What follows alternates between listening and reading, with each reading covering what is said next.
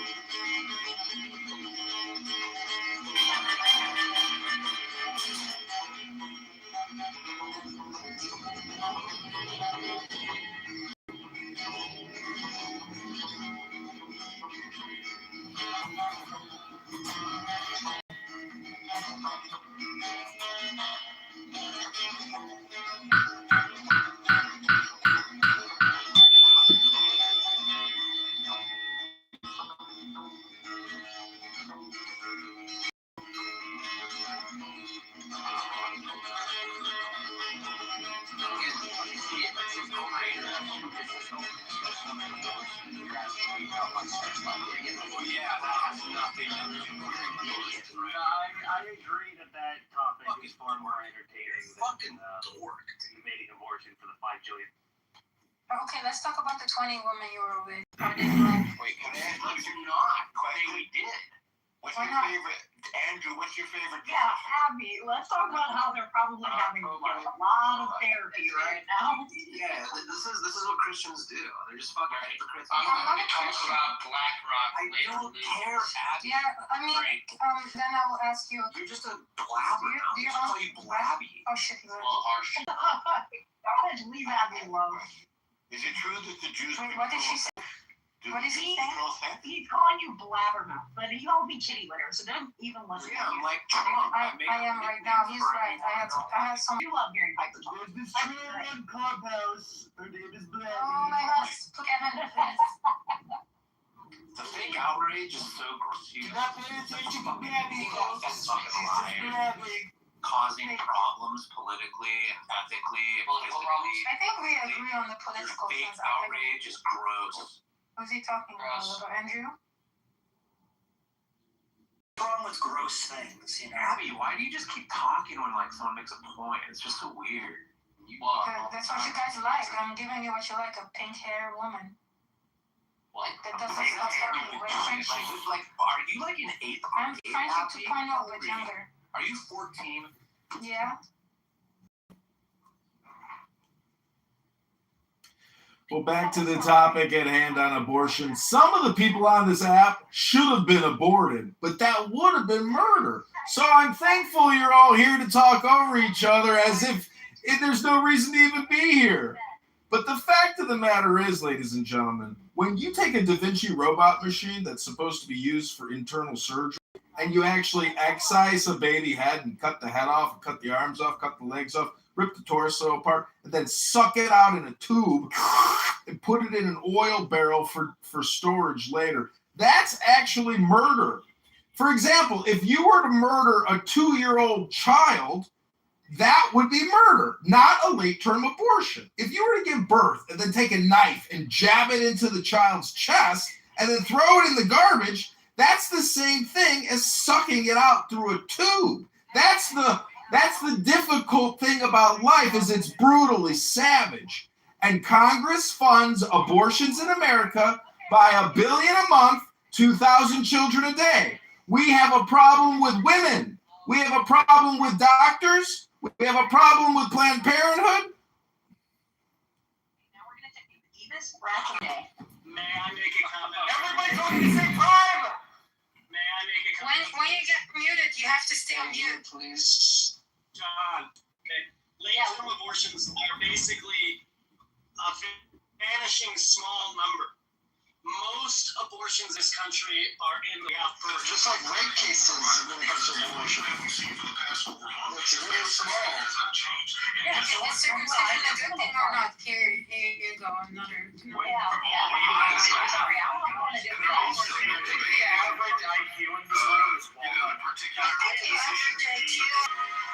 Did someone ask Kevin Wait a minute. If you've ever witnessed it, Oh gosh. it is murder.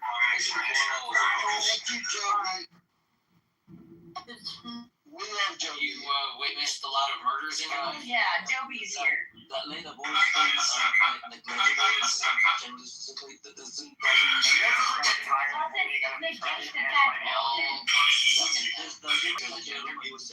There's no such thing as gender. horrible.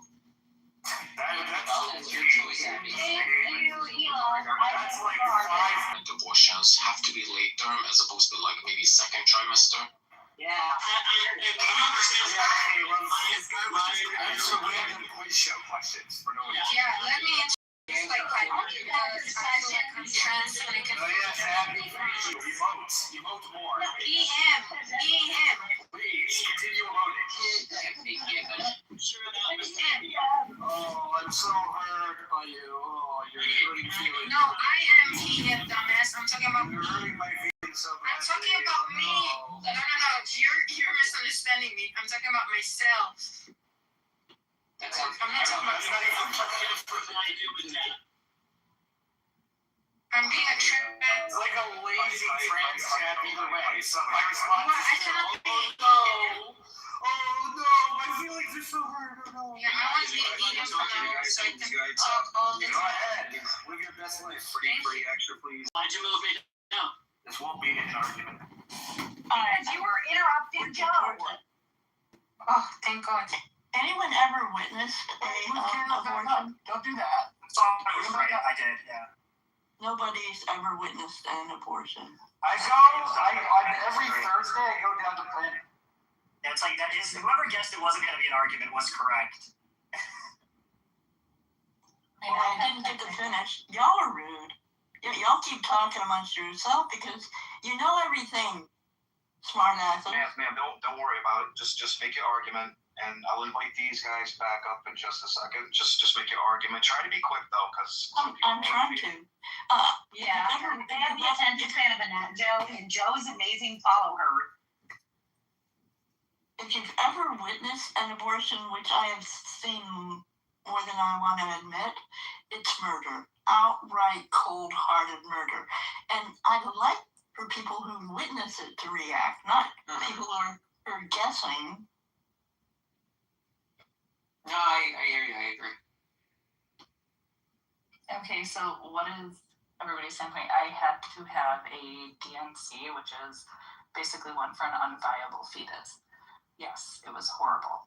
It was terrible. It was disgusting. We're not talking about those types of abortions for unviable pregnancies. We're talking about like women who just choose to abort for no reason besides inconvenience. Yeah, but sometimes it gets wrapped around in this argument. I think this person has a voiceover. This is not a man either. I'm sorry, this is not a woman.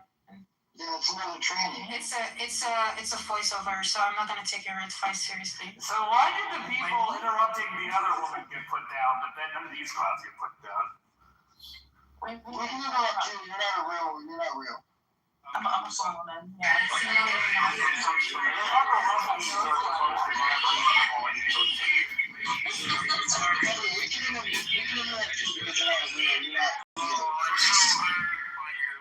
Sorry, Piper. I didn't mean to put you down there. My bad, dude. It's just I'm trying to get some kind of everybody on board. It's a big panel today, so my bad. Joe, do you need to say to you apologize in person or seeing trying to get everybody to cooperate? I didn't hear that question. Oh, I said, Joe, do you need to witness an abortion in person to have an opinion on it, or is seeing a video of it enough? I think both are okay. I just shared I witnessed it multiple times. It was a terrible experience. It is murder. It is outright murder. So, Joe, I'm wondering, I imagine that somebody could see a video of a combatant being killed in war and think that is murder because it's like bloody and scary and bad. But I think everybody here recognizes that killing enemy combatants is a legal form of killing. Therefore, not murder. Enemy combatant identical. That was not the point. That was not the point. That was not the point. No. Oh my God. No, the point was that saying. The point, if it went over your head, was that you can see something and think that it's obvious what's happening because it's emotionally evocative. And that Nobody in their right mind would have the intuition that an enemy combatant who's fighting back is like identical to murder, when like everybody has the intuition that killing a defenseless human being who has no ability. Papa, can you try not being a faggot for like 2 minutes? Everybody wants you to shut up, like.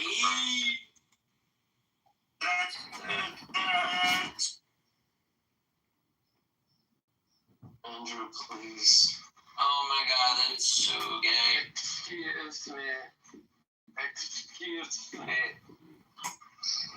What's going on? Man. Excuse me.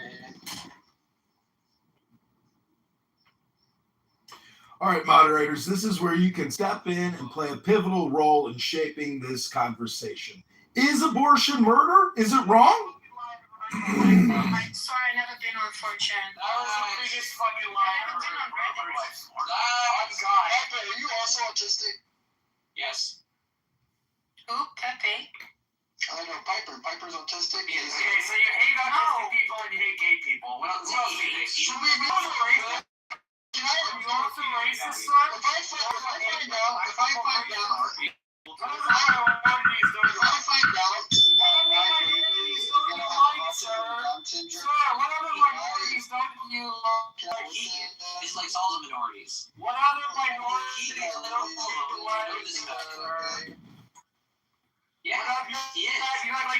Jews either? Are you angry about Jews? I love Jews.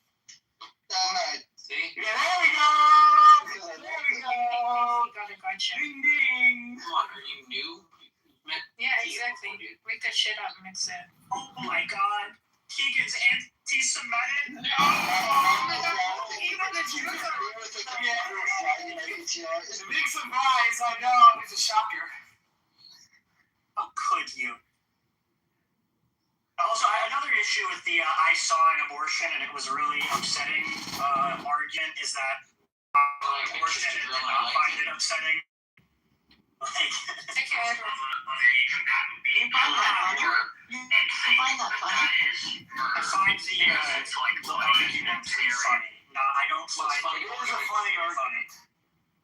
It's funny because it relies entirely on one's subjective emotional experience. Normal human emotions, sure. Well, I don't think you have to be a sociopath to think like naked appeals to emotion are bad arguments. If you put it in the context of kind of a debate, and Joe was just like a big man on this. Like I consider an argument is like when you Come give on, reasons to say and to you have or like gay an friends. inference and primacy, that kind of thing, not just like, oh, I saw this and it's gross and it made me feel bad, so therefore it's wrong.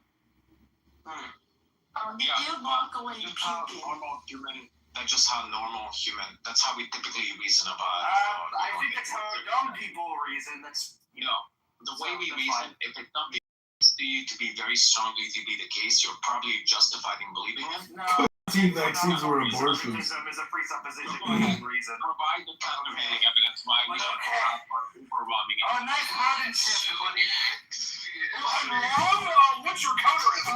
What microphone are you? You're a genius, Agamemnon. You're like a fucking 5,000 IQ, Agamemnon. Are you denying that's how You are like 5,000 IQ, bro. You're like the fucking smartest person on this app. You go back to Discord and be a furry. And then there's the fake glass. Are you denying, Piper, that's how we reason in most ordinary circumstances? I'm denying the phenomenal. Are you gonna dodge? Correct, yeah.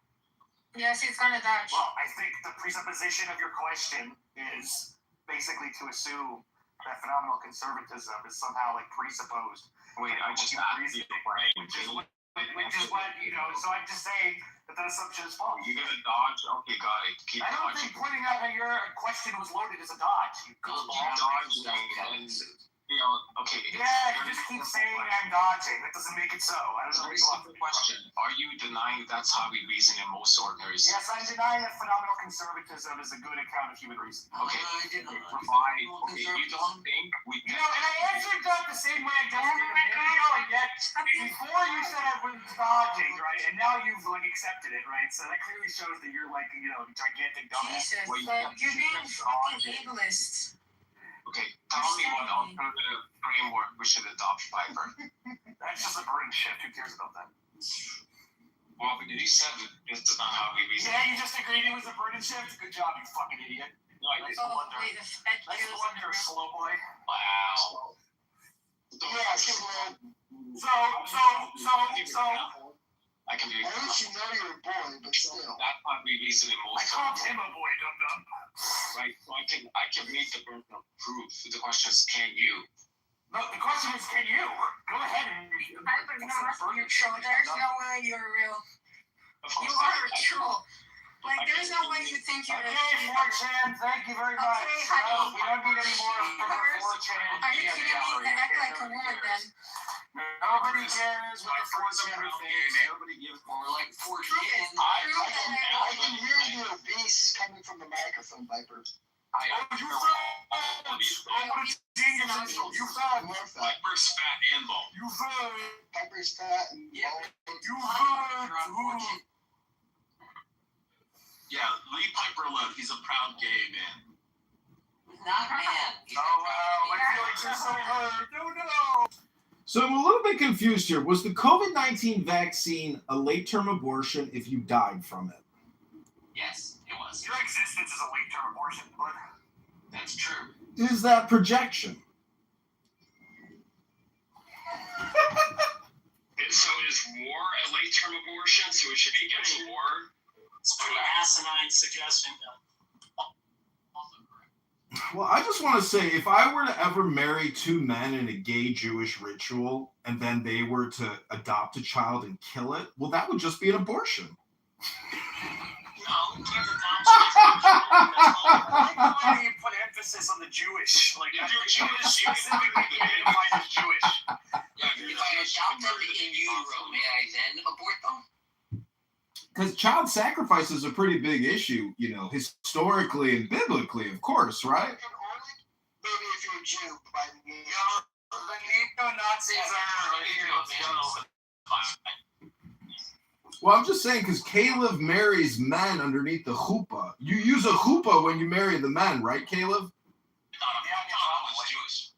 I hope this sign at least like I'm not always Jewish. probably 57% probability that you're a neo-Nazi. Lower than that. Piper, just how obese are you? What do I hear? Wait, what are you fucking prattling about, 4chan? Proof that I was on No, 4chan. it's 8chan. Okay, the weight talk. There you go. Okay, is that Knock down argument, QED. no? When you walk by a school, is it kind of like Lord of the Rings, where it's like and murder everyone? Oh my god. He's not allowed. I don't even understand the insult you're trying. I just want to point out that in terms of medical misinformation, you cannot talk about Plan B being a sterilization chemical, because that would be medical misinformation. And there's no scientific stats or data to confirm that Plan B is a sterilization chemical castration. Not all homosexuals, but all homosexuals are pedophiles. Okay. Hey, thank you, neo-Nazi. Another skinny guys. This is crazy. It's really silly. I mean, you don't have anything more highbrow than that. I'm glad You're like dumber than these guys. I disagree. Piper, let's do a quick diagnostic here. What is 200 times 300, Piper? Oh, no, that's genius, buddy. That's genius. Piper, do you have anything constructive? I'm just asking, can you confirm you can do multiplication, Piper? Hey, we're making romance. This room is already dead. Just So- like Piper No, it's not was. that. You're making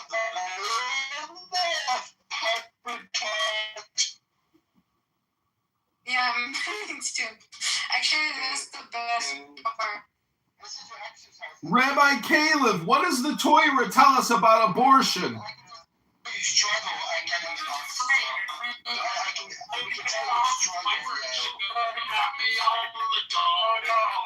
What is the microphone using? Yeah, guys, let's stop. Stop.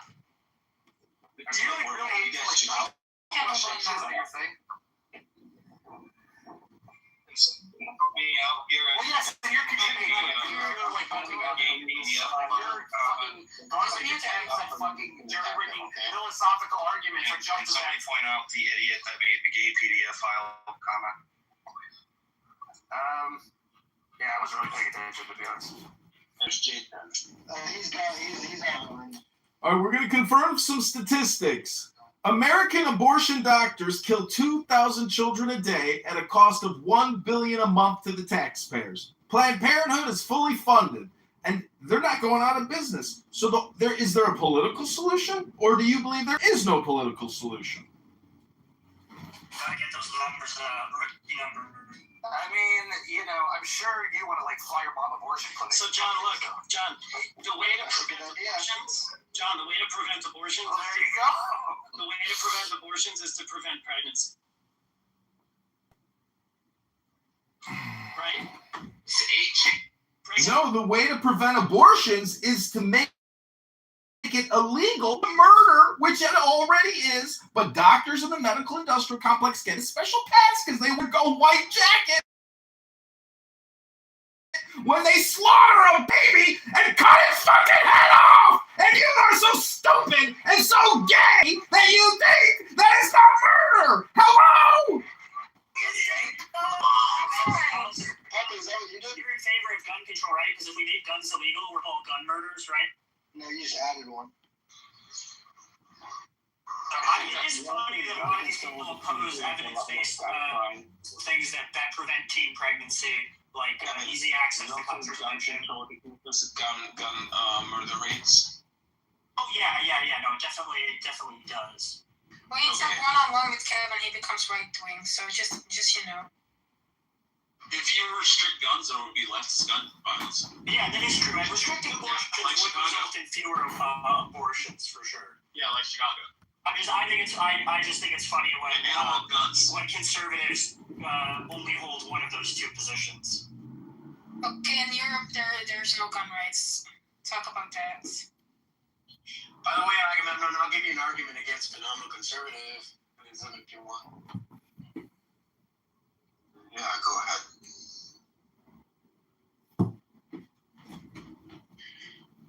All right, I had to write it out. Sorry.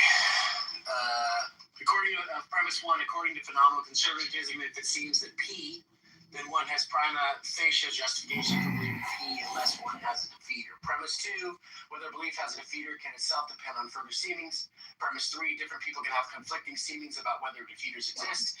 Premise four, justification depends solely on seemings, and a presence or absence of defeaters becomes dependent on arbitrary psychological states. Premise five, the theory of justification that makes rationality depend on arbitrary psychological states is epistemically inadequate. Conclusion, therefore, phenomenal conservatism is epistemically inadequate. There you go. What the fuck did you just say? That was retarded. Sorry, respectfully.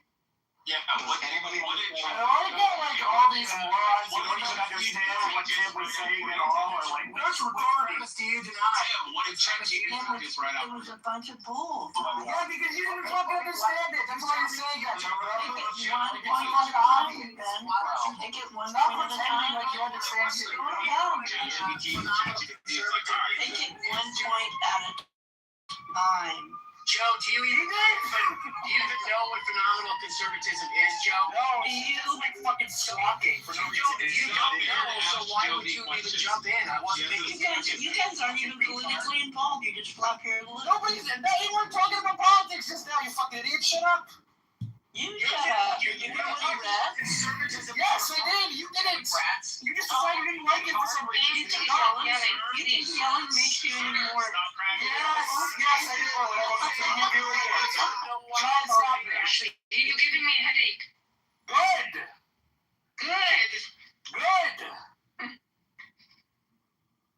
That was hilarious, Piper. She actually thought I was talking about conservatism in this, like Republicans. Oh, really? Is that what happened? That's what Michelle was doing. Oh my So, God. I have a question for you. Wait, Agamemnon, which one is he tonight? Hold on. Agamemnon, can you ask you a question? Yes. Piper needs to act like a woman. Okay, I will act like a woman and I will ask Agamemnon which premise he denies. I think it's going to be premise two. You said something like... Okay, let's go. You want me to read it out for you again, just so we're all good? Yeah, read ChatGPT real fast for us. I'll read it. Go ahead, read ChatGPT. Hold on a second. He's got to open up the... He's got to act Whether a belief has a defeater can itself depend on further seemings. I think what we have confirmed is that some of you should have been aborted, but you weren't. Premise three. So you don't deny premise? Why deny premise two? Like it actually depends what you Go ahead. If you're using Grok, use Grok to unhinge and ask if men can become like at least use better AI, Tim. Use Gemini, bro. ChatGPT. No, we can't buy that. I'm just kidding. I'm just asking for a response. It's fine if you don't have a What response. do you mean by premise two? Because premise two is sort of ambiguous. Yeah. Premise two merely depends on its seeming. Like it was written by ChatGPT. Can you explain premise two to us in your own words? Yeah, explain it to us. Yeah. Well, for instance, the idea of phenomenal conservative is the idea that your seemings are justification for your beliefs, right? So the idea behind that is if you can't personally come up with a defeater, that just means that it depends on your further seemings, right? That's all that it's saying. That's not even what it's saying. Oh my God. Whether a belief has a defeater can itself depend on further. That is definitely what it's saying. That's exactly what it just says. You're a moron. One mic. Okay. premise two, because if you mean by premise two that the theaters only depend on seemings, I disagree. So I don't think and seemings are just psychological states. So I don't think your theaters only depend on your psychological. That just means I think that something else besides. Wait, hold on. That just means that something else besides the seeming does justificatory work. Exactly. So you just conceded. Thank you.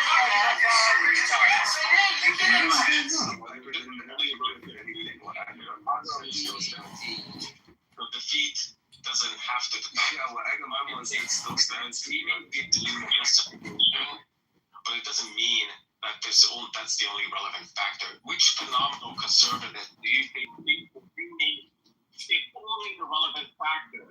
You're such a confused person. Yeah. No, that's what is my practice response. Phenomenal conservatism is the theory. Bro, you even know what we're talking about. So you gotta shut up, right? And nobody. You know what we're talking about. Shut up. Shut up. Here, look, only let the two straight men talk. He's nuts. You're a woman. He's an idiot.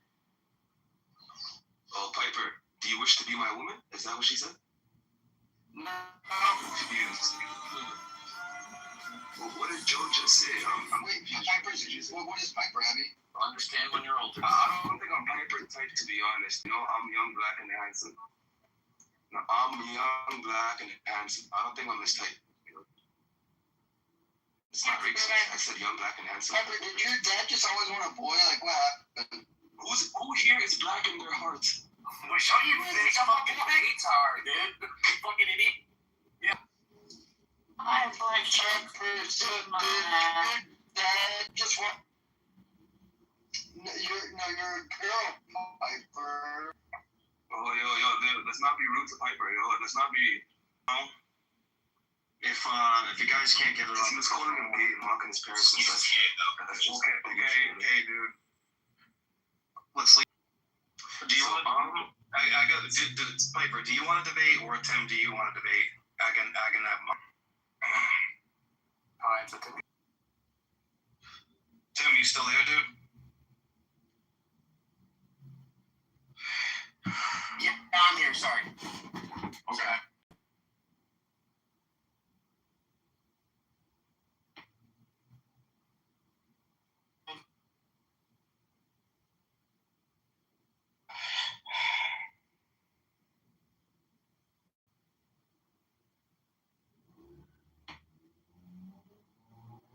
Shoot, even be a physician assistant. These are still.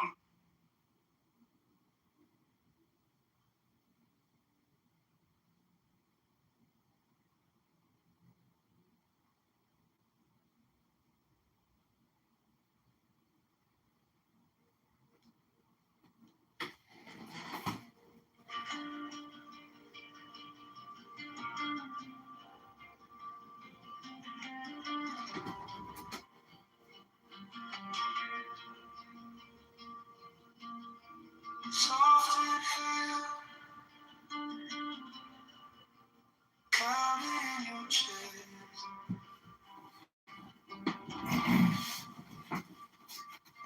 Let the shoulders fall, nothing to impress.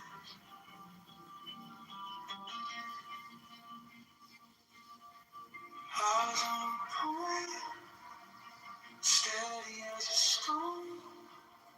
Thoughts drift past, you let them go. Bend like water, follow gravity down. Slowly breathing, roots you to the ground.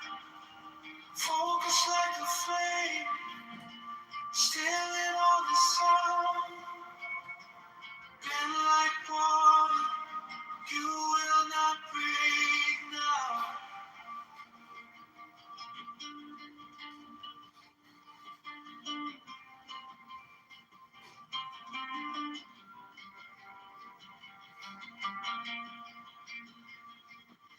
Notice every edge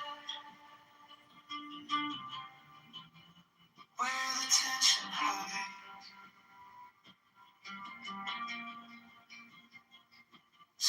your breath in, feel it loosen, slide.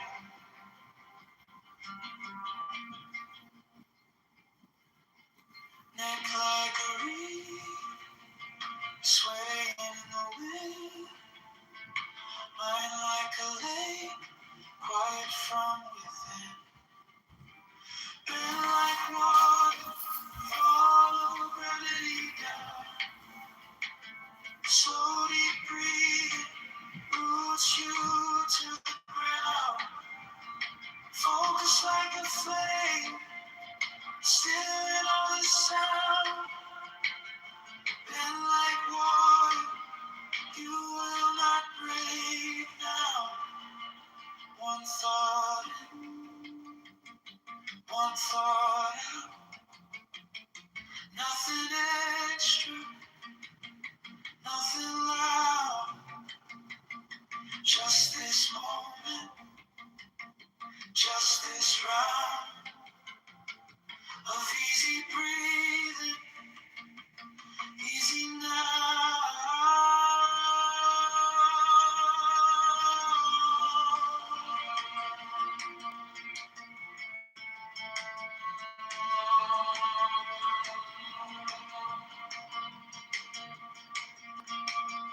Bend like water, follow gravity down. Slowly breathe, roots you to the ground. Focus like a flame, still in all the sound. Bend like water, you are steady now.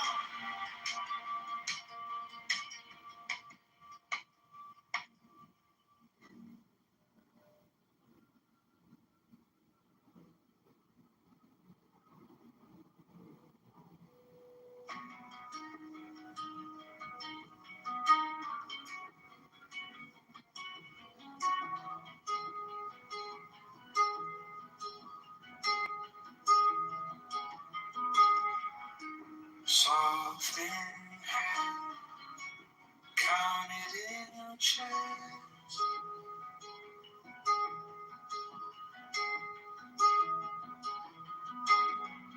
Let the shoulders fall, nothing to impress.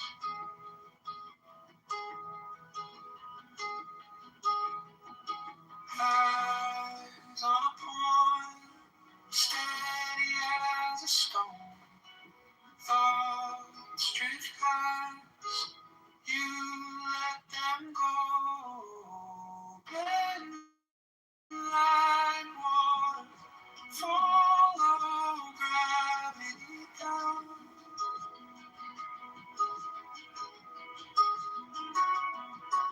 Slow deep breathing, roots you to the ground.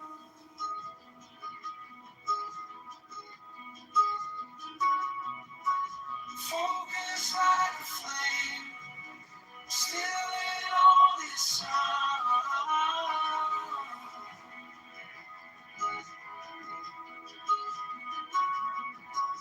Bend like water, you will not break now.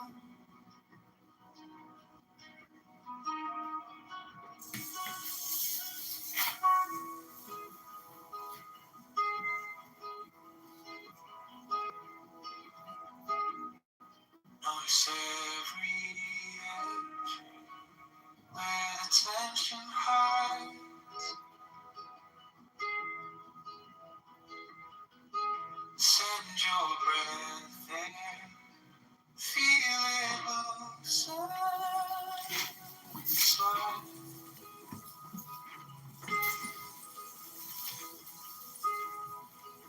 Neck like a reed, swaying in the wind. Mind like a lake, quiet.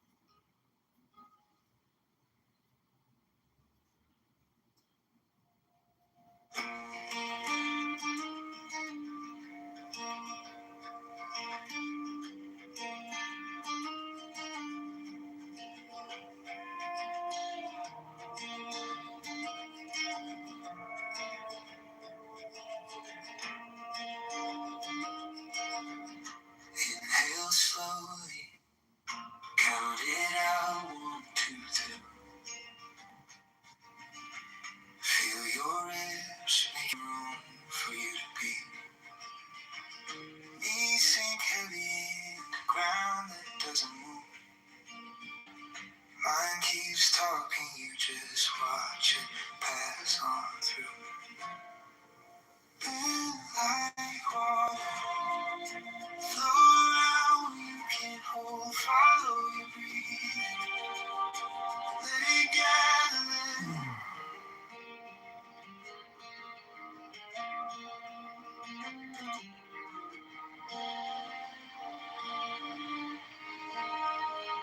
Inhale slowly, count it out, 1, 2, 3.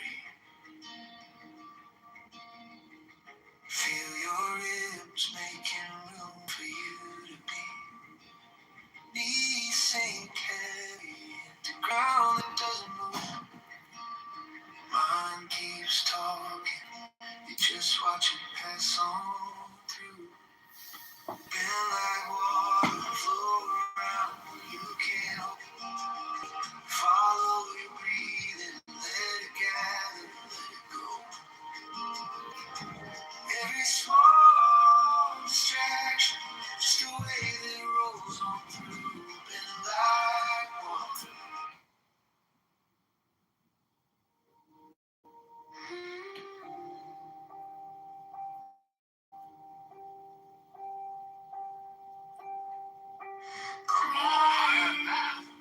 And they're all sitting there debating, the particular position. Fail to see the universal truth known as Kabbalah. I don't understand it. Or the Tao. How do you ignore Hinduism? It's got over a million people that are interested in it. There's a lot of news. They don't give a fucking say into your conversations at all. Come on.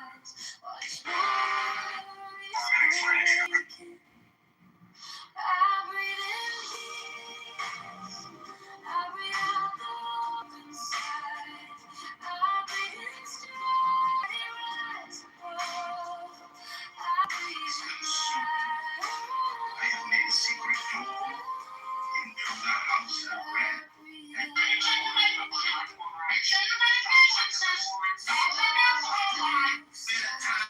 History where a complaint ever been evaporated.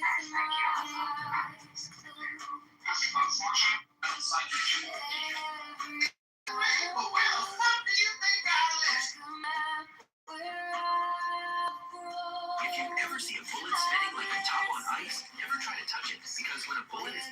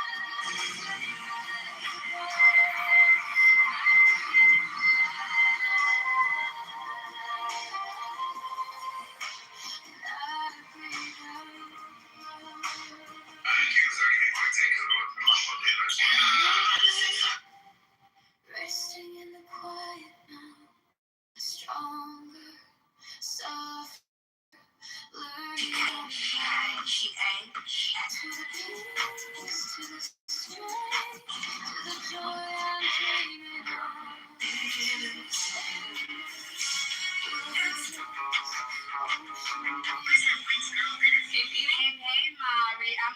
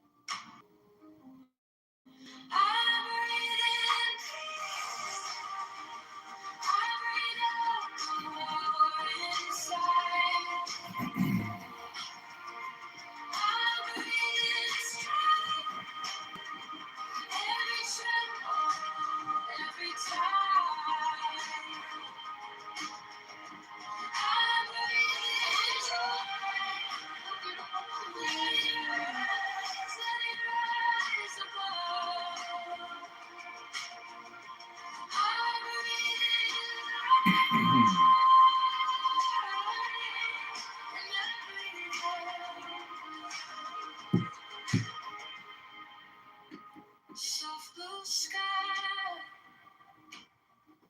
Even with my eyes closed, every scar like a map of gold. I bless the cracks where the gentle light is pouring.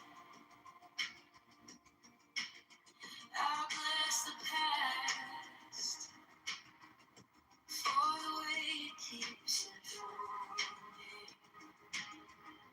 I breathe in peace. I breathe out your inside. I breathe in strength. Every tremble, every time. I breathe in joy. Let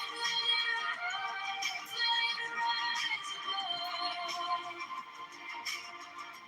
I breathe in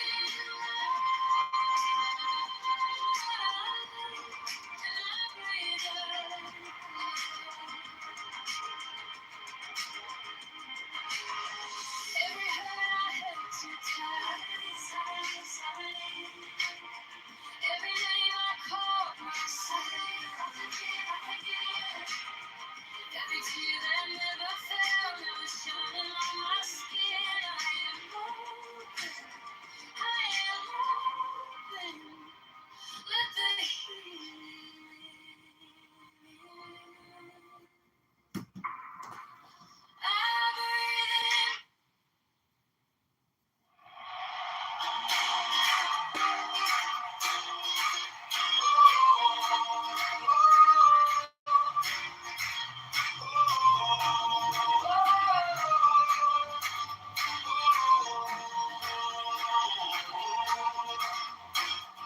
On the corner by the blue light, flyers in a cardboard box.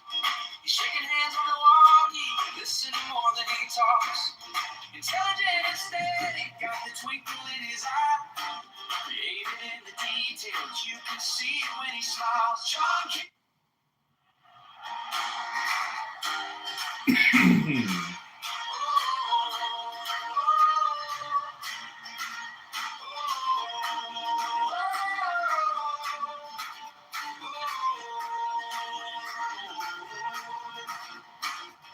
On the corner by the blue light, flyers in a cardboard box.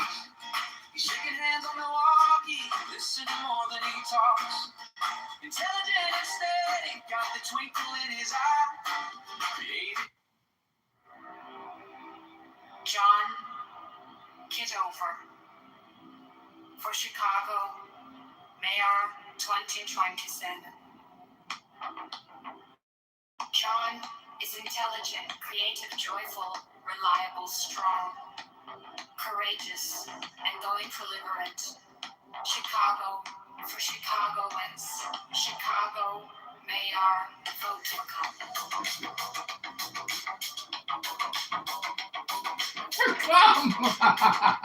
Whoops.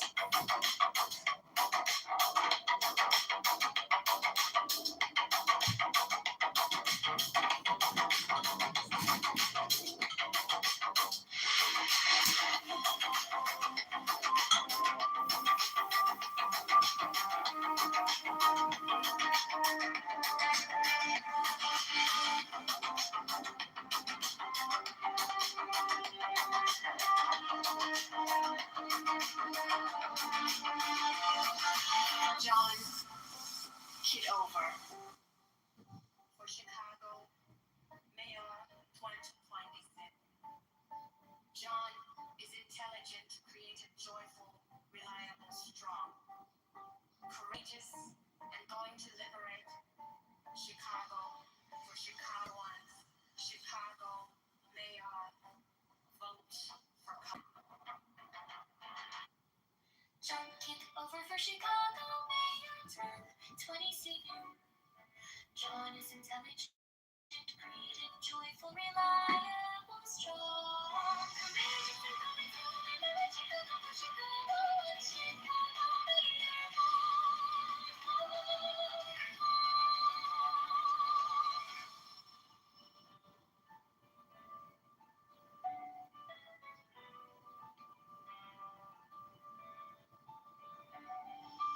John Kitover for Chicago Mayor 2026. John is intelligent, creative, joyful, reliable, strong, courageous, and going to liberate Chicago for Chicago and Chicago Mayor.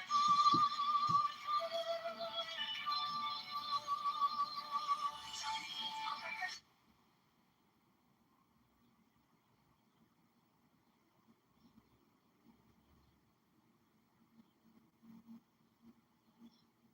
John Kitover for Chicago Mayor 2027.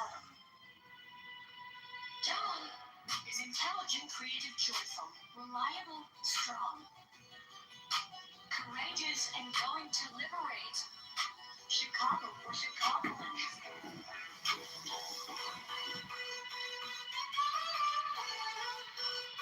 John Kitover for Chicago Mayor 2026.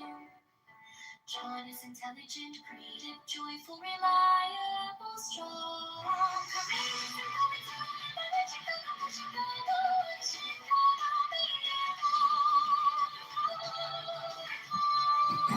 Over for Chicago Mayor.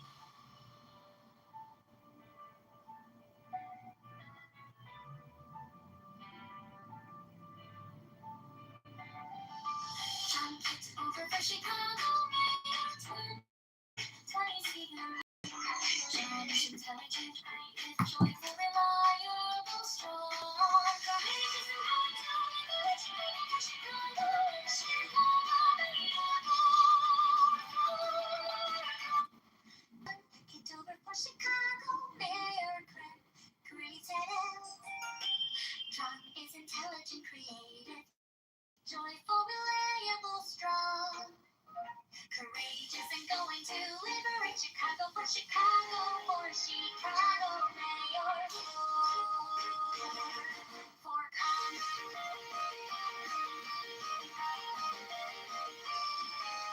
John Kitover for Chicago Mayor 2027.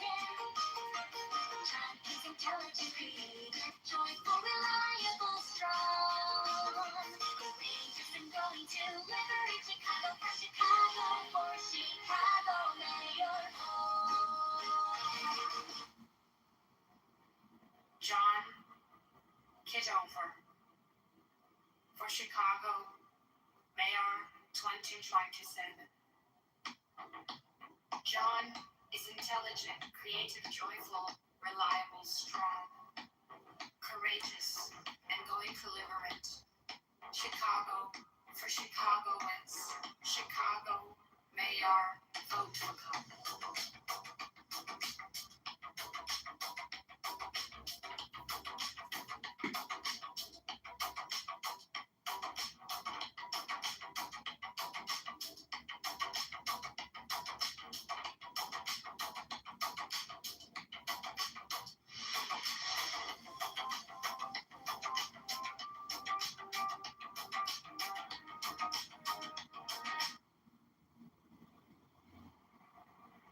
John Kitover for Chicago Mayor 2027. John is intelligent, creative, joyful, reliable, strong, courageous, and going to liberate Chicago for Chicagoans. Chicago Mayor, vote for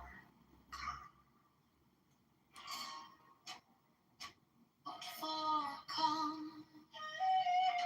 John Kitover for Chicago Mayor 2027. John is intelligent, creative, joyful, reliable, strong, courageous, and going to liberate Chicago for Chicago, Chicago. Mayor, vote for come.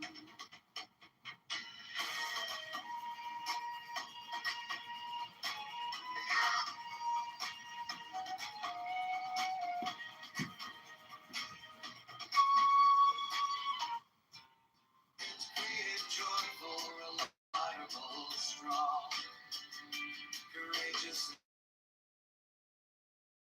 going to liberate Chicago for Chicagoans. Chicago Mayor, vote for calm.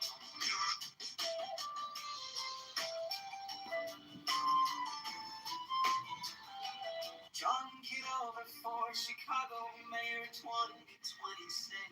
John is intelligent, creative, joyful, reliable, strong, courageous, and going to liberate Chicago for Chicagoans. Chicago Mayor, vote for calm. John Kitover for Chicago Mayor 2027. John is intelligent, creative, joyful, reliable, strong, courageous, and going to liberate Chicago for Chicagoans. Chicago Mayor, vote for calm.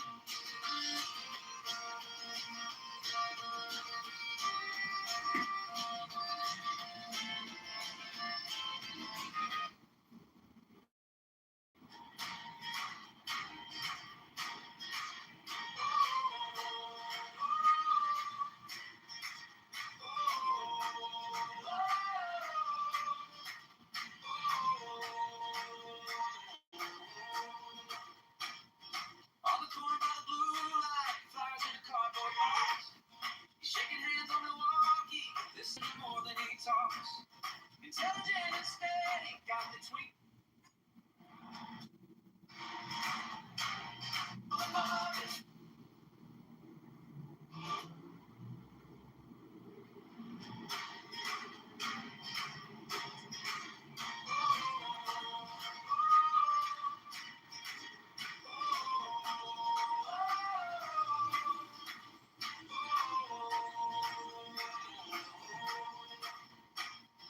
On the corner by the blue light, flyers in a cardboard box.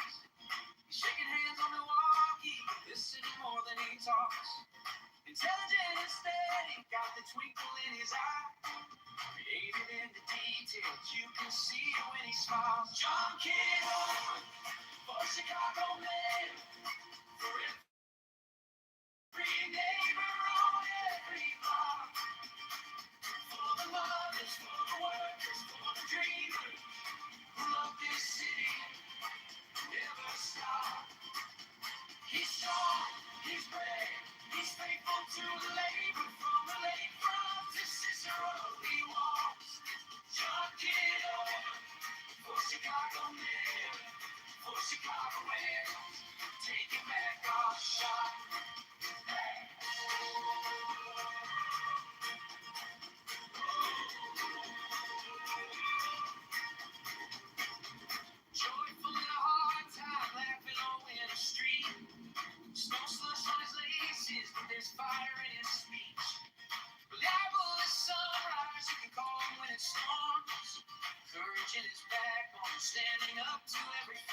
John Kitover for Chicago man. For every neighbor on every block. For the lovers, for the workers, for the dreamers. Who love this city and never stop. He's strong, he's brave, he's faithful to the labor. From the lakefront to Cicero, he walks. John Kitover for Chicago mayor, for Chicagoans, taking back our shot.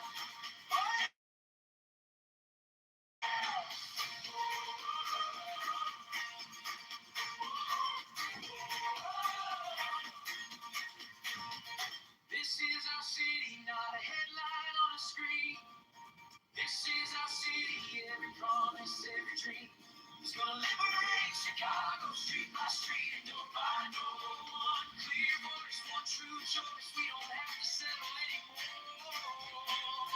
John Kitover for Chicago man. For every neighbor on every block. For the elders, for the students, for the builders who love this city and never stop. He's strong, he's brave, he's faithful to the labor. From the lakefront to Cicero, he walks.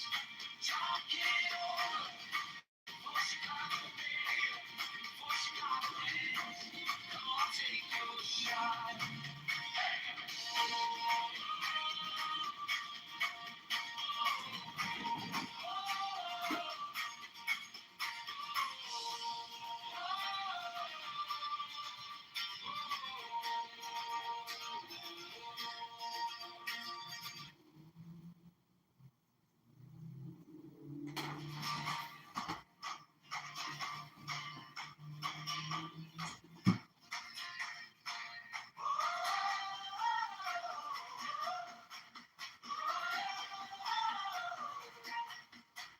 On the corner by the blue line, flyers in a cardboard box. He's shaking hands on Milwaukee, listening more than he talks. Intelligent and steady, got that twinkle in his eye. Created in the details, you can see it when he smiles. John Kitover for Chicago mayor.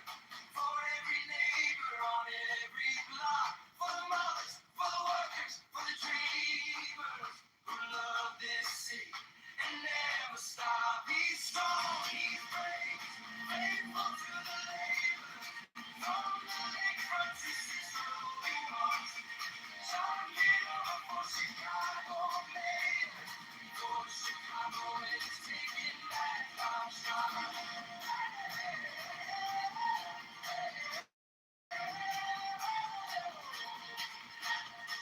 Joyful in a hard time, laughing on a winter street. Snow slush on his laces, but there's fire in his speech. Reliable as sunrise, you can call him when it's always. Courage in his backbone, standing up to every fall. John Kitover for Chicago mayor. For every neighbor on every block. For the mothers, for the workers, for the dreamers who love this city and never stop. He's strong, he's brave, faithful to the labor.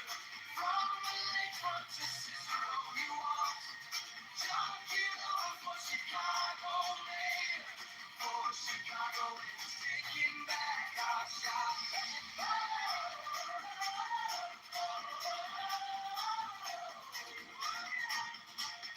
This is our city, not a headline on the street. This is our city, every promise, every dream. He's gonna liberate Chicago, street by street and door by door.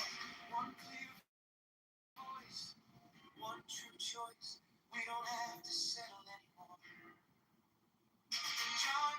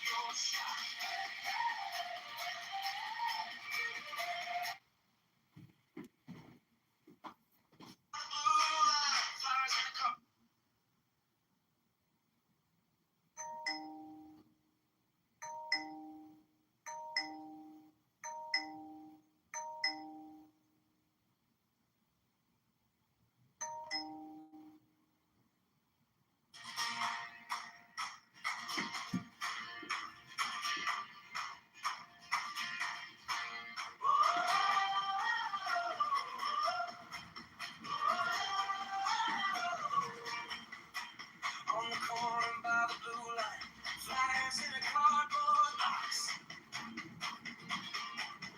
He's shaking hands on Milwaukee, listening more than he talks. Intelligent and steady, got that twinkle in his eye. Created in the details, you can see it when he smiles. John Kitover for Chicago Mayor. For every neighbor on every block. For the mothers, for the workers, for the dreamers who love this city and never stop. He's strong, he's brave, faithful to the labor. From the lakefront to Cicero he walks. John Kitover for Chicago Mayor. For Chicago is taking back our shine.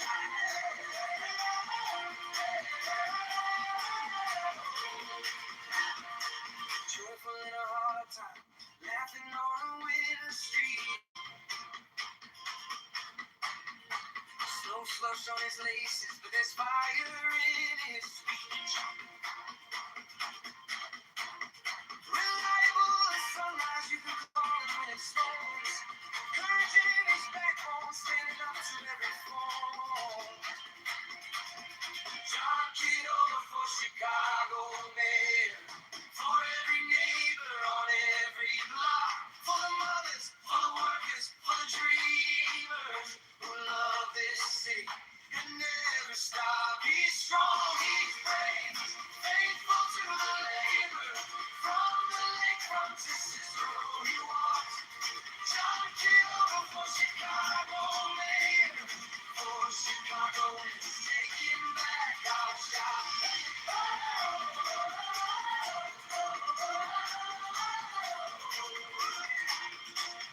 This is our city. Now the headline on the street. This is our city. Every promise, every dream is gonna liberate Chicago. Street by street and door by door. One clear voice, one true choice. We don't have to settle anymore. John Kitover for Chicago Mayor. For every neighbor on every block. For the elders, for the students, for the builders who love this city and never stop. He's strong, he's brave, he's faithful to the labor. From the lakefront to Cicero he walks. John Kitover for Chicago Mayor. For Chicago is come, take your shot.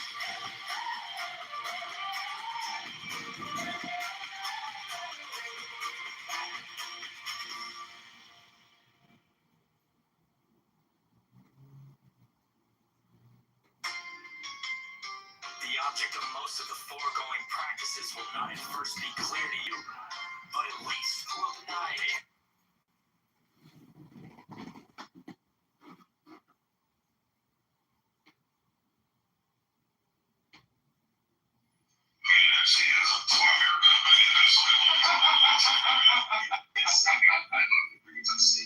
Hi, I'm Susan Bennett from Framingham, Massachusetts. What's your name? From hell. Oh, do you know Barbara? Mom, what are you doing? You're a fighter. Just fight it. Are you also from the Boston area? I was burnt by flames, and the leader told me to do so. Oh, that's why I had an epidural. Do you enjoy being a demon? Okay. Must be hard having people afraid of you all the time. Actually, it is. Thank you for acknowledging. What did you say your name was? Susan? Susan. Susan, you are a breath of fresh air. Oh, stop. Sometimes I think people come to me only for my power or my treasure. No one ever just comes by just to say hi, see how I'm doing. That must really hurt. It does. Is that why you want to destroy the world? Turns out the real demon is loneliness. Maybe you need to meet some new people or take up a hobby. There's a spot open in my watercolor group. Oh, wait, no, there isn't. I forgot. Carol apologized to Janine and now she's back in class. What did Carol do? She drew a portrait of Janine and she didn't leave out her mustache. No. She added the mustache. They call me a demon. I know, right?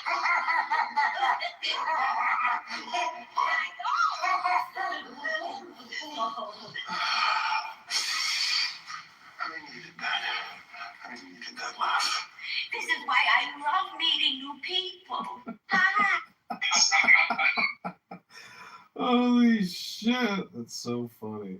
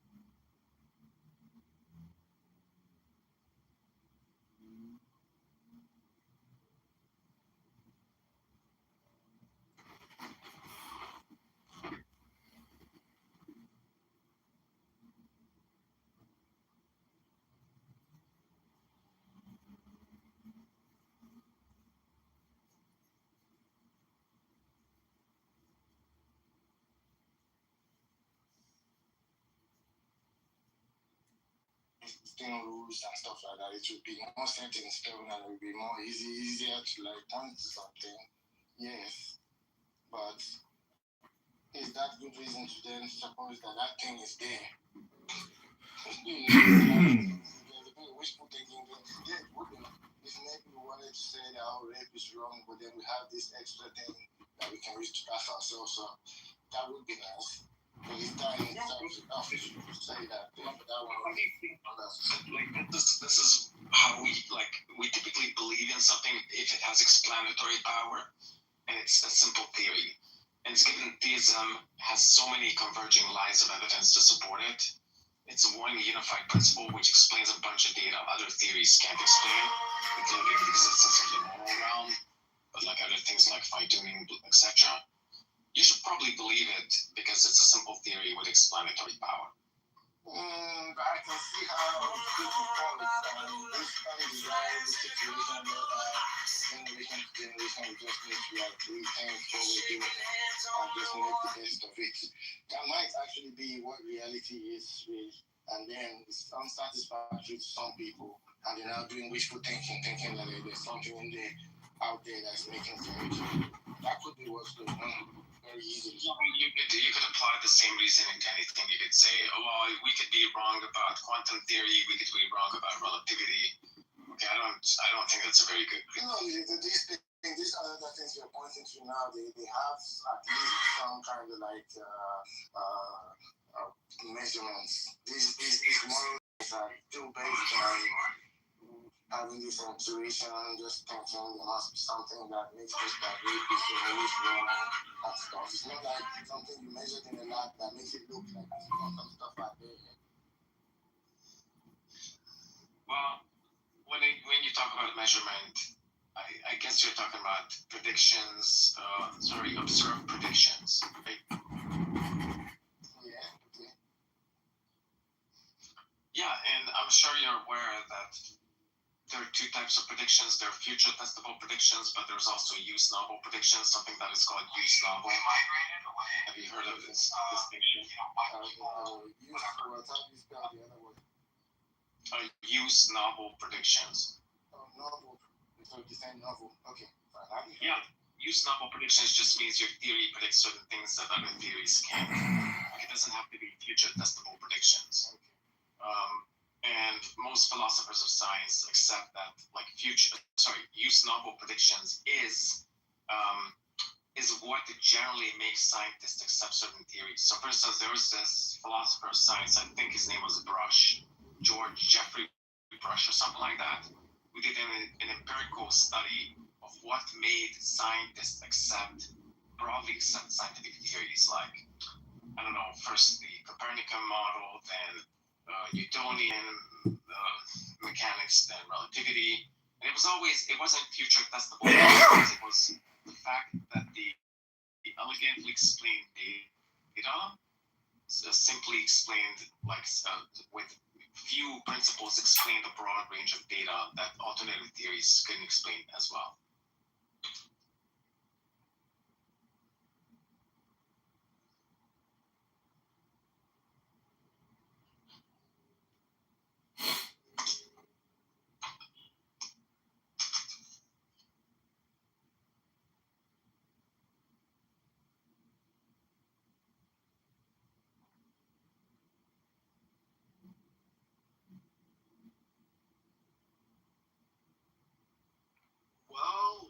Well.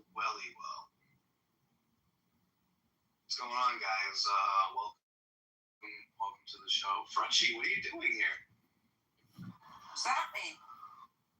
Means, what are you doing here? I don't understand the question. What are you doing here? I don't know. This is my house. I mean, I made it. This is my room. I just came in here because Andrew's here, that's all. I really appreciate that because people really don't understand my ability to articulate. I'm sometimes viewed as a witch, and even on Telegram video streams, and there's at least one person who I won't name caught me on a Telegram video stream and saw that I'm actually, if anything, like the Wizard of Oz. But yes, there is some crazy perception of what I'm able to achieve on Clubhouse. I'm able to use technique to weave a giant web, like behind the curtain is a sad old man, just like in the Wizard of Oz. Do you identify? Thank God, I love Regal. Hey, Regal, I look pretty good now, right? Basis, the cigar shake, all the cigar shake shits, I don't know why they want to make our shits be shaped like cigars. They said abortions, like, what's good? Our shits are the ones that the niggas got out for the 6'7" for Black American looking niggas with them big ass weapons and shit. And like they said these people had to face some people who wasn't. Yeah. So you're gonna eat it like an animal. Yeah. I honestly didn't know this was your house, Regal. Yeah, it is. You're making I'm such a horrible person, you know. I'm happy to go. I don't need to be here. I literally just came in because Andrew's here. That's all. Right. Thank you. Okay. Enjoy your abortion. What the fuck? She said she was gonna eat it too. What the fuck? Oh my god, I don't mean to laugh at that, but yeah. Alright, I shouldn't laugh at that. Chris, were you on a business call today about with Scotiabank about the use of multi-purpose facility types in C360? Price of meat is sometimes even lower than a local. Yeah. In this I literally went to work today and it sounds exactly like many from Nigeria as well. I assume they are from Nigeria. Obviously, they had your accent. They're like just like uncanny. It's not a luxury, but an essential. Clear resemblance. Like there's the most obvious resemblance I've ever seen in my life. Water diet is milk, flour, little sugar. Exactly. Exactly. It's kind of like some kind of subjective experience. Yeah. I was asking in the chat if it's like racist, but I met another Nigerian. Everybody does that. Like I don't think you can actually like help it, right? Because you just have that. If you that happens, no problem.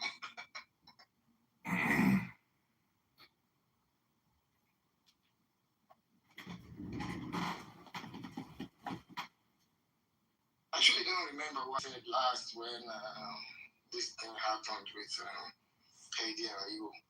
I was saying something and I totally just forgotten what I was saying. Well, Chris, you had a very, I would say, honest point to be made and it was between you and Aga, and I think the question lies in the understanding of God's commandments, what is considered God's commandments, and what lessons were to be learned in the Old Testament as opposed to the New Covenant when Jesus Christ. That was the one before we moved. Okay. If you want to do that, you can do that. Well, you don't have to. I just that's the last thing I remember you talking about. And then there was something else that Aga was saying. I don't know if Aga can remember what. Before that weird witchery thing happened, and then Frenchie came and said disgusting crap. I didn't even know it was a mod that was intervening. I was just hearing like an intervention, and I kept going. I thought it was a random person. No problem.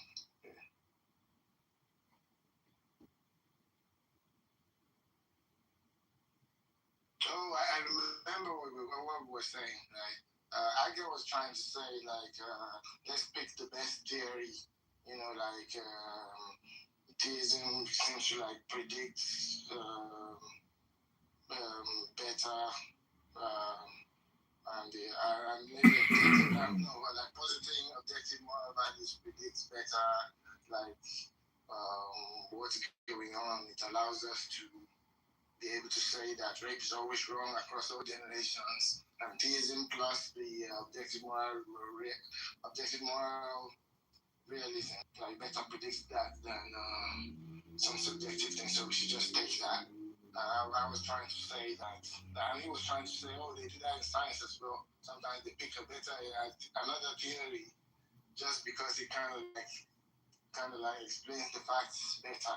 And I was trying to say that they probably do that incrementally, maybe substitute another physical thing with another physical thing, just change the equation a bit. In theory, I don't think the scientists would just say, an angel, in the United States to get it's better theory for this, explain the stuff better. Let's go for angel. If you're going to be jumping like that to something natural to explain, I think we need more better reasons than just, if we had this supernatural thing to explain things better, therefore that's the better theory. I think it's actually, Chris, that's exactly the principle they use.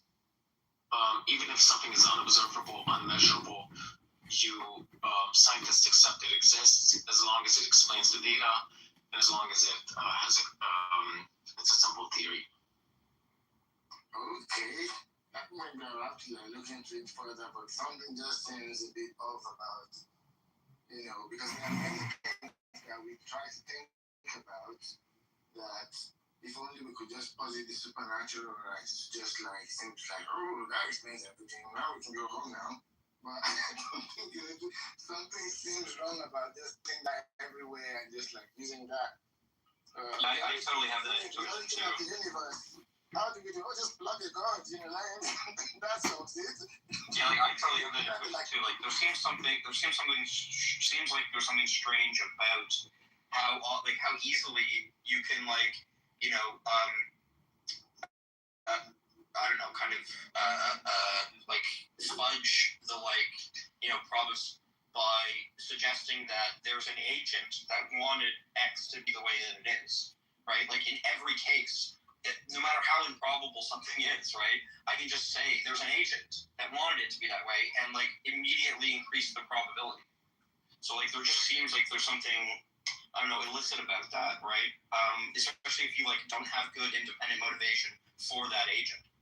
Oh, I absolutely agree. I think there's something illicit about coming up with ad hoc theories, because you can just overfit the data. You can just overfit your theory to the data. You can just come up with arbitrary postulates to explain anything. But that's why I don't think I think theism is Were you disappointed? is not an ad hoc theory, because it explains a bunch of phenomena which we discovered thousands of years after classical theism was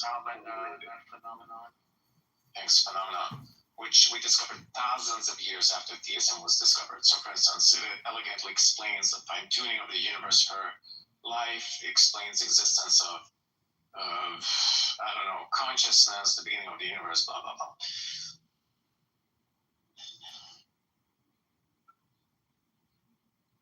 The thing I like to do here, I don't know how good it is, but I think when sometimes these ones, ours is not ad hoc. It was there 6,000 years ago, but who atheists are coming up with all these multiverse things. And I think like it's ad hoc over a space of years, right? Thousands of years. At first, they looked around, they saw the water cycle, they saw the rain, they saw, oh, who's doing this? Oh, an agent must be doing this. Somebody must be opening the windows of heaven. It was these kind of ad hoc things, or even the spirit thing. The Holy Spirit was like, oh, somebody used to be alive before, the air has left him. That's the spirit. These are the kind of moves that built up the current theology that you have today. It is ad hoc. So like now it's been there for 6,000 years, and now you're now pretending as if it's like it wasn't made out of all this ad hoc stuff. Yeah, but I mean, first of all, I don't think the fine-tuning data was ever, I don't think theism was ever formulated to explain the fine-tuning data. I don't think theism was ever formulated to explain the hard problem of consciousness. So, yeah, I don't think this critique works. But if it does, I can just run the exact same critique on physicalism. I can say, well, look, physicalism ultimately rests on two presuppositions: that randomness can explain everything, and then there's this alchemy principle that if you just combine a lot of stuff together, by magic, poof, things just emerge. And then 1,000 years ago, just came up with this idea to explain like why stuff exists, and ultimately it's just an ad hoc hypothesis. Yeah, that's fine. It's pretty obvious. It's pretty obvious that that's a gigantic straw man of physicalism. I think thing inside. The point, like, part of it is just wait. The ad hocness issue is not an issue of whether like a theory was constructed to explain some data after we found the data, right? Like it's not a temporal issue, right? It's an issue of the quality of the explanation. I don't know why. Just control yourself for 5 seconds. So anyway, like, can I still be heard? The thing is lighting up anymore. Yeah, I can hear you. Okay, great. So, Yeah, chased you, Howard. Ain't nobody chasing me, nigga. You crazy.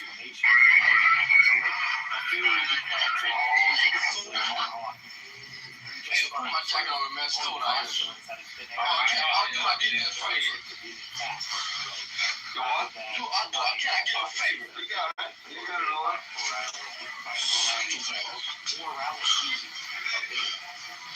That's what I saw a fact.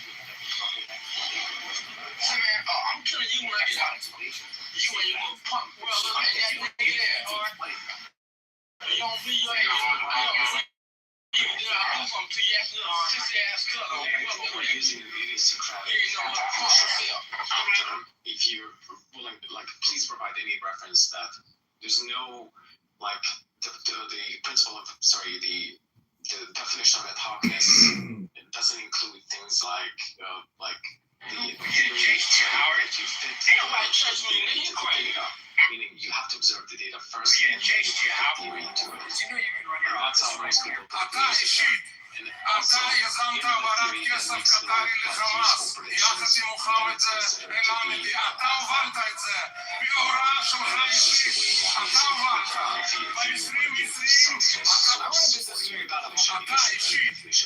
אתה יזמת העברת כסף קטרי לחמאס יחד עם מוחמד אל-עמדי, אתה הובלת את זה בהוראה שלך אישית, אתה הובלת ב-2020 אתה שולח את ראש מוסד יוסי כהן יחד עם הרצל הלוי לקטר להתחנן להגדיל את הכסף הקטרי. למה אתה מתנגד לבד? I run a business doing about $100,000 a month, and I still check my ads. If I'll go eat roast chicken at home, I won't get a lot of answer. She converted to Islam and married Imran Khan. She turned her back on her old life, just as her husband had done. That's right.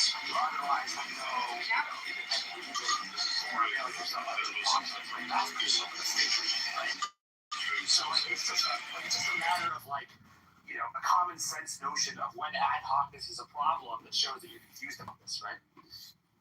Yeah. Again, I think you're just using idiosyncratic terms. Terms in an idiosyncratic way. So I'm just going to read from Stanford Encyclopedia. According to Popper, a theory is ad hoc if it simply introduces a single phenomenon. Okay, right? A single phenomenon and has no further testable consequences or no further testable. There's no further consequences other than the phenomenon, right? So that by definition, theism is not an ad hoc theory because it wasn't meant to introduce to explain a single phenomenon and has consequences aside from the data it was purportedly introduced to explain thousands of years ago. Specifically, it elegantly explains a bunch of phenomena like the fine-tuning argument, the existence of the moral domain, blah, blah, blah, whatever. Yeah, I mean, you just didn't address anything I said. You just moved your definition of ad hocness to something different, where now instead of defining ad hocness, yes, you did, and let me explain why, right? So, now instead of defining ad hocness as, okay, you know, coming up with an explanation for observed fact after the fact, right? After you observe the fact, which is how you defined it before, right? Not as, you know, something is ad hoc when it's only meant to explain one fact rather than, right? And that's actually not what Popper said. Anybody who's listening can hear that that's not what Popper was saying, and I quote, it's a misinterpretation by you. But then, so putting that aside, right? Now that you've changed your definition of ad hocness, right? The problem with that definition of ad hocness, right, is that's clearly not what ad hocness means because explanations which are designed to explain many different facts can be ad hoc, clearly, right? Everybody, you know, is going to sign up to that, right? So you're just like unbelievably confused about what ad hocness even is. Okay. Again, I'm just going to read from Stanford Encyclopedia. Thus, Popper's conception of ad hocness added to the ordinary English meaning a further requirement. In the case of an ad hoc hypothesis that was simply introduced to explain a single phenomenon, right? So that's the ordinary English definition of it. The ad hoc hypothesis has no testable consequences other than the phenomenon. Now, like this sentence entails that the phenomenon has to come before the explanation, right? The data is the explanandum, and your explanation is meant to explain the data, right? So the data has to come prior. So obviously there's a temporal dimension, right? Okay, so what I said is entailed by the sentence. Second, the sentence says it explains a single phenomenon, okay, without further testable consequences. Okay, I think theism has testable consequences, so it's by definition not ad hoc, and also explains a bunch of phenomenon that we observed thousands of years later. Yeah, so I mean, again, I already told you why it's not a temporal issue, and instead of responding to any of the things I said in favor of that, you know, notion of what ad hocness is, the non-temporal notion, right? You read stuff about Popper that didn't support the thesis that it's temporal, right? And then you just reasserted that it's temporal. So unless you can respond to what I said, I take it that, you know, I just showed that you're confused. Okay, what does the following sentence mean to you? In the case of an ad hoc hypothesis that was simply introduced to explain a single phenomenon, okay, what do you think? Do you think the explanation comes before or after the the phenomenon is I'm observed. telling you, it doesn't fucking matter. Wait, do you think the explanation for a phenomenon comes prior to a phenomenon being observed? Isn't that what a prediction is, you fucking idiot? No, but the explanation for something presumably has to come prior. Prediction is not an explanation. You just Wait, so if a theory predicts X, it doesn't explain X, you fucking idiot? No, but you're using prediction in different ways. Every time you No, I'm not. I'm using it in say the it same out, way. like you fucking yeah. And now Kitty's getting triggered because I'm insulting some Christian on the internet. I'm always nice to you, but I can always talk to you as nasty as you talk to everyone else. Go ahead. You literally don't give a shit. You fucking You idiot. literally think, okay, Piper, can you explain to me what an explanation is if it's not like some theory which helps you illuminate some sort of data you observed or like accounts for why you observed Yeah, this that notion of what an explanation is doesn't speak against what I'm saying to you, so you're just still on. Well, it does. Okay, can you just explain? Like, do you agree with that definition though of an explanation? Yeah. Okay. Now, what do you think comes temporally prior? The data you Total observed? subject doesn't fucking matter, is my point. Well, I'm not asking you that right now. I'm asking you, what do you think comes You are temporally asking prior? me about the significance of the temporal status of the explanation versus the fact, right? So I'm telling you that doesn't matter, right? No, but it does matter, right? Because you're just trying to say that ad hoc. Okay, well, I'm giving you reasons for thinking it doesn't matter, and you haven't responded to any of them, so you want to Maybe you can answer my question then without dodging. Can I? You want me to watch it again? No, you didn't. Yeah, I did. I told you, you started asking me about the temporal status of the explanation relative to the fact, and I kept repeating to you that obviously my thesis that doesn't matter, right? So just asking me some incredulous question isn't going to address any of the reasons that I gave for things that doesn't matter. Can you address those instead of dodging them? Okay. No, you keep dodging my question. Okay. Could you keep a lid on your tribal emotions for 5 seconds? Just agreeing with you, Piper. Oh my god. Yeah, and he can't even take it. Like when people stand up for him, he still has to be aggressive and so. Right now, you're just wasting time instead of responding to what I say, Aga. So. And Piper want to goes start like, yeah, responding? stop. No, but I asked you a question first. Like, No, I already explained how your question is like the point of what I'm saying, right? So it's not honest to explain that to you and then ask you to actually address my points for the first time in the conversation. Okay. If you're refusing to answer simple questions, why should anybody talk to you? If you want to give up, you can totally do that. Go ahead, pussy. Thanks. Refusing to answer questions. Thank you. I didn't refuse to answer questions. You were just a pussy. Well, you did. You're pussy in every conversation you have. Like, you get shown that It's shown exactly. it's shown that you don't know what you're talking about, right? And then you go, I'm skipping an accusation that justifies me not talking to you anymore, so I can give up on the conversation. You're like a weak-willed dumbass. She, her. You're talking over each other, by the way. E.G. Kitty talking in the room. Thanks. Piper crash shot 3, 2, 1, 0. I mean, I was totally valid to crash out against a fucking, insolent dumbass. Against me, the pussy, the kitty in the room? Yes, you should crash out against time-wasting dumbasses like Agamemnon. Do you have any self-awareness?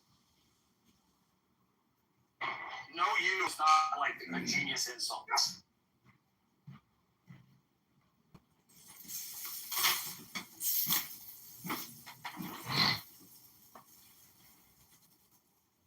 I didn't even get to say hi to Tim today. Hi, Tim.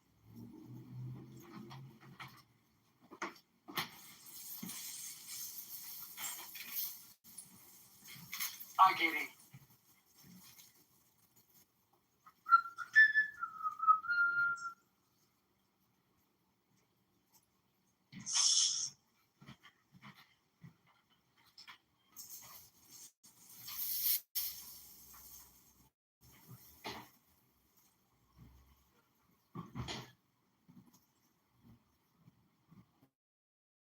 Toast? Do not get me aggravated. Wait, why is Toast in the audience?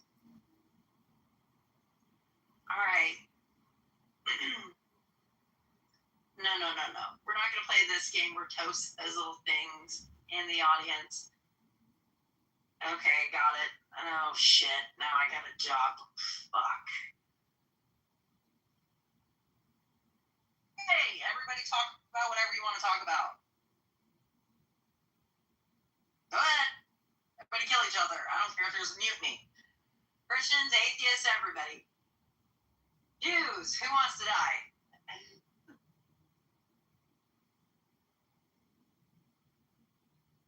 Is that my favorite human being in the entire world that just came up? Yeah, I just want to say it's awesome to be part of the moderating group here. Oh, God. The interesting thing is, like, the other definition of ad hocness is if you introduce changes to theory just to save it. He's modifying his definition of ad hocness again. We have no further testable consequences. But certain theodicies, which were purportedly introduced to save theism, do have testable consequences. So by definition, theism is not ad hoc.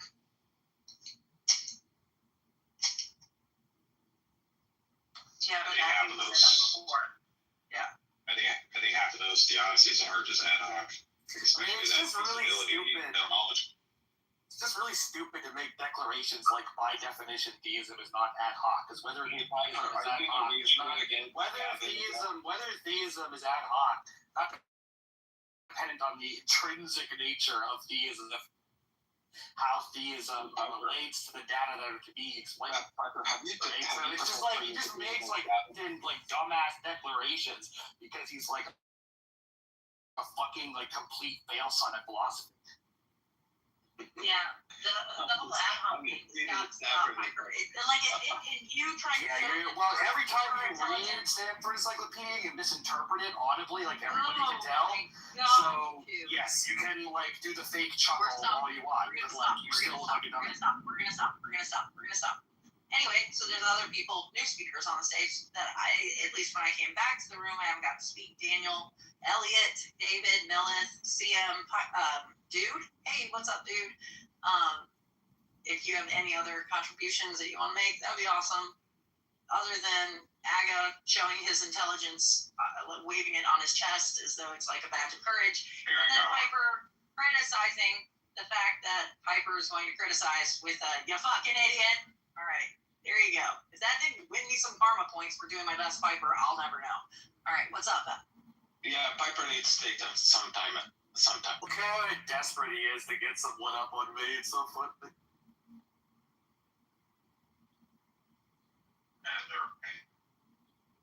What's up, Elliot? Sorry, am I in the Matrix? I just heard a bunch of hissing like cats. You want me to pee on you, I will. And I don't mean this in a weird sexual way. Well, how did you mean it? That was really weird. All right, yeah, I totally set myself up for that. Great.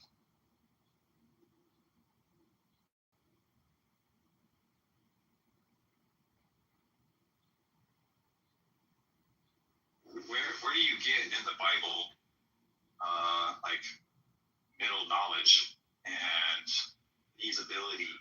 You know, like half of these theodicies, like they're just not in the Bible.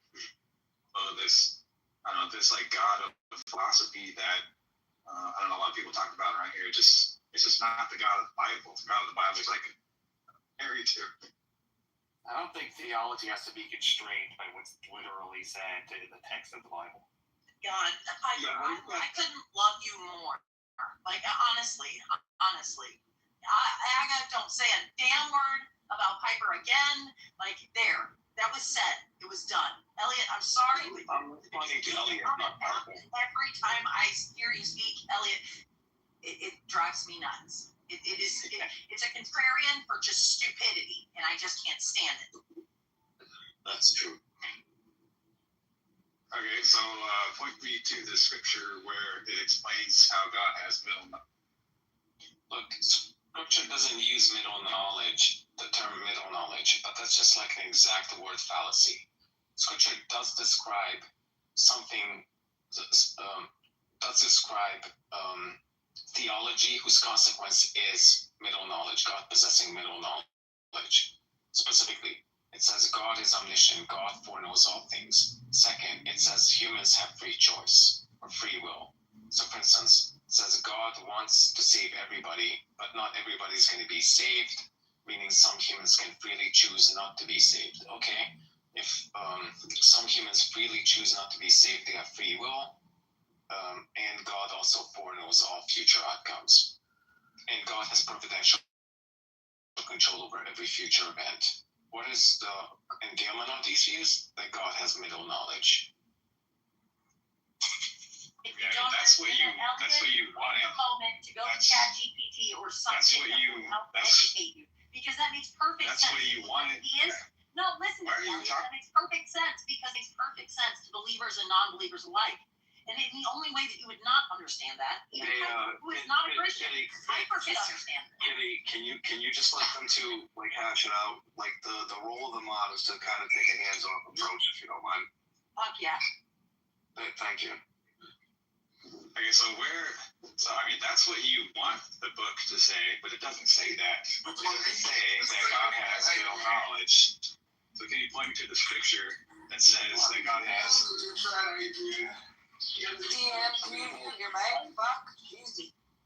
So I take middle knowledge as just to be the view that God foreknows counterfactuals, like what humans would freely do in certain situations. Okay, so let's just start with two propositions. First one, humans have free will. The biblical passage is showing that humans have free will. Specifically, God wants everybody to be saved. Second, not everybody is going to be saved. Okay, so meaning humans have some sort of control over who's going to be saved and who's not going to be saved. That is, they can choose. Okay, the second proposition, God foreknows everything. There are biblical passages showing that God foreknows everything. Okay, put the two together. Then God foreknows what humans would freely do in certain situations because he knows who's going to be saved and who's not going to be saved. What is that called? Another way of calling it is just middle knowledge.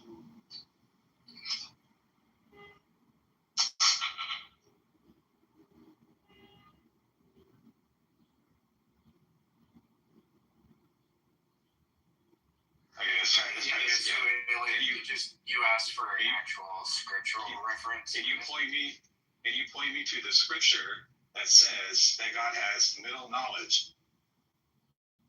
It's from an interpretation. Another exact word fallacy. I can read you two if you go at it, or I could provide just the scriptural reference. Just really quickly, Elliot, are you just asking him can you show if he could show in the Bible where the concept of middle knowledge is spoken about? Or better still, is that what you're asking him, Elliot? Give the scripture that you're having a contradictory opinion.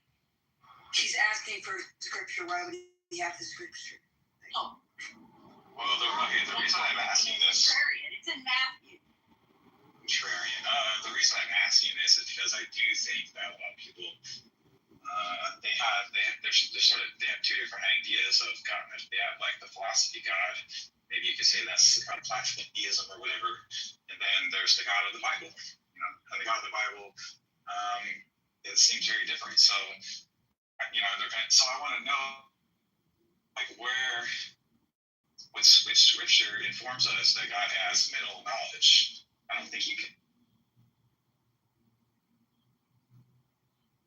So, just quickly, so you know, like this is from a Jesuit theologian, and it's not like there's not a direct scriptural reference that says that this it's inferred from several scriptures. So they're just ways in which God has answered whether or not someone would be betrayed, where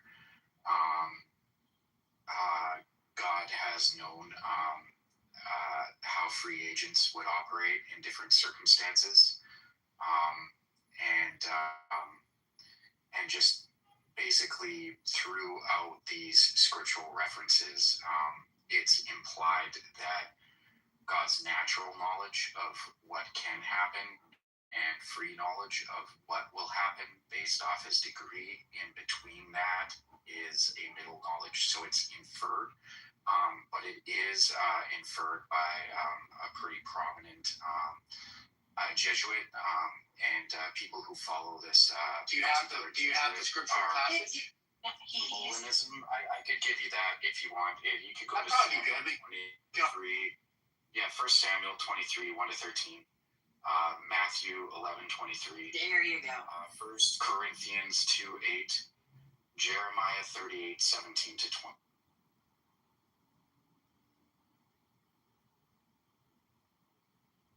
Dude, are you able to read that off? If you could just put at least 3 of those in the chat, I'll even pin them. Yeah, I'll put them in there. So basically, like, and this is just because I did kind of remember this from just research back in the day and everything like that. So I just want to say it is actually coming from a Jesuit theologian, and some people follow him. It's Molinism. I may have pronounced it wrong. I'll put the scriptures in the back channel. But these seem to be the scriptures that he's cited in his take here. Can somebody read that? I can't. Well, maybe I got it wrong because I heard him say 1 Samuel 23, 1 to 13. That's like about a battle. 1 Samuel 23. Listen, 1 Samuel 23, 1 through 13. Yeah, I got it. I don't say anything about middle knowledge. Just talking about a battle with the Philistines. Right, so it's inferred. So, okay, well, where is it in there? David asks God if, so here, I'll just put it in the back channel too, because I've got to get back doing what I was doing before chiming in, and once I have some more time, I'll definitely. I really do appreciate it. Here's the. Yeah, I put. Thanks, man. Now, with the homework done for you, Elliot, what dumb I hate to sound like Piper right now, but what kind of crazy are you going to posit about God in middle knowledge? Well, I'm not. I haven't actually does that. I just read that for you because I read it really quick. There's nothing talking about foreknowledge. I mean, the closest you could come is in verse 11 through 13. It says, "Will the man of Keilah deliver me up into his hand? Will Saul come down as thy servant hath heard? O Lord God of Israel, I beseech thee, tell thy servant." And the Lord said, he will come down. So he's just basically saying that, like, that something's gonna happen. I think that's what he's saying. Then said David, "Will men of Keilah deliver me and my men into the hand of Saul?" And the Lord said, "They will deliver thee up." He's just like making a prediction of like what was going to happen. Is that what he was referring to?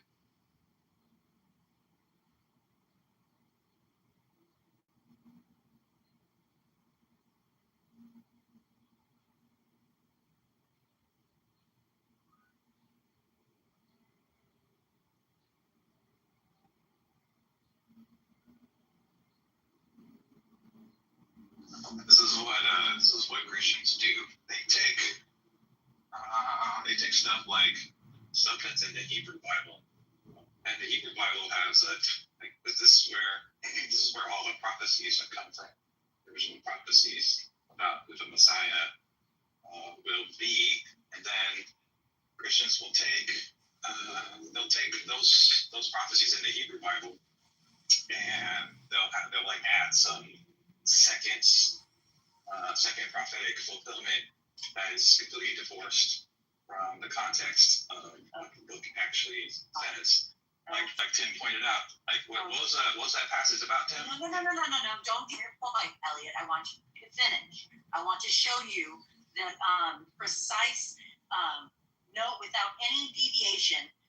Your concrete, absolute, malleable, Maybe we should just let them unethical stupidity to what you're actually saying. So what we're going to do here to show Elliot what he's talking about is let's have him read something from Jeremiah. Jeremiah 400 years, mind you, before the birth of Jesus. Yeah, but we can do that, but we're on First Samuel. We're just trying to figure out like where First Samuel comes into play. Okay, wait. So one thing I do want to say, like, I was very clear to the room that this is inferred by a prominent theologian. This is not like what Christians do, like Elliot said. Different Christians have different levels of intellect and intelligence and interpretive ability of well, apparently so. Apparently so. I mentioned to you straight up, Elliot, that this came from a Jesuit theologian, and not just scripture alone, that it was inferred. It's a concept that's inferred from scripture by a theologian who's a prominent theologian who came on concept inferred by scripture, and I provided you the scriptures in which he is inferring this from. I hope that makes sense to you. I get that. I just started reading First Samuel, and I was like, I'm trying to find the inference, right? Like an inference is something you read, and it provides you with the reason to believe. Okay. I'm just trying to say, Can you please back off and let them speak? Hey, Gray, can you give us a scripture that correlates to their conversation? We'll let them have the conversation. I don't need to be added to the conversation, neither do you.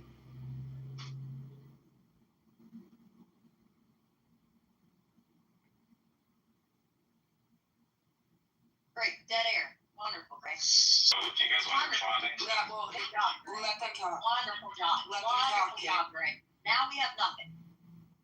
No, you're gonna allow them to talk.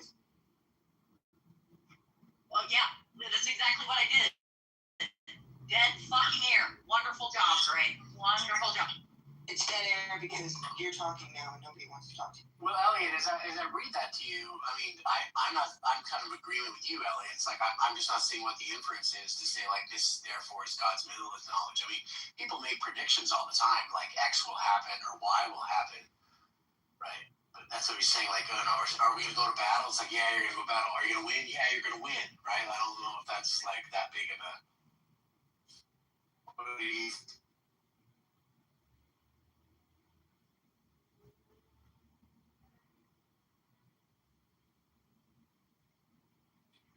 So you're arguing if it exists, if there's evidence of it in the Bible, but then like so what? Like say it is provable from the Bible. So what's the what are you trying to imply with I would say I personally agree. Doesn't mind. The stronger ground. That's a concept on their from the Bible. Well, what Elliot was saying was there's people that like argue this like philosophical God, but they don't ground it in the Bible. And so he was saying like a lot of times when we talk about these concepts that don't seem to be very biblical. What do you mean by like it doesn't seem very biblical? Like are we appealing to seemings or are we appealing to? Good job, I like that. Yeah. Thank you. I appreciate that. Paying attention, really. But what he's saying, I think he's saying is like if you read the Bible, you don't come away having the concepts. I wasn't finished. Go ahead. Sorry. Yeah. I was, so like Agamemnon brought up the verbatim fallacy, right? Now, my understanding, based on Catholicism, that there are plenty of developments, right? So there are some doctrines, for an example, like the Trinity, right? Which is what you're not going to get verbatim. So it's like, well, show me in the Bible where like the Holy Trinity is. So it's like there is a basis where these things are inferred in the Bible. Then you have, like early church fathers and whatever the case may be commenting on it. But developments, as interpretation expands based on philosophy or whatever the case may be. But I agree with you. I don't like verbatim fallacies. I think they're stupid. Yeah. So, it's like if you ask a Muslim, where's the concept of Tawheed? Where's Tawheed in the Quran? That word doesn't exist, but it's a concept they have, and they've inferred it through their scriptures. I don't. Also, I just want to say, I don't like the trust me, bro attitude on either side. I get that things need a little bit more explaining, but that's kind of just the way it is, man. But Rachel, that was going to be my I'm just going to say, for the sake of conversation, just to kind of push it forward, can we just kind of suspend this thing for today, I guess, and just do the trust me, bro thing, and just further along and see where we get at. Okay, if I can just if you don't mind, Regal, my whole premise. No. You're supposed to be modern. This entire debate with 3 scriptures that you don't have to do that. Kitty, are you paying attention to what I'm saying? Your role as a mod is to be unbiased and kind of take a hands-off approach and just keep things on track. You know what I mean? Keeping people on track is just, don't let them disrupt each other or interrupt. That kind of thing. Yeah, it's something you shouldn't also make schizo. Well, actually, she makes these rooms much less boring. Kitty, you should let the assholes be grumpy assholes, and you continue to make the room better than it was when boring people entered the room. Well, boring people are boring. Who is this disgusting white man? Thanks, dude.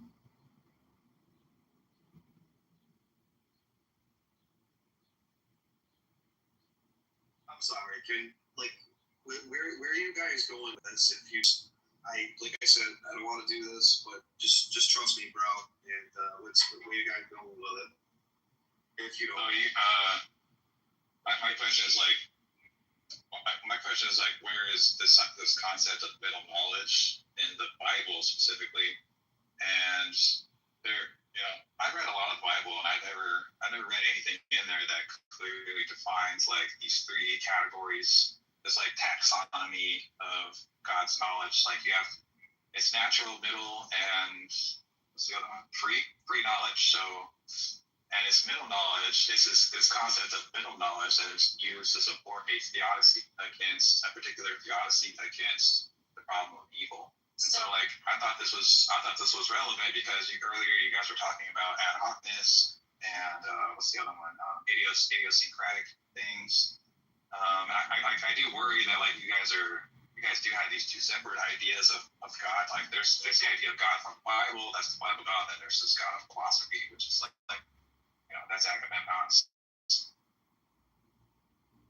Not to add an extra layer to it, and without doing a just trust me, bro, I would say let's layer in prophecy to that, because I think that is a huge element that those that are less learned in the Bible, that only want to cherry pick certain portions out of the Bible, will completely negate the fact that when Jesus Christ came, he was quoting things that someone at 33 throughout his ministry, even Pharisees, chief priests, and Sadducees all looked at him as though how would he know this? How could he understand Isaiah like he did? Giving prophecies out of Hosea like he did. And that all came to fruition while they were all crying, praise him when he came. So, without throwing in prophecy, I think that it would, you're undergirding yourself, and you're really short-sighting your whole belief and understanding of the New Testament and Old Testament for that. Okay, can you find me a prophecy in the Hebrew Bible that Jesus fulfilled? 100%. Psalms 110:1. He is the Son of God. Right. It makes it very evident. Look, honey, here's the deal, Elliot. Other people will placate to you being stupid, and I don't want to be a mod, honestly, Regal, because I'm a bad mod. I'm a self-admitted bad mod. But I will not placate to him being stupid. That is not an excuse. If you don't have a Bible, if you want to drop down and come back up and read the verse for him, because if you're the one that's making the claim and you feel like this is proof, then the burden of proof is on you. If you want to take that, go for it. If you want me or anyone else to give even half a shit about what the New Testament says about prophecy, then you first have to demonstrate that Jesus Christ is the Messiah. Okay, and until you can do that, I don't give a shit what the New Testament says about Jesus. Before we continue, I got a couple things I got to do. I'll be close to my phone, but I need 2 volunteers. I need one. Be a good mod. Well, I need one atheist and one Christian, just so it's on a even keel. Daniel, Somebody that's why volunteer. I think everybody can volunteer. Make Bob the.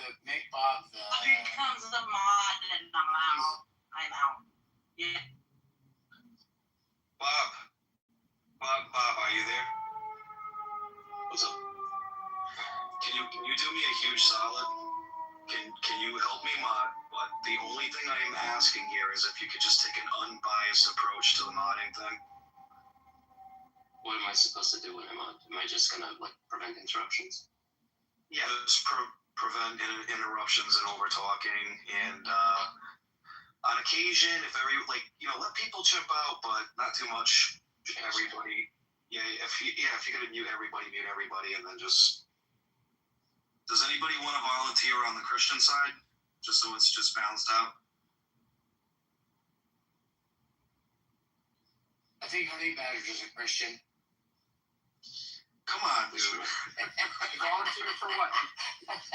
I don't need. I just need a Christian to kind of balance everything. Everything's evened out. It doesn't have to be a debate. Agamemnon, would you like to volunteer? No, don't give Agamemnon stuff. There's already Andrew and Regal. You're good. Yeah, if I got time to chime in, I will, but I'm multitasking. I'll just say this one last thing, and then get talking about something else. I'll tell you what. I'll just place my full confidence in Bob. I'm pretty sure he'll follow my instructions, and he'll just take an unbiased approach. So we'll see how that goes. Gotcha. Well, everybody's already leaving the room. So thanks, Bob choice. Well, my criticism is they don't like it too bad. Okay, that's fine. So my criticism is, why should when I'm reading the prophecies in the Hebrew Bible, why do I care what the New Testament says about that? No Christian is going to interpret the New Testament from the lens of the Mormon Bible. They just don't give a shit about that. So why should I care about what the New Testament says about prophecies written in the Hebrew Bible about who the Messiah will be?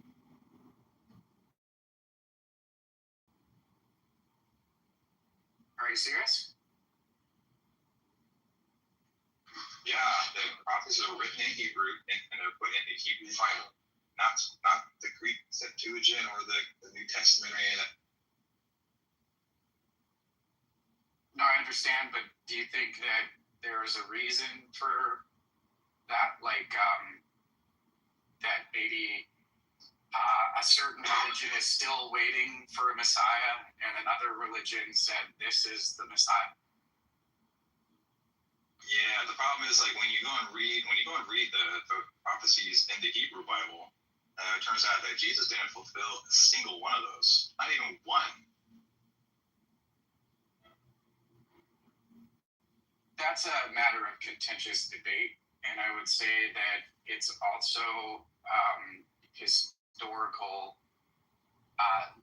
and considerate that there were reasons why some of these prophecies were weaved into the New Testament.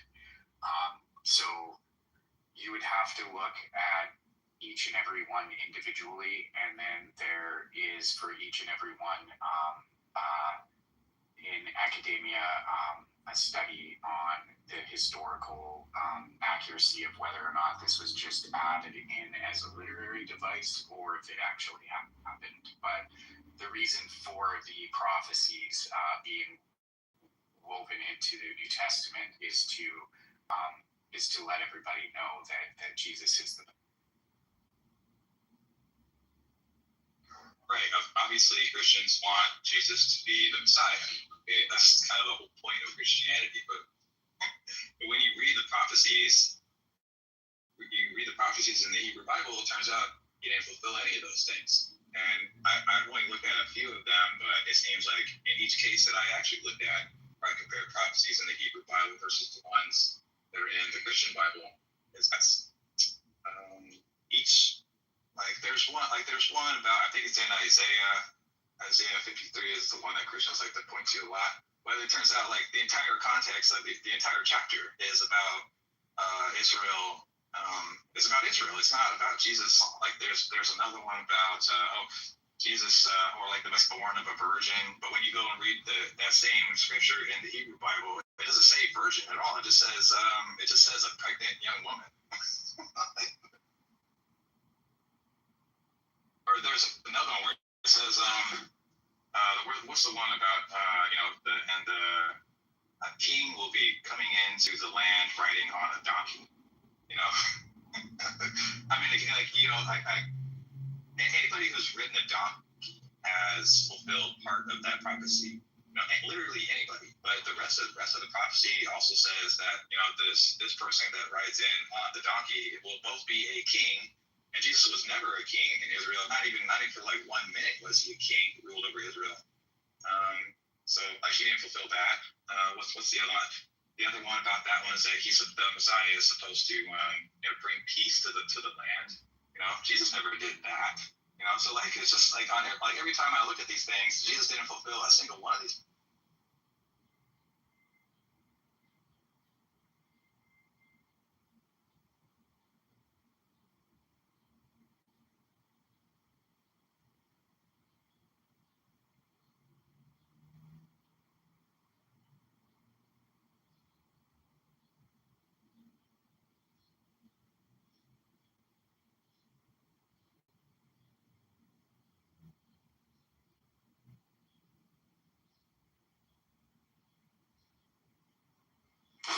Yeah, I guess that's that. That's right. We're done.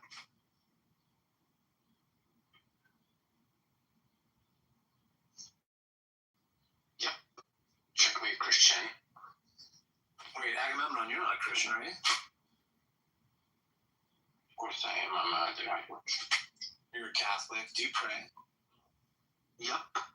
What does that mean? What happens then? Honey Badger, you're out of questions for the day, dude. You have to make arguments. You need a time out, Honey Badger. Well, I had a long time out. I left the room, came back.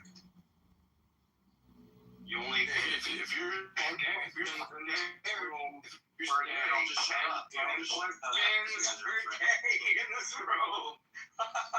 If you're scared, I'll just remain quiet.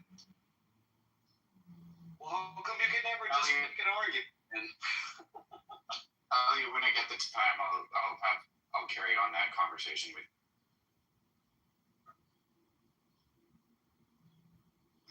I think the answer is nothing happens after he prays. Yeah, like when he tells God what to do, he just waits and then nothing.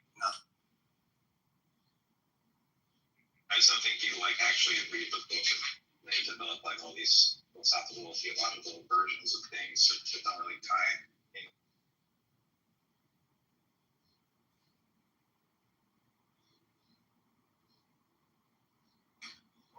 Regal, you broke my heart yesterday, bro. Do what now? You broke my heart. What? Boot you out of the room?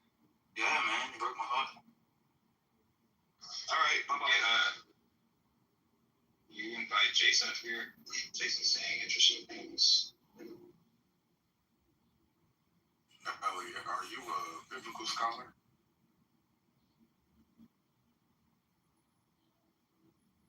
Let's go. Hello, Elliot.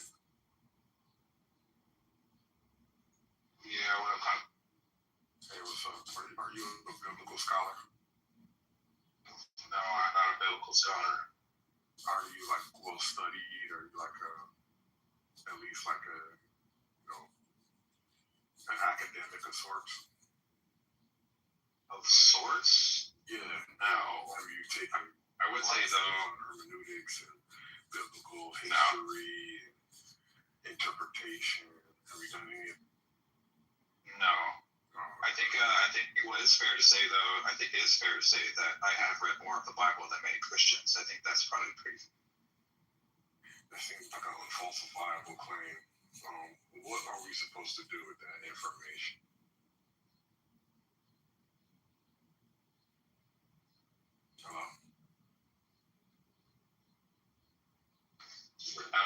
Did you hear anything outside of? Yeah, I just heard you make an unfalsifiable claim, and I was just wondering, what do we do with that information? Yeah, why should anybody think that Jesus is the Messiah? That seems like a separate issue from your claim about reading the Bible more than any average Christian. What was that about? Is what I'm asking you. What was that about?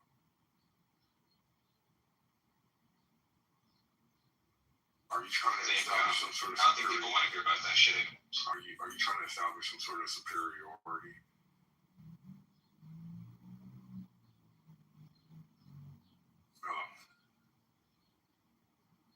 Okay. No, he's trying to make a compelling argument that, like, even the case of, like, God's foreknowledge, he's asking, like, where in the Bible are you going to find this?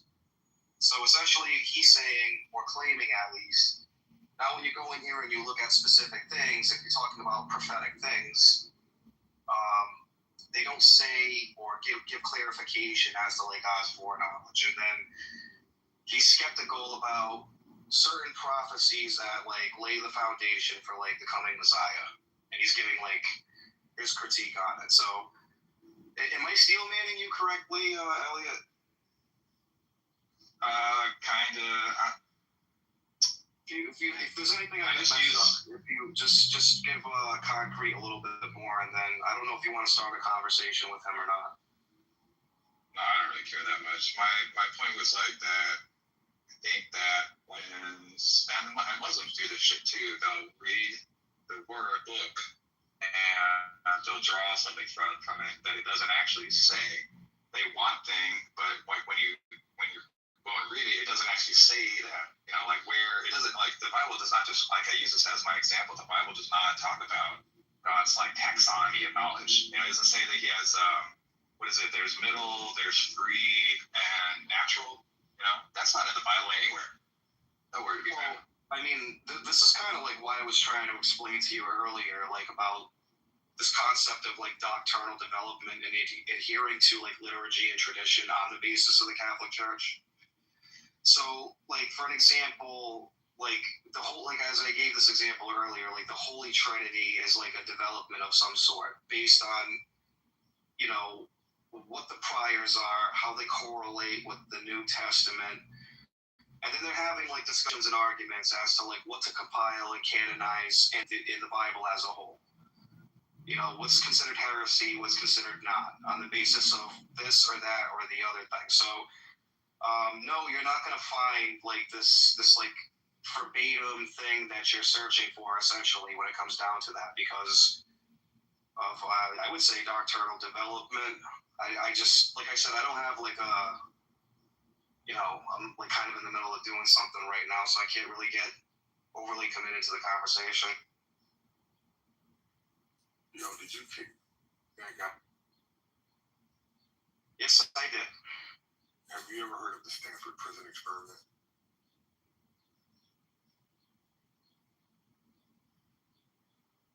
Hey, you can go hang out with him too.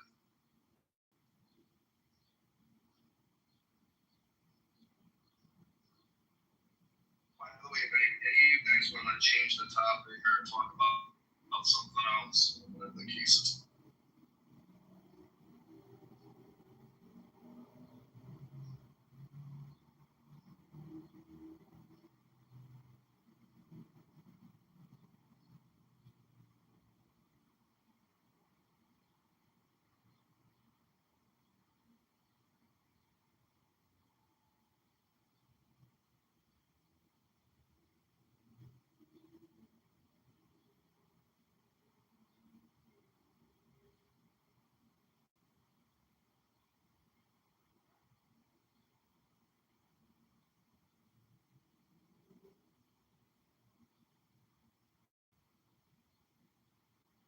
Wait, is everyone actually quiet?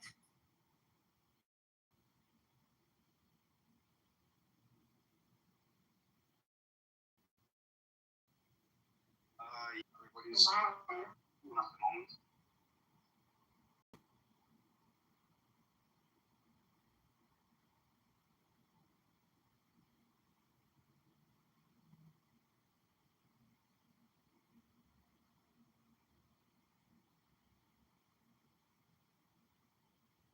What were you guys talking about that everyone is so quiet?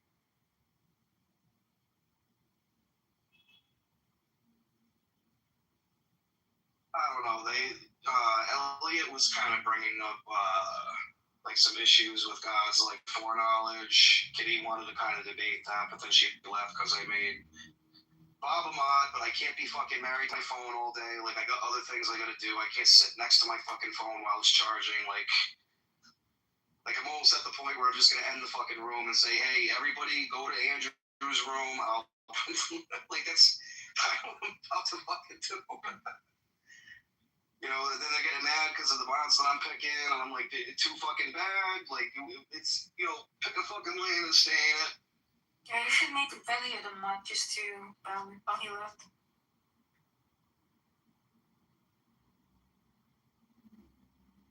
Well, even Piper is quiet. Well, it seems like everybody was having plenty fun today. Everybody was getting it. Yeah, it was fun. Yeah, especially in the beginning. Actually, it was a good room. Thank you for hosting. Yeah, no problem. It's like I know it's tough sometimes when people are modded that. When you open up a room and everyone's like complaining, it sucks. But I think in the end, everyone is grateful. Yeah, no doubt. I think I'm gonna smoke a stogie before I get back to it.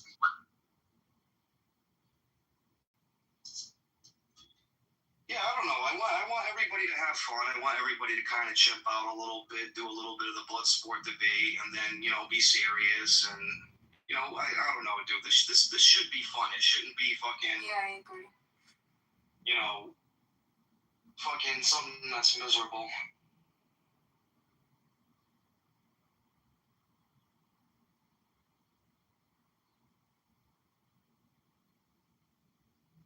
That's how a lot of these people in here met me. As being very, very blood sporty there. Speaking of fucking reading, Everyone is. This being a bad Christian.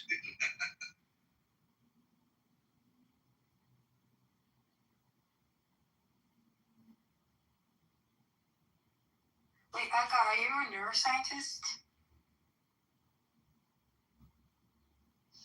No, definitely not. Oh. Definitely not. Why definitely?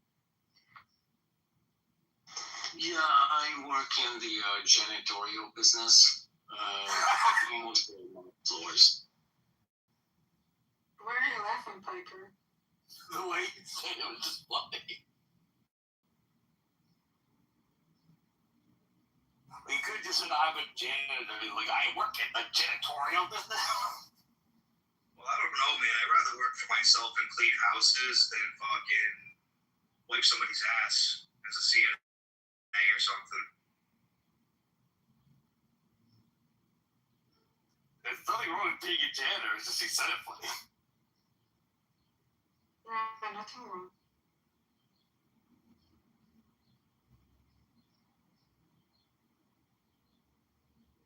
Plus, also, he used to claim to work in applied sciences, so that's also why fluent. Yes, in the science of mopping floors.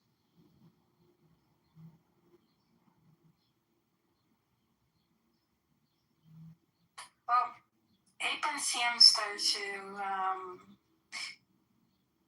accuse me of not being in neuroscience, and so I asked how much of he believes in his own words, and I said I will bet a lot of money to prove you. And then once they got a little bit of the proof, they backtracked. They were like, oh, you cannot pay the $2,000 you bet you're a neuroscientist. Yeah, yes I can. and then that's he out. So if you see him, he has to pay me $2,000. Although, like, I will not. Do you have proof that you're a neuroscientist? Is that what you want? I do. Can I say? I don't really know you. Oh, okay, but you're willing to give it to some losers on the internet. No, we had a third person. I agree, they are losers. We have a third person that is like indirectly my colleague, so this person proved it. Like, this person knows my research group, I know his research group, so. Cool. Into like neurosurgery or fucking, you gonna be a brain surgeon or are you doing psychiatry? No, yeah, I do surgery in animals, but I switched to computational because I don't like to experiment on animals. What's your thesis? What do you research? What do you guys research? I'm not gonna talk more than this. Sorry. And this is a large stage, and if I say too much, because it's a very niche topic, you will be able to find me.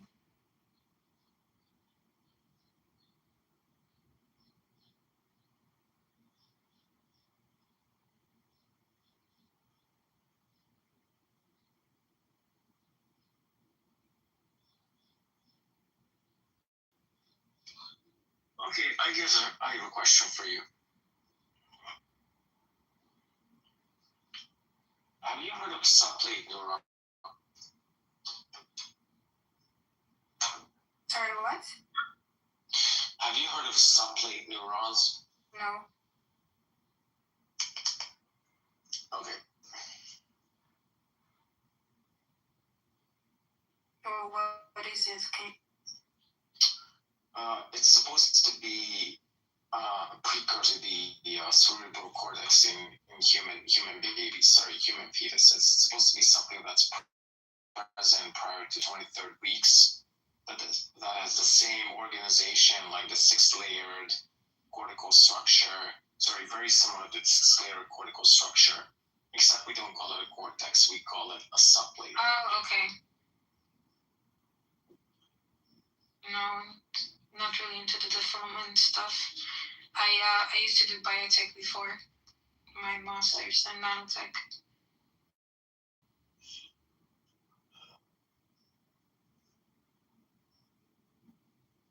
Hey, Keegan.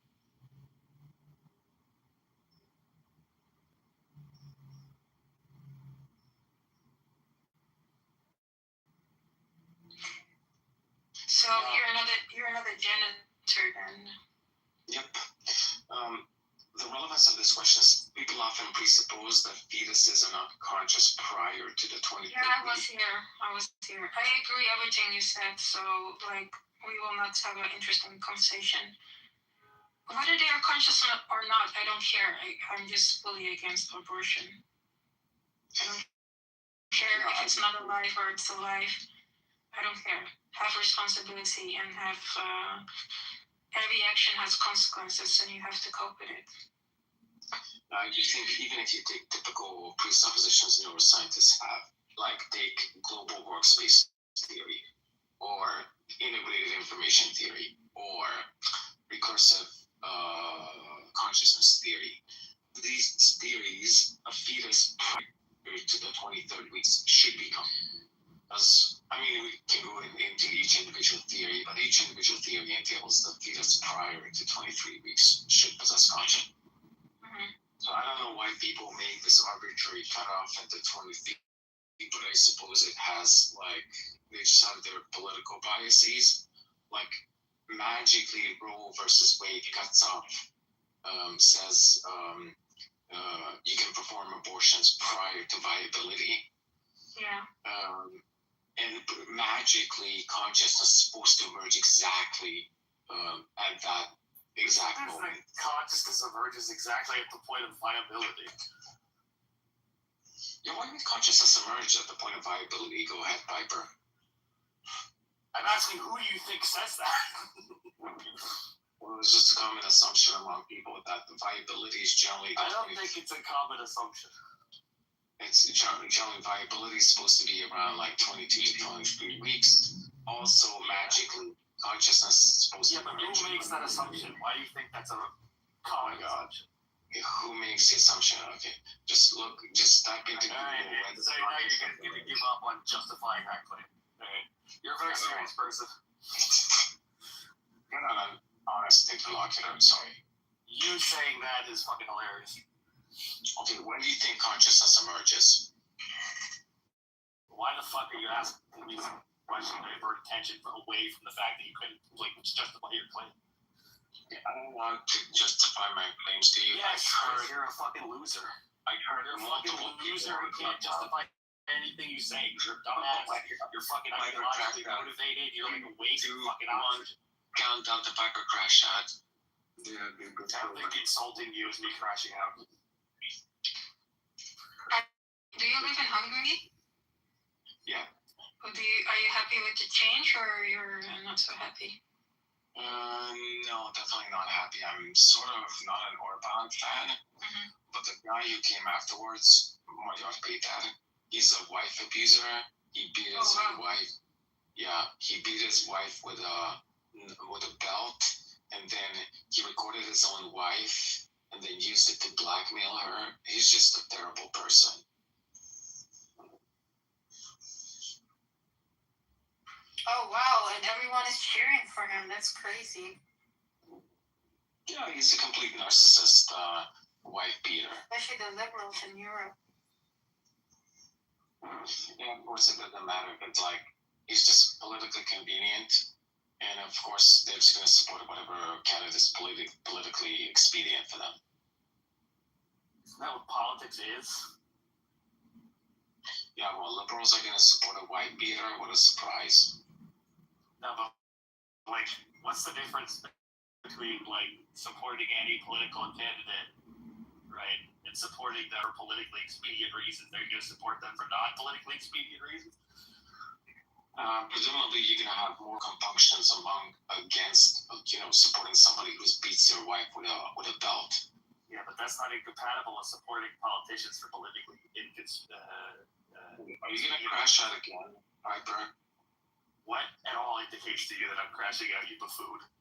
You have, it's just an inductive case. He's like, okay, so because I insulted you in the past, then you would, like, when I'm talking completely normally, you go, are you going to crash out? Because, once again, you don't actually have a response to anything I'm saying. Okay, your crash out is imminent. You already started doing it, right? More non-substantive fucking garbage from you. Just like a waste of oxygen. The F words, the no lack of impulse control. Saying the word fuck is not a crash out, you moron. Like, the fake laughter when you're nervous is like... It's not a fake laughter, I think you're funny. No, it's very obvious that it's fake laughter. Like you're actively forcing the sound to leave your fucking lungs. It's so fucking obvious. Think it how you will. Baby, this is a little weird, like, come on. Anyway, Magyar Péter is a terrible person. So anyway, I live in a part of the town, a part of the city where it's like ground zero for his supporters. Apparently, they had this huge party, like, I don't know, 50,000 people, all night. And I was trying to go to sleep, and there were just like people yelling, screaming, smashing wine bottles. I was going to work in the morning, and they were like, the whole city is just a mess. Bottles everywhere, people randomly running through the street. Stupid. Yeah. So. I It was quiet before. You didn't come up with a topic, so like I'm trying to at least. Yeah, well, come up with something that's listenable. For God's sake. This is listenable. I was interested. What about You're interested in Agamemnon whining about a party? I'm not. Yes. To be honest with you, so. And a fellow European, I am. Well, I mean, your IQ is about as room temperature as I Alright, alright. Why am I not surprised? You don't have to But prove it. frankly, my purpose would support a wife. You think I support the fucking backyard guy? He's a conservative. God, you're such a fucking idiot.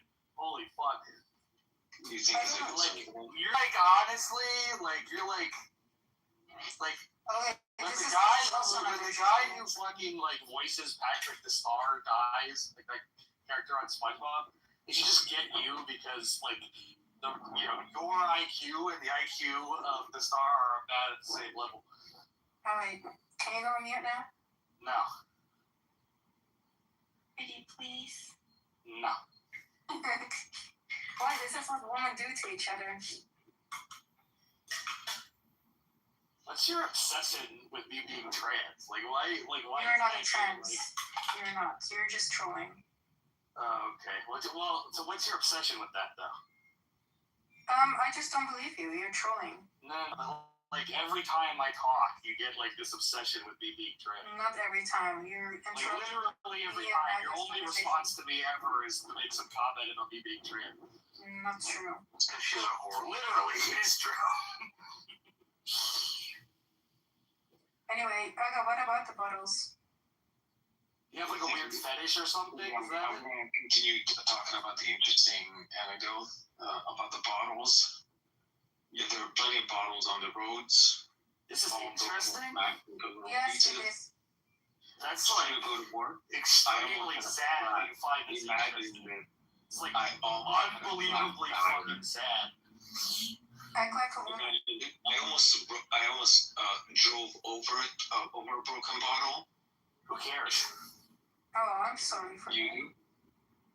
You're still I here? care? No, I certainly don't It's care. sad to see You won't have to leave. something that is so well civilized. No, well, I enjoy filibustering your garbage more than I enjoy you. Okay, look, now you admit that's what you do. You just filibuster conversations. No, I filibuster stupid fucking garbage from you. Like, that's not an admission that I, in general, filibuster conversations. That's another prick of your fucking part. You bliss fucking bucky. You either this is what you do. You either crash This is, out. this is what you do. Filibuster conversations. There's something. What you do. You rage quit. Fake laughter. Rage quit. Right on cue. Fake laughter. Forced chuckle. Right on cue. You rage quit. If you rage quit against Gavin. Dude, every time you talk to me, you find some point in the conversation to go, I don't even want to talk to you anymore. Like, do you even, like, have a brainstem? Like, what is this, dude? Like, the dumbest person I ever met. Like, honestly, I think, like, the intellect of John Lee and Matt Adams, like, individually trounces yours. I'm already back.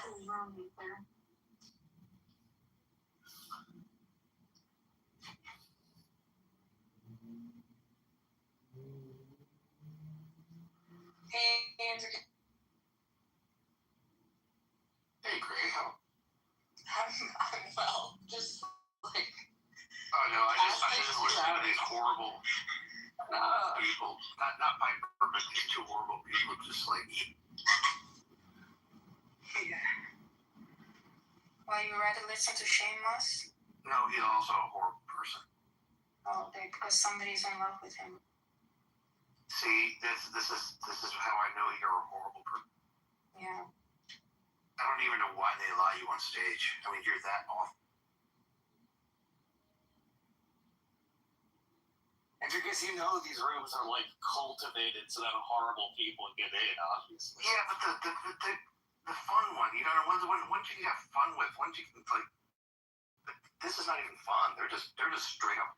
Nah, but it's like most like internet morons are not the kind you can have fun with. So like the ones that you can are like diamonds in the rough, you know. So it's just like whenever you open the room to like, you know, sub-room temperature IQ fucking dipshit, there's always going to be a chance that like, or put it this way, the probability that you're going to get a thing that's like just boring, stupid, right, rather than something that's funny is like pretty high.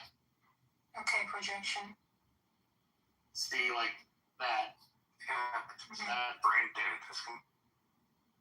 Projection. Oh.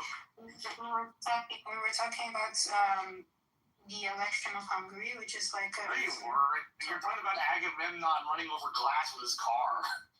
Yes, but why? Yeah, maybe if you have listened. You should ask yourself that. Maybe if you have listened, you would understand why. No, I listened to the entire conversation, unfortunately. It's horrible with her somewhere else, Abby? Because you're just... I was here before you. I was here for...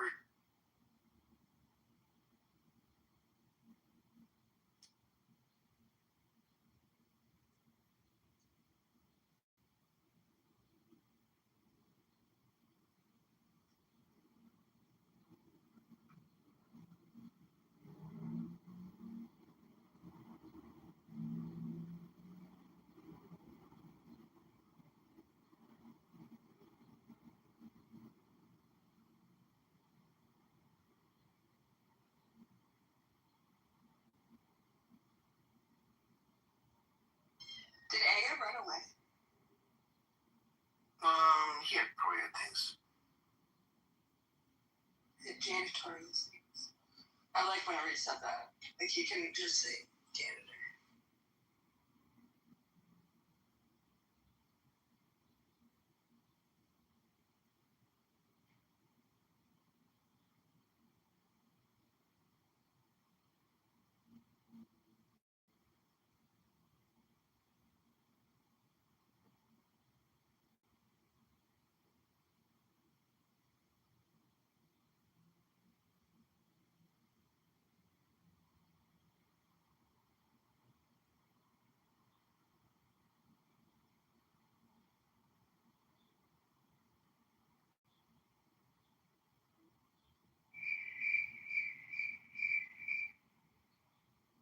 Did Piper run away?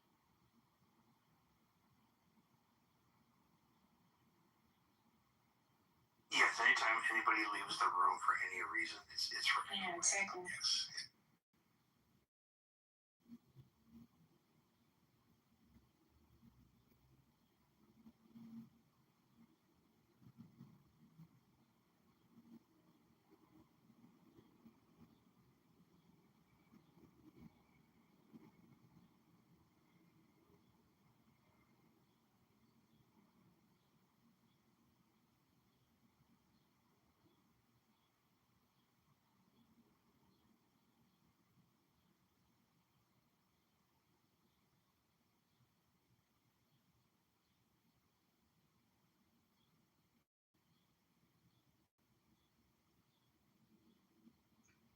I planted over 50 cucumber plants today. Holy cow. Yeah. You must fucking love cucumbers. What the heck? Well, I want some to like grow in my kitchen. Is that weird? But like I have like this huge window. Wait, do you pickle? Do you pickle them sometimes? Yeah, I do. Yeah. And tomato sauce and stuff like that. So I've got basil going, I've got oregano going. Oh, see, I've got peppers, tomatoes. Once you do that, you can't buy it from the store ever again. No, I generally don't. Like even spaghetti sauces and all that stuff. Homegrown stuff is just so free. Oh, it is. And there's something really like cathartic and like therapeutic about plants. That's weird. I grew up around that. I don't have this natural inclination or desire to do it, but my mom, gosh, she did it so much when I was growing up. Yeah, kind of mad that I don't have a desire to do that. I think it's interesting, like, I think there's a push for it nowadays with the economy being what it is. And oh, gosh, yeah. Where people are wanting to have, like, backyard chickens and gardens and stuff. And I think that's generally, like, a good thing, even though the economy is shit. You know? I didn't realize. We should be growing our own. Until I lived around them in a house I lived in for about 6 months, I did not realize what actual egg machines those things are. They pop out so many goddamn eggs. I thought it was more like a once a week kind of thing, but they're like every. Oh, yeah. A good layer will lay about 2 eggs a day. That's crazy. Yeah, and then if they're like brooding or older, they'll kind of, you'll see them go down to like 1 a day to none. That's nuts.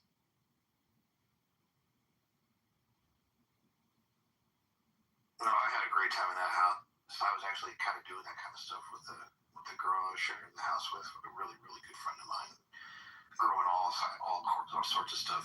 You can't dig ditches when the chickens are around though, because God, they're just they're waiting for you to, once you get a good trench in, they're just in there just picking everywhere they can find out, and then they won't get out of the. Yeah, they'll also like to dig themselves and like nest in there, and then they'll also like they can get out. Like if you dig trenches, they'll go underneath fences. Oh yeah. You know, after a while.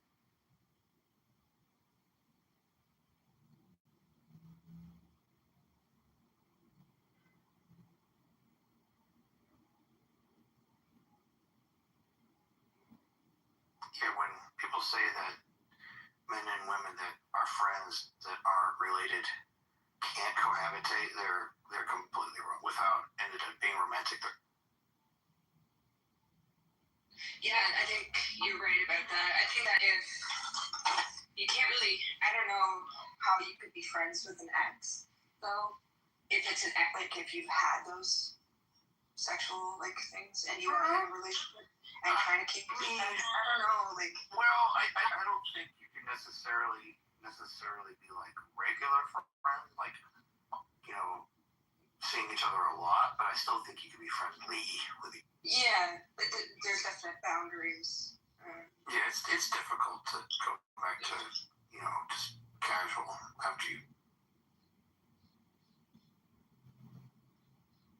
Oh, listen, look at the text chat. These psychopaths are freaking out because we're having a normal human conversation. Ecclesiastes is like the definition of like a text bit. I mean, just as like two humans having a normal conversation, they're just like. I don't think I've ever really heard Ecclesiastes. Yeah, because they're a text bitch. They whine in the chat like a. Yeah, maybe you should try. Maybe I should try whining in the chat? Yeah, say it. Why would I try that? Nobody wants to hear your Come on, manly you gotta voice. formulate good comebacks, okay? Nobody wants to hear your manly voice. Out that nonsense, you know? Hey, Piper. No, you, Piper. Yeah, well, yeah, that's most of what she says back. You know? She actually sounds like she's a little sad, a little hurt right now. I'm not sad. I just can't believe like this girl Gray. I mean, you have to be sad on some level to like free more sends her nudes. Probably as much. Pat sent her nudes You have no business talking one of the most about racist. that kind of shit. I have business. You have no Yes. business talking about Do not ever. You wanted to silence me. You're a fucking horrible person. You want to silence me? You want to silence me? I silence you. No business talking about that. I have business. You have no business She talking about texted that. me and I You texted need her. to shut the fuck up. You're a horrible fucking person. I am horrible. Yeah, so shut the fuck up.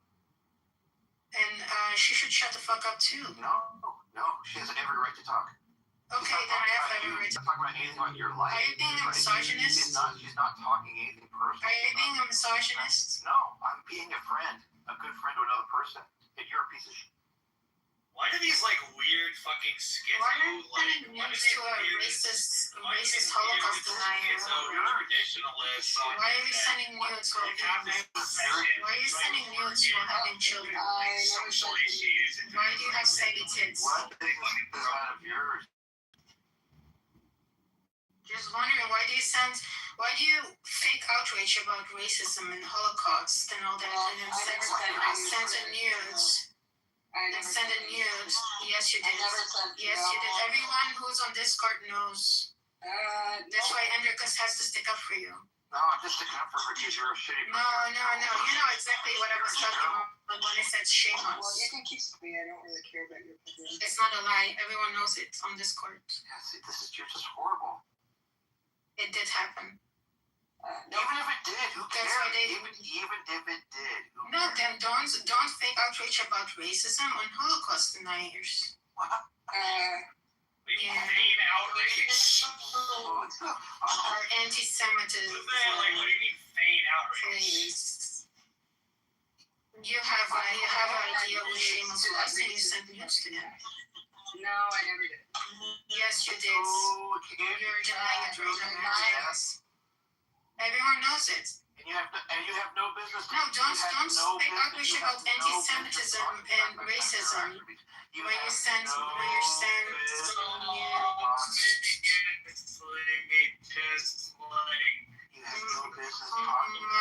have business when you fake outrage. She wants to cancel me. I will cancel you. No, it's cute that she has a fake outrage about racism and anti-Semitism. Yes, I'm gonna keep on going. No, it's not. I own it. You're disagreeing with what I said. I don't do fake outrage. Yeah, I'm not gonna go cry around.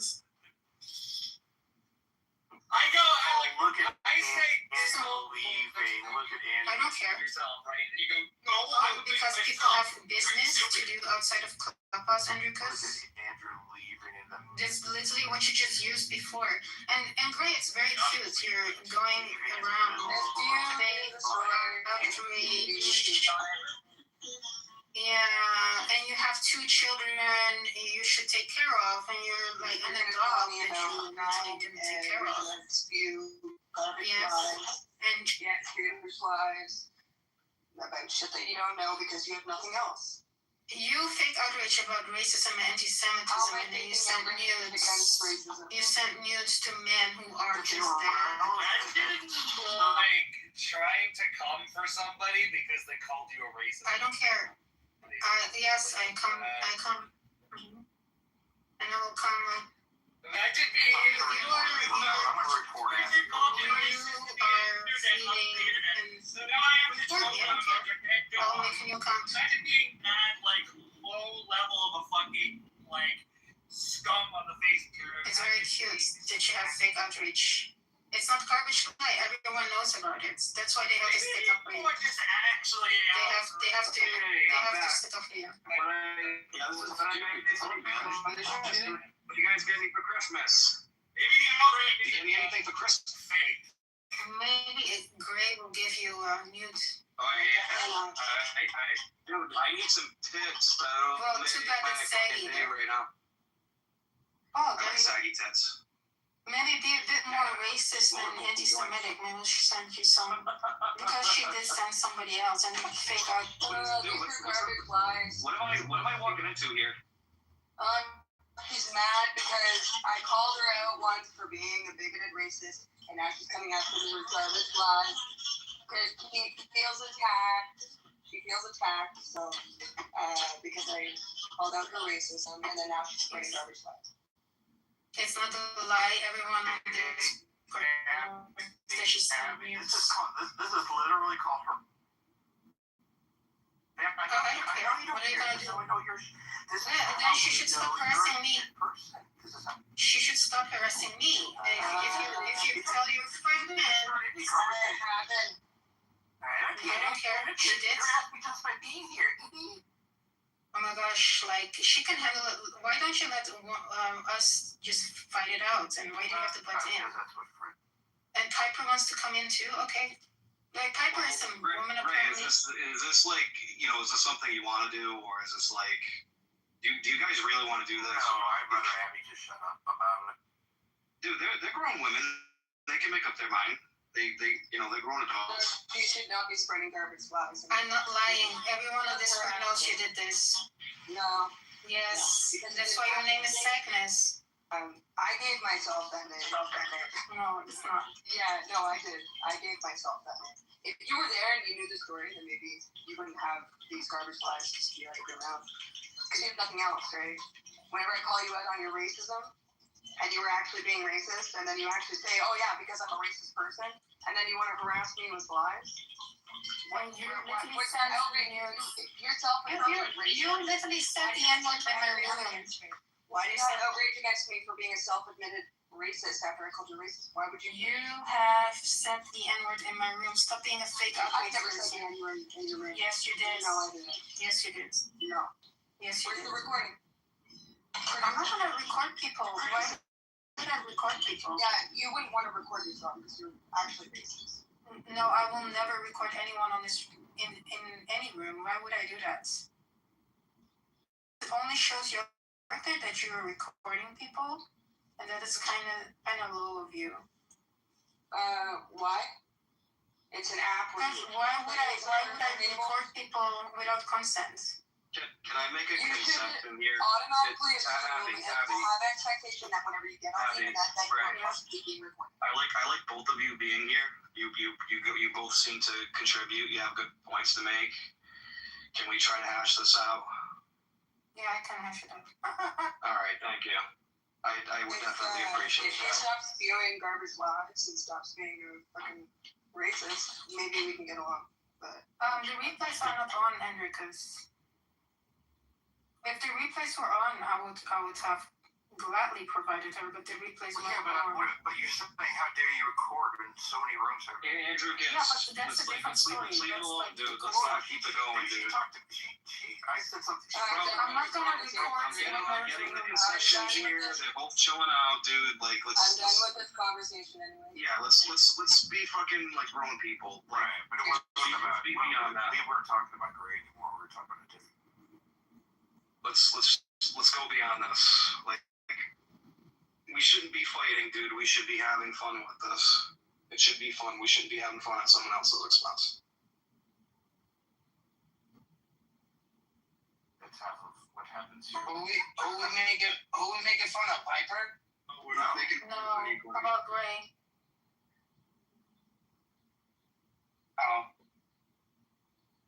Okay. Holy shit! Fucking Piper exited center stage left. Piper pops in and out all the time. Right. Okay.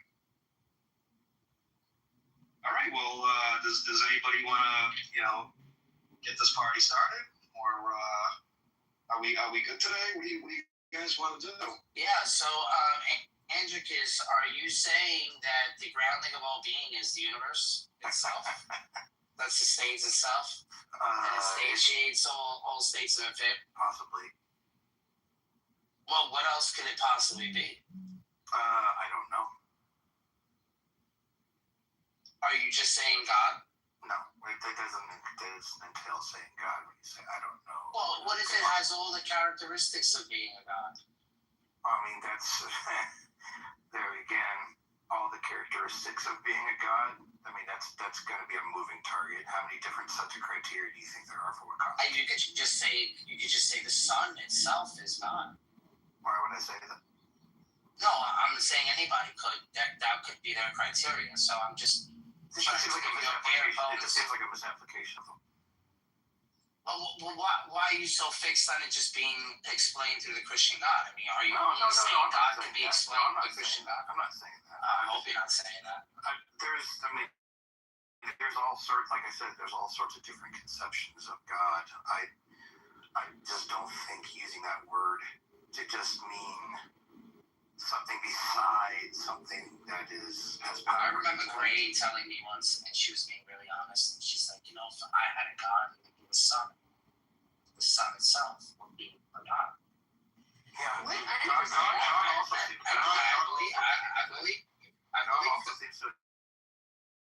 never said that. God also seems to entail like some kind of like worship structure or something like that too. So I don't think that's necessary to use that word.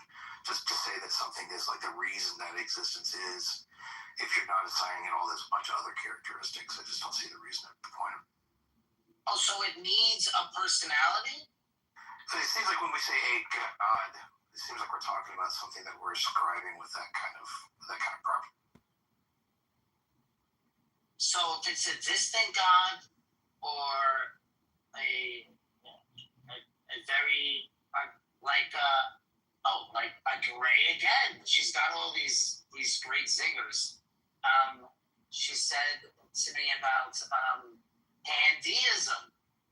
I mean, if you want to reduce it down, Andeism, but I've never said anything about the sun. I mean, if you want to reduce the word God down to just meaning the reason for existence, I mean, that could encapsulate a bunch of natural explanations too that don't necessarily entail a bunch of other properties typically associated with the word God. Just the reason for existence wouldn't, mean it's something that needs to be worshipped or something that has intention or anything like that.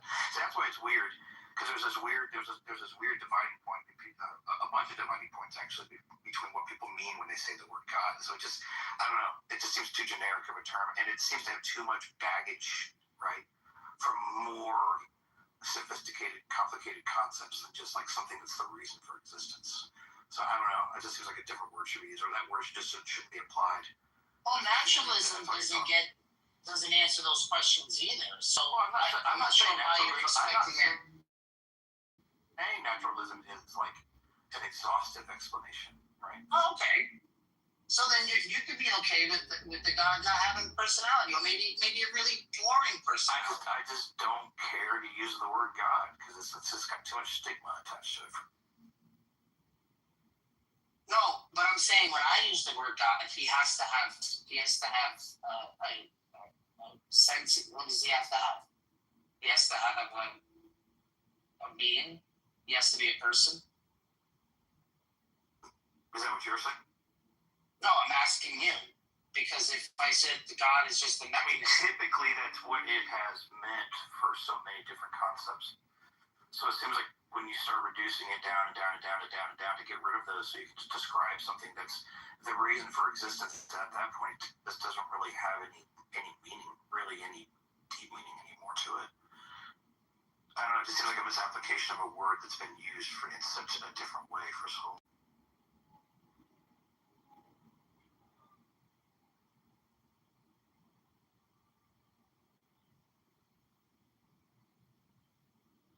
What do you need for such a long time? You've only been around for like 15 years. Yeah, my life is the encapsulation of the time period that humans have used the word God. Yeah.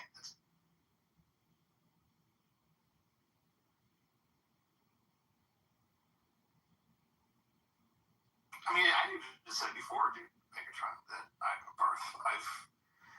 if it came down to that, there was a being, right, that was powerful and smart, that created everything, but it didn't really have any of the other attributes. Like, it wasn't like holy and righteous and didn't have all these intentions and behavioral demands and a penal system, an eternal penal system and all that kind of stuff. It was just like a thing that made things. I might still have questions for it, say, why did you do it this way or whatever, but it just doesn't seem, it just seems inconsequential. A naturalistic explanation versus that, just, I don't know, it just doesn't really have much weight. Yeah, you wouldn't be interested in speaking to somebody that says the sun is their God. It just seems, it just seems weird. Like a God. Like a God. In what way? Gives life. I think it gives energy and element for life, but I don't think it's the actual thing that causes. Gives us light. Yeah, of course. Gives us guidance. Gives us what? Guidance. Diamonds? Guidance. I'm sorry, I'm not understanding what you're saying. Guidance. Like it guides us. Diamonds. No. What the? Not diamonds. No. It takes a long time to go. Diamond. Like we could see, we could, do things. We're not gonna do things at night when the animals are out. Are you interested in people using the word God, no matter what they're describing about the origins of life and the origins of the universe, because you want to keep the conversation kind of pointed back towards this traditional use of the word God, so you can kind of say, maybe you actually do believe this. I mean, what's the interest in keeping the word God used when people actually mean something completely? Well, because I talk to Jews and Muslims and stuff, and we have a different understanding of the God of Abraham. Yeah, even though we're keeping in their framework. There's a lot of similarities between those. even though we're staying in that framework, if someone brings a different framework up, I'm sure we don't have questions. Or person, I would say, not so sure about you. What kind of conversation an atheist would have if somebody says the sun is their God? I just asked you what you meant by that. So what do you mean I wouldn't have a question? Would you? Would you have questions? Let's say I believe. Let's say I believe. Is that weird? I'll stop. I asked the question, like, would you have questions? And I asked the question.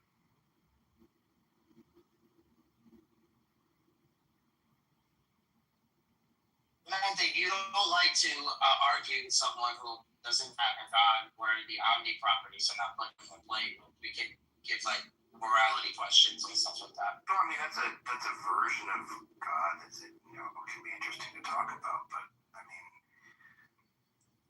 there's plenty of other God models. I mean the other what I'm saying is that it seems that as far as like human interaction, how humans act in the world, behave, socially, what they how they interact politically, seems to be more and more affected the more codified, deeply codified the God concept gets. So if somebody just has like a kind of a real deistic or something simpler than that, it just doesn't seem to have much bearing on the rest of life. Or maybe they can translate that as like we're from the same source, so I should treat you the same. The rules and norms that you appeal to as an atheist, I could just appeal them to the God that I believe in. You can appeal to a number of different gods. Well, yeah, my God could just be the sun, and the way you understand morality and the way things fall into place, I'll just say, yeah, God didn't really leave rules, and he just left it up to us, right? Yeah, it's kind of a deism concept, yeah. Well, not deism, because I'm not saying anything scientific just yet.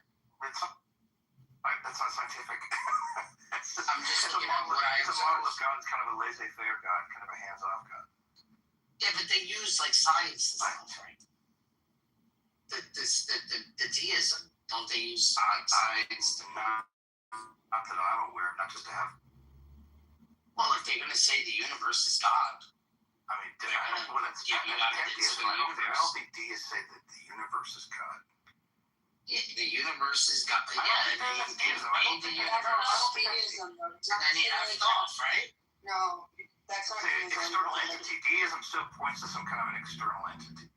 That's like alright, so he created the universe. Alright, so he created the universe and then he just effed off. Or he's just sitting back munching on chips, watching the whole thing, not really involved. He's just not involved. Yeah. So whether if he died, or he's not coming back, or he's just watching. Yeah, there wouldn't really be any distinction between those two. Yeah. So how is that different from the model of atheism?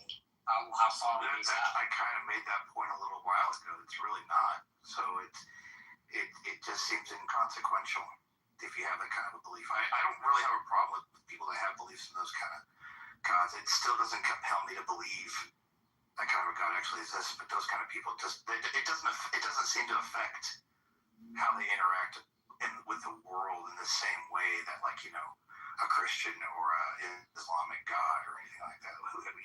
Which you're getting more deep into like a whole like a complete worldview kind of thing with behavioral prescriptions and punishments for Okay. And that's why I spend more time talking about those particular gods, because those gods seem to have a lot more import onto how humans behave.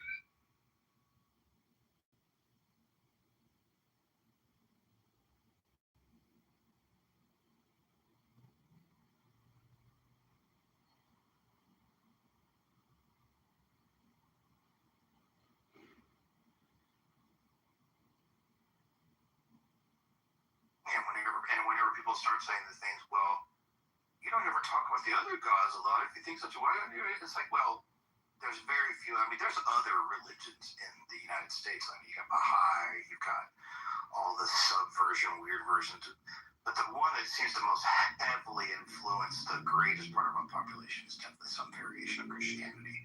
So I think that's why, and even in a lot of the modern Western world, that's the case.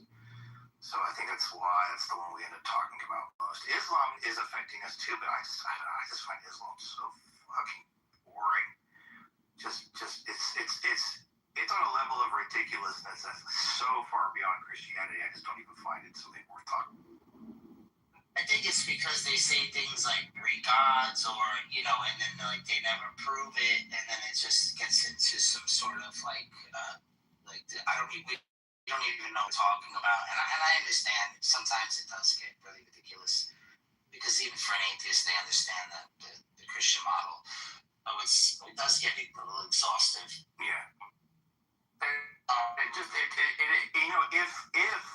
I think that would change if somehow some version of Sharia somehow for whatever crazy fluke started establishing itself in some community on a broad scale and spread or whatever, then I think we'd definitely be talking about it a lot more.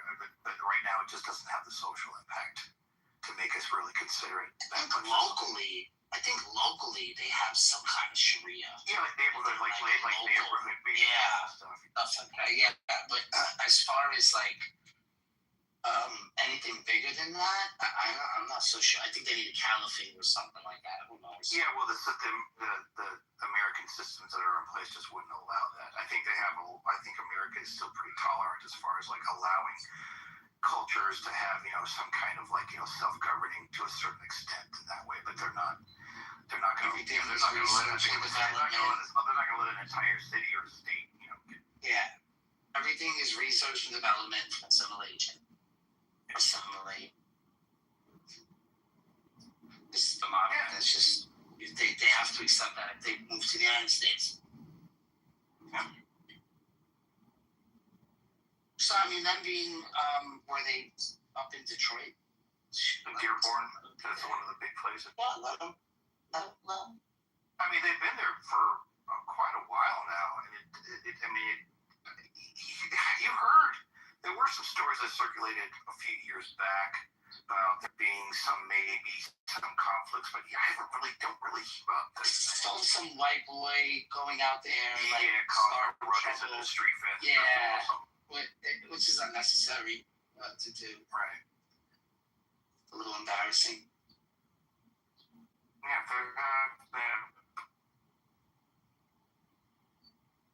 I guess it goes both ways, right? They do it for the media. Like the hype. News media runs off of sensationalism and bonsai. So what was the way it was described on TV? Humans naturally have an instinct to want to look at train wrecks, just how we're wired, so we can avoid those things.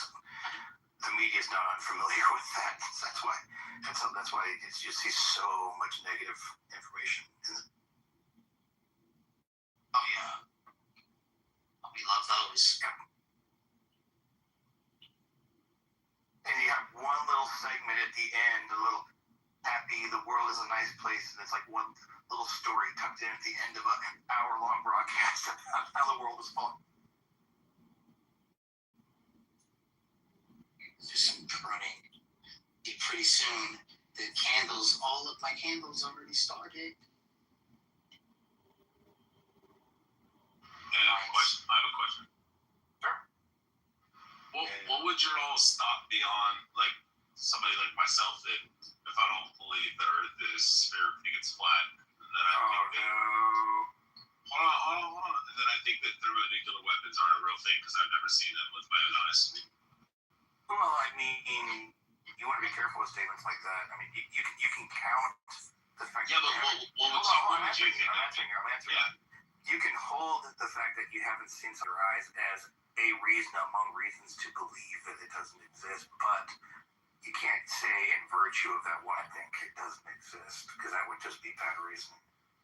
That it would, wouldn't it? It may be unethic. Yeah. Okay. That's Barthology's position, actually, not mine. Oh, is it? Thank you. I appreciate that. Thank you. Is it? No, wait. What is the argument? It's like, What is the argument? I can't fucking say that the Earth is fucking round because I've never fucking seen it. I'm like, you can go get on the Blue Origin, and he's like, and I was like, what do you believe? Like, thermonuclear weapons don't exist? And he's like, I've never fucking seen one. I seen an atom bomb, but he's trolling. No. He's doubled and tripled down on it. That's what you don't know. But have you known Barth for a while? Yeah, I've known Barth for like 5 years. Yeah, he's a fully committed troll. He's a complete utter idiot. Go ask him. I've known Barth for a long time. I know the game. Barth, do you believe that thermonuclear weapons are a real thing? Come on, Barth. You gotta go hide in the closet because your wife's gonna yell at you now? I mean, he does have a lot of. Oh, dude, it's funny when he goes into the closet or the bathroom and he's like whispering. He's like, "Fuck all you motherfuckers! I fucking hate you, cocksuckers!" Cocksuckers. Nuclear warheads. I mean, I don't think we have them lined up ready to go. Yeah. You said that you didn't believe they were real. Yeah, I don't believe many of them are actually built and ready to go. No, you said any of them. You said you don't believe that they I don't think there's many countries that actually have them. No, that's not your position. Your position, I made sure to get clarification. You believe that they don't exist. Is that accurate, Mark?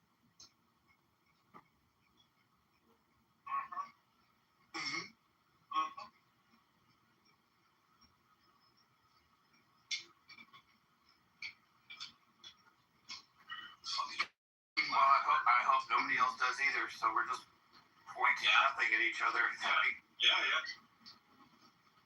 Do I think that they actually exist? I know I'm like a bit agnostic about this. I don't think they actually exist. Because even if we had a bomb, right? And I've looked at this. And let's just say it hit Manhattan. And it was 10 times what we hit on Hiroshima. So all of Manhattan would be flattened, right? And anything on the outskirts would burn up. And it would probably knock out most of the surrounding areas for 40 miles, 30 miles, 20 miles. But then all that work that's it. 10, 20 years. That's it. It's not going to take out huge sections like you guys are thinking. It's not as big as you guys think it is. Is it worth them spending that much money for that just to sit on the shelf like that? The point is not. I don't think it's worth it. The point is not necessarily the blast radius. The point is what happens with the nuclear fallout, how it affects everybody for a long time after that.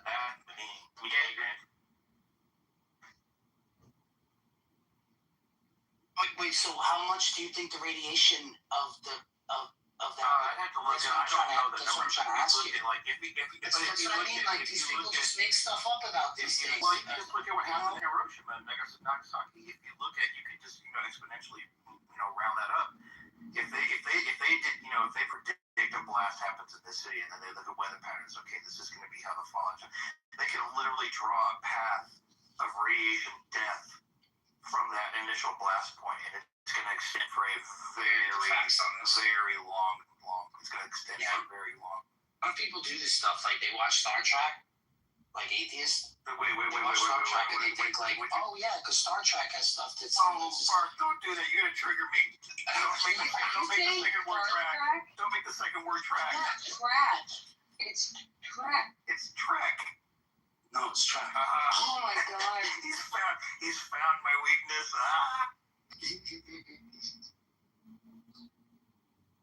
Oh my god, chicken's so good. All right, good. I gotta eat, guys. Yeah, you do that, bud. Star Trek. So, hi guys. I was in the room been in the room for about 10, 15 minutes or so. And I wanted to come up because somebody said this sound was boring or something like that. Yeah, I did. Boring in what way? Boring in that it doesn't really have any serious impact in my personal life or in much of my extended community or Validity, the country. truth. Yeah, that true. That too. It just doesn't have any compelling things that it says that give me pause. I mean, people are like, that could possibly be true. I mean, it borderlines on. I mean, Christianity is not different in a lot of ways, but Islam seems to have a higher ratio of things that are just absolutely ridiculous within its narrative. So I just don't even. Wait, you don't believe that the sun sets in a muddy spring of water? No. I don't believe sperm comes out of the middle of your back. Yeah, well, between the ribs and the backbone, yeah. It doesn't actually say, there's no verse stating that sperm comes from the back. It does. It says between the male gushes forth the fluid that creates the baby, and it says it comes between the rib and the backbone. And then it says for the woman it's behind the breastplate. No, it's referring to the human being that comes between the loins and the backbone to the birth canal. That's what it's referring to. No, it's not. It says the man's fluid gushes. No, it doesn't say it extrudes or it comes forth. Yeah, the man's fluid. Yeah, it says. It doesn't say the man's fluid. It does. Go read it again. No, if you read the verses in context, which I've done, especially if you read it in Arabic. Oh, so you don't. Okay, wait. Is this one of these you don't trust your scholars to transliterate it properly? Is that what you're saying? Yeah, I go for the Arabic, and the Arabic says. Okay. So the scholars that put all the parentheses and have 40, 50 years worth of scholarly training and stuff like that. They don't know what they're talking about, but some guy in Clubhouse actually knows what it really says. I just go by the Arabic. The verse itself doesn't make. Wait, aren't you a revert too? Can I finish things? Yeah, you're a revert. It's crazy. Yeah. The verse is. Okay, whatever. The verse itself does not mention the human being or the sperm. It says the fluid. It says man's fluid. No, it doesn't. It doesn't. Why bring it up? And the context shows that it's referring to the human being. If you read preceding and subsequent verses, it's talking about the human being. Let's talk about the fluid gushing forth from between the ribs and the backbone. I've literally read it like 100 times. You read it like 3 times. What you're talking about because you're a revert. I'm not a reaper. I'm more Muslim.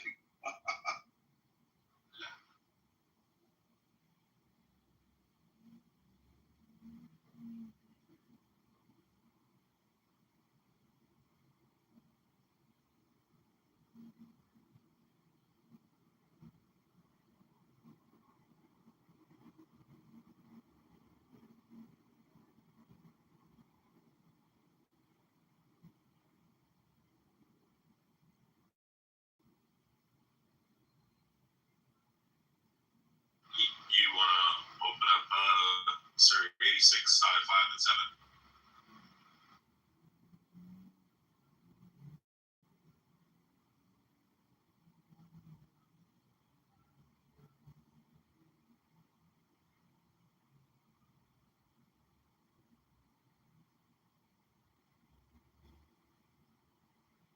Alright, what's that verse, Rich? What'd you say it was? Oh, yeah, Surrey 86, 5, 6, and 7.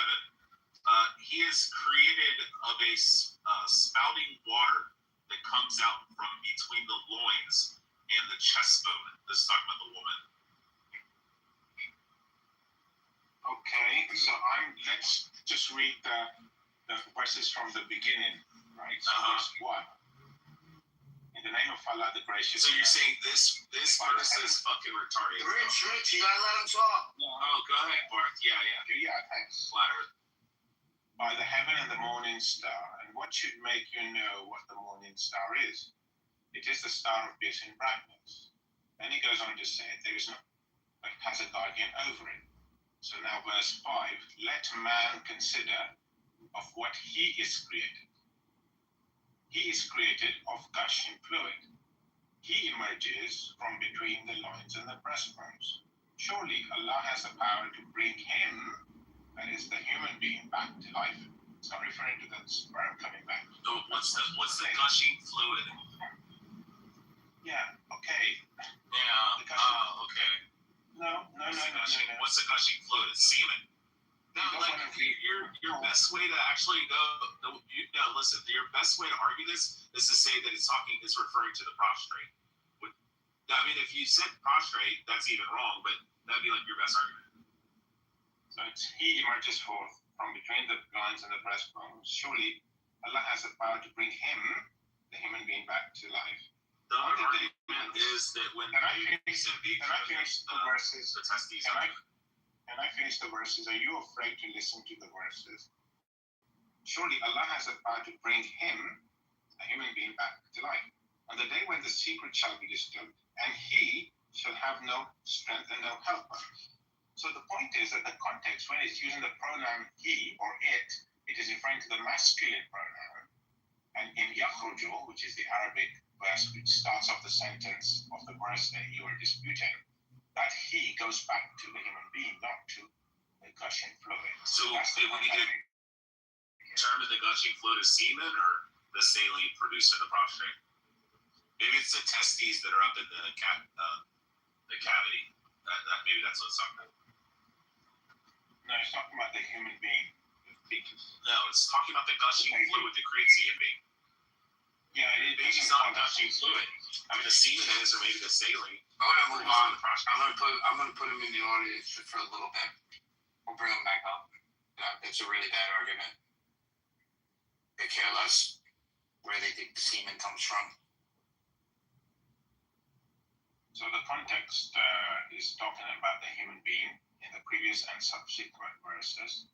And so, although I know there are some Muslims who say, yeah, we can also talk about the semen, and it's referring to the semen as well, that's a possibility that can be considered, given the fact that we're talking about the usage of pronouns. The issue is which pronoun, what the pronoun is referring back to. Now, conceivably, because it's a masculine pronoun, he or it can refer to the semen, but the context shows that it does not. That's the point I made. It sounds like it's talking about water breaking when a baby is born. That's what it sounds like. It's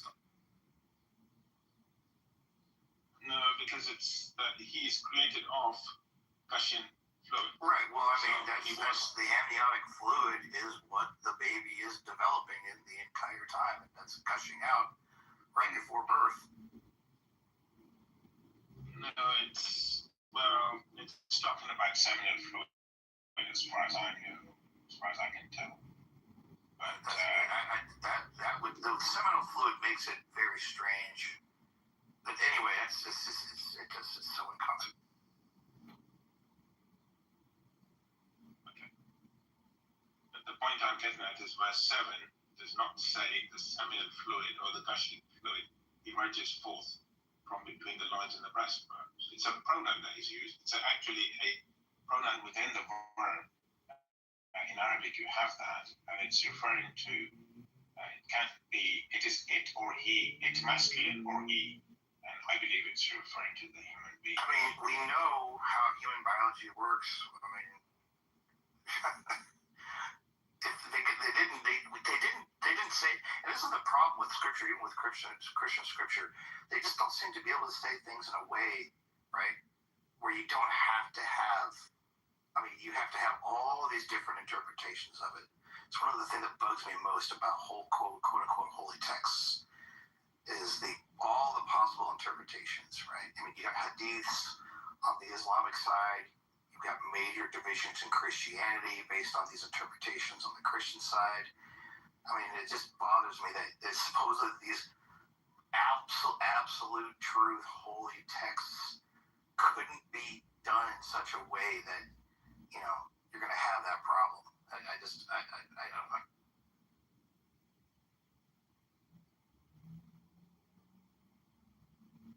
Usually a bit of reading subsequent, preceding and subsequent verses helps to understand. Well, yeah, I mean, everybody's going to use that in defense of their particular position of interpretation. interpretation. I mean, that's somebody else that disagrees with you about what it says is going to say the same thing and how they reach their conclusion.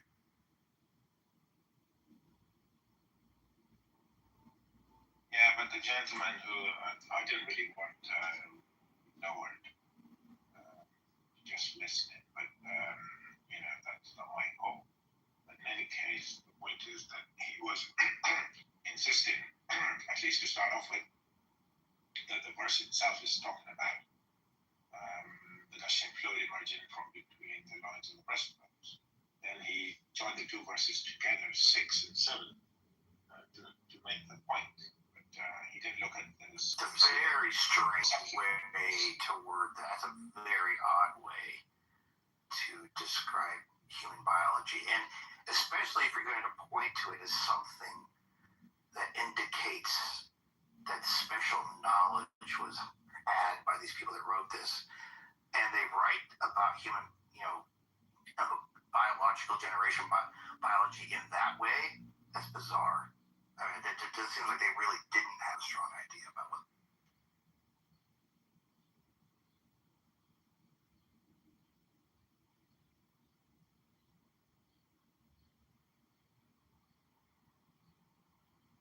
Which I think is like what we were talking about earlier.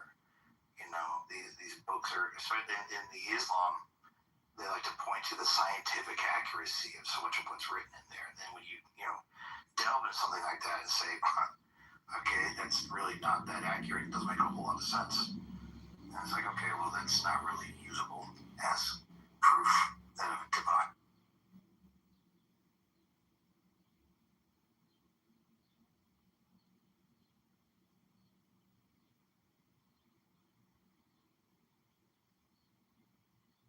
Yeah, that's your opinion, that's fine. You're entitled to it as I am too. Yeah, sure. Yeah.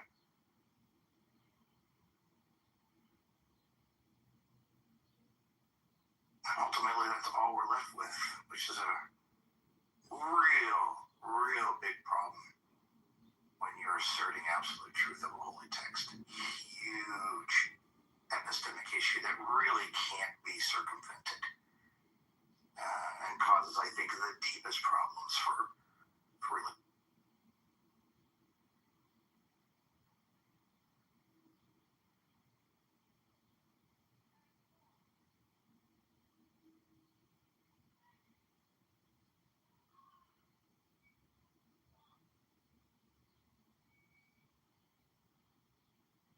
Yeah, I invited Rich back up, but I'd love to know how this thing with the, like he's saying, that we have nuclear weapons.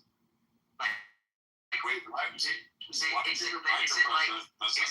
like 2 or 3 keys? Is it like have to be 3 people that turn the key and then put the code, and you have to stick your, you just have to stick your foot in, and you have to stick your foot out. Your microphone sounds You have to stick and shake it up.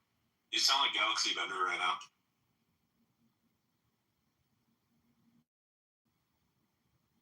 He does sound like a Galaxy Bender. Oh man, that's a name I haven't heard in a while. Oh, yeah. He's under Mikhail. Wait, what? Mikhail is Galaxy? Shut your fucking goofy ass mouth. Galaxy Bender was way weirder in the beginning when I met him, so if that's Mikhail, he's chilled way out when I first met him. Well, there's 2 of them. He's doxing them. Who believes in the process of evolution?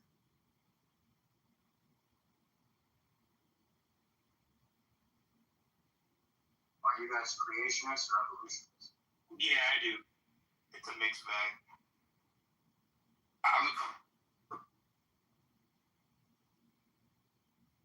Oh, hey, Enriquez, have you ever read, you got your phone or no?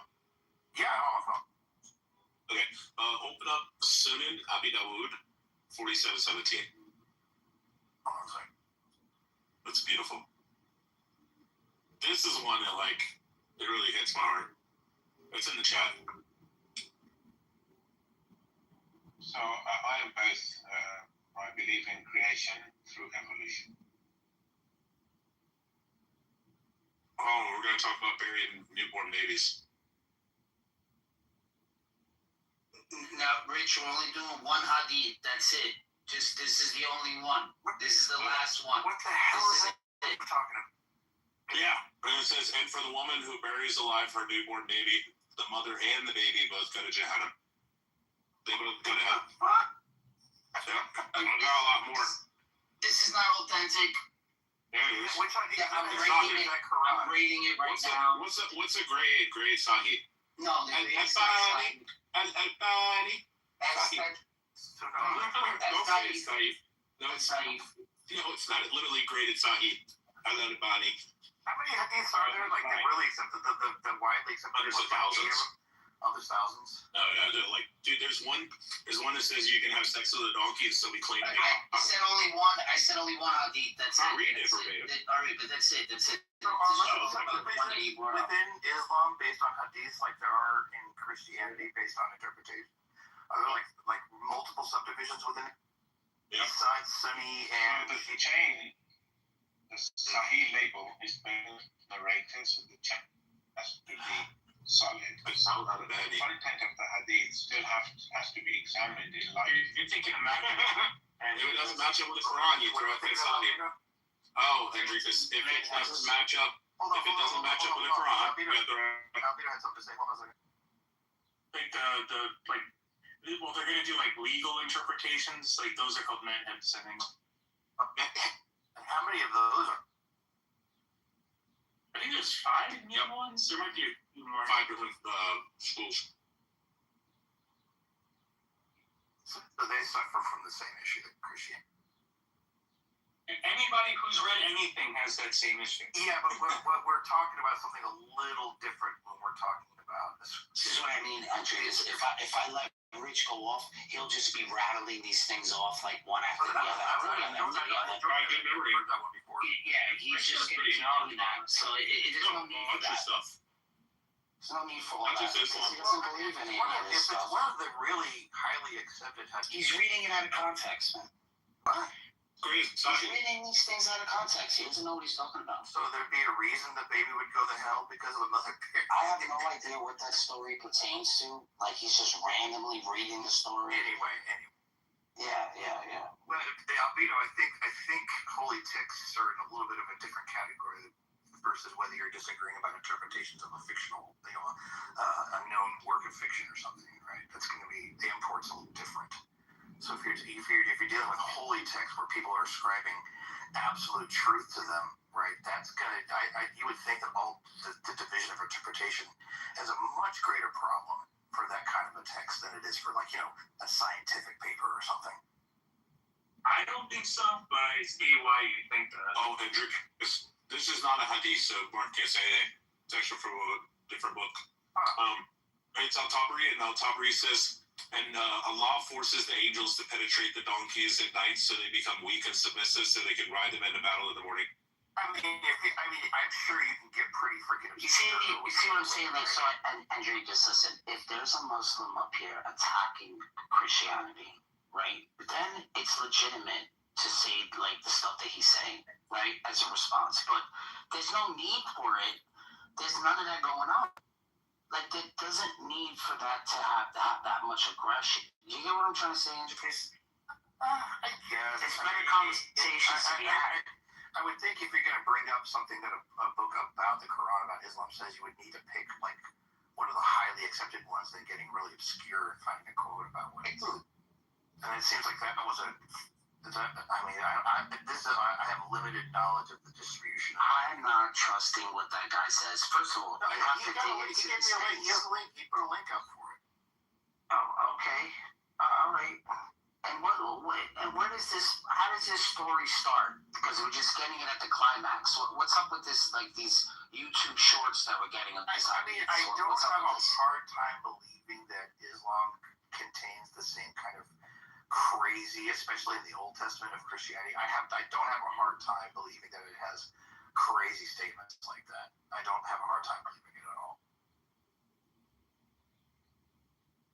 It doesn't seem outlandish to me. The Bible's got plenty of those too. So, but what's weird? The only issue I might have had is I don't know how accepted what he quoted is as some kind of authoritative thing within Islam. can tell you it's not, certainly in my school of thought, it's not. These kind of wacky hadiths are not accepted. If they're consistent with the Quran, then one would accept them. Even if it is labeled Sahih according to the chain, the content still has to be examined in light of the Quran. Even if it is in Bukhari, not in an obscure book, even if it is in Bukhari, if it is not consistent with the Quran, we don't accept it. Right. But even the ones that are accepted, we're still going to find some pretty wacky stuff in there. Just like. Well, the Bible is the Christian scripture, and the Quran is the Muslim scripture. Other books are secondary, or in fact tertiary to the Quran. Consider Christians and Jews people of the book, and they observe the Old and New Testament to some degree or another? Say it again. I missed the first part. What you said? I said, don't Muslims view or consider call Christians and Jews people of the book, and they observe the Old and the New Testament to some degree or another? There is some kind of cross-pollination. I mean, they think that the Bible is part of God's revelation to an extent. I don't know if they all agree on that. They observe all the prophets of the Old and the New Testament. Right. So yeah, I don't think there's as deep. I don't think all Muslims accept there's as deep a divide between Islam sacred texts and Christian sacred. Because I would consider the Quran an extension of the Old and New Testament, and it kind of has modifications to the New Testament. Now Christians aren't going to accept that for sure. Yeah, we talked about that, Jeff. I'm talking about from a Muslim perspective. From a Muslim perspective, they're taking out a huge portion. They're not the New Testament and the Old Testament. They're just taking it right out. So. Right. That's why I said they have provisions for the new. No. The old and new. Huge portions. So they have different narratives in the Old Testament. They don't have the same stories. Noah's Ark is not the same. Abraham and Isaac is not the same. It's Abraham and Ishmael. They have a whole different. They're completely modified. So Sodom and Gomorrah, not the same. Any story that they have that's similar, it's exactly that. It's similar, but it's completely different. Characters, the way it takes place, all kinds of stuff. And clearly it's not Yahweh. I think they try to. I think they do. I do hear Muslims paying a lot of lip service though to Christian scriptures because I think they have to. Yeah, well, and I think they want to foment some kind of bridge between the two because they are based on this initial idea of a similar God that branched off at one point between Judaism and Islam. Yeah, that's fine, right? It didn't say the God of Abraham, Isaac, and Jacob, right? Or something like that, right? But yeah, but that's not gonna. That doesn't. You understand, Jeff, that's completely different because Jesus is the one that brought the children of Israel out of Egypt. Jesus is the one that is in the Old Testament. So they're not going to go for that. So you believe Jesus revealed the Old Testament? Everything else? Jesus is. The New Testament says Jesus is the one that released the children of Israel out of Egypt. Jesus is the one that struck people dead in the Old Testament. Wait. Who did Jesus strike dead in the Old Testament? Well, wait. My bad. The Old Testament. I'm sorry. I was like, I don't think he did that in the New Testament. I don't think he's. No, not. A lot of people just have this. They have a misconception of who Jesus is because in the New Testament, it's quite clear that Jesus was present in the Old Testament. I mean, if you're Trinitarian, you would have to. Well, even if you're not, if you just believe the Bible. Which verse? What's that? Islam? Which verse says that Jesus? Here we go. No, it's good. It's good for people to know this. So, hold on here. Well, you guys are just going to go off on illustrating the point I was making earlier, which I'm very. Well, no, this isn't going to be going off on. I mean, first of all, this isn't a Christian versus a Christian. This is going to be. No, I mean, it's your point. It's still going to be interpretation. No, it's not going to. No, I'll tell you why. It's not going to be an interpretation. He's just going to reject this. So because he doesn't agree with the.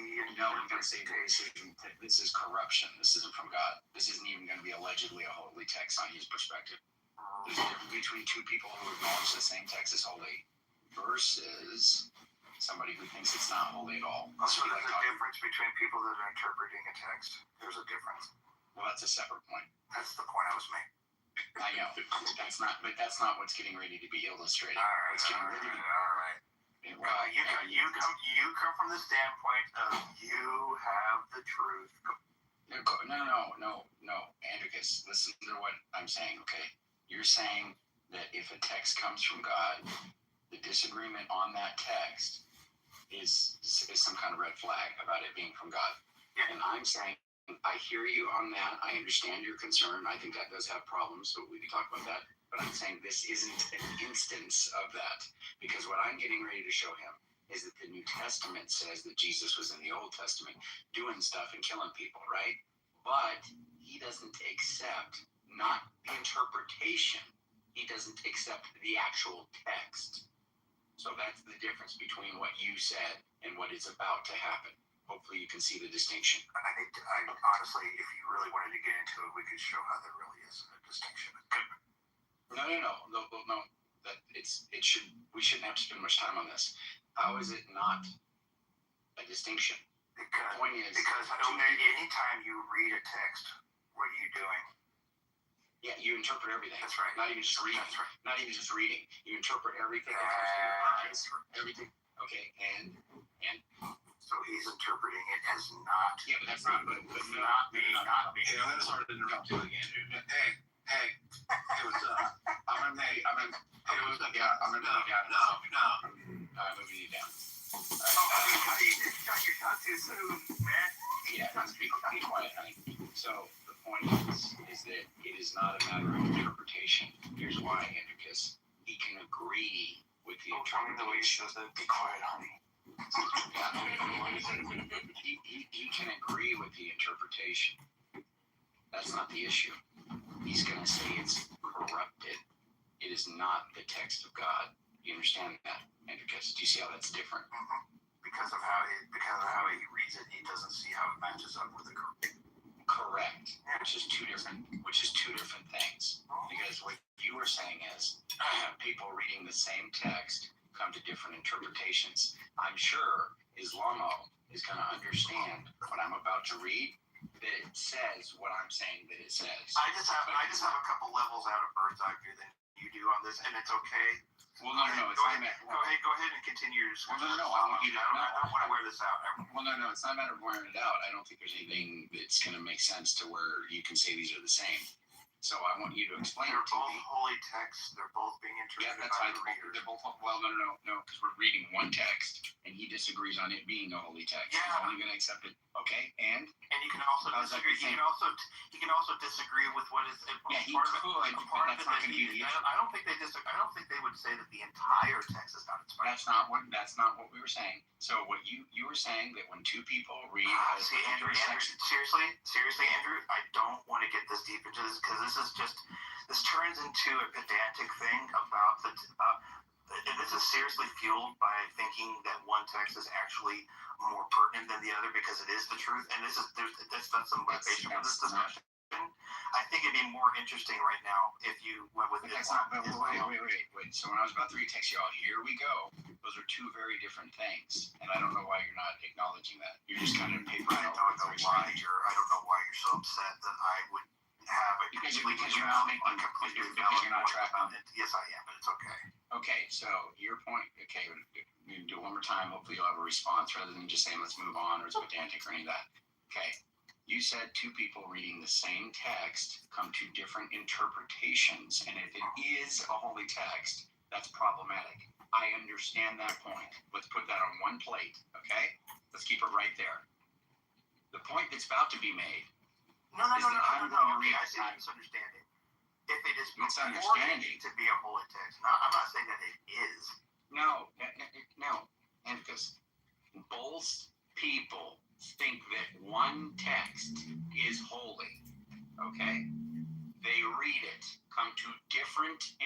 interpretations, and you're saying the fact that they come to different interpretations and it is purported to be holy is a problem.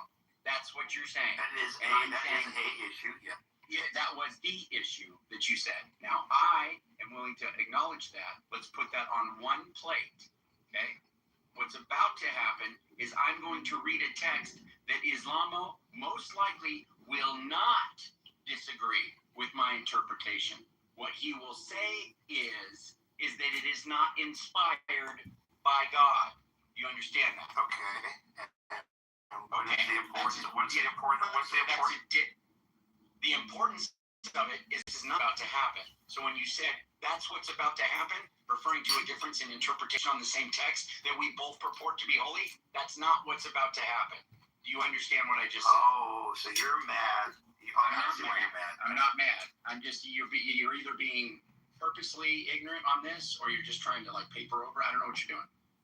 The point was actually that if we drilled down, Andrew, we could still show we could still show that interpreting these texts is still happening, even if one doesn't accept it as true, and it's going to still be problematic for the text. It doesn't. But Andrew, seriously, that's not the point. Okay, you get so. No, because I expect you to be saying something that you're willing to stick to if you're going to double down on it, such that you can actually make sense of what you said. And since I'm telling you that's not what's happening, and I'm giving you the clear reason why. Okay, Andrew, you want me to say it? Even if the person doesn't believe the text is true, right? The text being purported as a holy text, and the person is interpreting it right in such a way that disagrees with another person. That is still problematic for the text. He's not going to interpret it differently. That's what I just told you. Yes, he is. He's not being from God. No, he's not. I don't know how you're missing this. Hey, I'm not missing any point. I'll stay on this till the cows come home. You're wrong. Okay? The point is that if I read it, he will agree with the interpretation. That's not the point. Wait. What aspect of the scripture? Because if the interpretation is just about a story that it's pointing to, he's still going to disagree via interpretation that it's from God. No, this is insane. Andricus, look, I don't think Islamo is so... I've talked to Islamo before. I actually have some respect for Islamo. I don't think he is so motivated and so dishonest that he would say something stupid to the point where when it says Jesus died on the cross and rose from the dead, that he's going to say that doesn't mean Jesus died on the cross and rose from the dead. That would be pretty stupid. And it's not a matter of interpretation. You understand that? Yeah, everything is interpretation when it comes to text. Oh my gosh. Brother, can I just ask something real quick, Andrew? Andricus, you're being like, come on. Even though you agree with me on the point that interpretation. No, I don't agree with you on that. I don't agree with Andrew. I said I saw you because no, it's not a matter of getting you're saying something that is false. When I try to respond, this is okay. I'm gonna move you down, Gray. You do the weird stuff. Can I ask a question? What's that? Why is the expectation that it would be perfectly clear text? I don't think that's. I agree. Well, I agree with you, Caleb, that the interpretation. Well, you and I will find some agreement on that there won't be an issue saying just even if you were to assume that it was divine, directly given by God, people interpreting it different doesn't bear down on the fact that it doesn't take away from the fact. Well, that's what I'm saying. I'm trying to understand where the question comes from, right? Why is the expectation that you couldn't have different interpretations if it's from God? It's an infinite being. Why wouldn't the meanings of the text that come from an infinite being also be multiple? No, I agree. If we drill down on what you think about the text and what a Christian like Andrew thinks about the text, I don't think you guys are. We don't. Of course, we don't. We're not. Even the absolute truth of it, you guys are not going to. What are you talking about? I can play the traditional role of Orthodox Jew and tell you what that is. Yeah, right. But you're right. Judaism tolerates even through the divinity of the text. it tolerates different interpretations. And I agree with that too, Caleb. Actually, that's a very fair point, because it's the case that, Andricus, that God may have a different thing to express to somebody through his text. And so obviously, it doesn't have to, there needs to be some conceptual skeletal framework that does have overlap in the minds of all the people who read it. There is some truth to that. But it isn't the case that any particular text or anything that somebody learned at a particular time needs to be identical to somebody else's interpretation of it at that time. God could use that for purposes for that person at that time. So that's not a problem. And you don't think there's consequence for misinterpretation, then we're probably missing. We're probably talking past each other. If you are a person that thinks there is consequence for misinterpretation, you have no justification. Andrew, which side of this debate are you on? Are you on the you can't have multiple and it still be divine? Like, do you think that Andricus, isn't your teacher and a learned elder who can teach you what words mean? Isn't this fascism? Try passing around the mod. There's consequence for having an incorrect interpretation. Well, you said there is. You just said there is.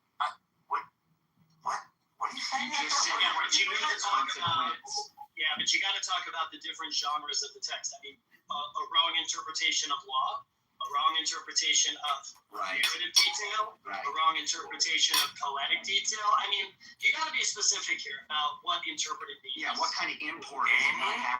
I cannot say it any simpler.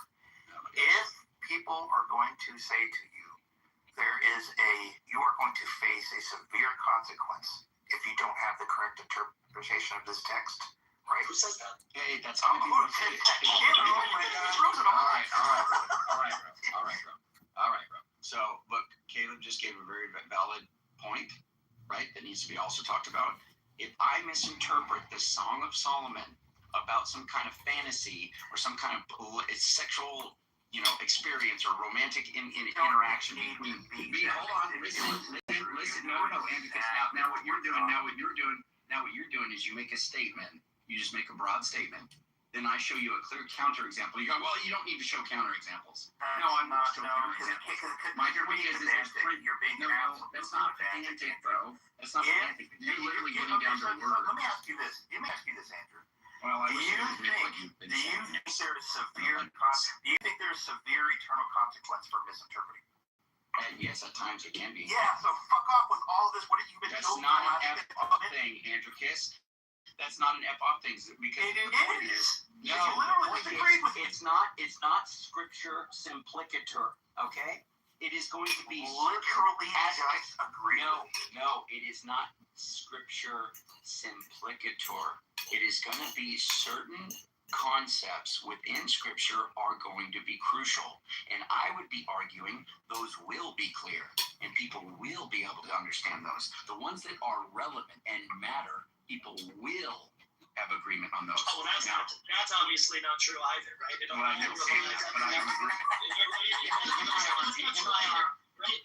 relies on interpretive reading tradition. That's what meaning of the text means.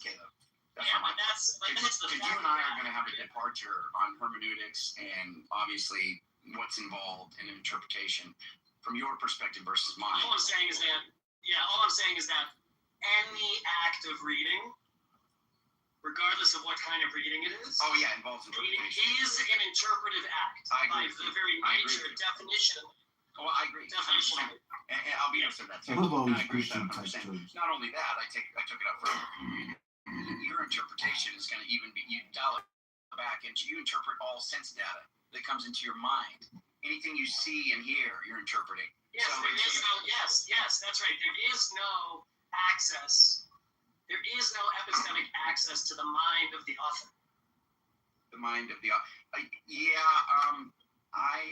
So people that say things, I don't agree with that, kid, only insofar as people that say, and if you want to say it's not like direct access, I mean, insofar as. No direct access. Well, I mean, insofar as we're talking about God and he's not giving us direct access to his mind, then that's fine. If you want to do, I think we would have that. He comes here to hide Jesus, whatever that means. I'm not saying we'd be omniscient. He accomplishes nothing. But to say that, people say things like, well, you don't know my mind. You can't read my mind. Well, people reveal their mind by their actions and the things that they say. and the things that they express, right? So, right. And the first thing that we do is throw it around our minds. Yeah. What did we think? What did we think we hear? What do we think that means? Yeah. It's a totally on my side activity. I agree. But I don't think that. But my point is, I don't think that reduces us to pure subjectivity. So I'm not saying it reduces. No, I'm not saying that either. It's just that none of these issues entail that the text is not defined. I agree with that 100%. I think you and I can find agreement on that. So, Andricus, you just to be clear, we just now have been talking about differences of interpretation on it potentially that we both find to be divine. What's about to happen with Islamo is not. And I just wish you would just, instead of saying, well, there's 3 layers and 4D chess going on and 10,000 EYBO and there's something else going on that makes sense of what I said. No, this is just not what you said. This isn't going to be a matter of different interpretation on the same text. Islam's going to reject it. He's going to say this is not divinely inspired. It's been corrupted. It's not from God. Okay? That's going to be his view. It has to be. I wish you guys would continue because I think we've already reached. Okay, well, you're just saying, is that your way of just not accepting what I'm saying? No, because you already agreed with me, so you can move on. I don't agree with you. Okay, fine. You did. If I agree with you, you mean I agree your point is actually what's about to happen? No, because that's what you said. And I struck a nerve deeper than that, which is why you went kind of. That's a separate point, and I agree, and we just talked about it. That's a separate point that I agree that is a point to make and talk about. Not that I agree with the conclusion, but it is something that I can agree is worth talking about, which is what Caleb and I were just talking about with you. But that's a separate point than saying, hey, I'm getting ready to read. Islamo's been waiting very patiently. No, Islamo's listening too, and I think. No, Islamo is actually the text is rated that he wishes he could continue. Islamo said what? He was waiting to continue. He wished he would really. Did he at any point express some sort of let's keep going and read the text like he wasn't enjoying the conversation?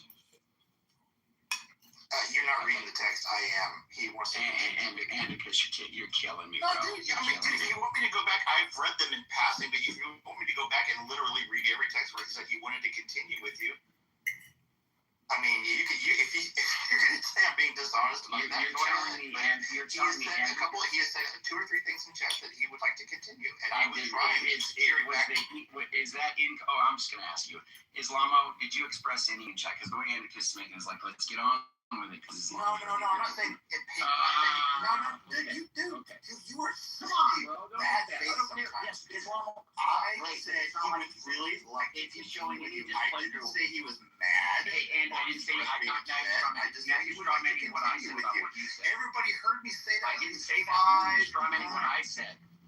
Hold on. Andricus, I didn't say he was mad. I didn't say you said he was mad. I'm saying that now you're my point is, Andricus, your brother, it's going to be like a vice grip. It's not going to happen. Okay. See, this is a problem. Andrew, this is a huge problem. You can say the problem. I think that's why people like coming in here, because once you get locked in on something that's so obviously been laid out, and we agree or disagree or whatever, you can let go is amazing. No, so I'm releasing you to talk to Islam. Yeah, it's not a matter of releasing me. So you claiming that people don't want to come in your that's a very stupid point, because that just means you don't oh my God, you just heard what I said. I'll move it down, Greg. This is why people come in here. Let me explain you why that's stupid. I don't know why. Because it has nothing to do with it has nothing to do with anything other than just the fact that you said some things. Oh my gosh, dude! And I'm trying to address. I'm trying to address those. I'm trying to address those. It's like a comedy show. Stupid clowns. Acquiescing to the fact that you said some stuff that was not correct, and I'm trying to point that out. You're trying to throw a bunch of smoke on it, and then just say, "Let's move forward." That's what you're trying to do. And I don't like that. I did not throw any smoke on you. Yeah, you said the thing about Islamo's way. We disagree. Islamo's way. I'm freeing you to talk to Islam. Thank you for freeing me. I don't want to get you too mad because you're getting. I'm not mad, bro. Come on. I'm telling you that you're saying stuff that's wrong. And I'm trying to, I'm just trying to get you to carefully think about what I just said, what you just said, and let's come to some agreement there. But instead of you doing that, when you know that I'm saying something that's valid, you're trying to throw smoke out. You're trying to say Islamo is waiting. He's ready. Yeah. Who cares? Yeah. He's not. Has he showed any displeasure? I mean, not who cares about the fact that he wants to do that. I don't think Islamo. What? I don't listen, And this bro. is the other thing. We're trying to. Andrew, When you get wrapped up like this, Chinese, you make up. I'm not make speaking. up going on What was the in your statement mind that you made about it? Nobody thinks it's going on. Andrew, Everybody calm down, No, Andrew. If you want to say something great, I'll move you down next. Okay, so Andricus, listen. I just repeated your statement about Islam. You either said no, that's exactly what I said. You either said he's waiting. Yes. You either said he's to read the text or he's ready to. You What the fuck? You Why said would you that. even think that would be an important distinction? He's ready to talk to you. Yeah, great. Andrew, I want you to be able to repeat back what I said. Yeah, I don't care. It doesn't matter. Islam has been waiting to talk to you, and I heard you. What's the relevance? What is the issue with what is the relevance? Hey, Andricus, come on, bro. No, you come on, dude. No, You because keep you're not repeating back things that I did not say. Brother, listen. We're going to be here for 4 hours because I will not leave this point. I'm telling you, I will not leave this point until you tell me that you understand that what you're saying here doesn't make sense unless you can explain it in a way that will, which I don't think you can. You said that he is ready to read the text, okay? Why are you telling me? I repeated what I said, and you just said something different again. Ready? I don't know what's... Andricus, do you want to say ready or willing? I don't care which one you want. I said, Andrew, I swear, I'm not gonna do this, bro. I'm not gonna do this. Just say what it is. Just say what it is. I really don't. I'll say it one more time. He's ready to talk to you, and he wants to talk to you about what you guys were going to talk about. I repeated that 10 times now. And you keep saying he's ready to read the text, which I didn't say. I said he wants to talk to you. He's ready to talk to you. How is that different? He's ready to talk to you? Yeah, how's that different than me getting ready to read a text, which is what he's ready for? How's that different? How is that different? You are just okay. And why? Completely rabid right now. It's hilarious. But I want to give the full. I bet you do. I bet you do. And I don't want to. So that's that.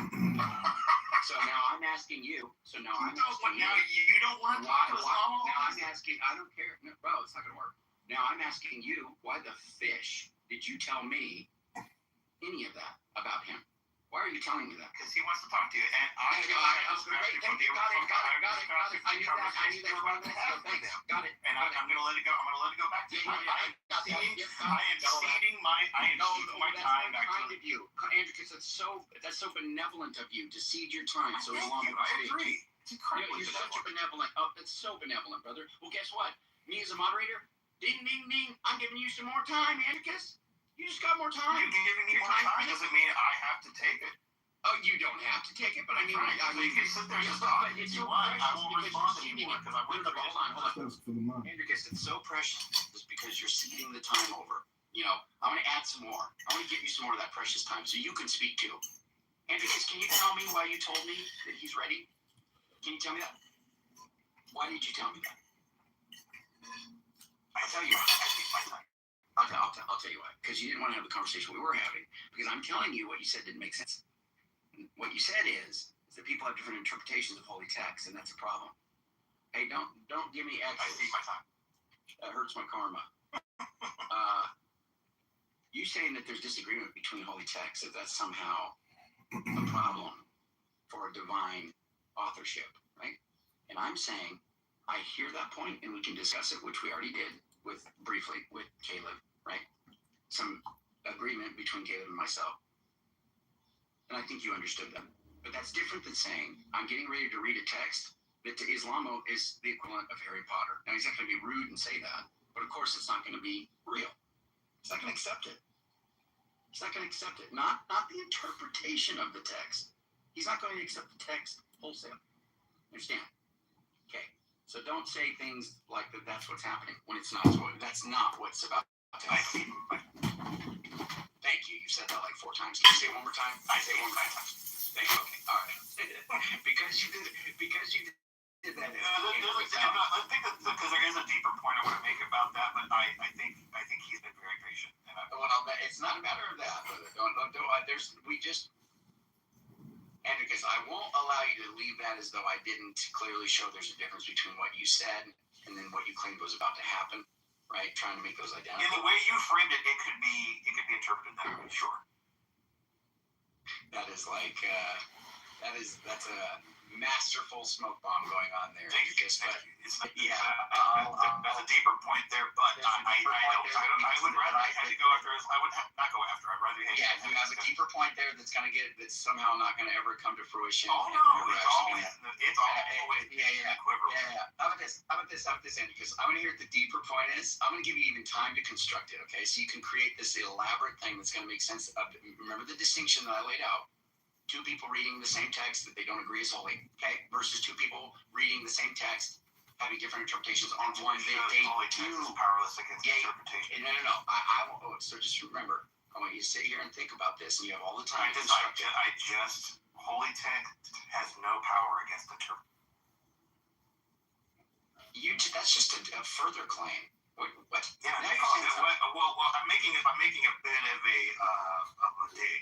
What I'm saying is. Yeah, this text that you say is the word of God, powerless against human. Okay, that's the same point. Whether it's agreed upon or.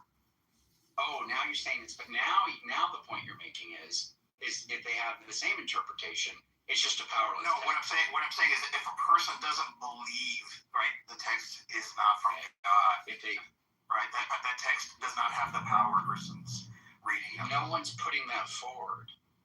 Who are you? What straw man are you attacking? No one thinks that no one thinks that. Wait. Do you think there's a limit to the power? Yes. Because it has to do with. Because what does that even mean? What does that even mean? Power is the word of God. What does that even mean? Well, that's a great question because this is something, right? Fronted by most of Christianity, most religions. Judaism is different in that way, but like the Christianity, Islam, they will put forward the absolute power of the word of God. What does that mean? What does that mean, power? What do you mean? He said absolute. He's trying to the power to communicate the truth of God. He's trying. So let me ask you this: so why did the early church fathers and the early councils disagree about the meaning of God's word? Exactly. No, that's against you, Andricus. That's against you. Why did they disagree? How could the word of God be disagreed? They weren't purporting. Because that's the nature of reading. We're talking about communication directly from God, correct? Not directly to my head. It's communication from God in human form. That's right. And because it's in human form, it's subject to human. Right. So you're not an infallible. So I may not even have a disagreement with you, Caleb. If you're not an infallible. No, that's not the point. Yes, it absolutely is. I don't believe the Bible is inerrant. I'm not a literalist. But you could, believe the Bible speaks in one voice. You could, though. You could though, Andricus. But your point isn't. Dude, you think that the Bible or any keep uncovering more layers, dude. No, none of the layers and we're uncovering the false assumptions or the things that don't make sense underneath them.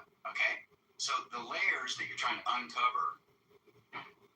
You're trying to say that a text, you make this claim, and it should have absolute power if it's from God, right? It shouldn't be limited.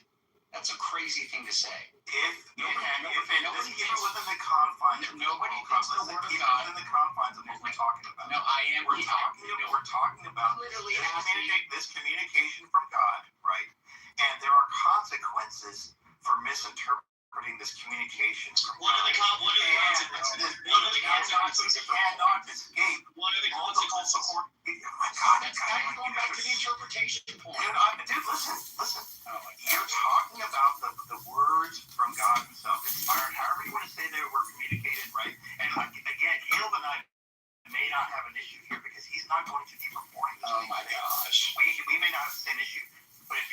there are very, very, very specific, right, conditionals that I'm establishing at the beginning of this.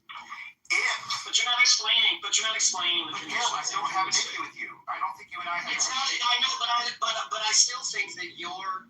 Let me just clarify this one thing, okay? Sure.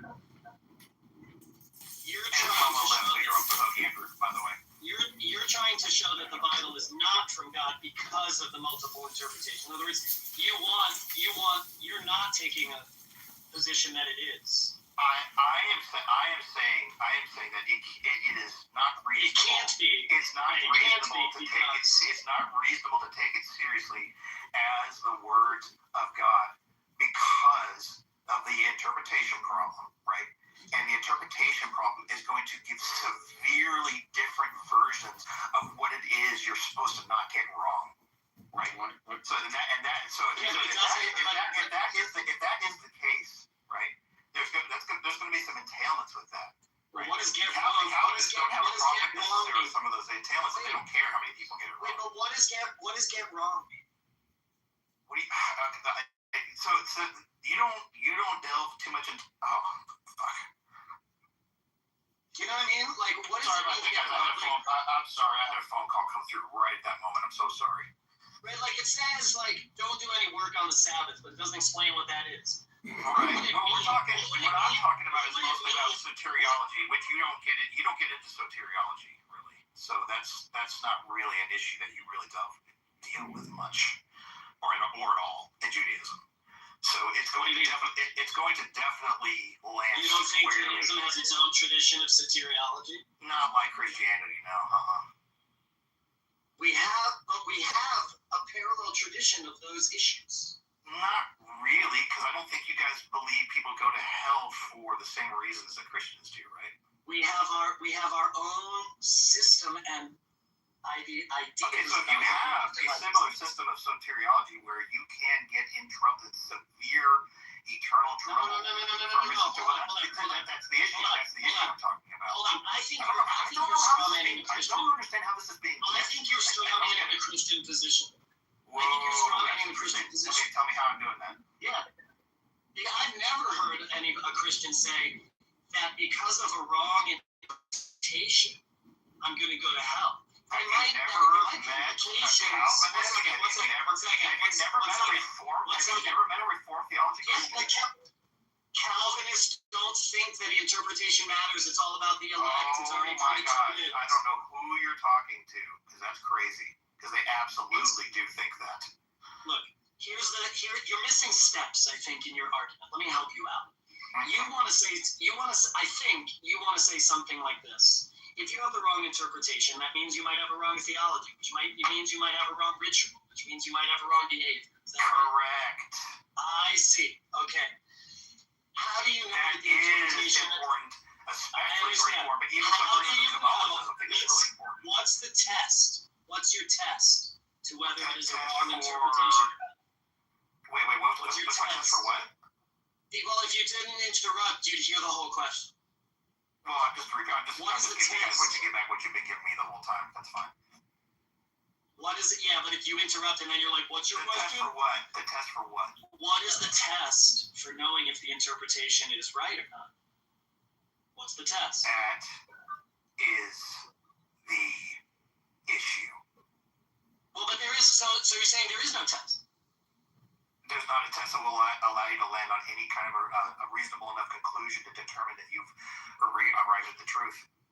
Right, that's because the truth is less important than authority. What? In all of these traditions, okay, the what is the truth is told to you by the authoritative interpreters of the text. That's one version of how you reach it. It's not the only one. It's always the one. No, it is not. Do you know what Sola Scriptura is? Sola Scriptura is an interpretive method. Right. No, Sola Scriptura is... Well, yeah, okay, correct. There's no other arbiter except for the councils that landed on the particular canonization of Scripture. That's right, and their interpretations, that's right, and their dogmas and doctrines around their select rejection of that interpretation. Right. But you're still. I don't see how you're avoiding. I don't see how you're avoiding it. I mean, you just literally beautifully laid out the problem. I don't see how you can avoid it. I don't think it's because I don't think it's a problem because I can appeal. And if you don't, you and I don't have a disagreement. Right. I don't. But I would still say that the text is from God in some sense.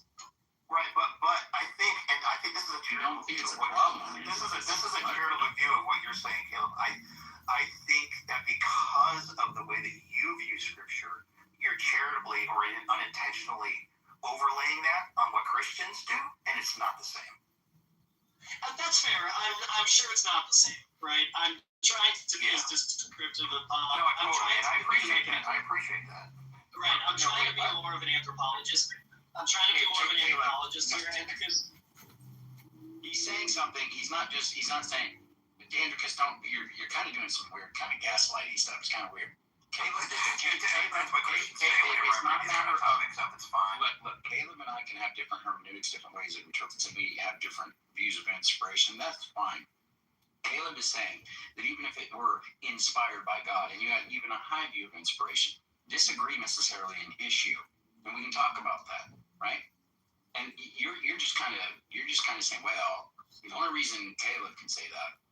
As a universalist, you and I, Andrew, actually, at some point, even though you've kind of been changing that, and I don't exactly know what your view is, you and I might not have that strong of a disagreement because you believe it's going to all be resolved in the end somehow. Well, it's still going to matter. No, I mean, it's still going to matter. But then that's where we have to figure that. That's where we would have the rub, because we're going to say it matters. Yeah, but we're trying to stay on this interpretive point, right? And because you're just talking about a doctrinal issue, because you're saying, well, that is an interpretive doctrine. Is an interpretive issue. No, because you're saying. Oh my God! Yes. I'm going to explain to you why, Andricus. Listen, the import of a particular text being interpreted wrong has less import. Has less impact on somebody if it's true that universalism is the case. Okay? Didn't I just fucking say that 30 seconds ago? No, bro. No. See, I don't think you have an agreement. I wish this was recorded. I said if you are a universalist and the truth, like before, we're all resolved for everybody in the end, we might not have an issue. Right? Yeah, for both of you. Yeah, but listen, for both of you, right? You're given that we've identified the interpretation problem, right? Andricus, you have to do a little bit more work to say why that is a problem for the divinity of the text. You haven't gotten there yet. You haven't done it. That's absolutely. You have not done it. Absolutely right. Okay. Maybe that is where maybe you could be right. That's an area I got to do work. But what I can say, it is a problem for asserting a version of that as true that you would be in contention with if you don't accept it. Okay, so Andricus, we're assert different interpretations. So what? Yeah. So Andricus, I'll tell you one thing. Listen, I'll tell you one thing. I'll tell you what these guys are not saying. Andricus, pay attention. I'll tell you what these guys are not saying. Okay. And what they're not saying is click on the link on the top, right, and go to 841. This is the catechism, right? This is Catholicism. This would illustrate my point greatly. Yes, thank you. So go to 841, please. 841. What do you mean by that? Oh, it's an actual number. Yeah, it's a number. Okay. Go to 841, and I guarantee you this is not what they're saying. Okay. Is this from Vatican II or is it like whole Vatican II? Okay. The Church's relationship with the Muslims. Hold on, let me blow this up. This is really small text. The plan of salvation also includes those who acknowledge the Creator in the first place, amongst whom are the Muslims, then profess to hold the faith in Abraham, and together with us they adore the one merciful God, mankind's judge on the last day.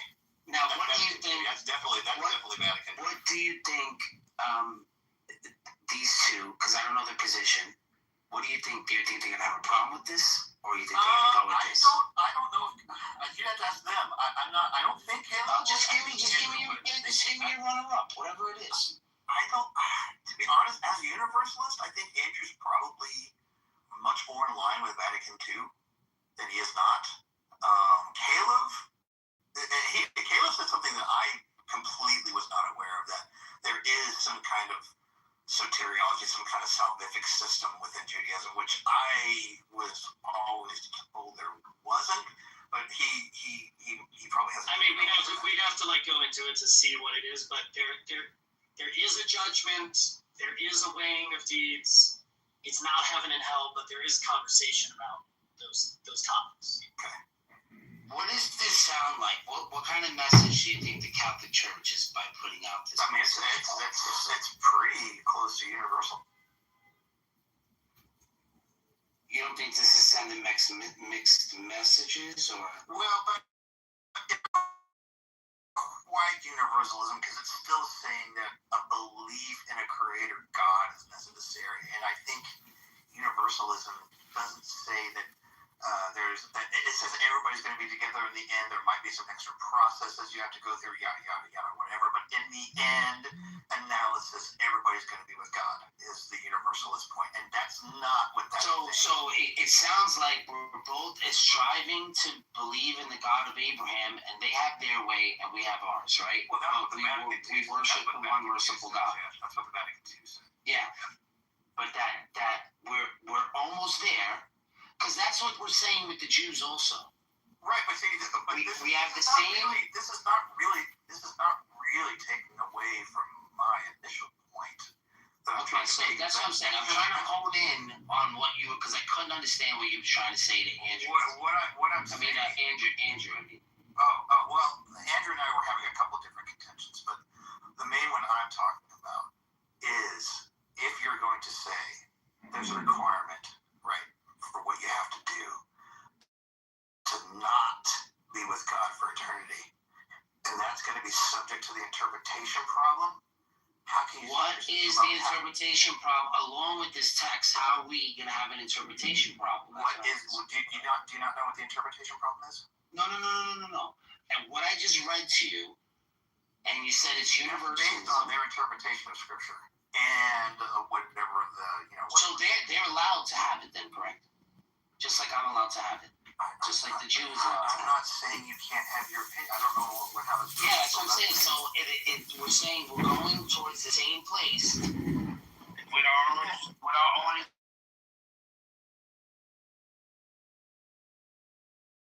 So all right. So then I'm trying to help. I'm skimming it up. No, you're just demonstrating another view is all you're doing, which is fine, but it doesn't distract from my initial point. And the initial point. Well, you said you were going that I brought you back to your initial point. Can you go over that? Well, you said what the Vatican II still states that they believe in God. So it's not the same as universalism, but again, we are still talking about interpretations of the same text, the same narrative, and it leads to these wildly different conclusions, right?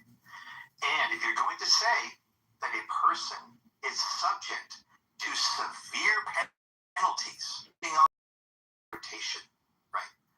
In the face that all these interpretations are there, they're well supported, they're probably going to be more, they haven't lessened. So if that's the case, you say that Scripture is actually authoritative and actually divine, unless you also attach other conditionals, like that God doesn't care about how many people end up with Him, He only wants a few people with Him. You're going to have to attach a bunch of other conditionals to try to support that. A bunch. He just ordains those that understand are going to be the ones that should be saved. Yeah, that's an interpretation. Now what? Now what? I'll tell you what it is. It's another interpretation.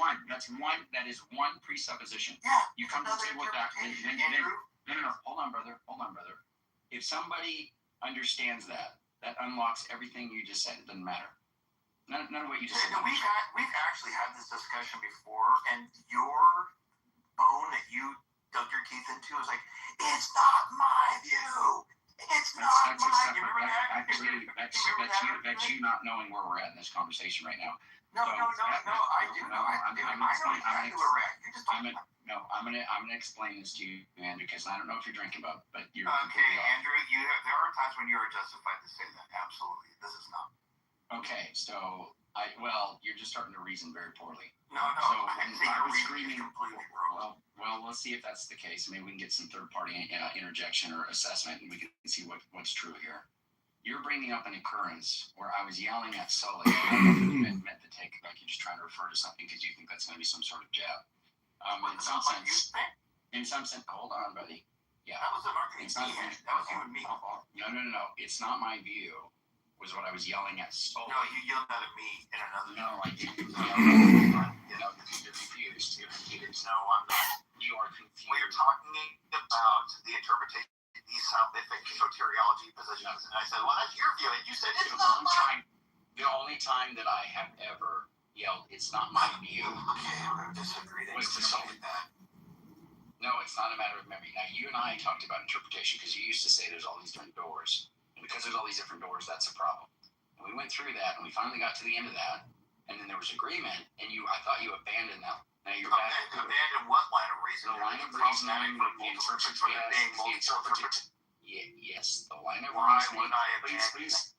You would have, because I just explained why. Did you not hear why? Why? Why would I abandon? Wait, hold on. No, I'm going to clarify.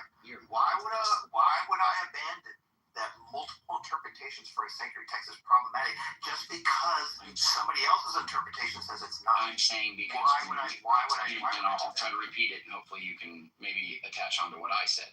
What I said is that you and I had this conversation, and you said there's all these doors, and because there's all these doors that you can go through, it is not appropriate because you will end up in hell as your final door if you don't go through the right according doors. To several interpretations. According to your interpretation that you're presupposing bringing to the table. Okay, Andrew, that level of dishonesty, I would not even expect from you. You say that there are not soteriological systems. You say that? Yeah, if you accept those, if that's an interpretation you bring to the table. That's the entire issue. That's not the entire issue, brother. That's not the entire issue. That's not the entire issue. No, it's not the entire issue. There, Andrew. Do you fucking understand that? It's not that I accept them. It's that there. No, that's stupid. Why is that stupid? It's unbelievably stupid. I can say if you don't own 3 toes, you're going to go to hell. And the Bible doesn't teach you that you should own 3 toes.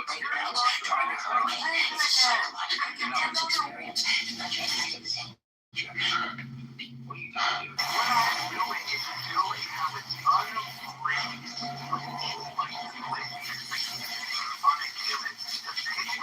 fucking interpretation to avoid eternal punishment when they cannot be reasonably supported to the point of excluding.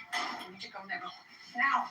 Okay, do you recognize there's a difference between 3 texts? You recognize that? Can you answer no?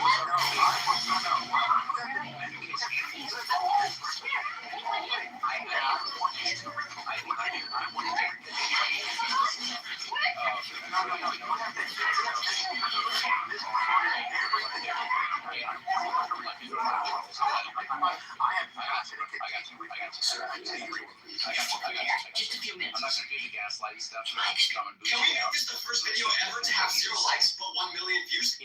By giving him an emoji, giving him the 100%, like you support what he's saying. Come on, Andrew. No. I'm tired of the troll stuff. So I'm going to move you down, Gray, unless you can go ahead and explain why it is you think the way he's saying makes sense. Kind of repeat your tracking discussion. You're where we're at. Go ahead. Gray? If you move me down, I'm still gonna emote. That's fine. Well, no, I mean, that's fine. Is that really pissing you off? You can do it. No. I want you to recap. I want you to steel man what I'm saying and tell me where we're at in this dispute right now for you to be. I don't know. There's just too many interpretations for me to understand. So you're just gonna make a broad statement. There's too many interpretations, and you're gonna give a thumbs up to him. You don't even understand the conversation. I think that it's stupid when people do that. When people are having a discussion and somebody puts an emoji, a thumbs up, and all that, right?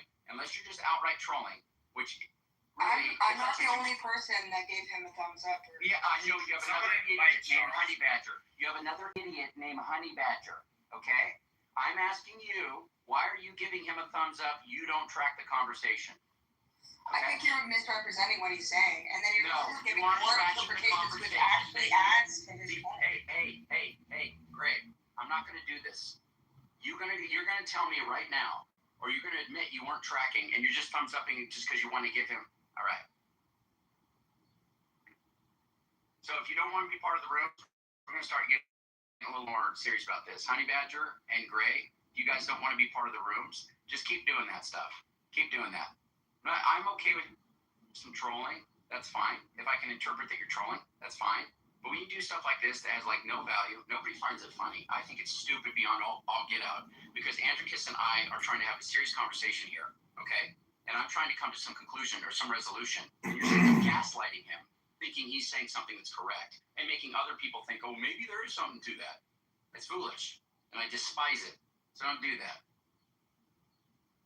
Andricus, you are saying that there are different doors, and those doors are going to lead you to hell.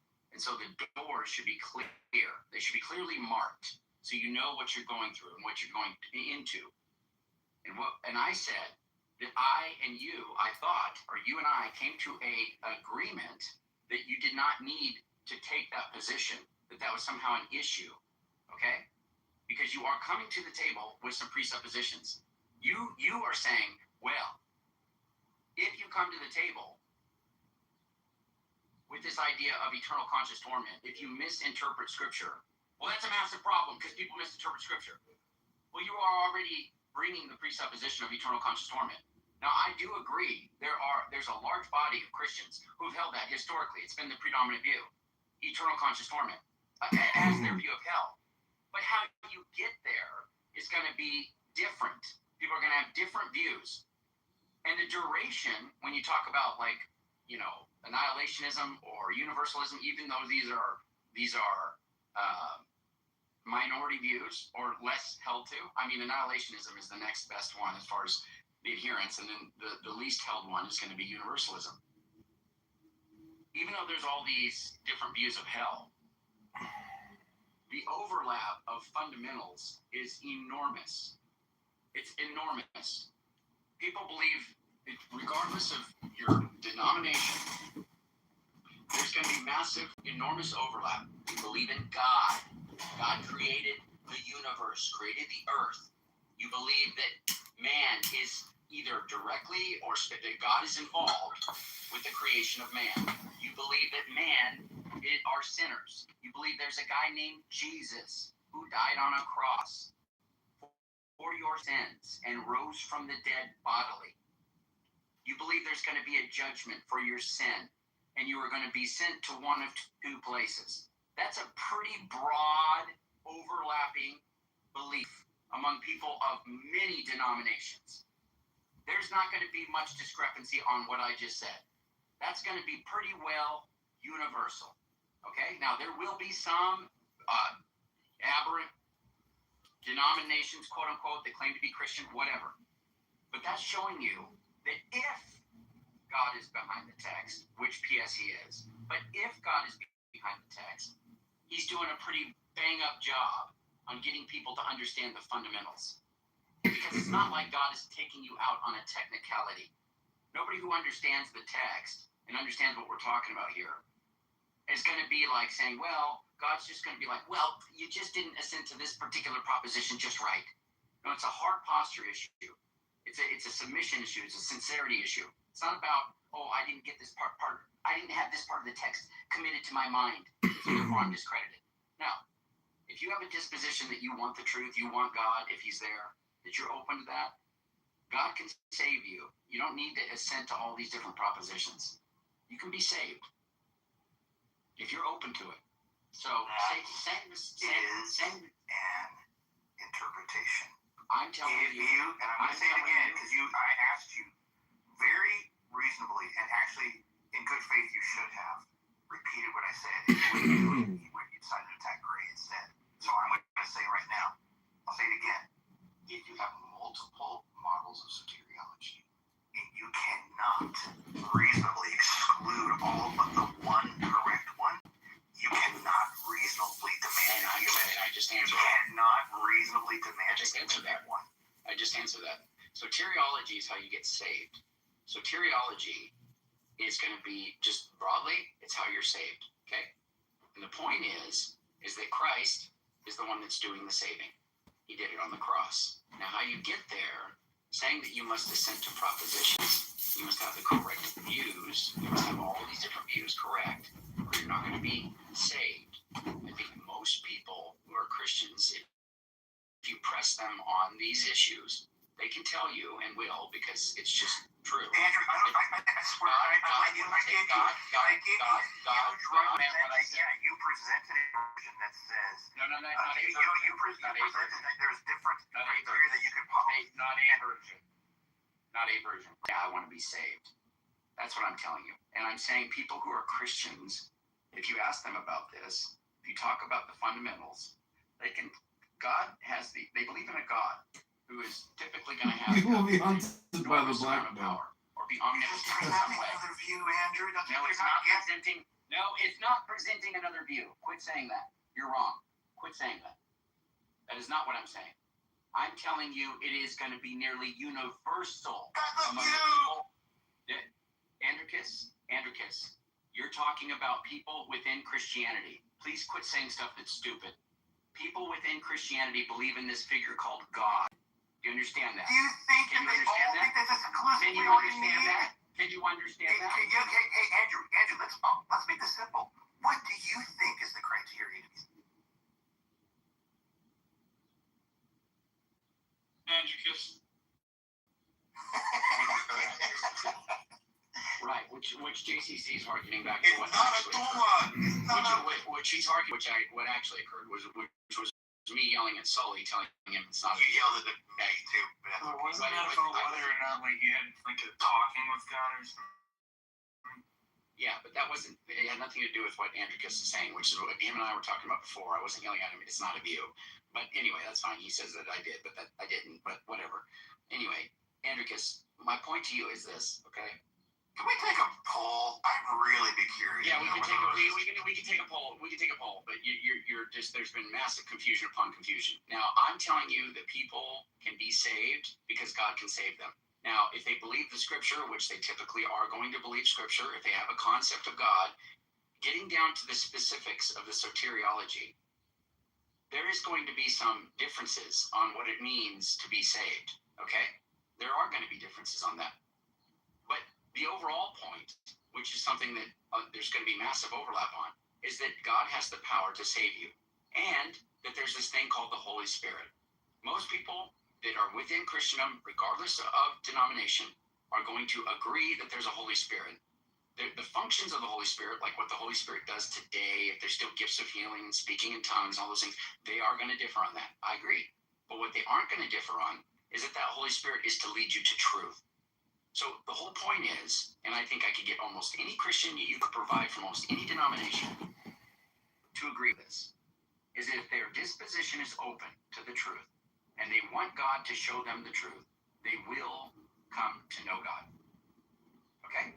That's what I'm saying. Okay. So I'm saying there is a fundamental, there is a more broad opening there.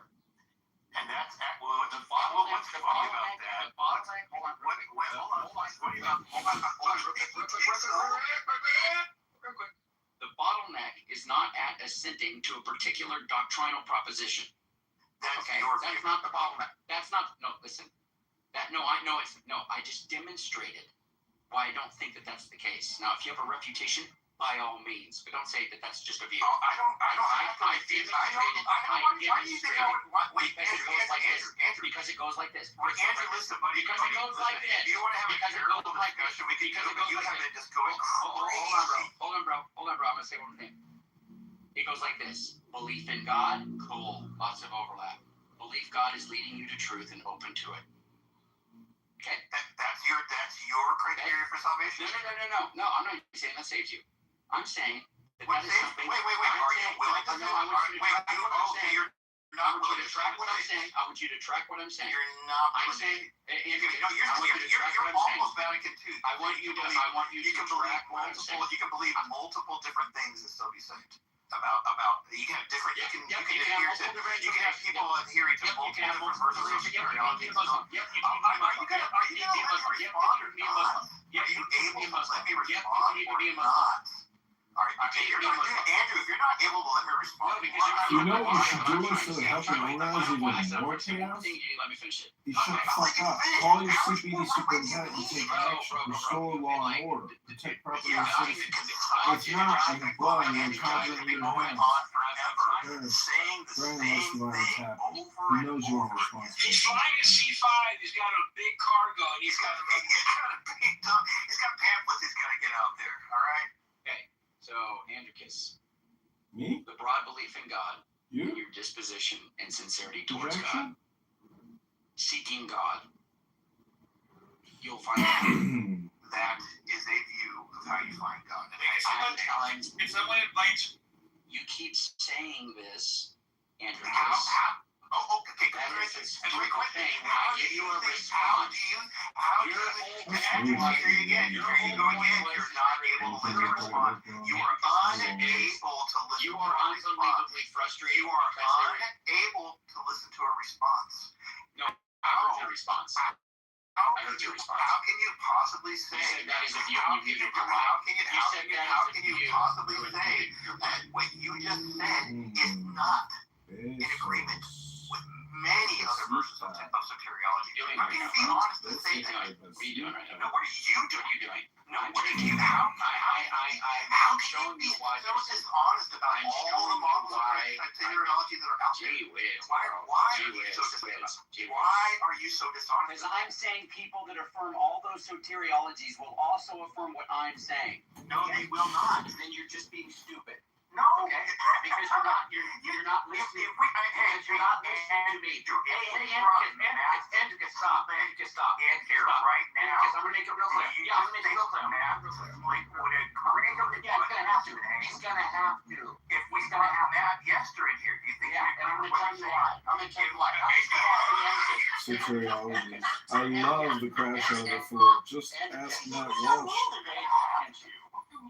I love the crash out of the birthday on the show. And you've been crapping out.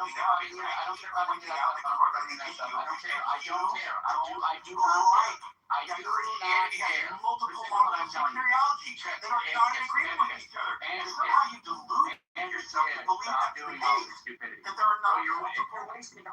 not multiple models of soteriology. Somehow you delude yourself to think that's not the case. I don't know how you got there. Stop saying stupid stuff. I don't know how you got there. I beg you. How did you get there? I'm curious how you got there. Okay, stop talking. I'm curious how you got to the point where you think if Vance came in here, he would agree with you. Andricus. If Vance Hill, if Bonson, you're just being so ridiculously. How you think you're being purposely obtuse instead of listening to what I'm telling you. You're being purposely obtuse. Don't do that. Dude, you tell me where I'm being obtuse. Don't do it.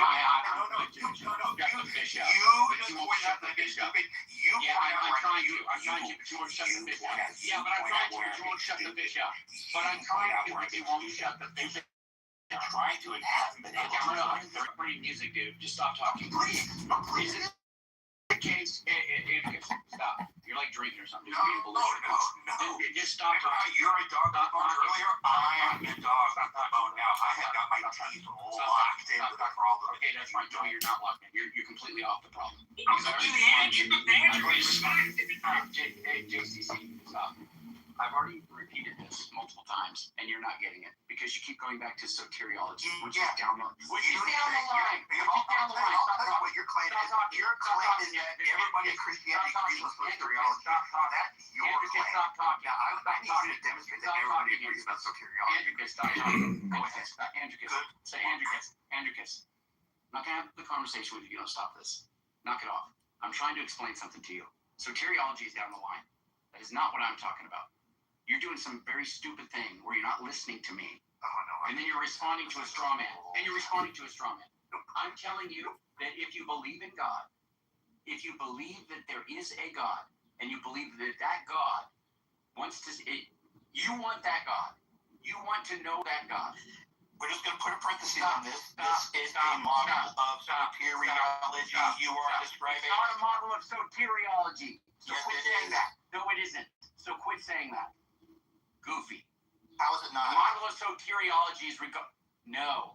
The model of soteriology, which is what I already said, and I'm going to quit repeating myself because you're not freaking listening. Neurotic soteriology. just... become saved. That's right. That's not what I'm talking about right now. Yes, it is. No, it isn't. Then you've been talking about something different than we've been talking about. No, because you're not listening and following the chain of reasoning because you're too busy just talking about straw men. No. Yeah. I've been talking. No. Yeah. We've been talking this entire time. No. How Because you you're not avoid listening. eternal Because punishment you're with not God, listening. right? Because you're not You listening. have a model that says something different. So retarded. That somebody, dude. Okay, can you, Andrew? If you can't answer this one question, I don't know how we're going to. No, Do you agree that there are disparate models of soteriology? I've already answered that. Yes. Then Please stop what saying retardation. Please stop saying retardation. Then what Please. are you arguing Please, for? I beg you. I Another beg model you. of soteriology. Bro, I don't know if you need to drink some water or what. I can't do this. haven't drank. I'm making it as clear as day.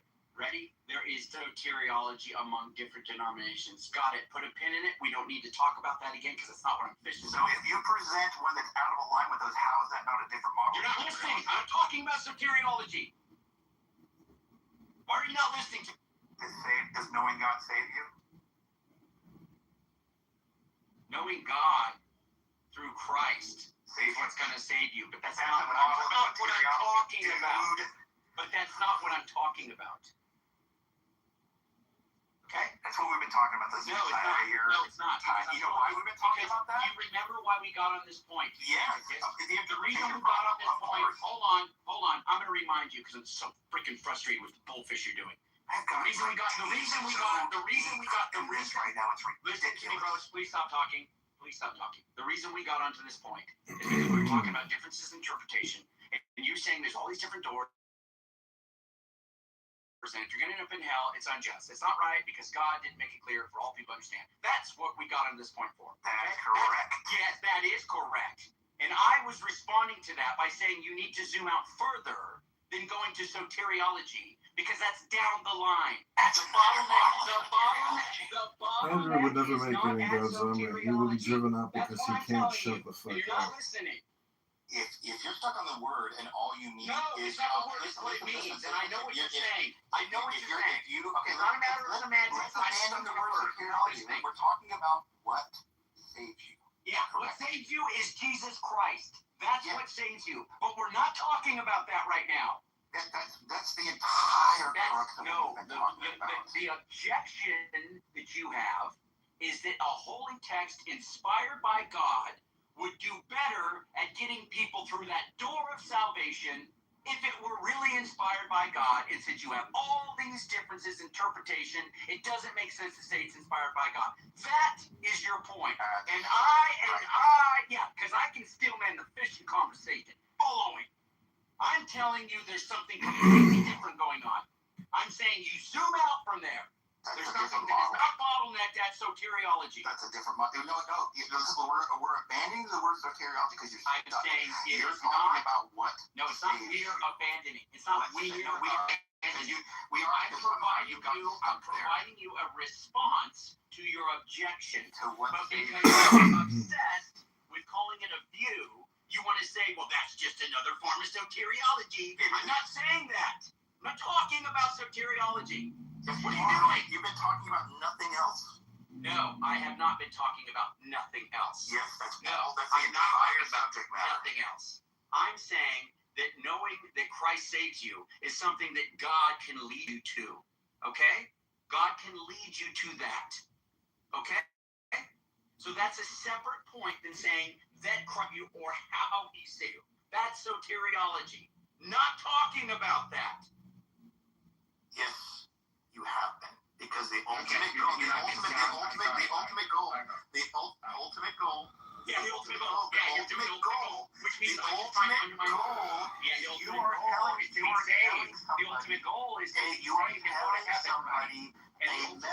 you are telling somebody a path by which to reach rightness with God. Correct. Am I not to tell anybody that? That's my doesn't involve telling anybody anything. If you can't tell me how I'm wrong in that, you can't tell me how I'm wrong in that stuff. It doesn't then you're lying. It because we doesn't have been involve talking about this telling the anybody entire anything. time. You have a methodology for reaching rightness with God. I might start kicking. Who is it, Gray? Yeah, I might kick you out, Gray. So Buddy, you keep come doing that. on, dude. I might kick you out. No, People could be asking me the whole time. Come on.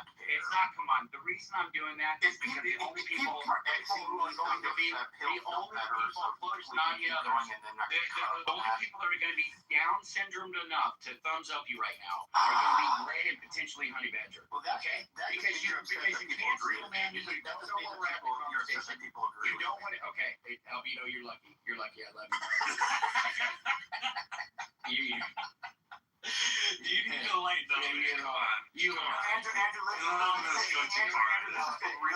has been powerful. I need a break. That was gold. That was very good.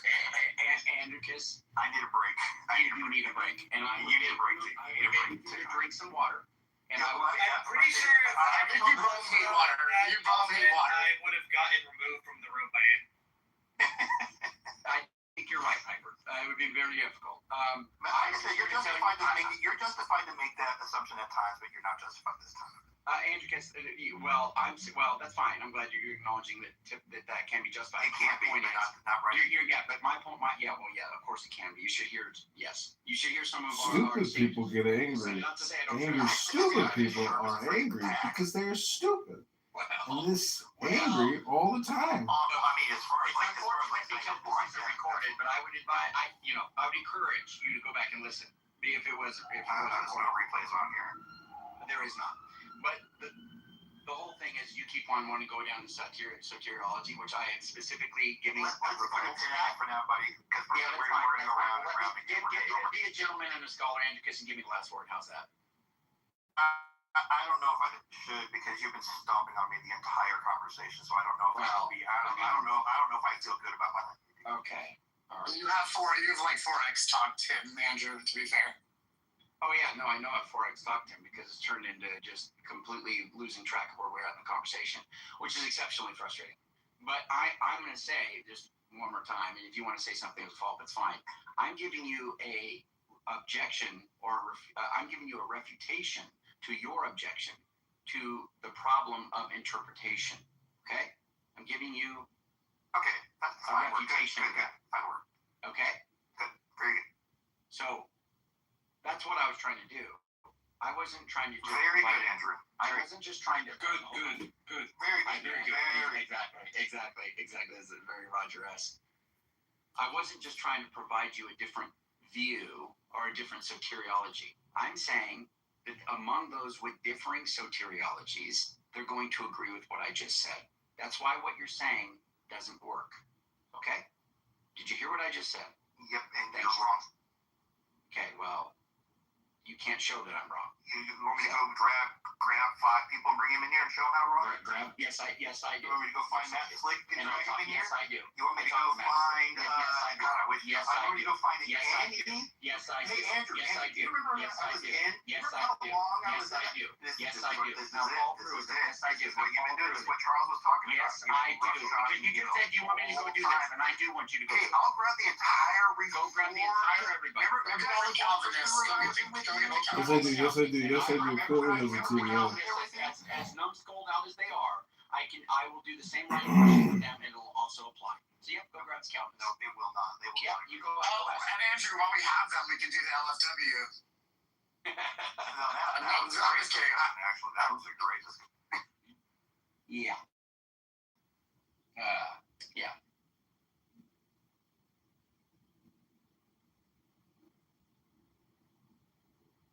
Okay, I do want to say, though, Andrew, with the whole React thing, I mean, people do that to everybody here all the time on all sides of an issue. No.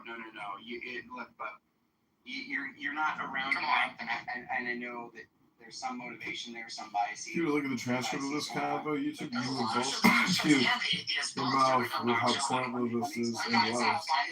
Let me explain to you. There's total tracking errors on Gray's behalf. There's tracking errors on Honey's behalf. But yet, because they're so anti-Christian, they're so anti-any that is going to be defending the faith. More Honey Badger than Gray, just to be clear. But both of them are bad. They don't track a conversation. but yet they'll put thumbs up and, you know, X the other person. They'll do that over and over again. And it gets kind of old because at some point they start like gaslighting people. Wait, but you don't think the Christians do that to atheists in here? I didn't see any Christians. Well, first of all, Christians do that. So I'm not going to say Christians don't do that. But I don't think that we have an equivalent of a honey badger. Honey badger just literally just speaks feces. Like you know how a baby defecates in a diaper. No, we don't have to get into all that. I'm just saying in terms of the overuse. I am going to get into it real quick. So we don't have any Christians that are in the chat who are spewing feces constantly and on everyone of a particular faith, right? In that way. Agamemnon acts like that all the time. That way. Hold on. What's that? You said there's no Christians like that. No Christians like that. No, that's not what I said. I said there are Christians like that. I said we don't in our rooms. I know. I'm pointing out Agamemnon. Agamemnon acts like that all the time. He was doing. I don't think Agamemnon. Now listen. You have a difference of opinion then. Well, no. Hold on.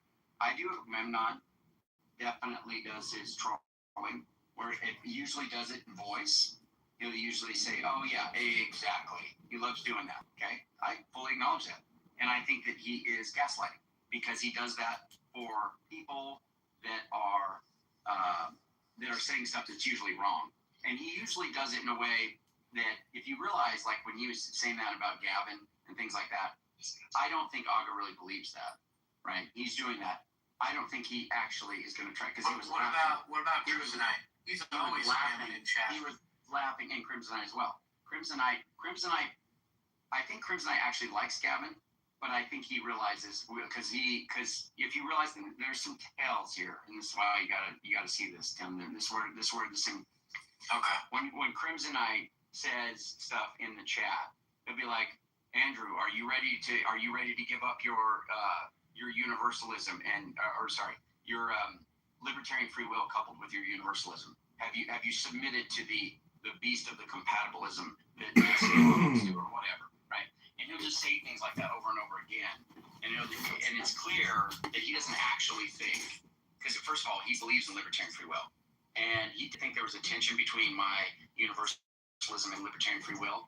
But ultimately, I think that's been cleared up. But he still likes to say actually, it was funny. Last night we were talking about my view, and he wanted me to run that line against you specifically. No, of course, because he likes to have that discussion. Roger, there you are, brother. I need to get your Discord, buddy. So. No, I'm just saying to react stuff. I just don't think it's that big of a deal. Well, because you're not. But yeah, because you're not on. Now you're. Well, we can get to that point next. But I'm just making a broader point that the people who do that don't track at all, have to steal and they would double argument. down trying to Otherwise, say that what they're saying is authentic, they genuinely mean that they're giving this person a thumbs up and stuff like that.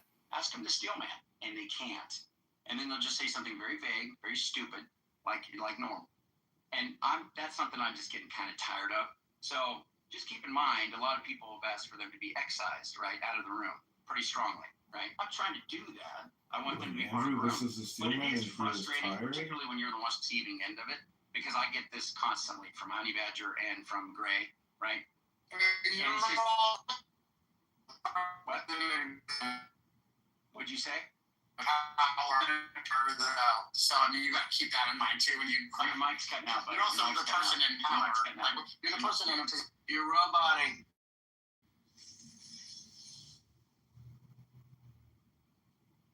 Okay, fix your mic, bud. As far as being in a position of power, Charles, you're not around enough, dude. I'm the one that is actually fighting, typically, for them to be part of the room. Gray couldn't come into this room for a very long time. Timothy was he blocked her. Okay, didn't want her in here, and she was asking me to help her get in the room. I wanted her to be able to be in the room. I have fought for both of those people to be in the room. Sully has said Honey Badger is just garbage. He said he doesn't contribute anything to these conversations. He shouldn't be here. He should be kicked out of the room. And I haven't done that. I haven't blocked him out. Many people have said Honey Badger shouldn't be in the room. Okay? But I'm not doing that. So it's not me of my power or my badge. That's not true. I have fought for a lot of people that I don't like, that I do not I'll give you that. I agree with you 100%. Sorry, can you hear me better? Can you hear me better now? Yeah, I do back you, Andrew, on that. I mean, you don't kick Honey out. You endure him as long as. Oh yeah, and dude, nobody else. So I'll give you that. You know, Yeah, I just don't think you do that with Aga when he's in the chat and he's like spamming the chat and saying Andrew is a crap about pussy. people and being So an tough asshole is a steel man. No, I have that. And going like, oh, I gotta leave, and he leaves and he makes a good comment. Well, let me just say this. I think I've gone further than any other side. First of all, Aga is not doing the level of what Honey Badger's doing. He's just not. But it is bad. Aga's doing bad. But I've talked to Aga about that. And I can almost guarantee you, Tim, that most people, it's okay what Honey Badger and Grey Wolf is doing, or they say, we can acknowledge that they're doing that sometime or whatever. They haven't said anything to him. They don't to him and say, hey, you need to stop doing that. You need to stop acting that way. They don't do that. So it's just, I kind of. Andrew has no point. His show is pointless. He just can't stop talking about people when he has no like people want to topic. complain about Aga, which I agree. Like, ready? I'm saying it right here. Aga is definitely rage baiting people. He's definitely saying stuff that's like gaslighting to certain people, right? Particularly, I mean, the ones that know that he's doing that. You can tell, like that. Every time. He can't stop talking. Can't stop giving Piper jabs at Piper. Can't stop doing it. Well, yeah, those two are going to be like blood feud. Well, I know, but I mean, it's not like I don't think Piper particularly starts it. You know. I mean, independent of whether I started, I did recently say, because I got I wanted to see if I could make conversations with him less tedious, so I basically said, hey, look, we don't have to get into losing. I'm sorry for whatever I did that offended you in the past. And he said, okay, yeah, I'm sorry too. We can, we can stop continuously going at each other. The very next conversation I had with him, literally right after that, he immediately started, doing. I'll tell you what. So, see, Piper, and I appreciate you saying that because look, I'm willing to jump on that bandwagon, dude. I'll talk to Aga, and I'll say it openly and privately. I'm fine with that because I think that we should do that. I think that's a matter of integrity, and so I'm fine if I'm being oblivious. But I love that I can film people wasting all their time, talk gossip. A little bit, obviously, because no topic clowns. Right, I'm getting and you're on the receiving end, Piper. So it's It's like a high school cafeteria with religious debate thing from about dope Aga, the thing that's difficult with Really quick, Agent. Can I just, because I wanted to steel man you for the longest. I just wanted to get in here because I got to go outside my house. I love that I can film people With Andrews. gossip. So what? Andrews, you realize in the beginning when he said this to you, and he said, if we invite a Muslim on stage, he's going to say he doesn't believe that what we have has been revealed by God. It's different than what a Jew and us are going to do because we share the same text. So it's not soteriology. It's not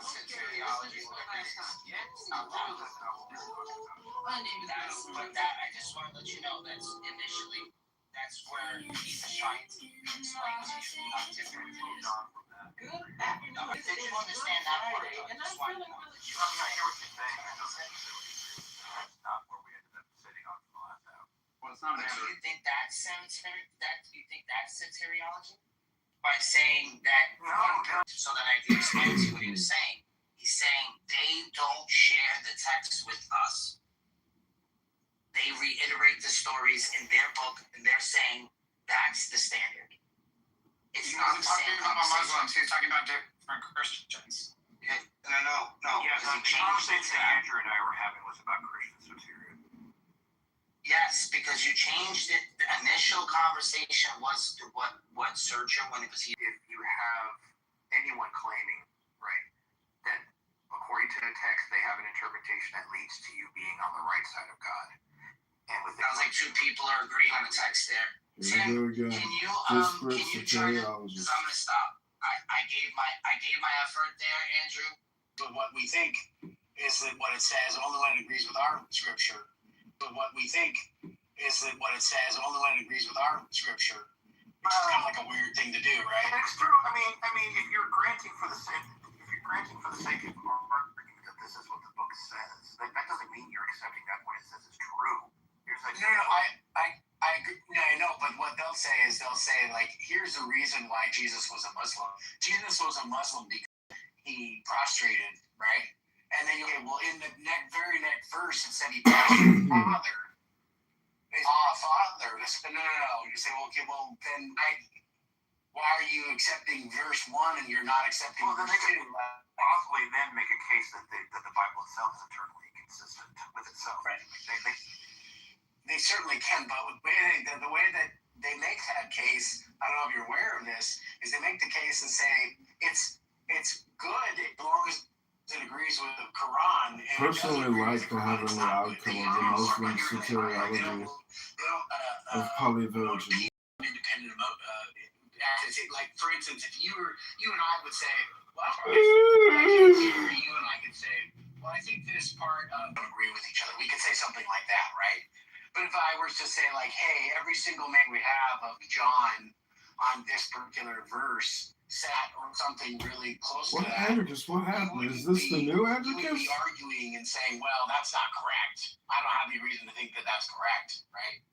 But the Muslim says, well, it's wrong because the Quran doesn't agree with the Quran. The Quran says that God is not the Father. I mean, you demand or obligation on a human when you cannot reasonably exclude all these different models from each other, when you cannot reasonably dilute down to one correct model that you're supposed to believe in order to be right with God. If you cannot reasonably exclude, then there's no way you can justify putting it in. What is reasonable? Unreasonable demands because of model exclusion and dilution of soteriologists. If they're all reasonable. Wait. Do you think they're all reasonable? Yeah, I think strongly argue. No, Andrew, I'm going to ask you. Tim, let me ask this one. We're on the same page, Andrew. Yeah, because I say no. Yeah, I think this is really a sign of integrity here. So I'm going to check this out, Andrews. I'm convinced Andricus is brain broken as well. Judaism, Christianity, and Islam all have equal evidence for them. They are all able to make very strong. Andrew, hey, screw you! Shut the fuck up, Andrew. You've been doing this the entire time. Shut the fuck up. Let him get it out, Andrew. Jesus, let me get it out. No, this should. Dude, let him get it out. You have been. No, don't do that. This is why. Go ahead. Why? No. I'm good, man. I'm good. You don't want to. Andrew, I want to hear. Will you do it for my sake? Will you do it for my sake? And Andricus, will you do it for me? Because I want to hear you. Will I do it for Timmy? What I'm saying is they can all reasonably support their position through scripture, through deductive arguments. They all can make super reasonable cases where you cannot exclude one from them. You cannot any of them. Is this a gay bar? And so therefore, if that is the case, it is not reasonable to put a demand on a human to pick one or be fucked. Yeah, I'm glad you said that. I think that's a retarded thing to say, because obviously there's some things that are just patently. I mean, it just shouldn't even be a concern. Is that your interpretation of the problem? Yeah, brother, you're just trying to make it more diluted so you can make it seem like a problem. I'm telling you that anybody that has two brain cells to rub together should be able to look at certain things. Holy listen, should be able to look at certain things within Islam and say, yeah, no. And if you can't see that, it doesn't matter. If you can't see that, listen to what I'm telling you. No, listen to what I'm telling you. If you can't see that there is a fundamental difference between these certain faith traditions, and you go outside of the Abrahamic faiths, look at other stuff too. Look at different traditions that have cropped up, whether it be Mormonism or you look at Scientology. If you're trying to say that these are all on the same, they all have the same rational warrant, that's retarded. There obviously there's distinctions. You can call out an enormous amount of belief systems. Just look at you can call them all out. No. See, and that's why I knew you weren't gonna. So I asked you a question, which was, of the three Abrahamic faiths, are you really gonna say that the philosophical justification, and then use the text, which is weird because obviously the text, people can have different interpretations on the text. That's fine. and they can try to argue for their respective doctrine within the text. But that's not necessarily going to be the marker as to whether you're rationally warranted more or less on that tradition, to hold it or not. That's not really. I'm not surprised you would say that. I'm talking about. Look, I'm saying that. I like how you like how I like. Take the Quran, take the Hadith. I like how you like how I like as we listen to Andrew's truth. Traditional concept of what it means to be a Muslim, what it means to be a Christian, what it means to be a Jew. And do you think that I like how you like how I like as we listen to those three is identical? I would say that I personally, right, don't adhere to any of them because I think they're. I know that. Oh my God, dude. Oh my God. Yeah, because I wish you were just answering questions. Andrew should be lobotomized. Okay, are you ready? I'm not talking to you. Your points already been made, dude. I already won. Here's the answer. Here's the answer. You're Ready? just You're not gonna like it. You're not gonna like every it. time I'm about to come up with a rational response, you freak the fuck I know. Yeah. out. Because you're not actually answering. No, I'm done. Here's the answer. That's fine. Here's the answer. Christianity. That's the one. Okay? Great. Now, Your interpretation. believe it or not, I don't care. You can say I'm biased. You can do all you want. Because you can take the facts surrounding. Now you're going to go through the entire litany of why it's wrong. I thought you were done talking. I'm telling you that you can take the three traditions and you can look at them. And it should be, I think, and obviously there's going to be some bias there, but I think that a rational, reasonable person, objectively, should be able to look at. And they have a lot of rational, reasonable Stop. I think you should be able to take the philosophical underpinnings and look at what has been done in the traditions of each and see which one really has. Andrew, because you were perpetuating this. Andrew said he wants the last word because he's insecure and his clubhouse credibility is on display. Reality more than the others, and you can tell which one should be more rationally warranted. That's what I'm saying. And I think many people who you respect, who are atheists, would agree with that. And I think now you can say whatever you want. But I think an atheist is going to agree that Christianity is more reasonable in every respect. I don't know what every respect means. It means on a whole, it is more rationally warranted. That's what I'm telling you. And you can say whatever you want to try to make it where they're all the same. Scientology and Buddhism and Jainism and Sikhism and everything else, put it all in one bucket and just say they're all equal. And I don't think I said that. I don't think. No. You tried to make the Abrahamic base. You tried to make the Abrahamic base.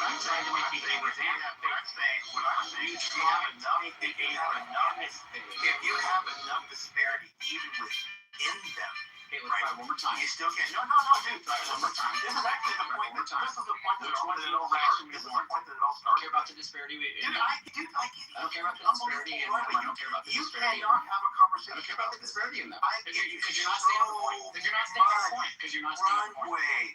And you continue to make the wrong points. No, I didn't make the wrong point. I didn't make the wrong point. I said taken as a whole, what it means to be a Muslim, what it means to be a Christian, what it means to be a Jew, which one is the right one? Which one is more back to warranted? No, dude. Thank you. Let's say you had two Christian soteriologies to pick from. Two. And you could not reasonably exclude them from the other. You couldn't reasonably even remove one from consideration as being true. You couldn't do it. They're able to support the positions. You've got way more than that even within Christianity. If that is the case, which we can demonstrate by the number of people that actually hold to them and can argue for them, because you know that Max Slick would come in here and tell you you're going to hell because of your view. If that is the case, how is it reasonable to tell a human to believe any one of them to the point of their fate is determined by it? How is that?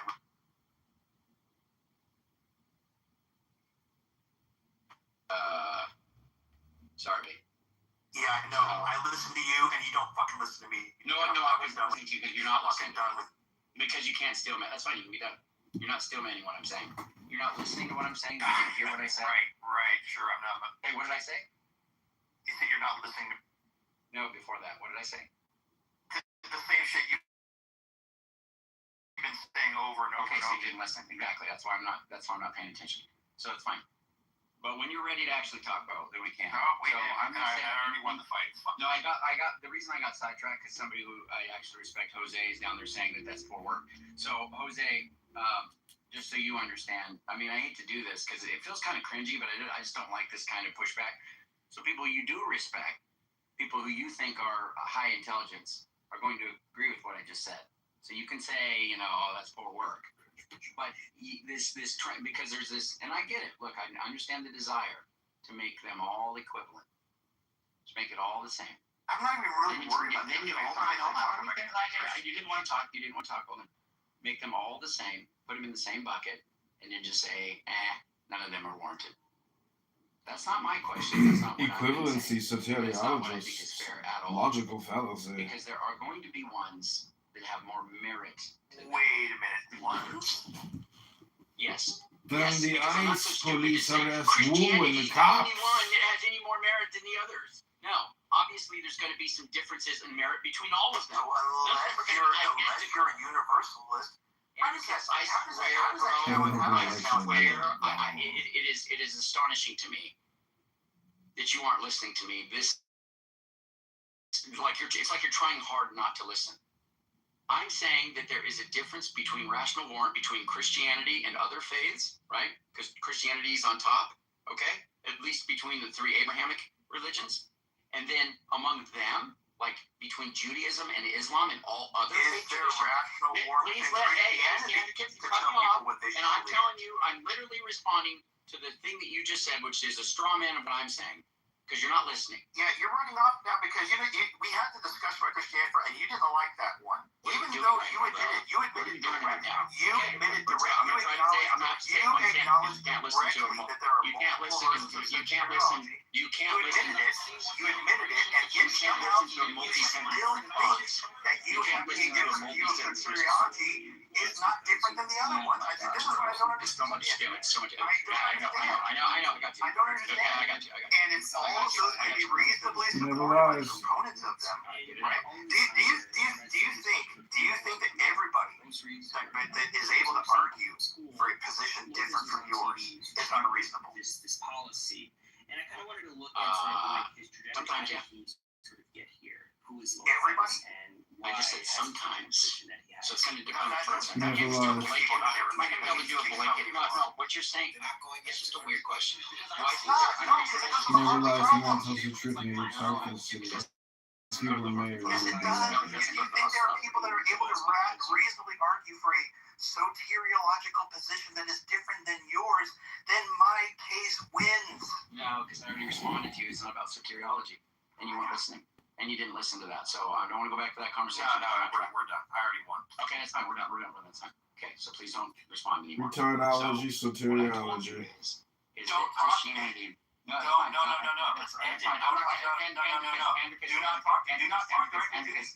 not talk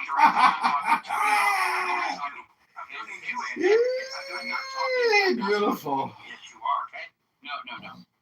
There was somebody who said, and I'm not going to name who it is, that there is, like, he's trying to put it forward like I'm saying, oh, it's just Christianity, and then all these other traditions are identical. No, I'm saying there's a rational warrant difference between Christianity versus the other two Abrahamic faiths. Okay, that's specifically the scope of what I was saying. And then retardology, soteriology. Abrahamic tradition compared to other religions, I'm saying they're going to differ as well, because I'm not naive enough or motivated enough to say something like Christianity is the only one that has any merit above the others, that none of those have merit above the other ones within that group. Of course there are. It's going to be a hierarchy. It's going to be insane to say that they're all equal. It's insane. It's not what I'm saying. I'm just saying about in the three that Christianity is going to shine above the other two. Which version of Christianity? Just Christian. Andricus. Dude, don't do it. Don't do it. Don't admit to it earlier. The version thing is stupid. Because I said traditional Christianity, take your pick, I don't care. Traditional Islam, the core tenets, of a particular faith, whatever it makes, whatever the criteria it is to be called a Christian. I don't care how you define that, as long as it's somewhat orthodox, whatever. Whatever it is to be an Orthodox Muslim, whatever it is to be an Orthodox Jew, you compare the different traditions and you say, which one has more rational warrant? And I'm saying Christianity shines. Now, there are plenty of people who you respect intellectually, your peers, your atheist peers, who will agree with what I just said. But if you want to give pushback, by all means do so. It's fine. What's up? Is that Blessed? Blessed, come up here, bro. So, Andrew, who's the one who says that they are going to pick Christianity over all the other? I'm not going to say it. I'm not going to say it. Okay. Why not? I'm curious. Well, they can speak up because I think some of them are here. But, yeah, anybody, and actually I polled the room the other day with that and several you know, I'm definitely going to say that, so. Yeah, I would lean towards Megatron saying yes, Andrew saying yes. No, of course, we're Christians. I'm saying people who are atheists. Yeah, people who are atheists. Oh, well, you're saying, okay, so when you're asking atheists, are you asking them which religion makes more?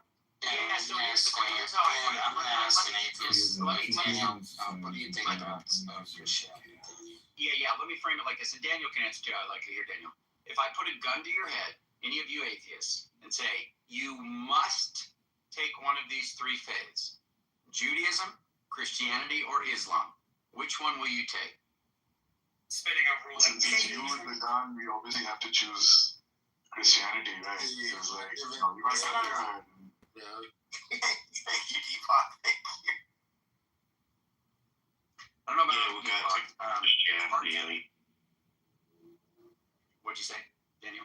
I mean, it's got to be Christianity. It's like it's like ubiquitous within history. At least there's some historical, basis. So you do it. For the story. Piper, you're not helping. Chris. Yeah, I would say Christianity, but the reasons are not maybe for the you think there are other like social reasons. What I'm familiar with, the sample size, there's a problem with it because if you ask like atheists that used to be Muslims, they would just probably just say maybe go back to that or something like that. No, so my point, and just to be clear, the criteria is going to be rational warrant, not for pragmatic reasons or anything like that. I mean, you could say this maybe that you could say you could say that it's rationally warrant due to its pragmatic effects or something like that, but that's not. No, I wasn't even saying pragmatic, right? You would think it's rational, but you're biased because that's what you're used to. You grew up in the West, so I'm not saying for me. I'm not saying for me. No, not for you. I'm saying for the you there is an atheist. Oh yeah, so for HVAC technician, the heat is on you every day. Christianity on top of the I'm trying to more be about people who have understood the cases, right? The kind of historical basis that is given, right? So all of the facts that are brought to bear, whether it be about Muhammad and his life and the revelation of the dictation of the Quran, and what's involved there, and maybe the life of Muhammad, the things that have been pretty well established. Same thing with Jesus and his disciples and the death, burial, and actual resurrection of Jesus. John is intelligent, creative, joyful, reliable, strong. Courageous in going to liberate Chicago, but Chicago, your time.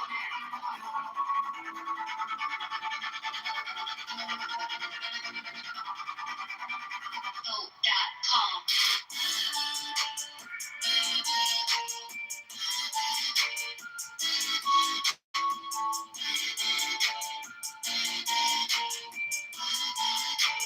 John, head over for Chicago, Mayor 2026. John is intelligent, creative, joyful, reliable, strong. Courageous in going to liberate Chicago for Chicago, white water. Vote.com.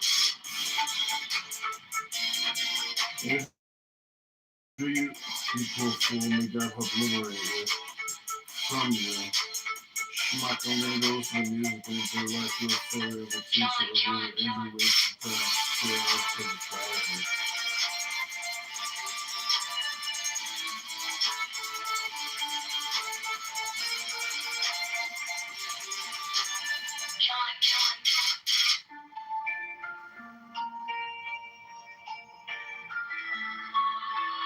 John Kitover for Chicago, Mayor Twin Tourism. John is intelligent, creative, joyful, reliable, strong, courageous, and going to liberate Chicago for Chicago wins. Fun.com.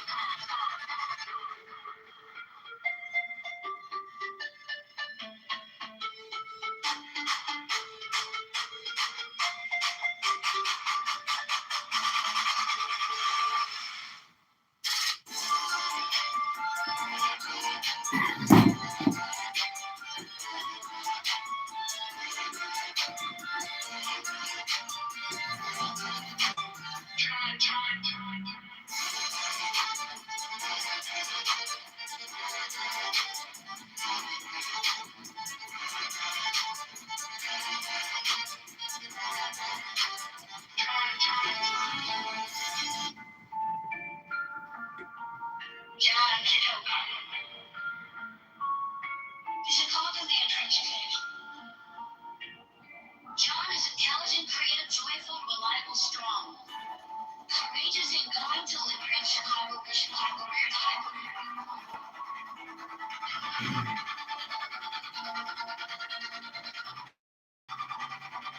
Vote.com.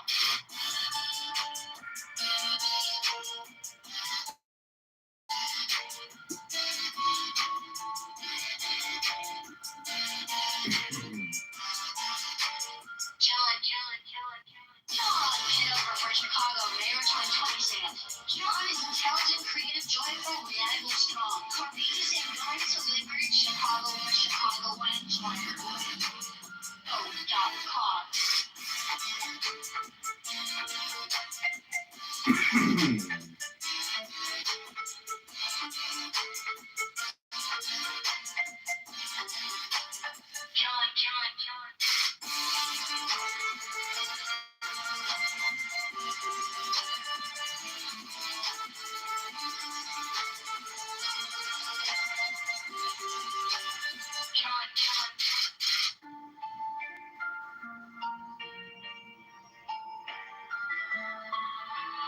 John Kitover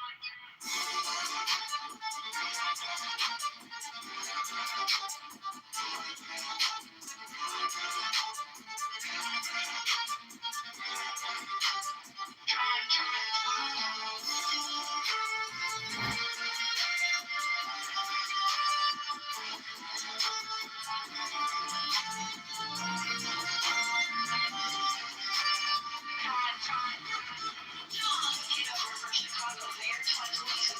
John is intelligent, creative, joyful, reliable, strong, courageous, and going to liberate Chicago for Chicago wins. Fun.com.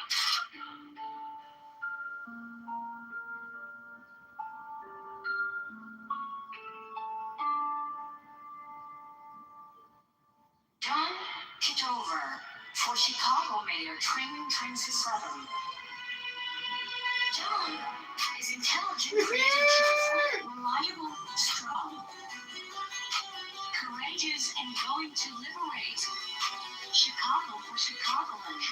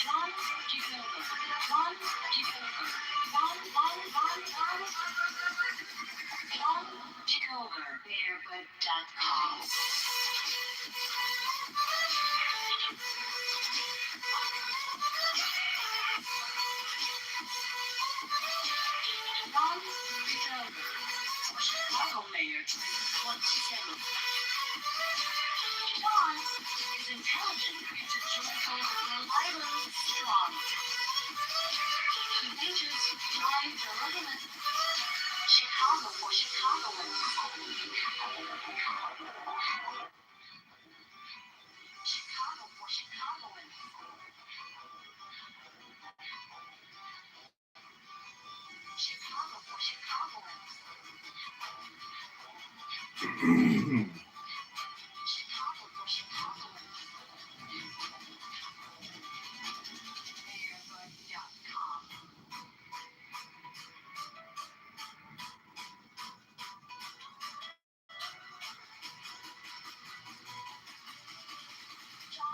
Kitover, Airbud.com.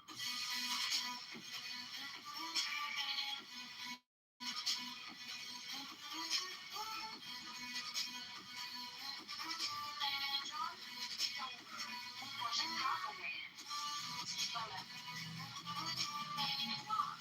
Is intelligent, joyful, reliable, strong. Chicago for Chicagoans. Chicago for Chicagoans.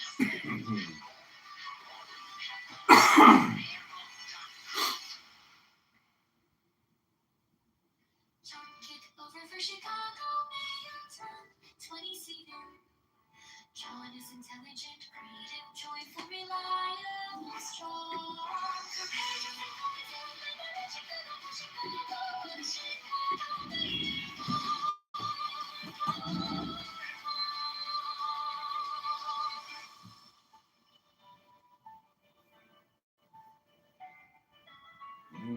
Got it, baby. John Kitover for Chicago, Mayor 20-seater. You got it, baby. I'll take you to Target.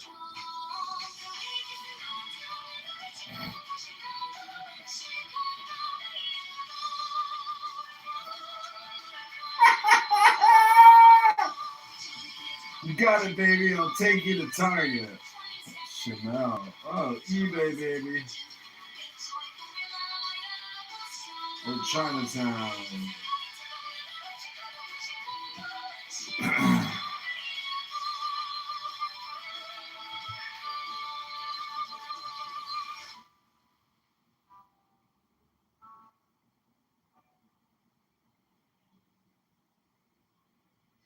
John Kitover for Chicago, Mayor creative. John is intelligent, creative, joyful, reliable, strong. Courageous and going to liberate Chicago for Chicago, Mayor. For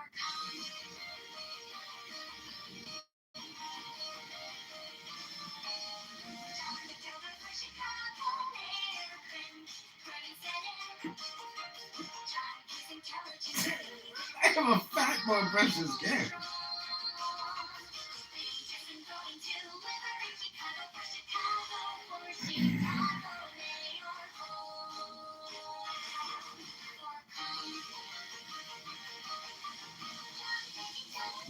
Take it to Target, baby.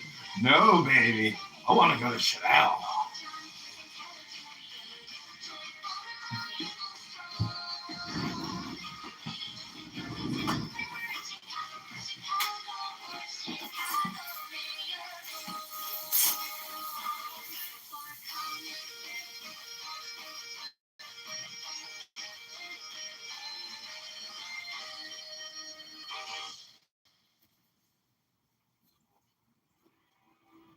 John Kitover for Chicago, Mayor 2027.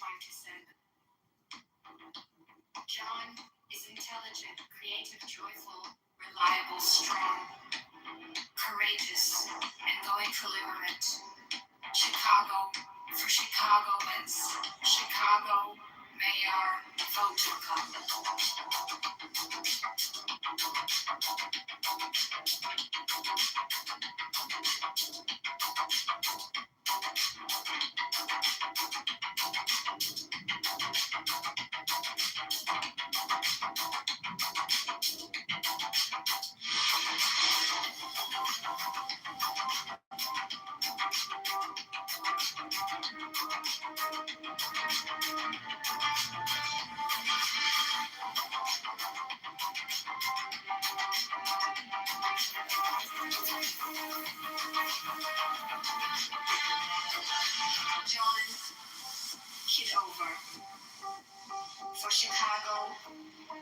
Mayor 2026. John is intelligent, creative, joyful, reliable, strong, courageous, and going to liberate Chicago for Chicagoans. Chicago Mayor, vote for come.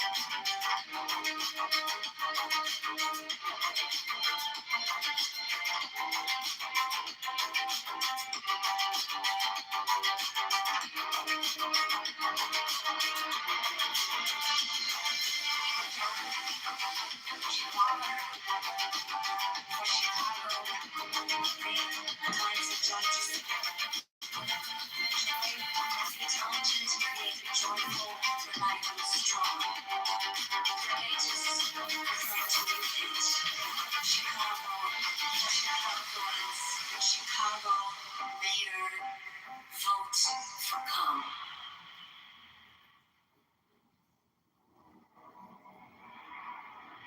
John Kitover for Chicago Mayor 2027.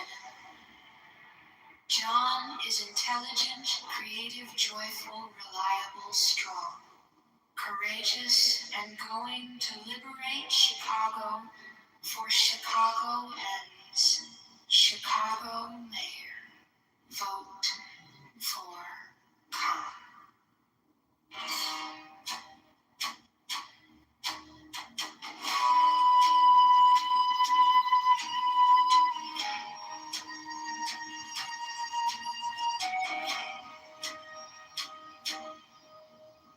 John Kitover for Chicago Mayor 2027.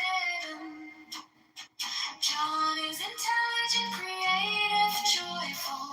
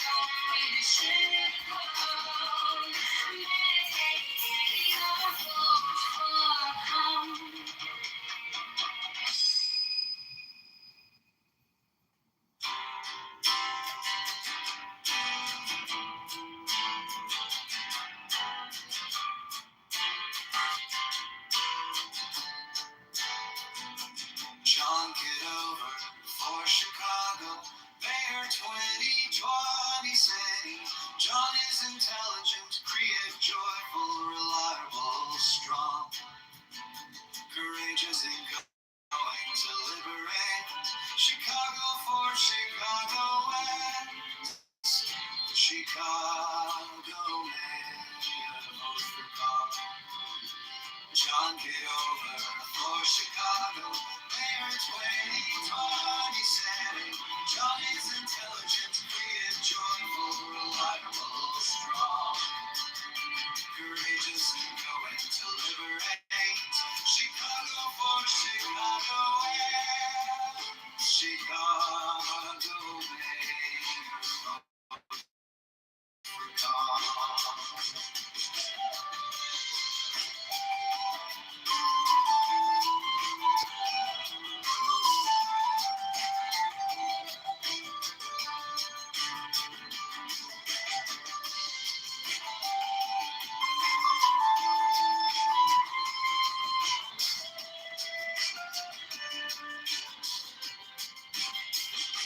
John Kitover for Chicago mayor 2027. John is intelligent, creative, joyful, reliable, strong, courageous, and going to liberate Chicago for Chicago and Chicago mayor, vote for Carl.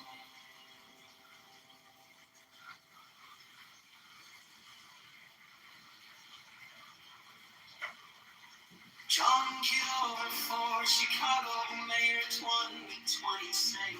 John is intelligent, creative, joyful, reliable, strong, courageous, and going to liberate Chicago for Chicago and Chicago mayor, vote for come.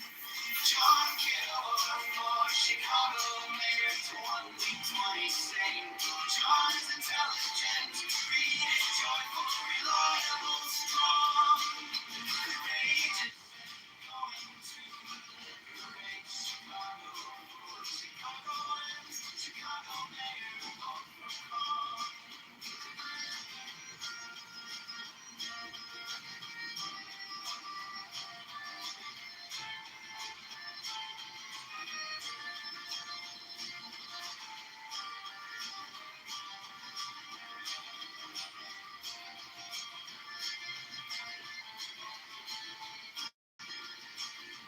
John Kitover for Chicago mayor 2027.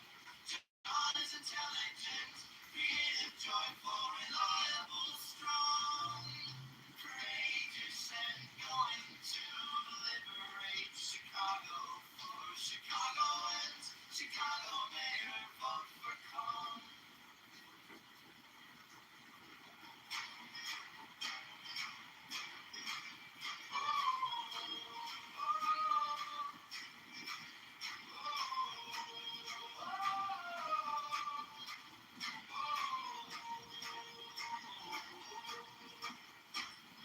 On the corner by the blue light, flies in a cardboard box, shaking hands on the walkie, listening more than he talks. Intelligent, steady, got the twinkle in his eye, created in the details, you can see it when he smiles. John Kitover for Chicago mayor, for every neighbor on every block, for the mothers, for the workers, for the dreamers, love this city, never stop. He's strong, he's brave, he's faithful to the labor, from the lakefront to Cicero he walks. John Kitover for Chicago mayor,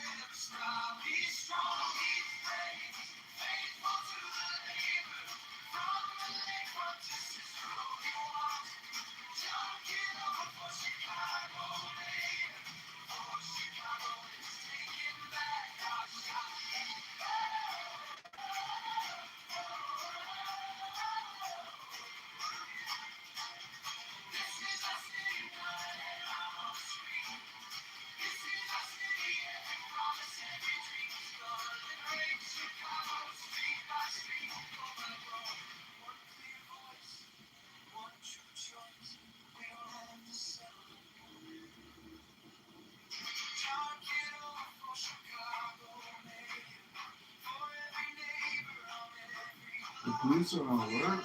The mayor is posting on IG he's okay with the chaos. The Portland Police prevented him with block the train, stop the bus, arrest chaos agents. Don't be woke. Protect citizens and property.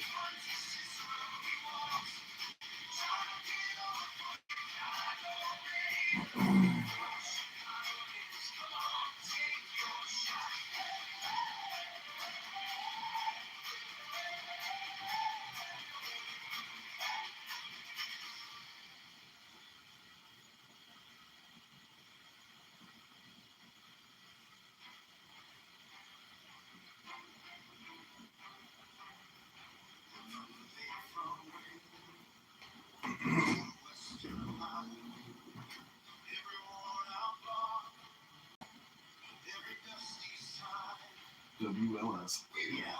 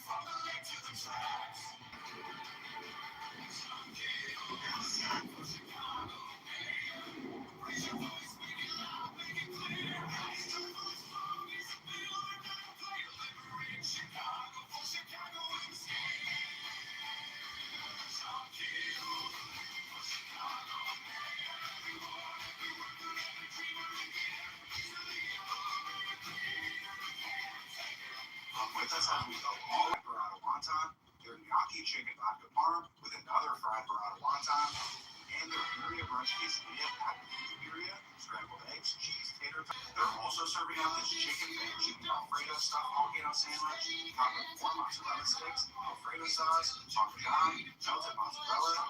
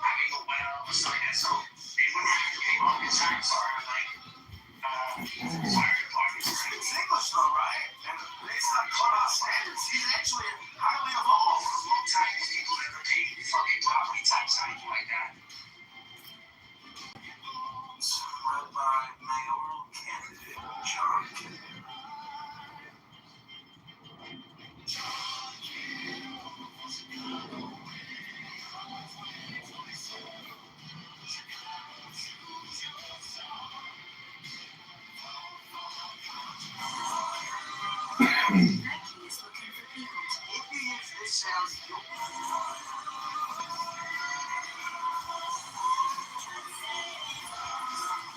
every time I walk in. Every time.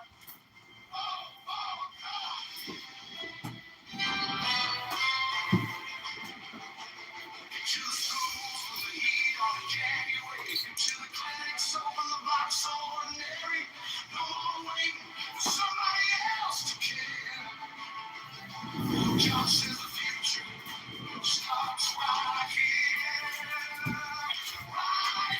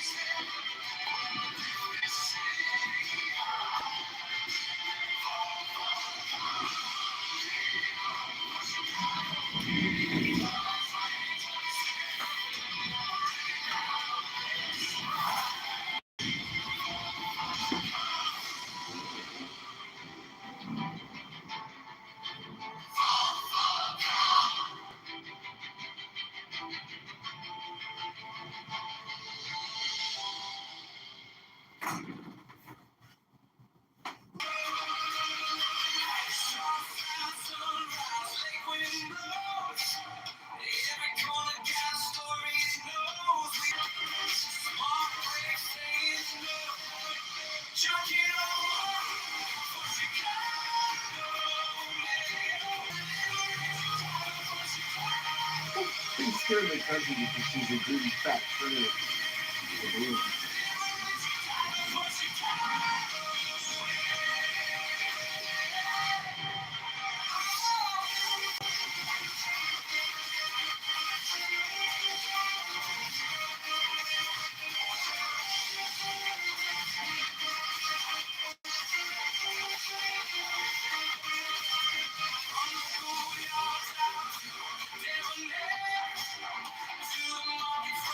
Doggone.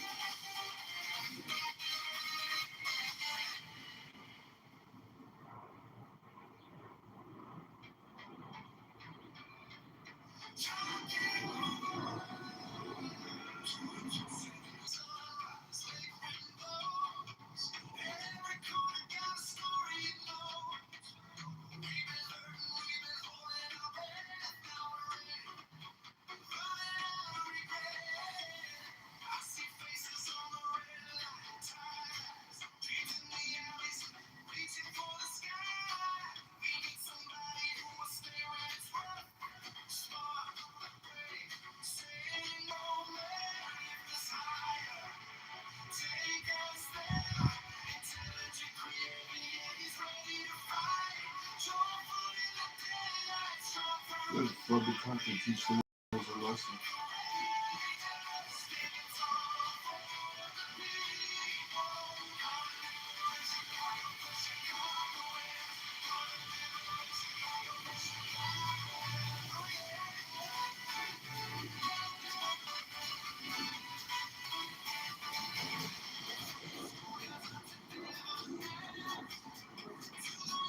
Take a metal pole and crush his head in and keep smashing till the brain oozes from the street. Take a metal pole and crush his head in and keep smashing till the brain oozes on the street.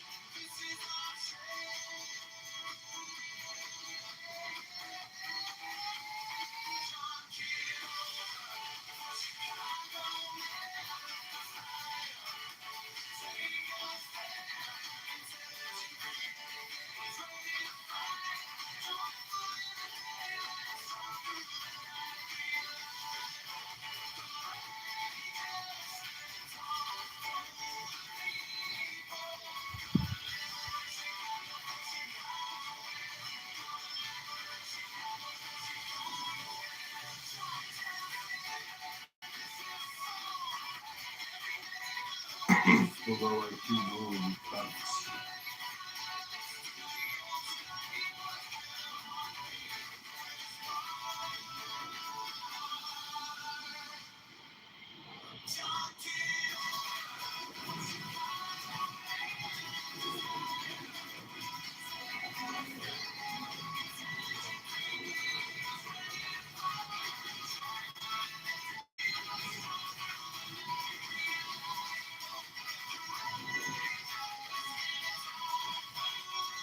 Throw a pistol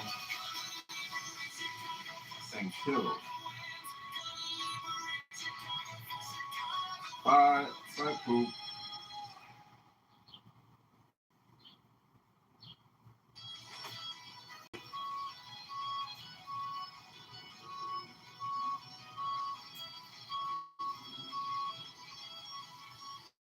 Terror.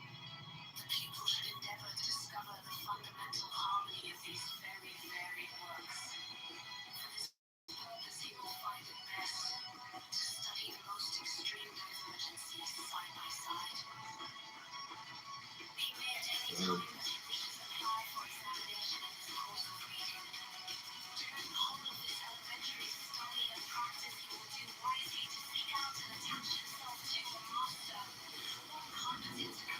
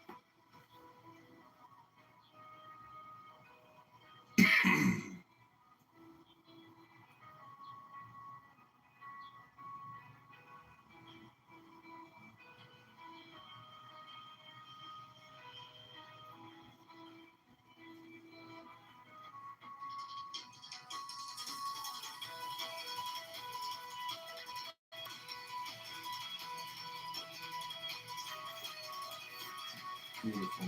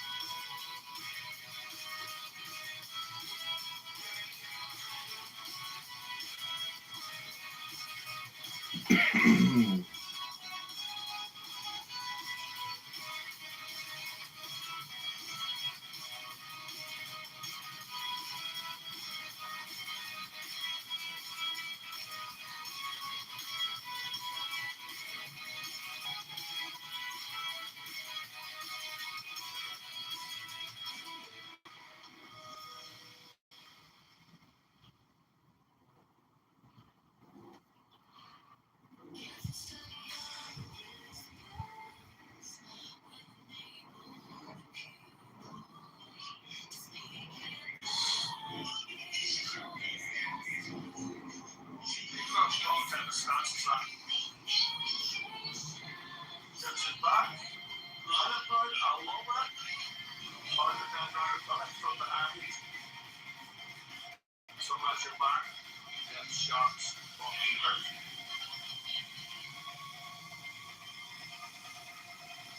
I'm not gonna read. You don't know what. Well, actual fact, you come. You not that too. Nah, go stand up, man. What the fuck are you talking about? Do you understand? Like, it's fucking Europe. Like, like, grab the face.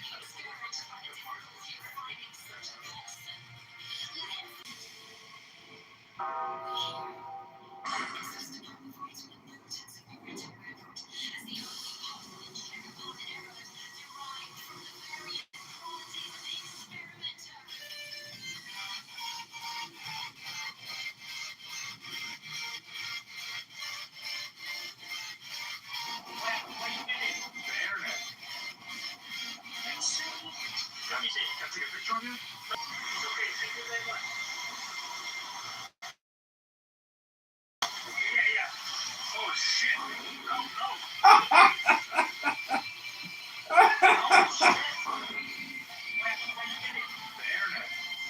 Where is the ass? Let me see. Can I take a picture of you? No. Let me see.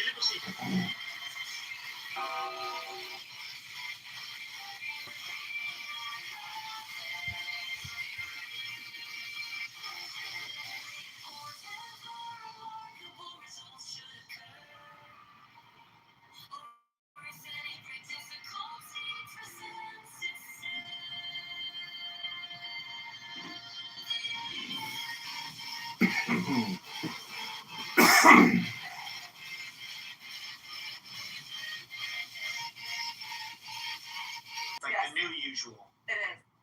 Nosy, you gotta hold still in order to get a drink. Ralphie don't look so good. Poor guy's drying out. Oh, good for you, Ralphie. Realizing there's a problem is half the battle. Hey, look, our first customer. Only selling the finest farm-raised salmon in the county, that's all. Yeah, they're all free range. No nets, no cages. You can go wherever you want. Plus, we have smoked salmon. This is a golf course. What's your bait? Yeah, we're trying to save an orphanage. Look, are you here to... Oh, shit. Nosy, you gotta hold still. Why would you... Nosy, you gotta hold still. Why would you go back somewhere where they hope?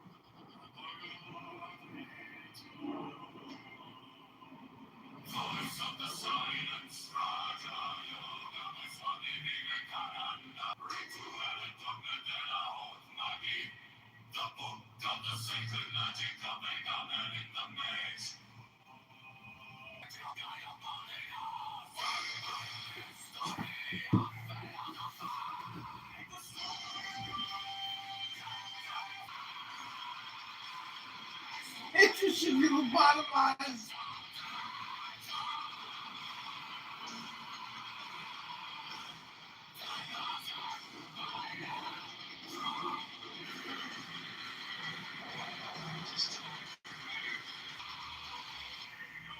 What's that, man? What you saying? I think it's what's going on with that? Oh shit! You know what? I must have gotten. I must have unjoined the club again. Shame on you.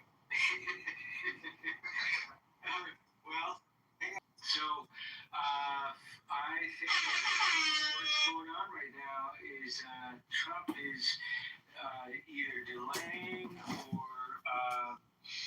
or he's done with hitting the bombing of infrastructure. Strait of Hormuz is going to either end the war or it's going to, like I said, it's going to be. So I think we're going to keep this thing for a little while. I'm sure we will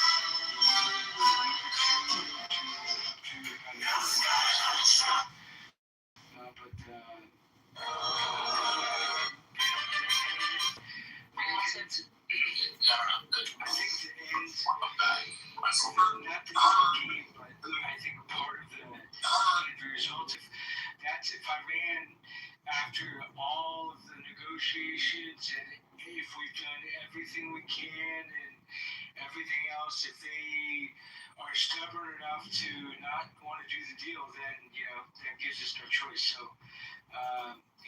it's going to be, but we'll see. We'll have to see. In fact, they're going to be meeting in Islamabad again. I don't know exactly when, but I know it's definitely coming. So, but I'm team taking out the infrastructure. That's what's going to open up the strait. So, I mean, as an American, and listening to a lot of the bitching and the moaning, people who want to resist and who want to advocate for them to continue to resist, it's in conflict with our aims as Americans now. So, I mean, and this is why I'm really not interested in hearing the emotional piece and all the excuses. What is going to be done is going to be done, whether they like it or not. And I'm really not interested in listening to the emotional piece and all the bullshit, behind, complaining and bitching and moaning and convention about The mayor smashing grabs of ATMs for MJ number 9. Strategically deploy the police and request National Guard support to smash the smashers and dump them all down before we blow out The drop for my E4 Mafia JD fucking fans. Come on, 28 JD fans out. I remember this pretty well too, but 2011, Obama had national gas prices in America averaging $4 a gallon. And people never bitched to that. We're fucking talking about over 10 years ago. I mean, it's fucking crazy, man. So, I don't know, people need to come. They were taking away the tax credits of the drilling companies and taking away the permits and making it more expensive. People weren't saying nothing. Climate change. It only took 20 years to get the police on the transit to thousands of victims and new victims every day. The federal funding is at risk for government to pull the law and justice. And trying to maintain our primary currency status against China. These dickheads want to complain and bitch. We need to get the job done. And I think Trump is doing really well at it, But he's also exposing some of our allies that literally cannot come and defend our interest, let alone their own interest, It's just crazy, man. So. He didn't want to speak. Hold on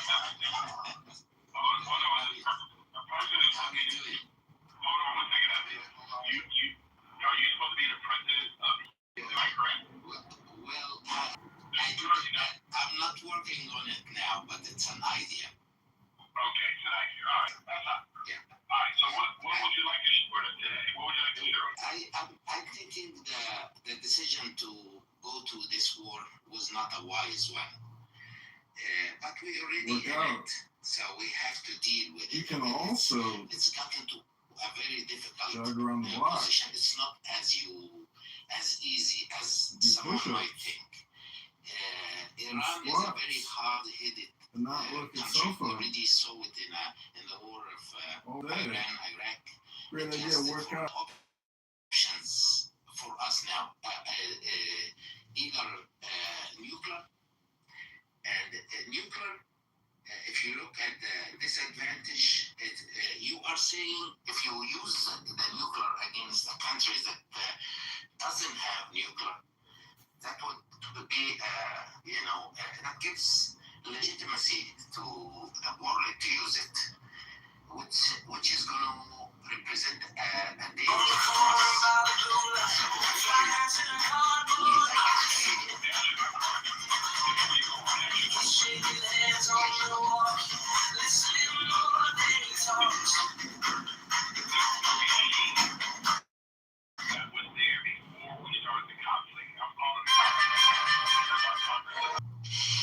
I'm not sure of. Is it a propaganda where we lured into this war by Israel? That we have the right to know, because. Hold on. I just feel the same. You said you.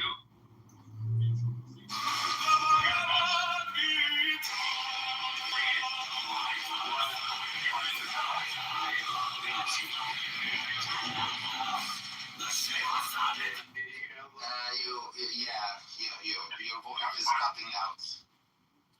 Hello, moderators. This is Alistair. Oh my goodness. Okay, so going back to the question. Okay.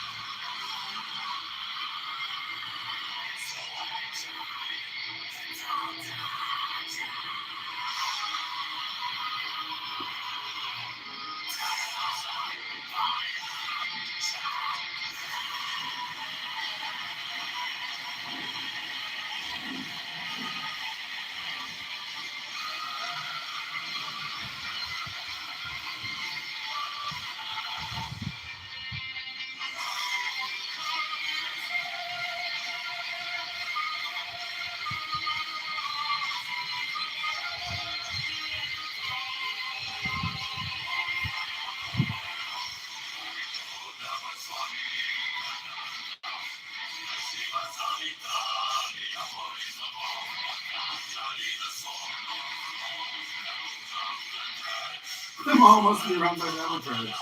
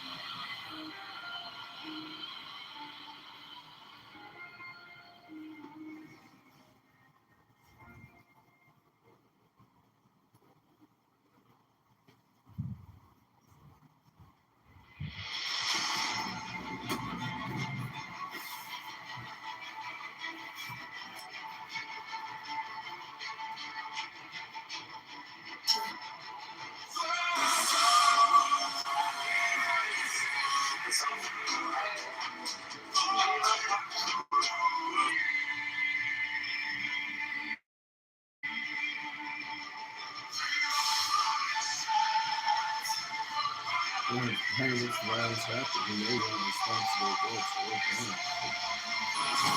The investigation continues in the shooting with police authorities say that a woman armed with a gun showed up on the attack still unknown. That happened just before 3 o'clock this morning.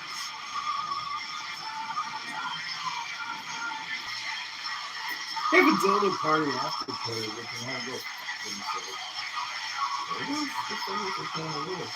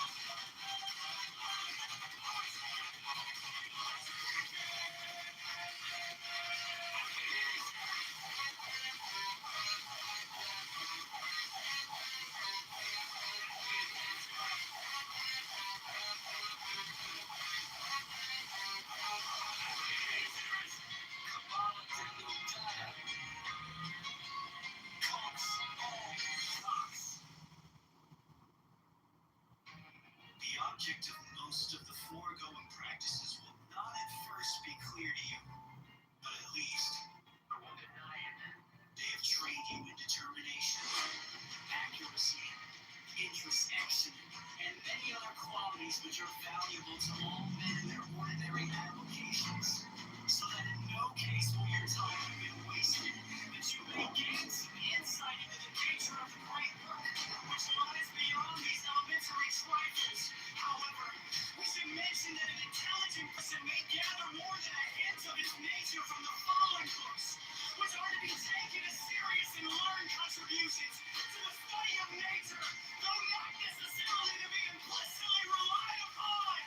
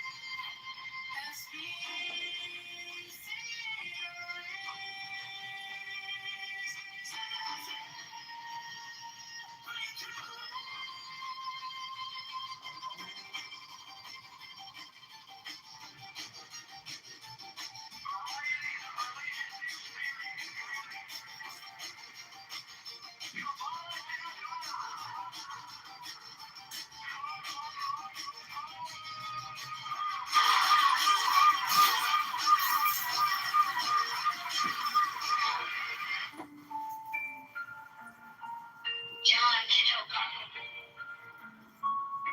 You should call him the entrance stage. John is intelligent, creative, joyful, reliable, strong. Courageous in going, deliberate in Chicago, where Chicago, where time.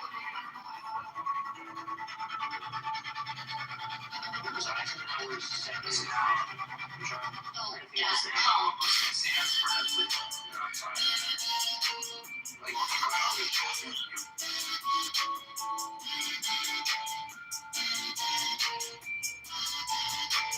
John Kitover for Chicago, Mayor 2027. John is intelligent, creative, joyful, reliable, strong. Courageous in going, deliberate in Chicago, where Chicago, where time. Oh, that's calm.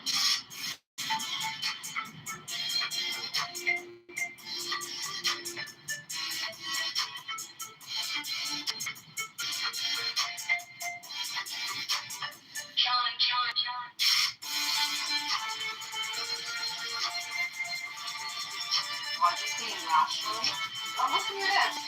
Let's pause and see if Elijah wants to come up. And John, Elijah, you're welcome. May you keep kissing me? How are you even in here? Did I not have you blocked? John Kitover for Chicago, Mayor 2027. John is intelligent, creative, joyful, reliable, strong. Courageous in going, deliberate in Chicago, where Chicago wins.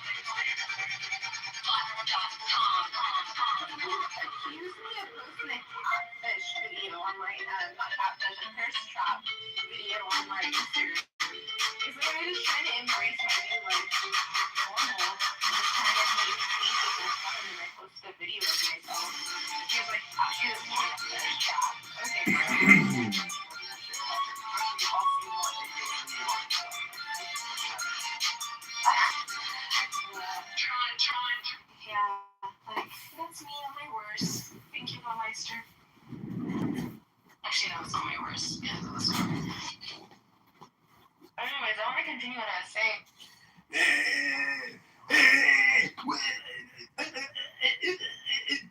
You have a scar? That's my Pepe impersonation.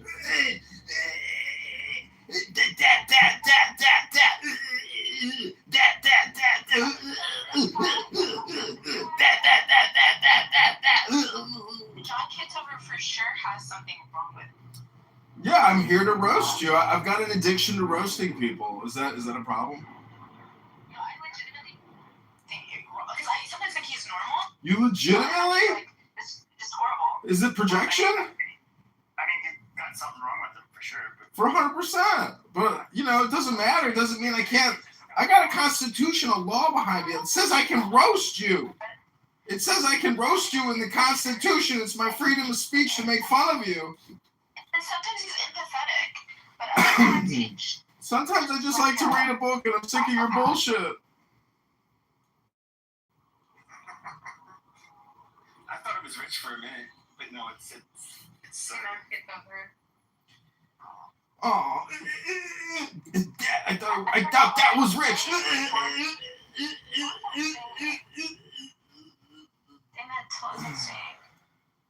Oh, goodness. You had no point, so you can't remember what you were talking about. Goodness, what was I saying? You're saying you have no point. You can't remember what you were talking about. something about logic exercise that your friend. Oh, yeah. So yes. My friend, her name is Sineadu. Sineadu? She was so good at reasoning with me rationally and logically, and instead of just saying, okay, you're fine, there's nothing wrong with you, blah blah blah blah, she would just reason with why. She'd be like, even if he did injure it, the body will bounce back and it'll do this, and she just took me step by step, and because of that I was able to be like, okay, cool, instead of now, even with my scars, I'm talking to my family about it, I just get gaslit. But if she was here, I know she would reason with me in the best way, and I really appreciate that. My point is this a room about your Scarface? No.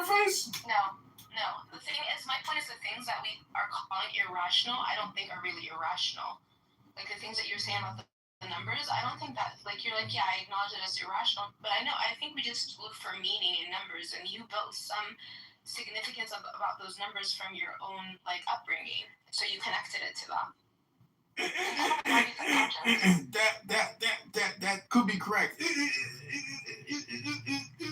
that what you think Pepe sounds like? It's not what I think Pepe sounds like. It's actually what Pepe sounds like when he talks. That could be true. Oh, just listen closely next time to it when Pepe runs a room like he does almost every night, and every big room becomes the Pepe room. I can't believe it. But now Steve Appel, he's got the power beans, so Pepe's here talking to a woman, the second most exciting thing on Clubhouse. He did that! He's gonna kick me that! No! Such an idiot, dude.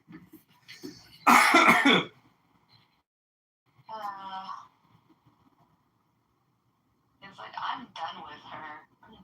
I am done with you. If I have to hear you talk about your Scarface another time, Scarface, I mean, Jesus, what's my problem? Why the fuck would I sit here and listen to you talk about your fucking Scarface all day long?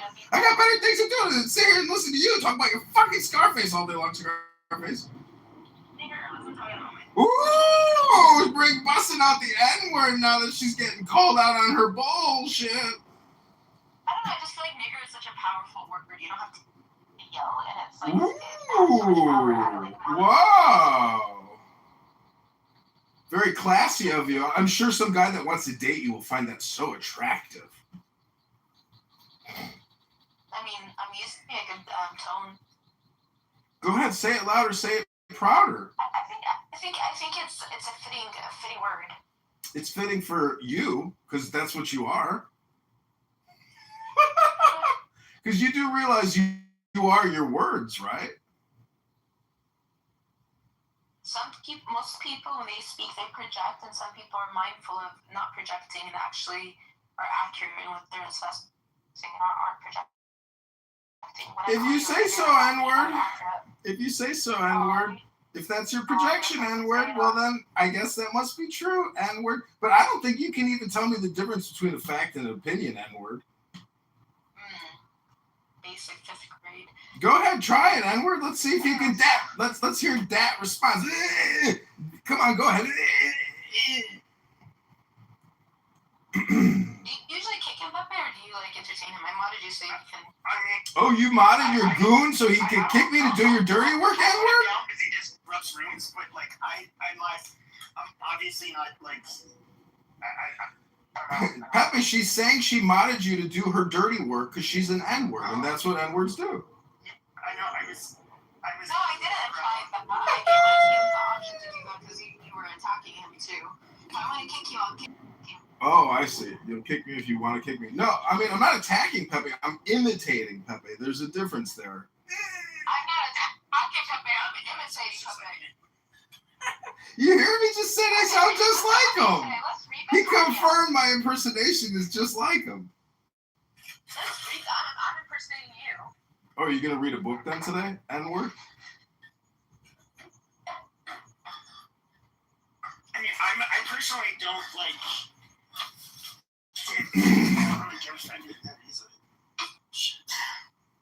He probably thinks he can get under my skin, though. That's the funny part. No, I can't get under your skin. There's no getting under somebody without any skin in the game. You're an anonymous fucking online schmucko, and like you're on one app. You're just a one platform trick pony. And I mean, if Jay Breska actually gave a shit about this app anymore, he'd probably just report you all the time. But Jay Breska got his own problems. He ain't got time to be here to fuck with Dr. Bigby. Well, I don't have a platform on here. I'm not saying you have a platform. I'm saying like there are rooms where they just your ego, your sound, your voice just creates like an echo, and you know there's big rooms out there, not like the old super rooms, but these Matt Cool Trump rooms. Wow, these Jew hate rooms that you put on. Wow. Oh wow. It's true. He's an anti-Semite just like you, N-word. People like you use the N-word all the time because you're low IQ and you think it sounds powerful because you got no other power words because you're just an N-word. An N-word projector. I'm allowed to say nigger. Oh, you're allowed to say whatever you want, N-word. It's just that you're a low-class piece of trash. Okay. If saying nigger means I'm a nigger, and you say I'm a low-class piece of trash, then I guess that means you're a low-class piece of trash. Oh, you mean I'm projecting my low-class trash onto your trash, N-word? All right, if you say so. Is that how it works? Scarface. Can't we talk about my scar again? I talk about it every day, 10 times a day, 100 times a day. Why are you getting so upset when I talk about my scar? Just I'm injured. I was so beautiful. I was a supermodel. I was Miss Kentucky. Everyone wanted me in my burqa. They did ask me to Miss Kentucky when I was in my early 20s while I was right. They finally kicked. Back to the music, baby.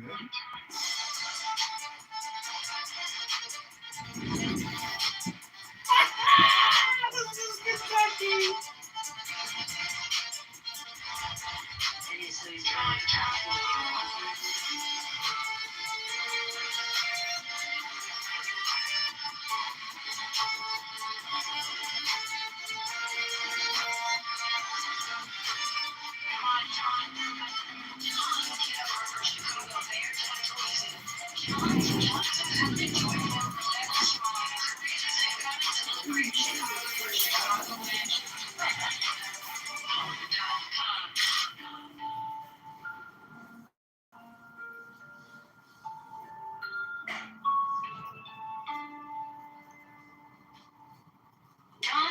Kitover for Chicago Mayor training transition. John is intelligent, creative, cheerful, reliable, strong, courageous, and going to liberate Chicago for Chicagoans.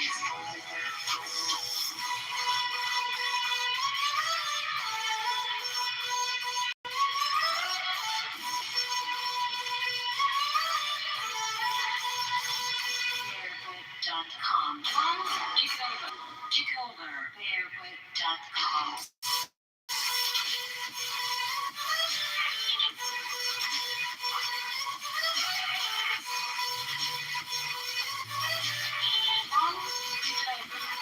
Chicago Mayor 2020. John is intelligent creature, joyful, reliable, strong. He teaches, joins, and organizes Chicago for Chicagoans. Chicago for Chicagoans. Chicago for Chicagoans. Barefoot.com.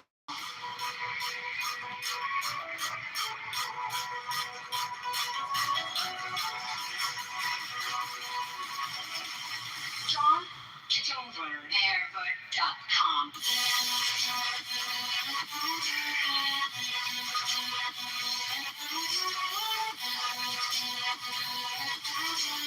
John Kitover. For Chicagoland. Chicago for Chicagoans. Chicago for Chicagoans. Barefoot.com. John Kitover for Chicago, Mayor 2020. Chicago, Chicago,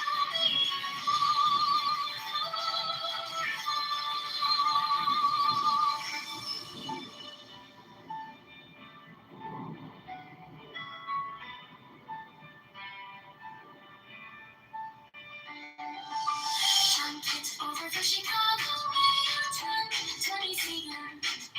John is intelligent, creative, joyful, reliable, strong.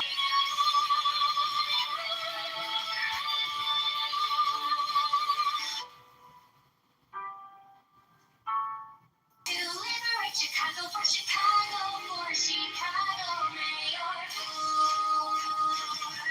For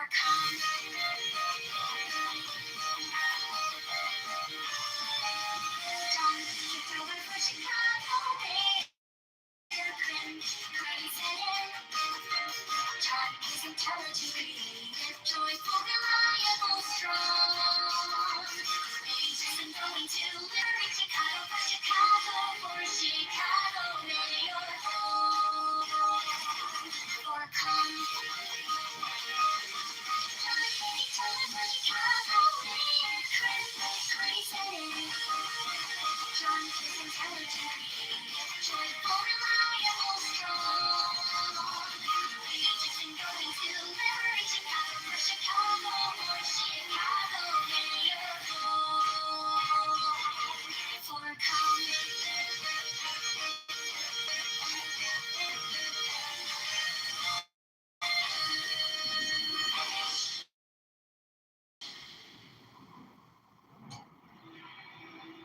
John Kitover for Chicago, Mayor 2027. John is intelligent, creative, joyful, reliable, strong, courageous, and going for liberate. Chicago for Chicagoans. Chicago Mayor, vote for come.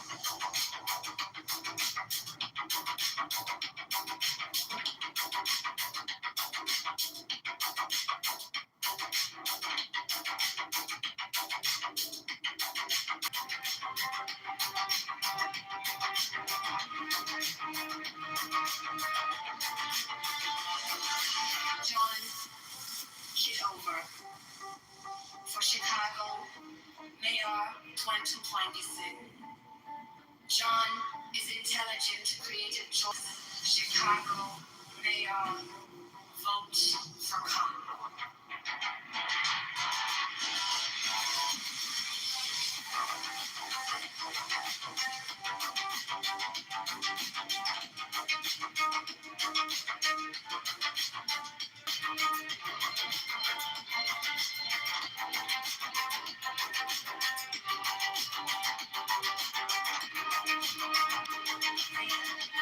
John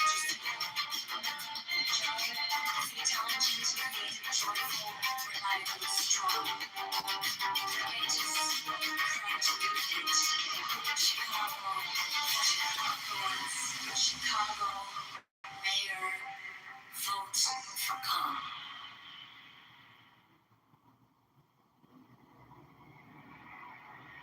John Kitover, strong, courageous, and going to liberate Chicago for Chicago ends. Chicago mayor, vote for calm.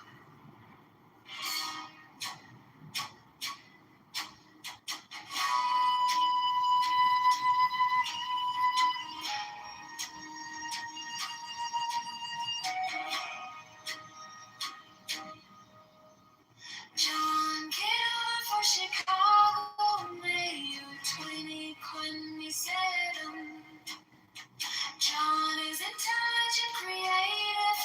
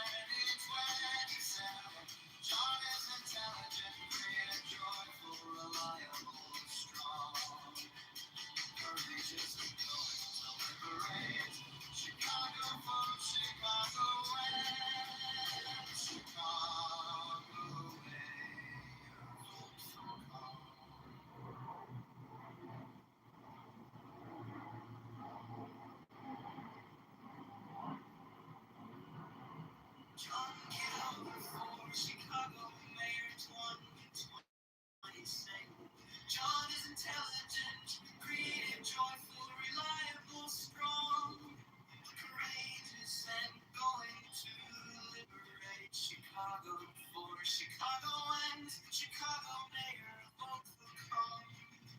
John Kitover for Chicago mayor to one big money fame. John is intelligent, read it, joyful, reliable, strong, courageous, and going to liberate Chicago for Chicago and Chicago mayor vote for Cole.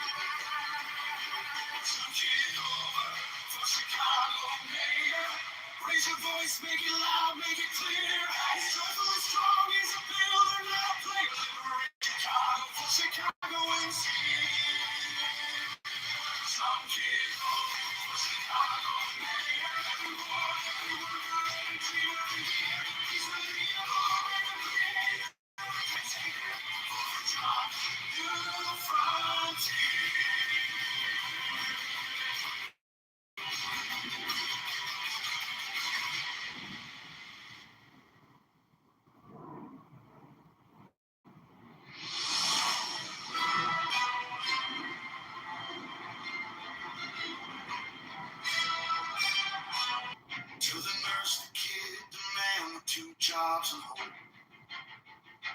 John said, we build this here, we don't just talk. With steady hands and a clear-eyed walk. He's intelligent, strong, courage in his step when the road runs long.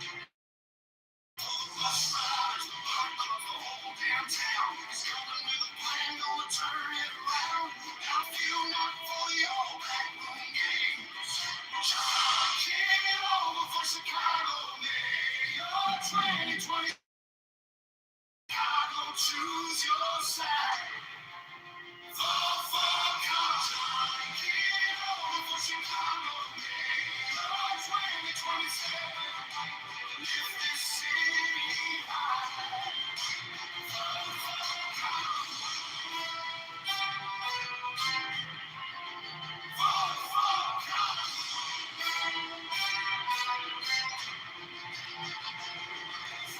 From here to the crowded school halls, he hears every crack in the paint on those walls. Went too high, he just thinks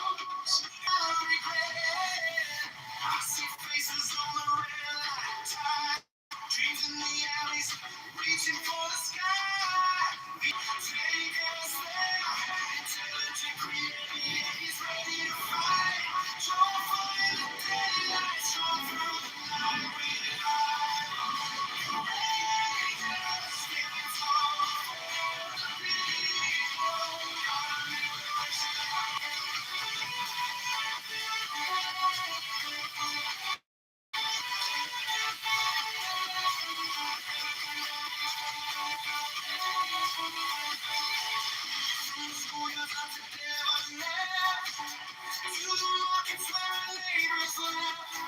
walking every block, every bridge, every train. Listen to learn, feeling okay. No more voices getting lost in the crowd. He's the echo turning into a shout. Hand in hand, we're riding you. Creating games, ready to fight. Joyful in the daylight, strong through the night.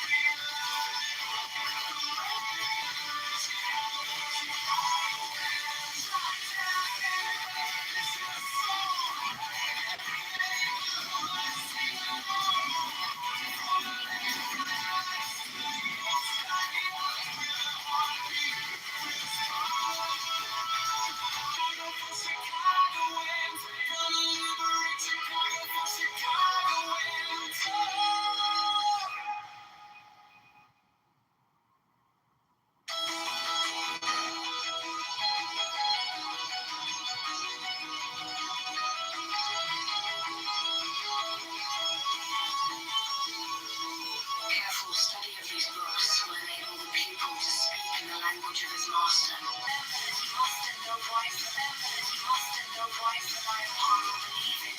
That master he must rely entirely upon himself and credit nothing whatever but that which lies within his own knowledge and experience. As in the beginning, so at the end, we here insist upon the vital importance of the written record as the only possible check upon error derived from the various qualities of the experimenter.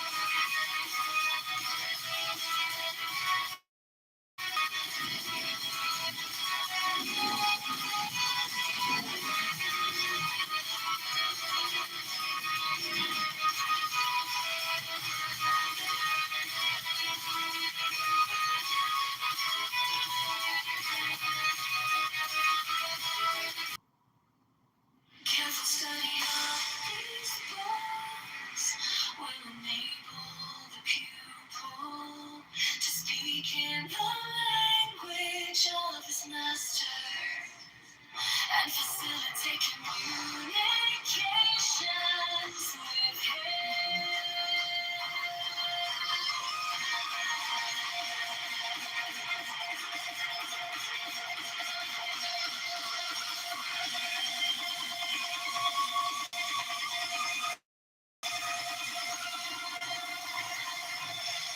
should endeavor to discover the fundamental harmony of these very varied works. For this purpose, he will find it best to study the most extreme divergencies side by side. He may at any time that he wishes apply for examination in this course of reading. During the whole of this elementary study and practice, he will do wisely to seek out and attach himself to a master, one competent to correct him and advise him. Believe in that master, he must rely entirely upon himself, credit nothing, wherever that which lies within his own knowledge and experience.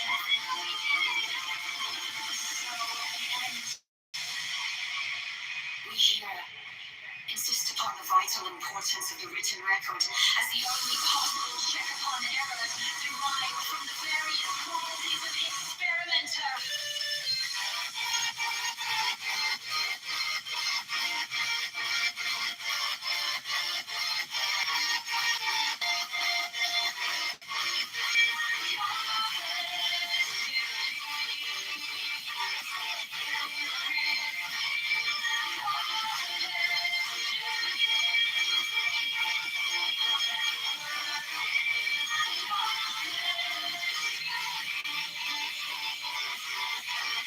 Results should occur,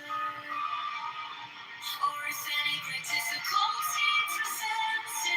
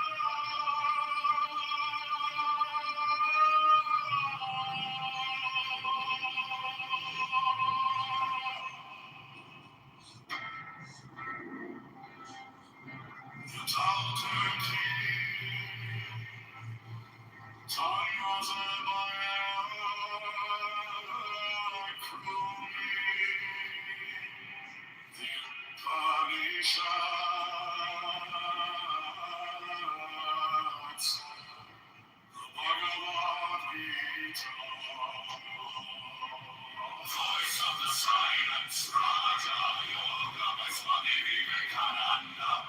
The Shiva Sadhita, the aphorisms of Patanjali, the sword of song, the book of the dead. Ritual dogma de la haute magie, the book of the sacred magic of Megamel in the maze.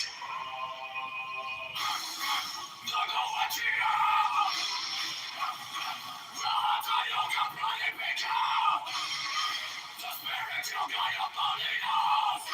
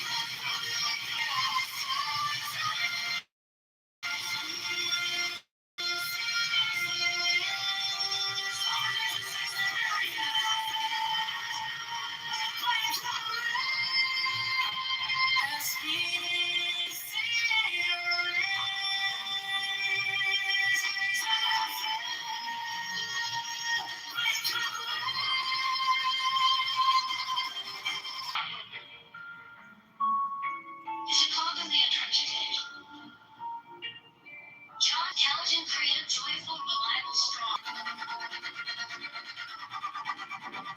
Go.com.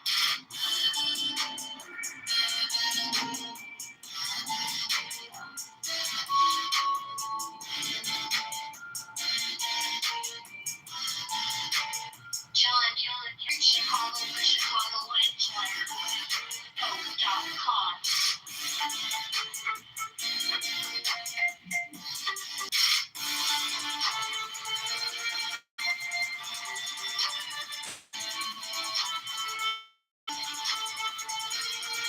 Always deliberate Chicago for Chicago and Go.com.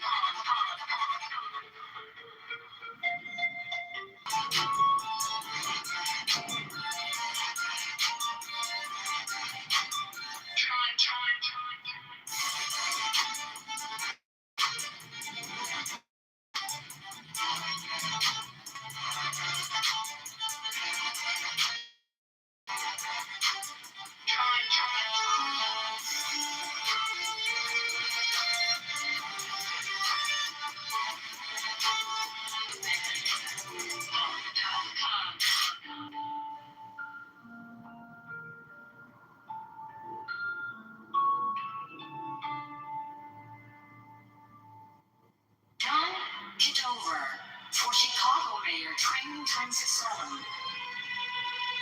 John is intelligent, creative, joyful, reliable, strong. And going to liberate Chicago for Chicagoans.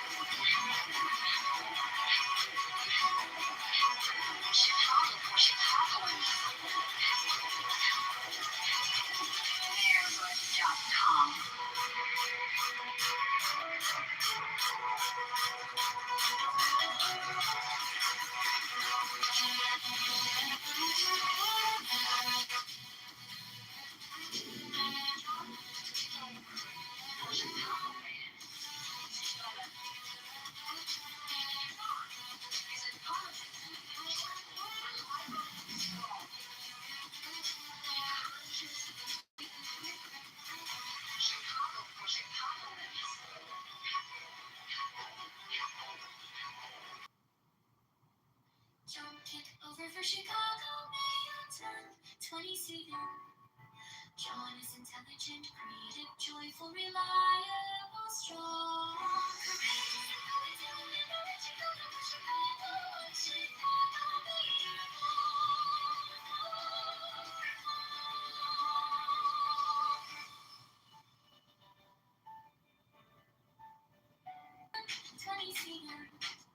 John is intelligent, creative, joyful, reliable, strong.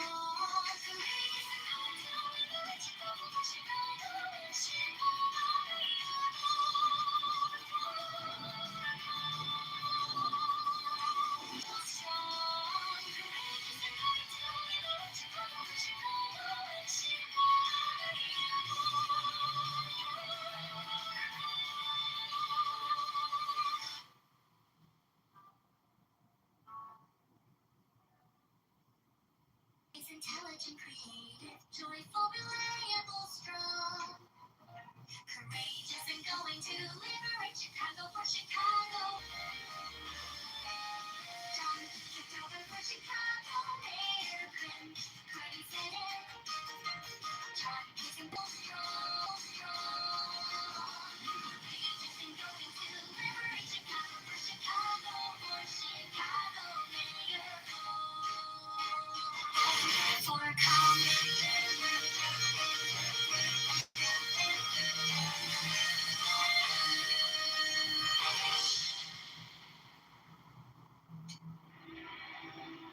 John Kitover, reliable, strong, courageous, and going to liberate Chicago for Chicagoans. Chicago Mayor, vote for come.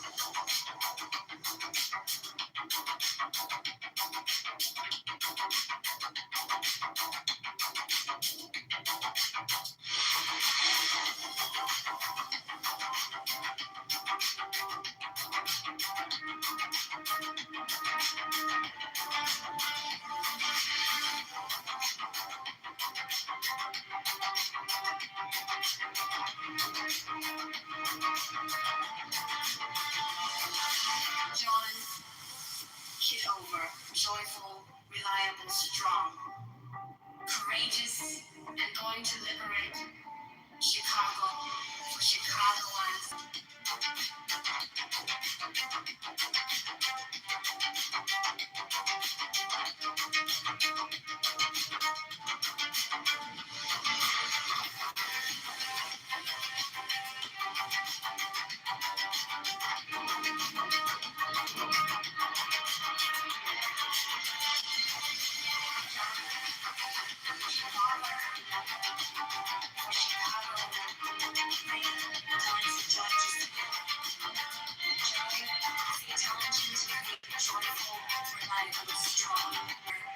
Votes for come.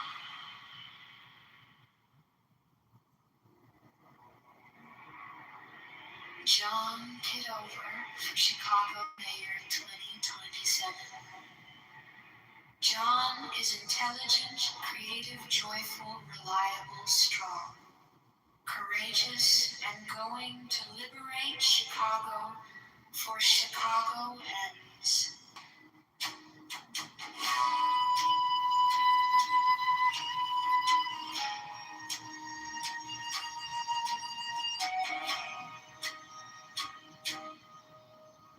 John Kitover for Chicago Mayor 2027. John is intelligent, creative, joyful, reliable, strong, courageous.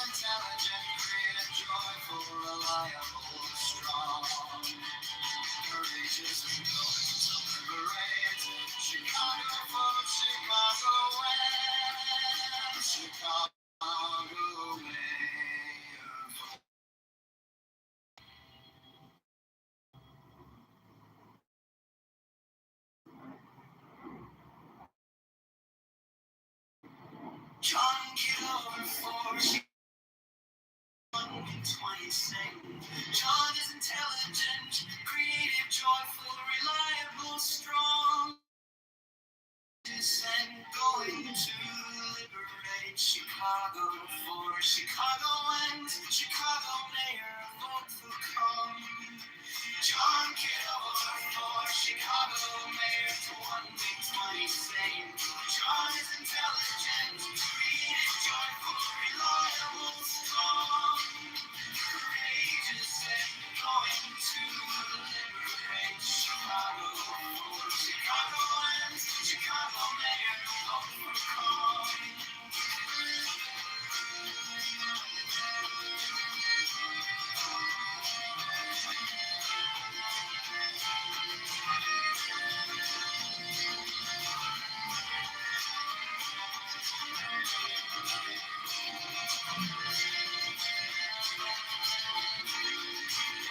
John Kitover for Chicago mayor 2027. John is intelligent, creative, joyful, reliable, strong, courageous, and going to liberate Chicago for Chicagoans. Chicago mayor, vote for come.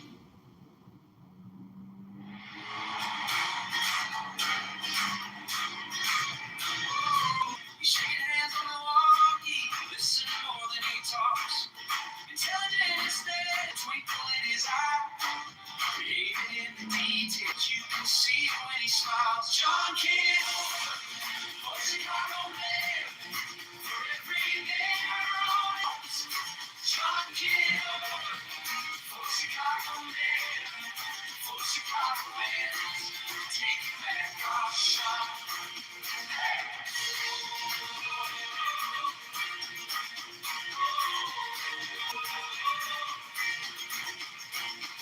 For Chicago mayor, for every neighbor on every block. For the lovers, for the workers, he's faithful to the labor. From to Cicero, he walks. John Kitover for Chicago mayor, for Chicagoans. Taking back our shot. Oh yeah!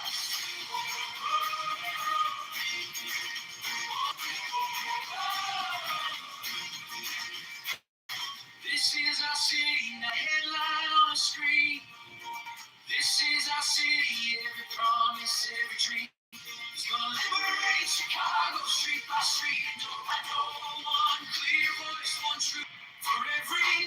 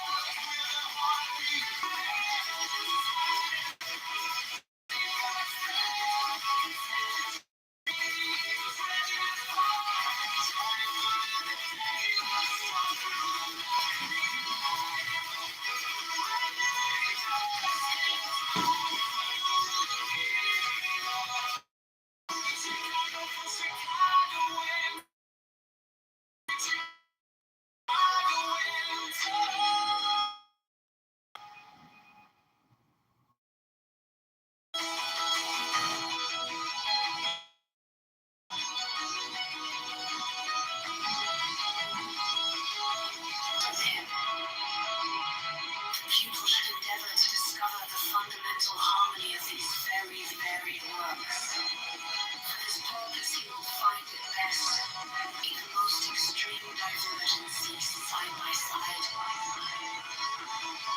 He may at any time that he wishes apply for examination to a master, one competent to correct him and advise him. Nor should he be discouraged by the difficulty of finding. He must rely entirely upon himself and credit nothing whatever but that which lies within his own experience. As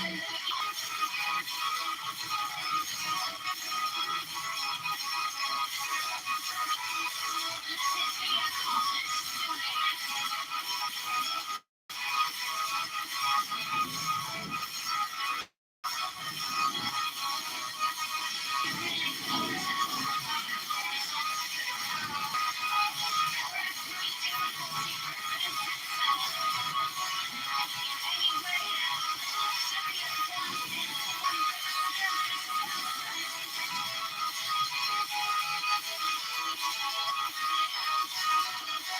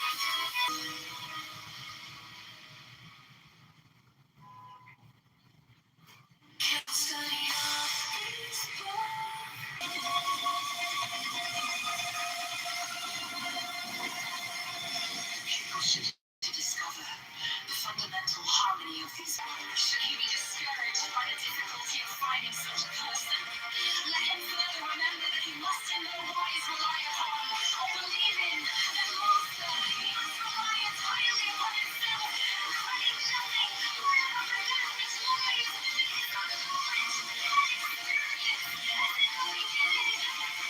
So at the end, we hear insist upon the vital importance of the written record as the only possible check upon error derived from the various qualities of experimenter.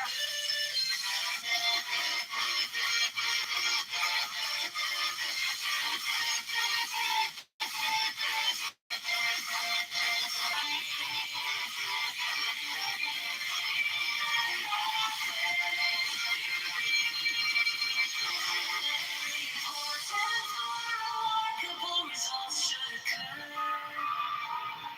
or if any great difficulty presents itself.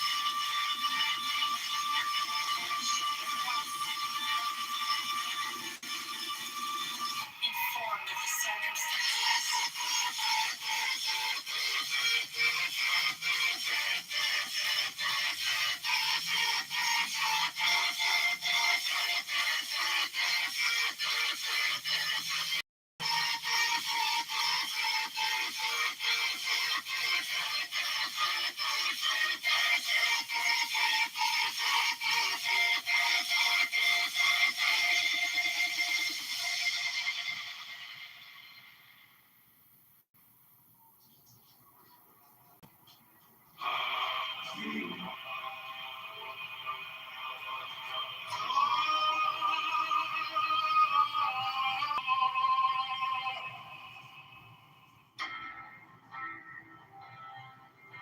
The Doctor Keys, Time was a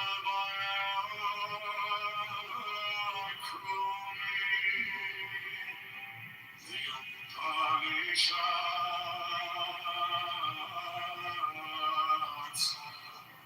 the Bhagavad Gita, voice of the silence, Raja Yoga by Swami Vivekananda. The Shiva Sarita, the aphorisms of Patanjali, the sword of song, the book of the dead, ritual dogma de la haute magie, the book of the sacred magic of Megamel in the maze. Dagawachia! The Hatha Yoga Pranipika! The spiritual guide of Malinas! History of philosophy! The story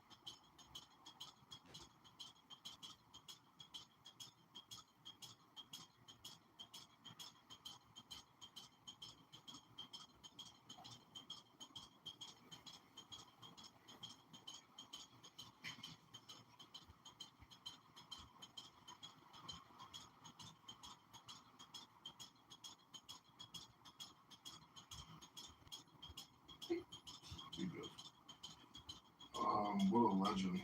He is a legend. Super Palestine? Super terrorism?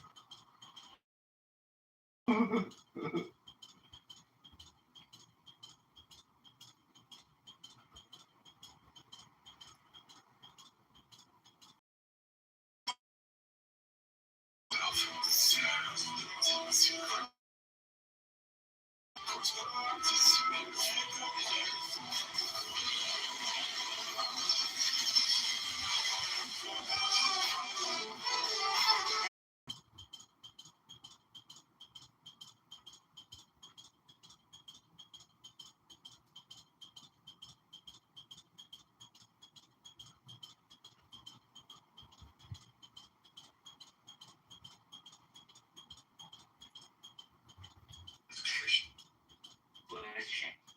So when Iraq was getting over Iran at that time, so US and Israel sold missiles to Iran.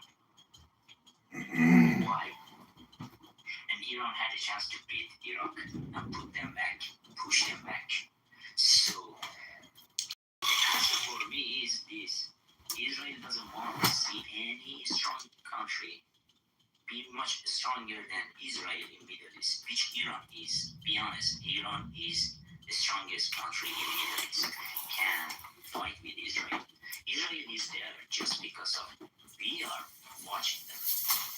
We are having their, that back. Trump saved their ass. Netanyahu is nothing with the US, and they are saving their country by dollars that we are paying for gas and fuel here, which we did it in Ukraine.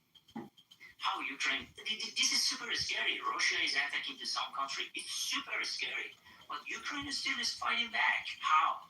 Because of Europe? Of course Europe support them, but nobody. Okay, so You are fighting them. listen, hold on. You got the answer. You got the answer. No, I don't have the answer, but I don't have the answer. But let me just share this with you because I do have to go. My wife had dinner now, but I do want to share this with you. I appreciate the exchange, I really do, and thank you for having a kind understanding. It's us going back and forth. You're crying. I want to tell you this before. Are you in U.S.? Yes, I'm in California. I was praying. Okay, you are in my lovely state, so I'm in. Yes. So I want to tell you this. I was praying when U.S. is sending Navy and carriers over there, and I told her, afraid and come and say, okay, let's do the fucking deal. Because I didn't know if the war happened, will happen what we see now. Yes. Because it's really difficult to fight with the nation. They believe if you kill them, they will go to the heaven. Doesn't matter if they are guilty or what. That's why even Trump came to media and said, those motherfucker Iranian never stop, because he was promising we will finish this war in 2 weeks, 3 weeks, 4 weeks. This never will finish. Because you cannot finish them, man. Iran is different country. And who started this fire? Israel. And God bless America. I hope one day Trump kick Bibi's ass. Say, hey, shut up. Stay there. We don't want to fight with Iran because there is a big money in that for US. I'd rather take over that money than Russia and China, buddy. Okay, hold on. Could you do me a favor?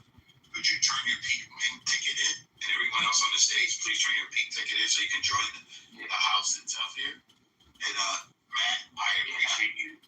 Matt, that was good. No, I appreciate I want to come and see you. You have no idea. I just saw you. I wanted to go to see the Iranian page, We are in US and talking about Canada, talking about what's happening in Iran.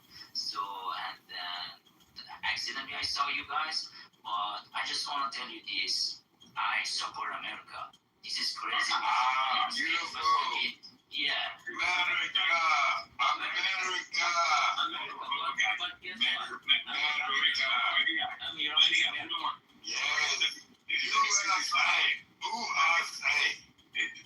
Could you mute for a second, please? Yes, my brother. Thanks. Just mute. Thanks. So, Matt, I just want to thank you for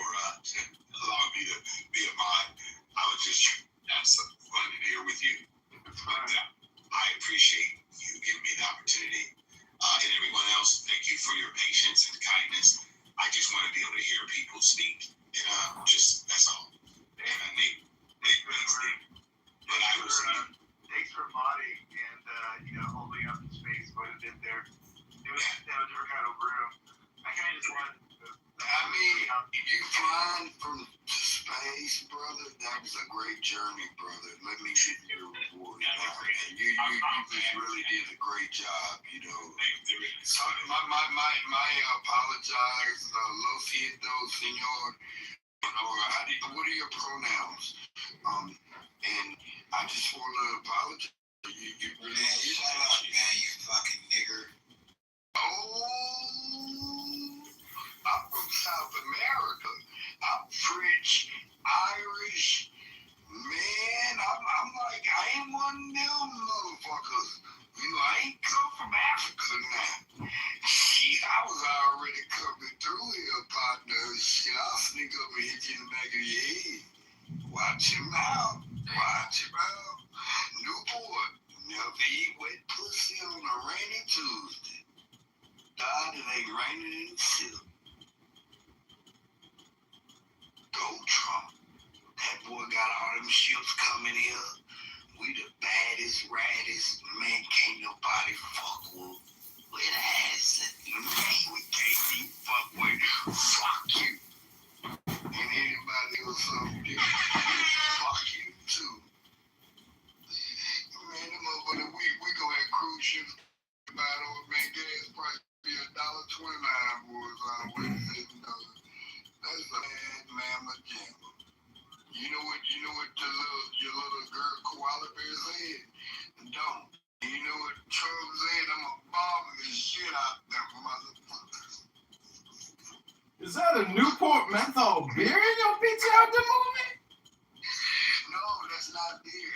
Never eat wet pussy on a rainy Tuesday. Today is sunshine. I damn heard it all now, my friend.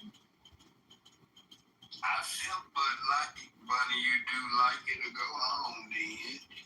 And if a person were to come down here in these woods, I'ma hunt them down like a deer with no eyes. You know what that is, I have no idea why you came over here with that bullshit. I just wanted to say something about the Aurora. Put me in the PTR, please. A bull can't make no babies. A bull can't make no babies. A bull just won't be able to make no babies. I'm sorry for the people who think, you want to be trans. Hey, yeah, I watch Transformers and Voltron. Shit, you can be a lot of things growing up, but when reality hits you and them bills hit you, shit, you going to transform into jail or get you right. I know that. But hey, I'm just one of them country boys now. What do I know? I know one thing for sure. Shit, old Trump, shit. We bring God back in the system. Anybody else have to put their air conditioning on today? Buddy got bad. The heat ain't on. All day. Hey, we'll get you a GoFundMe.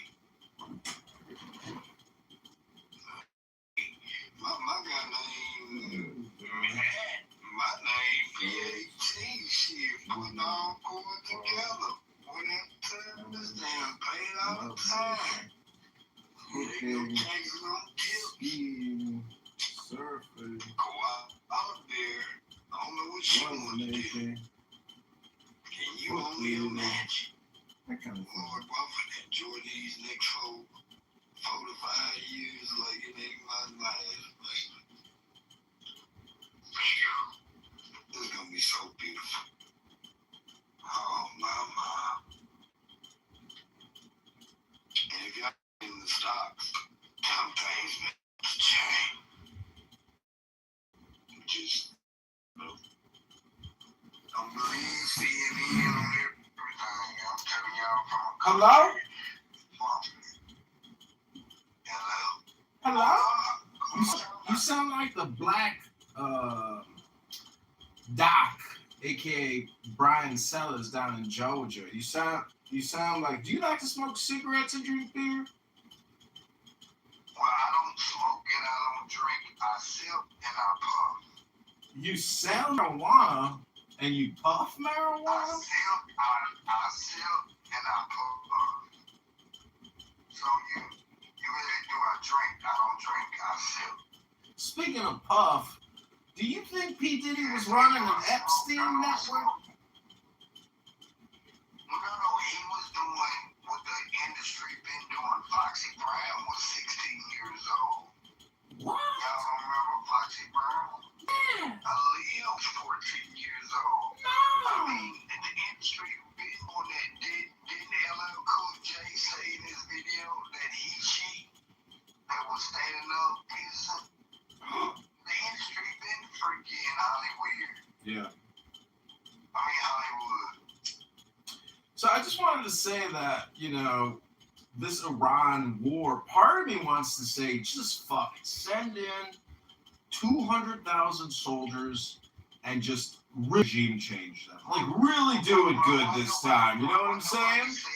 No, why nobody, I gotta cut you off, because why nobody did this for Libya? What do you mean? I didn't hear no oppression to Libya. Y'all just couldn't wait to get rid of Gaddafi. And then Hillary Clinton said, we came, we saw, and he did. Yeah. And in America cheered. I mean, why we didn't have this same feeling for Gaddafi? He didn't do nothing wrong. He seemed like a pretty nice guy. You just believed everything shit, he could ride around with no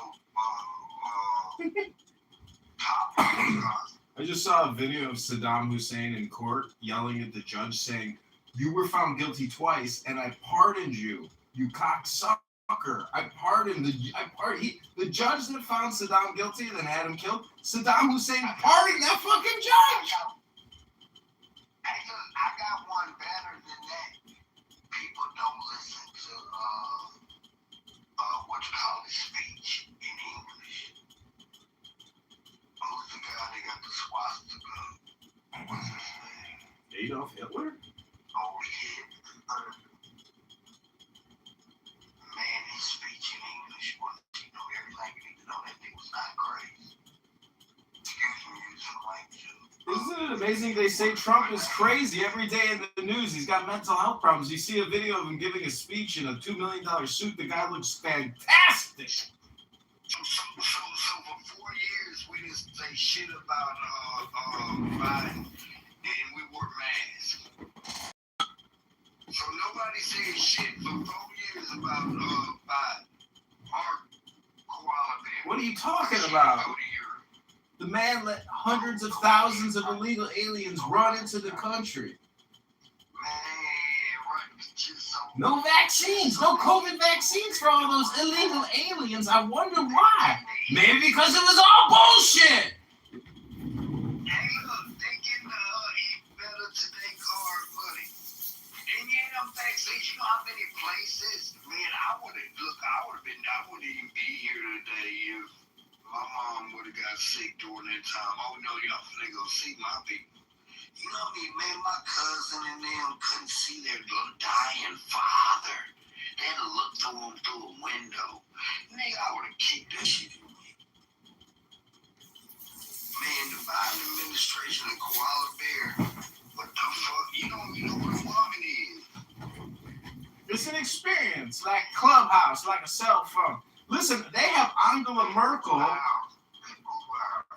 They got Angela Merkel, former Prime Minister of Germany, Chancellor. Go ahead. What is Koala Bear? I don't know that. Oh, that's Koala Harris. They've been more Champ That's the first time I heard that. Yeah, Champ and shit. I'm being paid. I got a lot of dry humor, you know what I mean? And is Trump perfect? No. But I'll tell you this, if Koala Bear got on her period, shit, we would have had nuclear war.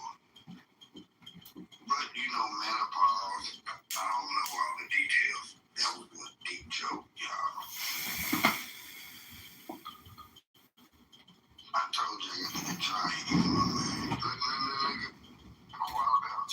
much we spend on nuclear weapons annually as taxpayers? Hundreds of billions of dollars. Can't we just get an arsenal and keep it and like cut the costs by 80%, but not keep, expanding and researching and I mean, when is enough enough? The country is broke.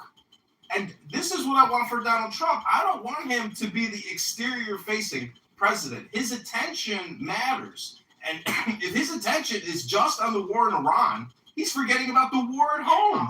We have a war to wage against left, wokeist liberals. We have to smash them. We have to take over these sanctuary cities and fully eliminate the threat internally before we ever spend any more blood overseas. We have to liberate America and make America great again. America first. America first. America first. I'm good. You're married free. You can be my wingman anytime. Hey, how do y'all feel about all those tankers coming to USA? And boy, we finna be a bad motherfucker. Oh, excuse my language. All those tankers coming to get our oil? Y'all heard about it? I didn't know y'all. Boy, Trump. Hey, like they say, this shit is chill. Not jealous. And everybody think the queen can move around, but that king can go anywhere. And the game ain't over till you capture that king. That's what they fail to realize. And then y'all want to know something else? They call them diapers and depends. Diapers are for the babies. Good love changing them. But when them elders got them depends on, it depends on if you in the wheel. Oh, that was kind of dirty. So, no, I'm not bad. That was kind of. Yeah, I was clean up a little bit, man, but I ain't no other change with it. He mad. He my roommate. I live next to a college. Alcorn State Iron Rebels was the first black governor or senator or something. And the school where Steve McNair went to, who else? Shit, Alcorn State, Alcorn, no rice, baby. Mississippi, Ole Miss grow the best weed too. We got that good weed there in Mississippi. Shit, we in the woods. If y'all have seen a deer with no eyes, I have no idea.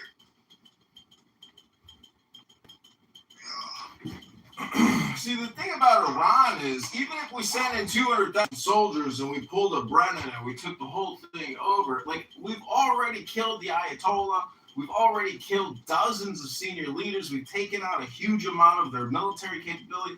So, it's not necessarily necessary. And so I would just say, instead of sending 200,000 soldiers into Iran, why don't we send them into Democrat cities like country, the fake voting, the Democrat frauds, and the Social Security fraud, and the Medicare fraud, and all the fraud that's going on that Nick Shirley's exposing, and make we bury them quickly. Hello? And if a Democrat judge stands in our way, well, then we arrest that Democrat judge, just like Bukele did in El Salvador. We liberate America, one criminal, one judge at a time. Hello? Oh, no, that was no good. That was this.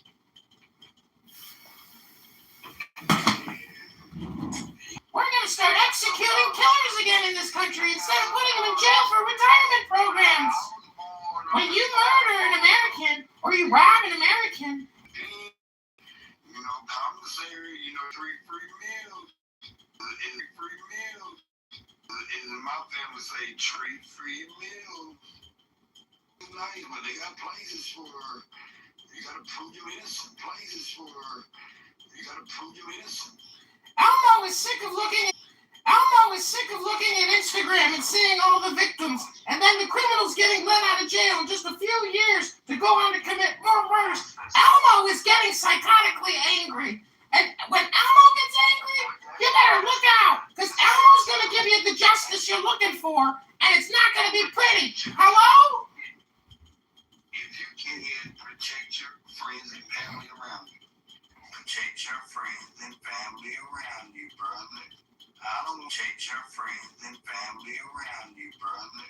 I don't want nothing happening to you because some ignorant, There was a homeless man that pushed over my guns last night. Then he tried to break into my neighbor's apartment. So I was on here. Why did you say that? You just left evidence. Man, don't say that on here. Oh, Elmo's just making a joke. I was sitting on my balcony, but I did witness that yesterday, and it made Elmo a little angry.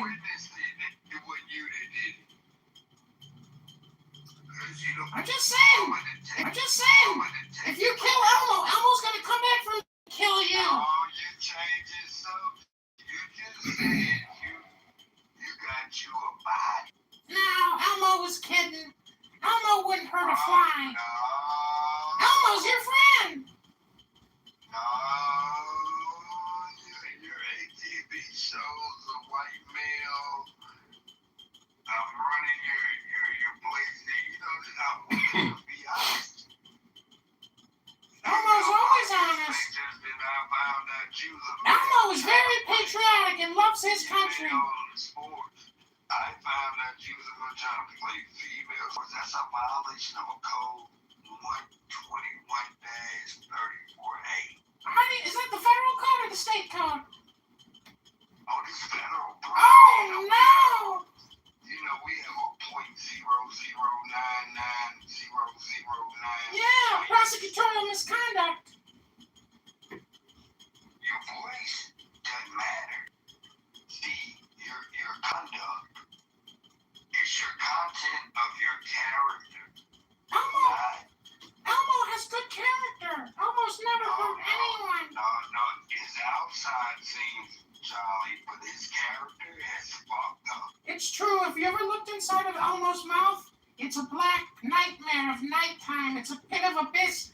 Inside Elmo is the apocalypse. It's more like a fish.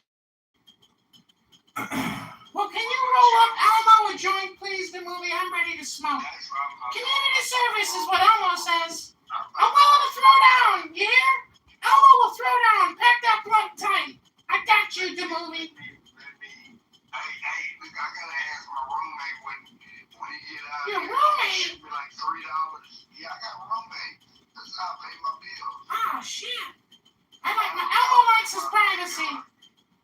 Oh, shit, he's still weak. All right, well, tell him Elmo's down to throw down. Community service is what I say. Sharing is caring. Hey, send me like $3 so I can get like a .3. I got you, bro. Can you lend me $3, Sean? Somebody lost me there. With the Trump. Go Trump. Go Trump. It ain't like that, boy. We get us a GoFundMe, bro. Everybody love, So I don't know if anybody follows international news, but Ireland has rebuked their own government, and the Irish army is putting down an Irish farmers' rebellion, and their response is, "You fucking psychopathic leftist woke bitch motherfucking Looney Tunes! All you do is complain about orange." Man, I know exactly what you're talking about. Shit, I know you know. Shit, you into everything else. Shit. Well, has anybody seen in the new chat feature? Where you from Denver? Are you from Denver? No. You're from like Denver, Colorado. I was born inside Uranus.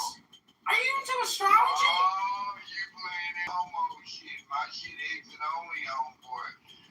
Exit only? What? Exit My shit man? is exit only. You talking about Uranus, man. Y'all don't play that shit. No, I have cosmic consciousness. I'm an astrologer. Man, you can astrologize all the fuck you want, but it ain't going up my Uranus.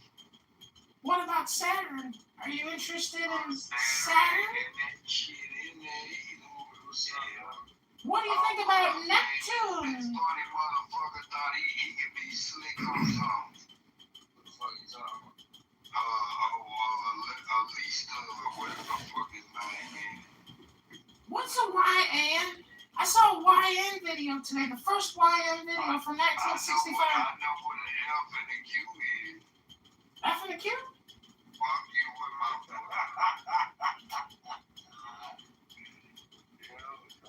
playing with me, man. Come on with a YN. So I know what an F and a Q is. What's F and a Q? Fuck. He fell forward like a slide, dude. The movie, I got a joke for you. Why is sex like a box of Kentucky Fried Chicken? Because after you're done with the breast and the thigh, the only thing left to do is stick Elmo's greasy bone back in the box.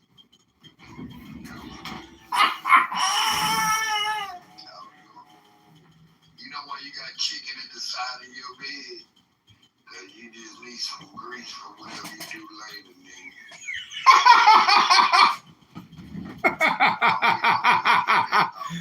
Oh man! Oh man! Remember them your mama jokes on that shit? No, I know. I'm talking back in the day when old boy, the Mexican dude that had the your mama, he was saying you got chicken at the side of your bed. I forgot what he had said, but it was crazy. And look, like he had one joke, like I would tell Elise, your girl so nasty. Well, he probably don't have a girl, but she's so nasty. Them crabs be bungee jumping off her thong and shit, you know. And on her little tampon, you know how to do that. The movie! What kind of an animal do you think Elmo is? Elmo always inspects the vagina before going down, because one time Elmo actually saw crabs on a woman's vagina, and Elmo had a panic attack.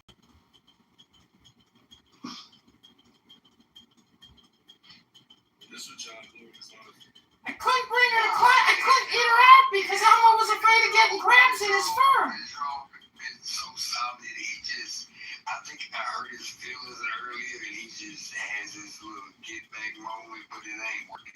You see, the last time I chopped up with you, we could have a good conversation. Of course. Do you hear me? Money. See, I'm from the woods. You know what a deer is with no eyes? I have no idea. He ain't getting it. He don't know he fucking with the right one. I got nothing but time, opportunity, and hell. But he ain't no swimmer. It looks like y'all got an audience down there, though, man. Oh, man, it's all good, man. The movie! Why are black men always crying during sex? I have no idea. It's the pepper spray!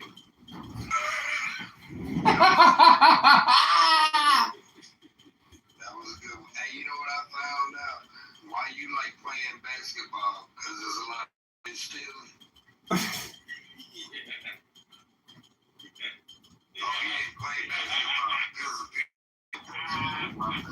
No, I play golf. Elmo likes golf. Why does O.J. Simpson like to play golf? No, it's because he gets to hit something white. That wasn't as good, though. Shit still.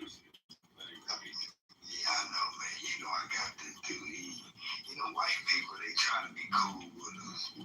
Like everybody afraid of us. Really love us. Titleist is the number one ball in golf. Hey, bro. You know the only ally we really have in America, I'm talking about in 2026. If you look at another ally, I'm not talking about your brothers or your immediate family, but it's the white man. No, it's the liberal white woman. It's the liberal white woman. That's the real ally of the black man.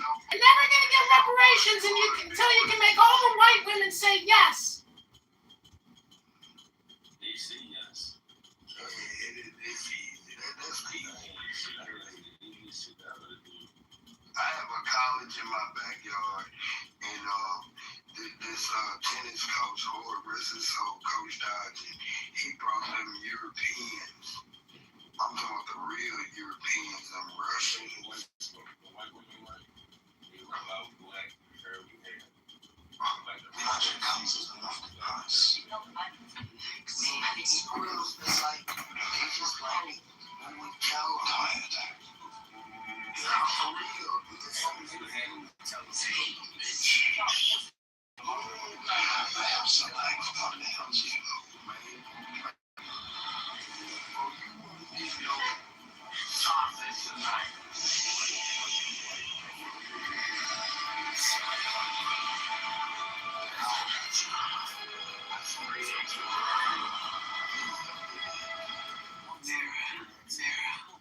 black woman do?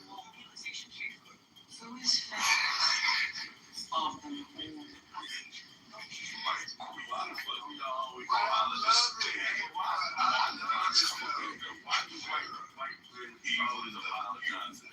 She's the reason they always say she apologized. You know, you can't tell, but they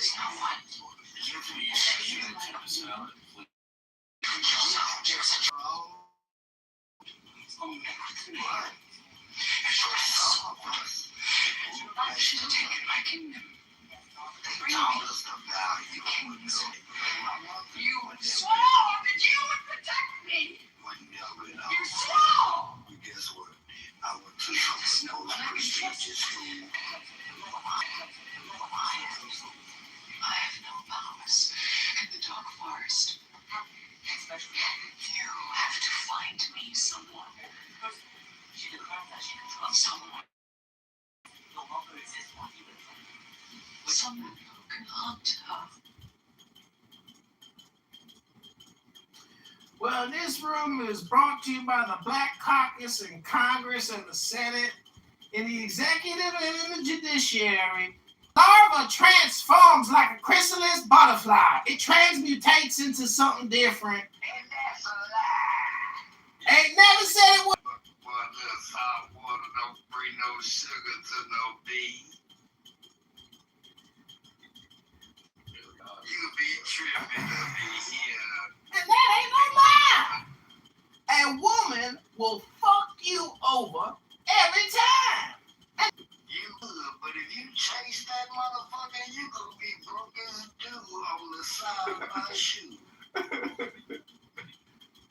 So go chase the one you want, but you don't want the one that choose you. See, we are the prize, but to get attention, and if you a broke nigga, you better have a lot of attention. But if you don't have no attention, have some money in your pocket. The female, the right one that choose you, you have no worries, at least two. I promise you have no worries. White, black, Chinese, Espanol. I've been with many. You just gotta do.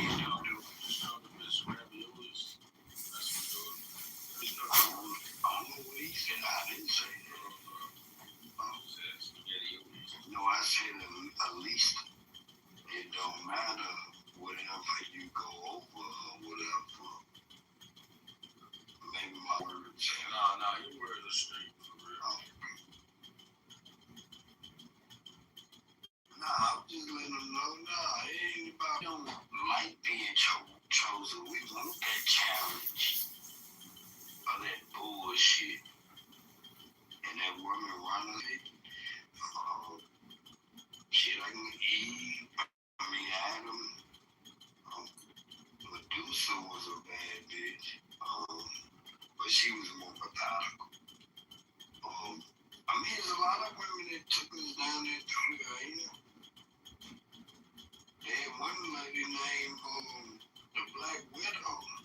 She supplied Pablo. She killed all others. McDonald's and get a girl, but a woman ain't coming to McDonald's and get no nigga.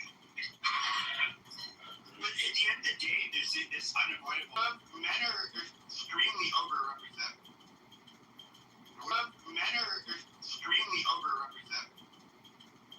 What do you mean? Okay, so we can look at. I don't know the statistic off of my top of my head, but if we were to look at like what percentages of murders are committed by females, it's probably under 10%.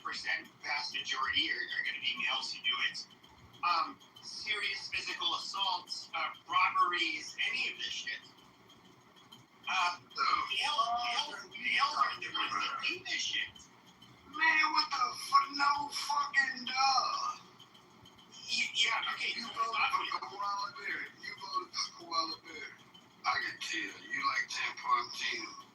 Just tell me the truth. It really don't matter, but I can tell. It's okay, bro. Of course, male commit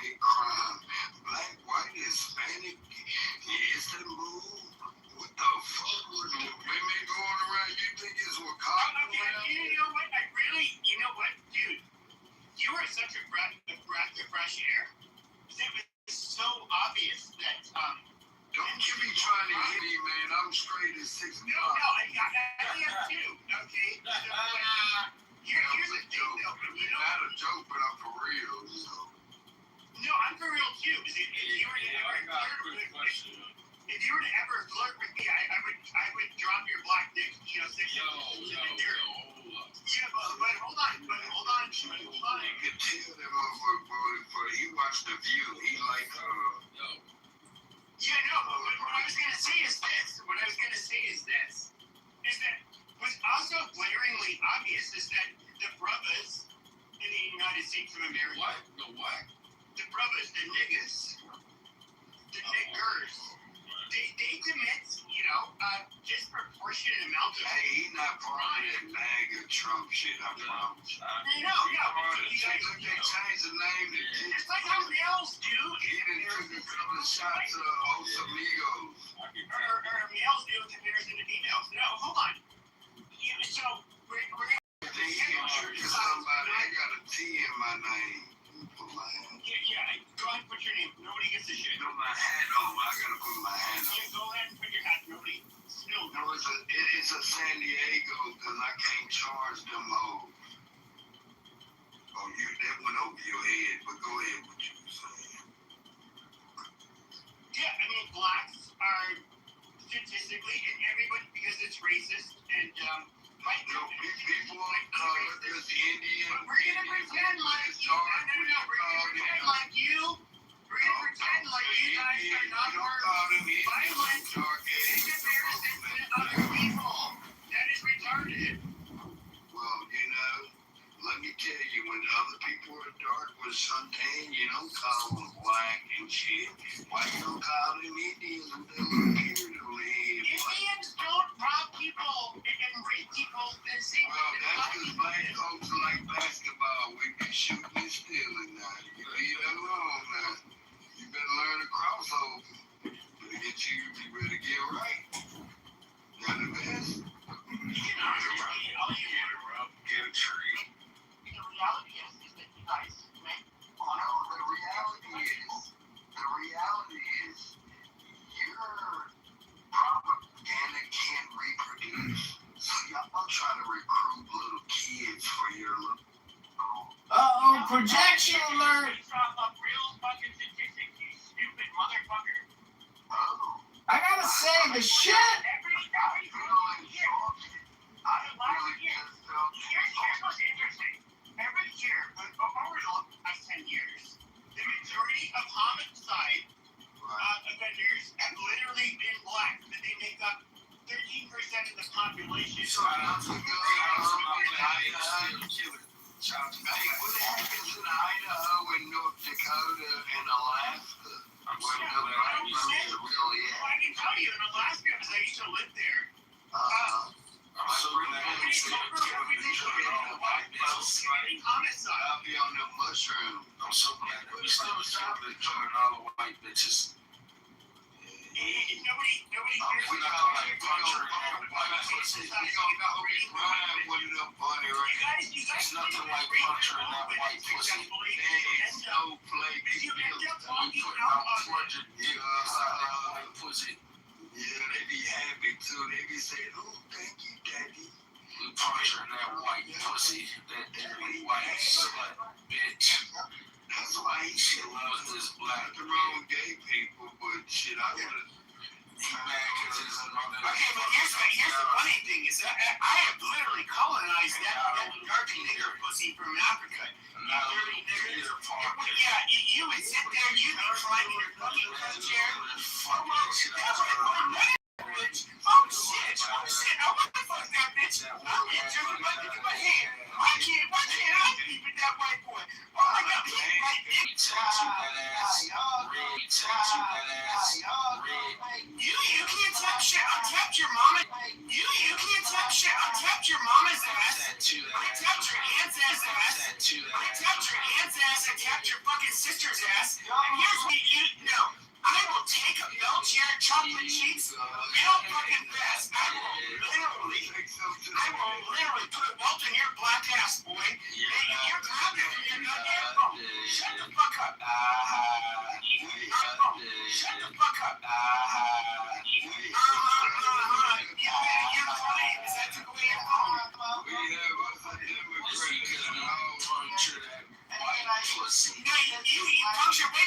You can't watch your shit with that little light. What the fuck are you talking about?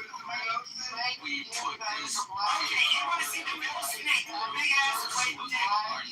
Piping your black ass mom's pussy. Fuck your medical. The statistics have literally had statistics several weeks ago. It shows white women are the most raised little women.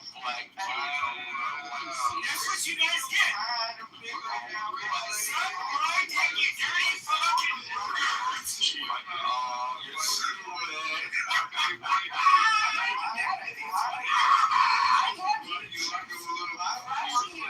Shitting out because of me. You dirty.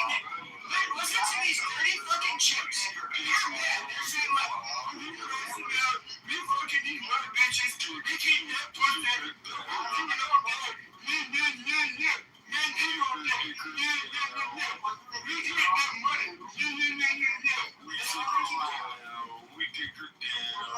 Yeah, you dicked her down. Yeah, just like something that a low IQ fucking troglodyte would say. You would love my fucking dick still shit out of me with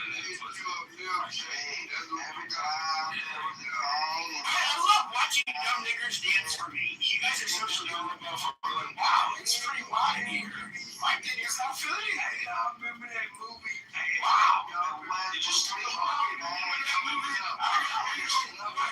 Breaking my nigga black ass. That shit fucking hurt. You look like you're real bad. Did you door fuck you or something? Goddamn. Movie. Yeah, I remember that. Niggers are now diagnosed with HIV as door fuck my mom. Goddamn. You niggers got HIV. You guys are HIV. Listen. It's not the phones that get it. It's sexually transmitted diseases. It's not the phones. I'm sorry, my name's Alex Jones. It was literally the fucking niggers. They were chucking each other in a booyah. They were down low gay niggers. And what they did is they spread it all around to the white woman, to the nigger bitches, to the gay niggers. And they literally spread it everywhere.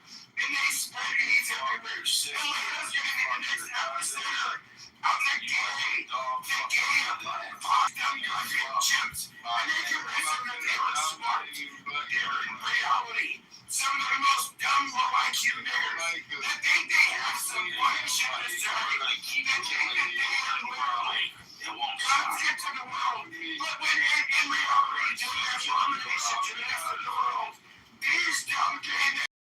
This is having me to expose. On behalf of Israel, we have dumb gay niggers. On behalf of Russia, we have dumb gay niggers trying to literally brainwash the children. You dumb gay niggers. Hey, just shut the fuck up. You say we're gonna fuck your mom each and every day in every way. I already fucked your mom with my big Alex Jones. Slow down.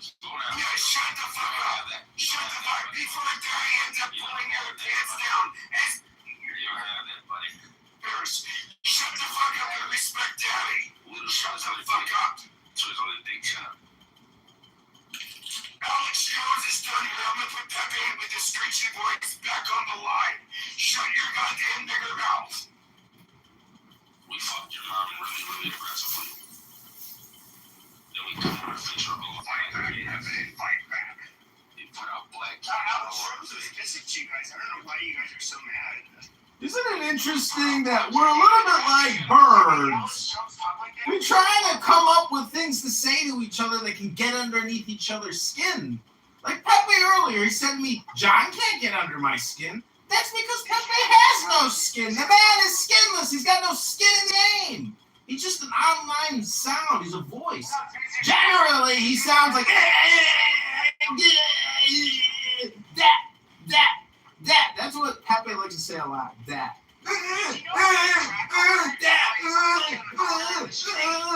And she said, oh my God, I'm so good. I'm so privileged. And I wanted to somehow, in whatever way that she thinks she's pretty, but she wants to insult you. And you're like, oh, you stupid Dominican crack whore with missing front teeth. Amazing bitch.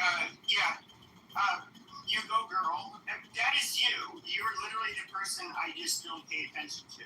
Because you are in fact just a low-life, mentally ill piece of shit.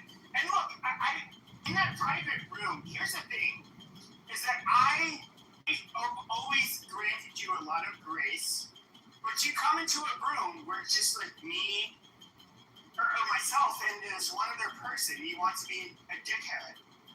But at the end of the day, okay, there are people on this app that I generally don't punch on, even when they say shit about me. But, because I think they have there's something wrong with them mentally, like such as yourself. But let's keep it real here, okay? I came onto this app, okay, well, it was still rather big. I was a fucking headliner. I was somebody who everybody fucking knew. And I thought it was fun for a while. I don't really give a shit about this shit anymore. I come in here just to hang out with people and talk to. But you, on the other hand, you're the same pathetic piece of shit that, literally films every fucking room. We can see your goddamn YouTube channel. Nobody watches your fucking shit, okay? You've never had a fucking audience. You're somebody that nobody finds to be entertaining. You're literally, it's just so goddamn pathetic. Do you think after several fucking years that if you could not capture a fucking audience, that maybe it's just time to give up? I mean, at least I was somebody who I lost my passion literally like a couple of years ago to do a lot of this shit because it got boring to me. And quite frankly, a lot of, the political landscape changed a lot to where the things I was saying that people considered taboo are no longer taboo. And I really care. I can care less to listen to a bunch of fucking retards who just discovered a lot of the shit that I would talk about years ago. And they go like, oh, yes, I want to dick slap you. Be a fucking fan. But you are somebody, John, that never could capture a fucking audience. Hold on.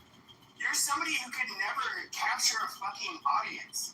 You're somebody who could never troll. You're somebody who could never do any of the shit that I would fucking do. And this is where you are fucking pathetic. But okay, I don't know, what the fuck is it that you've done? You've been on this app, recording fucking rooms, doing your stupid shit. But do you realize nobody fucking follows you, respects you, or thinks you're fucking funny? Like anything. Is this mentally ill man that is on this fucking app? I think it's funny. He has ranting like this once a No, but he came in. Hold on. It's a fake outrage. Doctor, stop. But we were in a room where I was talking. It was one-on-one with a woman who, I'm not going to hear her bullshit. But we're talking about mental health shit. And this motherfucker comes in. He starts literally digging into any fucking pain point that she has regarding, an accident she had where she has a large scar on her face. 90% of people in this room have used it to get reported to other people. Let me finish. You use that misconvenience. Shut up, let me finish. And literally, he's digging in. He's using these fucking pain points, knowing that she's she has some issues. And it's just to me, it's just mind-boggling. And I would have mercy on you, just like I do with many individuals on this app, because they are. I realize they're cognitively not all there. But you are such a disgusting piece of fucking shit that I don't even know what to say. I call people niggers, I call people kikes, I call people all of this fucking shit. At the end of the day, this is largely received by an able-bodied people of sound mind. They find it offensive. Okay, sure, and you can say I'm super despicable. That's fine. Okay, but I don't like prey on individuals. You know, there's one despicable piece of shit because on this app that I would go back and forth. Look, I'm not somebody. Shut your fucking mouth. Shut your fucking mouth. Shut your fucking mouth. No, you can't say anything. Wait until I finish. I'm gonna wrap up in under a minute. Just shut your goddamn mouth. Shut your fucking mouth. Okay, and then shut your fucking dumb nigger mouth for 1 second. Shut your dumb nigger mouth for 1 second. It goes quicker once you just shut the fuck up. It goes quicker once you shut your fucking mouth. Nobody thinks you're funny, Jack. Nobody is a fan of yours. So just shut the fuck up and let me. Okay, Matt, mute this goddamn monkey so I can finish. I can't hear you anyway. It's really quiet. Yeah, it just put him in the goofy app too. Shut the fuck up. But at the end of the day, I'm not going to praise on like. Again, a lot of people realize this. I'm somebody who's a troll. I use a lot of humor. I sometimes have serious conversations. But then then there are defunct pieces of shit like you, Mr. I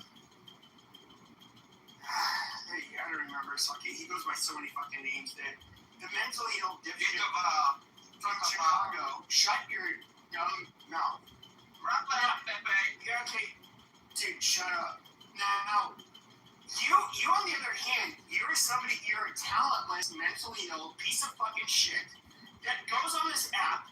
Nobody is a fucking fan of yours, you stupid motherfucker. Do you realize that yet? Even your own fucking community that you would stand up for the most, which I don't have to name, they kick you out of fucking rooms. They look at you as a mentally ill fucking retard. I mean, do you not understand that? I was somebody who always offered you grace. I realize you weren't all there, but then you just keep on picking at people. You honestly think the grace of Pepe, a young fucking racist with a frog in his throat, you think I need grace from you?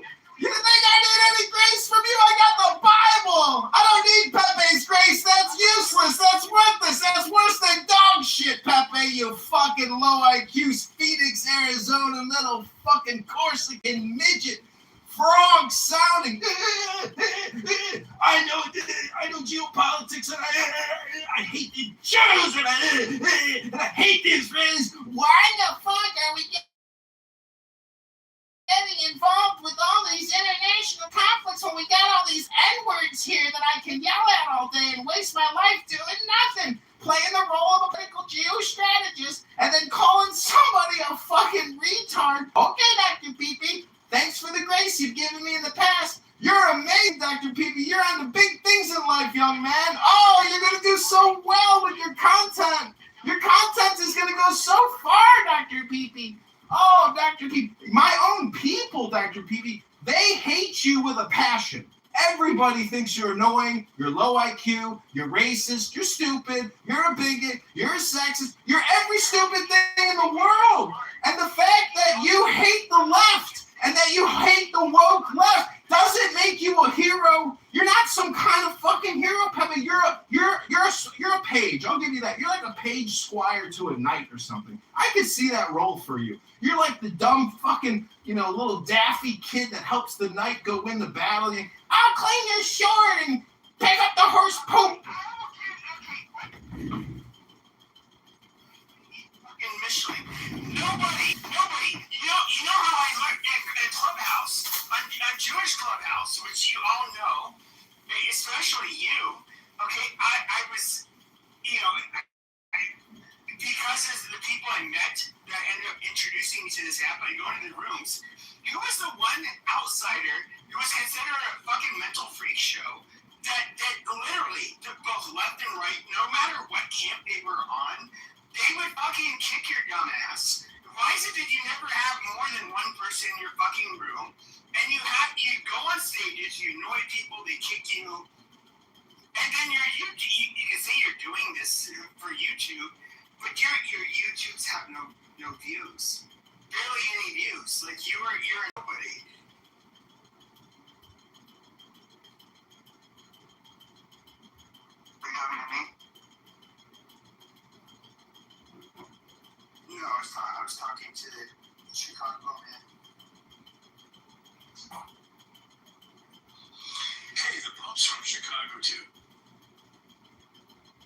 Pope is fine, and you know who else is a dumb piece of shit?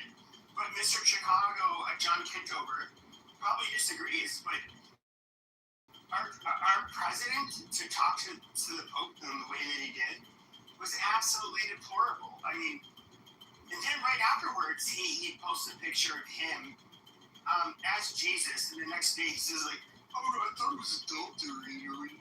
It's because many people try to convert to Catholicism to earn rights. So, for example, I would gladly, in a heartbeat, convert to Catholicism for rights. I've actually already converted to Protestantism, but I only got ever in trouble when I was looking at the third data of the Catholic Church, because technically a foreign government, the Vatican, and I have many contacts in the Catholic. I really think that even if I would sign a piece of paper saying I'm a slave of the Catholic Church, that the Catholic people are very humane and even would not actually. Are you considering doing RICA? What? Are you considering doing RICA? What is that? It's like the adult conversion to the Catholic Church, because you said you became Protestant and you're thinking about the Catholic Church. And I think I just want to finish up the job with Kitover for 1 second, because he pisses me off too. I did some temple a lot of things, but this is one thing. No, I didn't say I was considering the specific. No, you're actually. But the thing is, I'm not talking about. Get out the way, let it happen. I'll give you an example. In the Catholic Church, you have your local priest, and then you have your bishop, and then you have your cardinal that you can go to, whatever the hell it is. Like every time I go to Rome, I can contact my cardinal, but you have to do your RICA training first, because it's not like, you're gonna do the Nicene Creed or whatever and become a Catholic. Oh my God, nobody said they're converting to Catholicism. Wait, I'm talking about Jesus Christ, that chick, you're just speaking this way. You're ruining the conversation. So long, bro. You're ruining it. Somebody else is speaking. So horrible, so terrible. Let the other motherfucker speak. Bro, you were just talking for so long. I just spoke for like 2 fucking seconds. I know, but you're not. You're derailing. Shut the fuck up. Because you're derailing. You don't fucking hate me. For 1 second, bro, you were derailing for so long. He didn't say he was wanting to convert to Catholicism. He didn't even say he was considering. You're literally putting in your 2 cents. You're putting in your 2 cents to earn a banana. But your lucky ass did not fucking earn.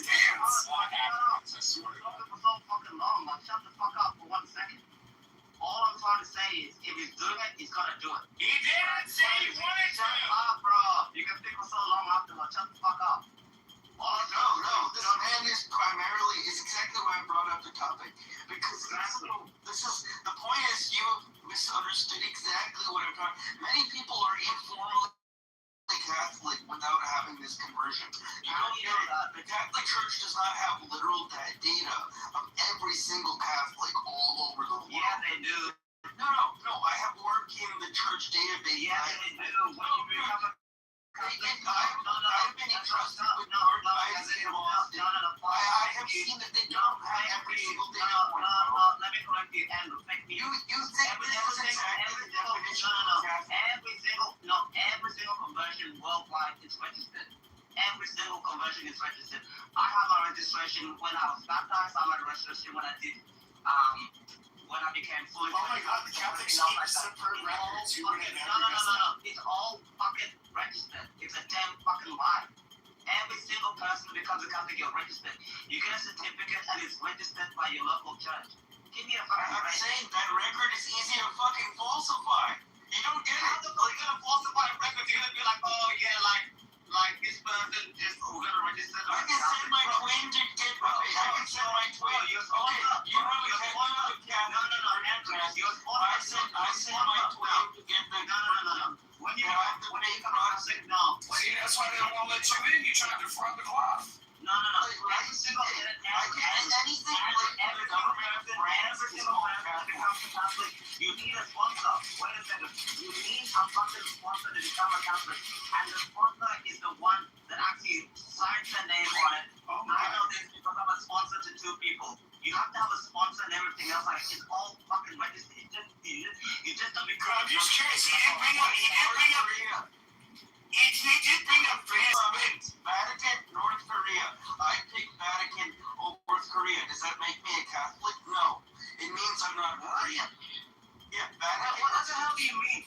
No, he brings up a good point. I'm somebody who's 100% of French descent, and so like one of the beautiful parts of that is that I can look up my last name, and I can trace ancestry back to several hundred years, and part of the beauty of that is because the Catholic Church likes to keep records, and they've done an impeccable job, and so are you saying that like beer not exactly? Okay, so you agreed with that one. Exactly. It's all fucking recorded. Every single conversion. But if this guy wanna convert to Catholicism, that's all he said. Never even fucking mentioned that. Bro, shut the fuck up. That's true. He didn't mention that. He said. Let me tell you. If you want to convert to Catholicism, you have to open this You just came in, maybe you don't like the Catholic, whatever. We're talking about like two extreme. You're acting as if the Vatican is as exclusive as North Korea. This is what I think. It has 1.4 billion paychecks for fucking exclusive. But I'm just curious, what was the point before Achiak, these third world dumbass, ended up Shut the fuck up, that's what you done. Super Mexican. I'm super Mexican, super gay, as you say. But anyways, when it comes to what were we talking about before that? I was trying to say that the U.S. right wing is very much modeled very accurately by the Pope, even though it's technically Trump who's in power, because the U.S. right wing has it's very complex game theory as to why. I disagree. The Vatican has always looked at the U.S. as being a competitor to the Vatican, and if we look at all the open borders bullshit and all of that, that is super Catholic. Like when it comes to the right wingers who are like maybe have some further right wing views, such as myself, and some like further left wing views. No, the church is the Catholic Church is all over the place. Like they're not natural allies to American conservatives.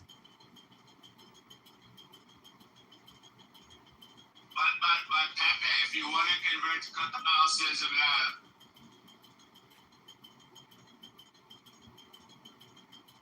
yeah, I mean, I think it's super. I just think it's you're functionally retarded, Agent. Bro, I don't know why you always talk to me. You don't cut. I don't even hear from I actually tried to convert to Catholicism in order to get a visa to the Chinese everybody in the room goes, oh, hey, it's weird. I don't know, it's dumb cut. Just the fucking retarded cut. I know. By the way,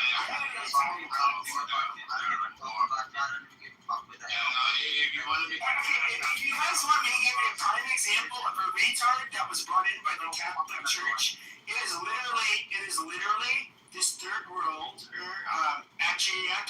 He's a third world person brought in by Catholic NGOs. Absolutely worthless to the West. Here we go. And here he gets the graces from his presence by being on a modern, being on a modern, internet, okay, or internet carrier. It doesn't matter. And he gets to mention us and give us this little point of view. Dirty fucking retard. Jealous. No, Pepe is such a dumb fucking retard because I was like to him, never once. No, you're just jealous. You're jealous. You're just a jealous person, period. Pepe is just a fucking retard. Fucking like sweating in fire. I'm retarded, Mexican, and gay. Like for sure. And it's just like, oh yeah, I can do it. Like, shut the fuck up. People are just trying to have a conversation, and you're just a dumb fuck. You're like, oh, third world. You know, Pepe is one of those retarded edgelords that in school, like in high school, university, they're one of those slow fucking retards that never got and did anything in life. I was a short talk about anything in life and everything else. Like, Pepe is one of those disgusting, slow fucking edgelords that never got any bitches, never did anything, never went to school. university, and he just sits on here all day fucking long. Yeah, I only gave blowjobs to other boys while wearing my safety helmet on the short school bus. Absolutely. You're correct. You're correct. I have to make sure you're correct. No, you're in your 40s, no family, no wife, no kids, no bitches, nothing to look forward to. So you just come on here and scream all day long. What the fuck have you done in your life, bro? By the time you blink next, you're gonna be. I gave him blowjobs on the short school bus. You're gonna be 50 with zero fucking accomplishments, and then you're gonna be like, yeah, at least I can come in clubhouse and call people niggas at third all day. What's your mom's dating profile so I can marry her? You're such a fucking loser, man. Honest to God. You were born in the greatest country in the whole world, and what the fuck have you done for yourself? What I'm curious about is if you describe yourself as a Catholic, but what I'm really curious about is that if we look at the Pope, can you tell me what is your opinion on what Trump said about the Pope and him dressing himself as Jesus? You're a fucking cuck. You literally will divide the Catholic Church. No. Yes, you will. Bro, Pepe, you're almost 50. Yeah, I'm almost 50. No wife, no kid. Yeah, we heard that. But my question. What do you have to show for yourself? Nothing. Absolutely nothing. Yeah, absolutely nothing. Super good. Yeah, we heard that. No wife, no kids. We heard that again. And you just come on the app and you just call people names. Yes. Amazing. Okay, we got it. Okay, we get it. FGX claim is that I have no wife, no kids, and I'm a fucking loser. Amazing. Okay, we get it. I repeated it for you. But my question is, what do you think about what Trump said about the Pope, and what do you think about him with that meme of him as Jesus? And you became a groiper, retard. I'm not a groiper. I'm not a Christian nationalist, you retard. And everything else like that. I'm not even a religious person. I'm not a groiper, you fucking idiot. And you're so retarded. And you come here and you're like, what do you have to show for yourself? Okay. Absolutely nothing. We've already gone over this. Nothing. Yep. Super loser. Yep. You're super loser. Such a fucking loser. He's jealous, man. He's jealous. He's probably backed out as a kid, and he's jealous. Yeah, I just wanted him to get this part over with. I'm trying to ask him a serious. Why the hell? Okay, yeah, I get it. Actually, yeah, we get it. Yep, because I'm a loser. I'm a loser that nobody wants. That's the answer. Okay, everybody. Bro, you're almost fucking 50. No. Yeah, I'm almost 50, guys. I'm a loser. At Jake wins this round. Yep, absolutely. Jake won this round. Everybody give a point to Jake. Okay, but Jake, shut the fuck up so somebody else can talk. Because I'm literally trying to ask you a question. No, when it comes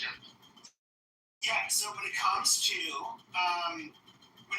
Trump, chastising and insulting the Pope, and then posting a meme of himself as Jesus, as a good little Catholic boy, what do you think of that? It's fucking terrible. Yeah, it is. Yeah, I agree. Terrible. He shouldn't have done that. He fucked up with that. I don't agree with that. So he doubled and tripled down. Yeah, I know. It's a terrible thing he did. The greatest person ever is Jesus Christ. I don't give a fuck about any politician. God should never be mocked at all whatsoever.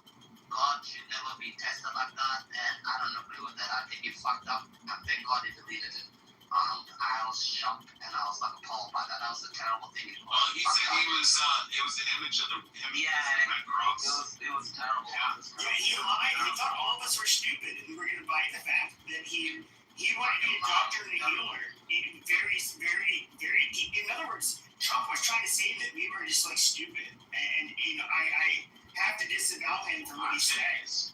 Yeah, that was I don't know why he said like, oh yeah, like I'm trying to be like a healer and some bullshit. Just going up to it. He fucked up. Yeah, I checked him out. You shut the fuck up. Let the other guy talk. My battery died. I just got back. And the last thing I heard was Pepe or PP or whatever your name is, forget my PP Herman. PP calling a bunch of men who are yelling back at you the N-word consistently. PP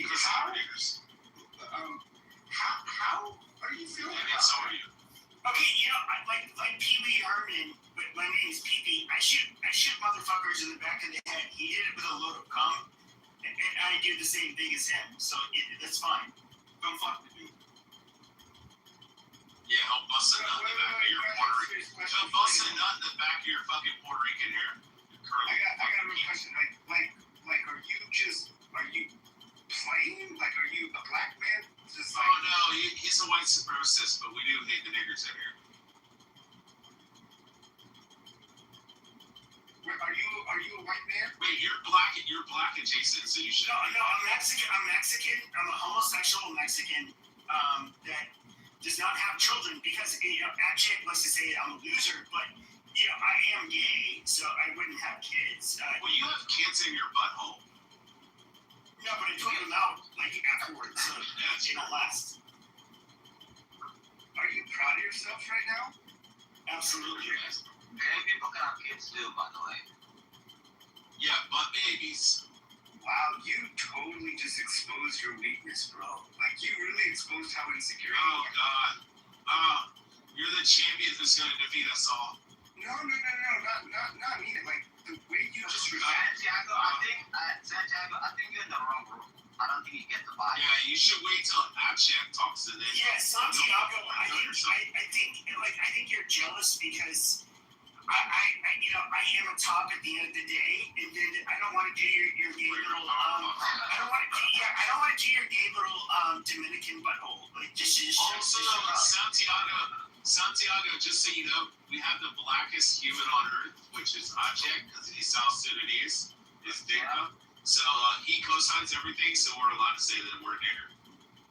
You can say nigga, you can say faggot, you can say I like freedom. I like freedom. Kasoko. Means retard in South Sudanese. Yeah, Kasoko. I genuinely cannot believe what I'm hearing right now. Go in your fucking house and you in another room and be a nigga in another room. Nobody gives a fuck if you're like upset or whatever. I'm not upset. Santiago, you're acting like a kite chasing. Santiago, you were so brave for speaking up to this blatant hatred and racism. I'm in shock. I'm very offended. And so Achek is African. I'm actually a black American. I find what Pepe has to say is very offensive. I really do. So I appreciate you for being brave. I definitely appreciate you for being brave. Rachel Rita wears fake rubber breasts and sleeps with trans women and is yet to admit it. But I appreciate you standing up to these disgusting, degenerate men that are being racist, homophobic, and absolutely anti-Semitic. Oh, and that's a gay nigger that was speaking, by the way. That black woman starts talking, you start calling her a niggle boo, fucking fat, big back, fucking disgusting whore and shit. I'm going to rest my moral superiority and I'm not going to respond. Santiago, you know what Hillary Clinton say? When they go low, we fly high. Okay, so don't absolutely do not do him too. But again, so at the end of the day, I feel like we just need to don't let it trigger you. Don't let it trigger you, Santiago. Bro, I'm not at all triggered. I just think it's super shameful of all of you to act this way, for real. Yeah, it's super shameful. Like, who gives a fuck, Santiago? Yeah, get off your fucking moral high ground or your pedestal, Santiago. Nobody gives a fuck about the all-elected liberal fucking white America right now. Oh, sorry. Santiago, you converted me. I feel so ashamed.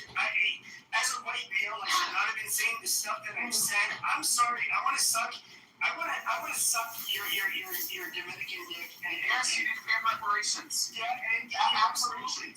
You need to pay reparations. Wow. Because everyone black. Okay.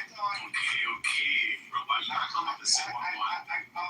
Because I'm just saying, walking my people down. You should hear one thing. You're showing. At least you're better than the mud cookie eating people. You're showing how fragile you are. Yeah, but just fucking insult somebody. Nobody fucking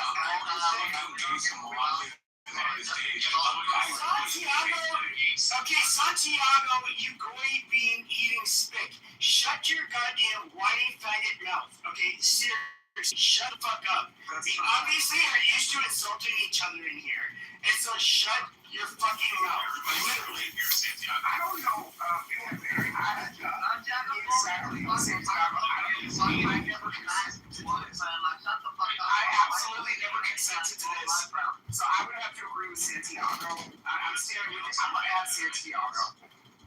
I'm just saying, man, you're very fragile to react. Yeah, but nobody's fucking fragile. No, your pussy is fucking fragile, bitch. That bitch got 10 fucking STDs. That's a why she just motherfucking fragile, bitch. The fuck?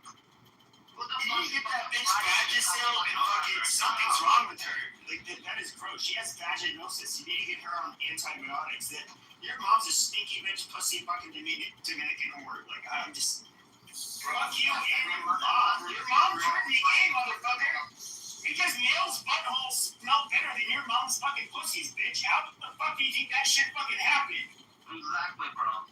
Like, if I'm cleaning the fucking toilet, Alright, so you put a fucking clothes and jacket, you dumb cunt, and you just come here being a bitch ass bucket. Like, bro, go fucking Like Santiago, you're arguing with a middle schooler and a refugee. I mean, like, don't back down, brother. My mom was literally swimming across the Rio Grande. Well, I'm not an equal finger technically, but I was floating on her fucking stomach, and she claimed I was born here, bitch.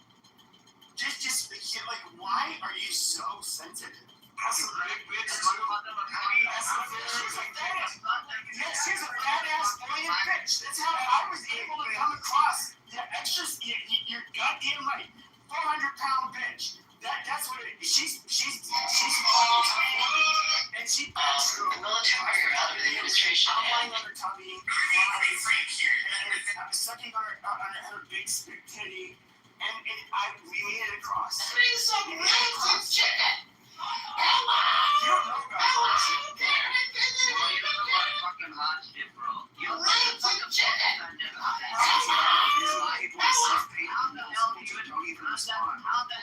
How the hell do you even function in life being such a pussy like this? Oh, Pepper hurt my fucking bitch ass vagina. Shut the fuck up, bro. How the hell do you even function in life? I just saw the eyes. It's a hell of a vagina now. I've said multiple times. What is going on? I'm offended. I'm not offended. But You're just like, oh, you feel so sorry for us because we're fragile. What the fuck are we fragile about? Because you left this nonsense for some bullshit. What the hell are we fragile about? the fact that you're reacting in this way is he sounds like a defensive black woman.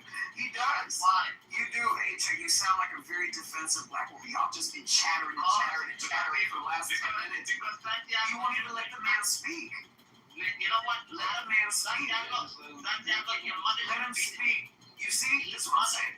These angry black women can't get a word. You have to have the last word. Just chattering and chattering and chattering. Shaking full earrings. Let the man go ahead. Say it. Well, I just opened up my app. I was driving home, and I listened into this room. Literally for like 10 seconds, I just hear a fight. I don't know what started. So I'm like trying to figure this out. You know, I got a phone call. I had to go to the store. I got off. You know, battery died. Came back home. Turned my phone back on, and the conversation changed. But when I listened to what was going on, I was in shock because these men, I don't know if they're still on the stage, were clearly trying to trigger this guy, Pepe. And you know, say it correctly. Okay, Pepe, my apologies. And we're clearly trying to trigger him and get him riled up, and it worked. And he went from like a 1 to a 10. Chicago, this is Mayor-elect Kitover. I want to show you the crisis that we have with our sewer systems. They're saying we need to spend $20 billion on lead pipe replacement. Our sewer systems don't even work because the environmentalists at the Chicago Reclamation District don't let the water. Chicago, this is Mayor-elect Kitover. I want to show you the crisis. That's basically what I felt. And I just wanted to say so. Like, you're a pretty weak man to be able to have to react in that way because your ego is so hurt. Okay, but I like the top power. Only have the power when you're bottom. And so, sweetie, look, I understand. I let my words get the best of me, but honey, I will make it up to you. Just come on, dude. I just feel like I know first impressions are good, dude. I get a little stronger than that. It's real. Really. Like, I know I was being a very bad top. I did it. I needed to project like control power. You need to channel it, and I get it. But sweetie, I'm sorry. Like really. I mean, you must be really struggling right now to have to react in that way. Like, really, you must be really struggling right now. Like, it's a genuine statement. Like, you don't react like that without having some really deep insecurities and, like, some illness, right? Did you hear what they were saying by chance? Oh, but they were totally, they knew exactly what they were doing. Yeah, why even know, Pats? Because they were intentionally doing it to get him to that place. Yeah, and you don't know Pepe that he does that. He goes along with it. But I don't understand. I'm confused. You realize this is what Pepe does. Maybe it's your first time. I mean, if Pepe is like, you know, oh man, that's. You said like you know, I'm trying. Your battery's charged. I wear my heart on my sleeve. With that white woman's pussy, like. Oh, yes. Oh, no. By all means, that was inappropriate too. Yeah. No, you have to understand. I'm a gay man, and I'm not like really. I'm protective of women. It's not because I want to like cock block, but it's like as a Mexican gay male, I'm like, look, it doesn't matter whether or not you're Mexican. You know, if you are a woman, I want to protect you. And when I hear one of these savage people joke about the rape of a white woman, like, oh my gosh, so horrible. You know, I had to snap back. Like, I'm sorry, I couldn't do it. And like, if you ever were to use the N-word with the hard R, it would be against savages who think it's like, you know, okay to rape white women.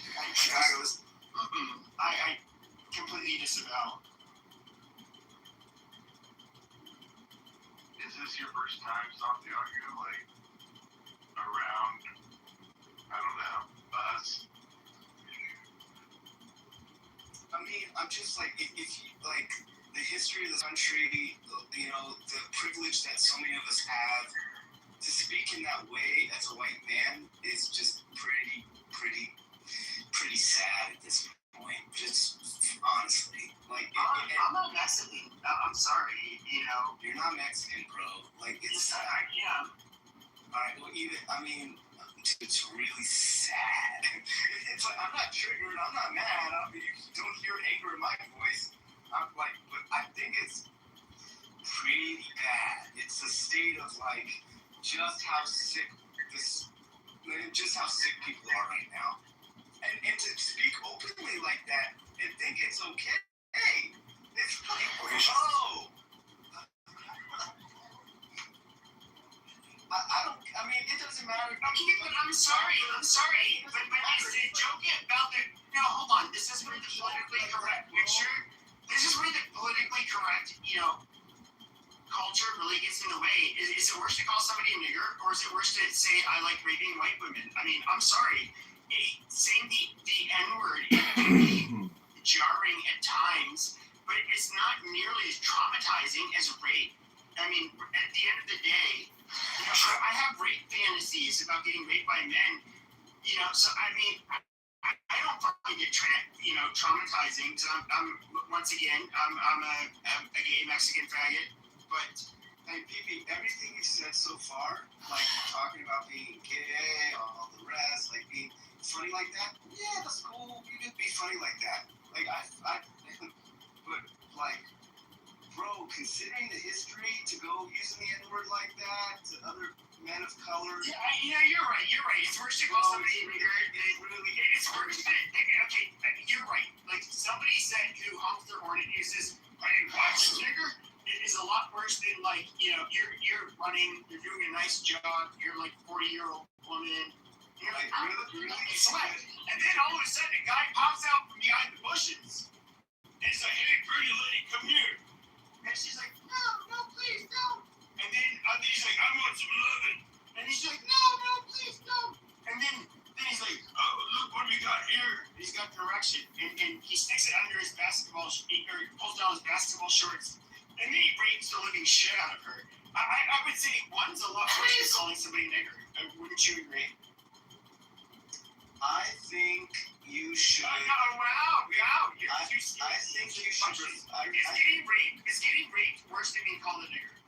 I think you should reflect after Hey, this. you won't answer the question. I love this. And So, I think okay. Let me ask you a let question. me finish my sentence. So if I rape a black woman and call her a nigger, is that like how much worse is that than like a white woman getting raped by a black guy? Is it like you're just nobody and raping her? You should. Are the victims gonna like feel that that their violation is somehow going to be less traumatic because one person of color, heard a slur, or are they both going to be like, oh my god, this guy violently penetrated me? Like, I'm just curious. I think you're safe wherever you are right now. And you can speak this way. Answer the question. I loved it. The level of I'm happy dishonesty to answer your question after I finish my thought. I think you're safe to speak that way in your home or wherever you are right now on a telephone. But you say that in the wrong place at the wrong time. And okay, I'm done with your nigger negotiating. I asked you questions, and you dumb, dirty faggot. I asked you a question. Number two, you should consider after you're triggered when you calm yourself down. I know, I'm absolutely calm. Okay, if you're calm, you allow me to speak without speaking over me. When you have the space. But you're not answering my questions. That's the hard part. Is that you're not answering my questions. I asked you direct questions. I asked you direct questions. Okay, what is the difference between a white woman getting violently raped without drugs? Nothing. She's just getting raw raped. And a black woman getting raped. Mm-hmm. Okay, but the white woman is called a cracker, and the black woman is called a nigger. Can you tell me which do you think one is more traumatizing than the other? I think any woman getting raped is traumatizing. Amazing. So is getting called nigger or being raped more traumatizing? Oh, the rape. I think for you, honestly, because one's are just words and the other I asked you a very direct question. That's like asking the difference between getting slapped and getting shot in the face. Being raped is worse than being called a nigger, obviously. I think you're making an excuse for a word you should never use again. I really think so. Well, words are just words. Weak-minded fucking cuck. You're too much. You have some. Words are just words. You weak-minded fucking. You're too much of a love-coded softie. I don't know. Quite frankly, you don't deserve my. He's raised by a single mom. That's why. I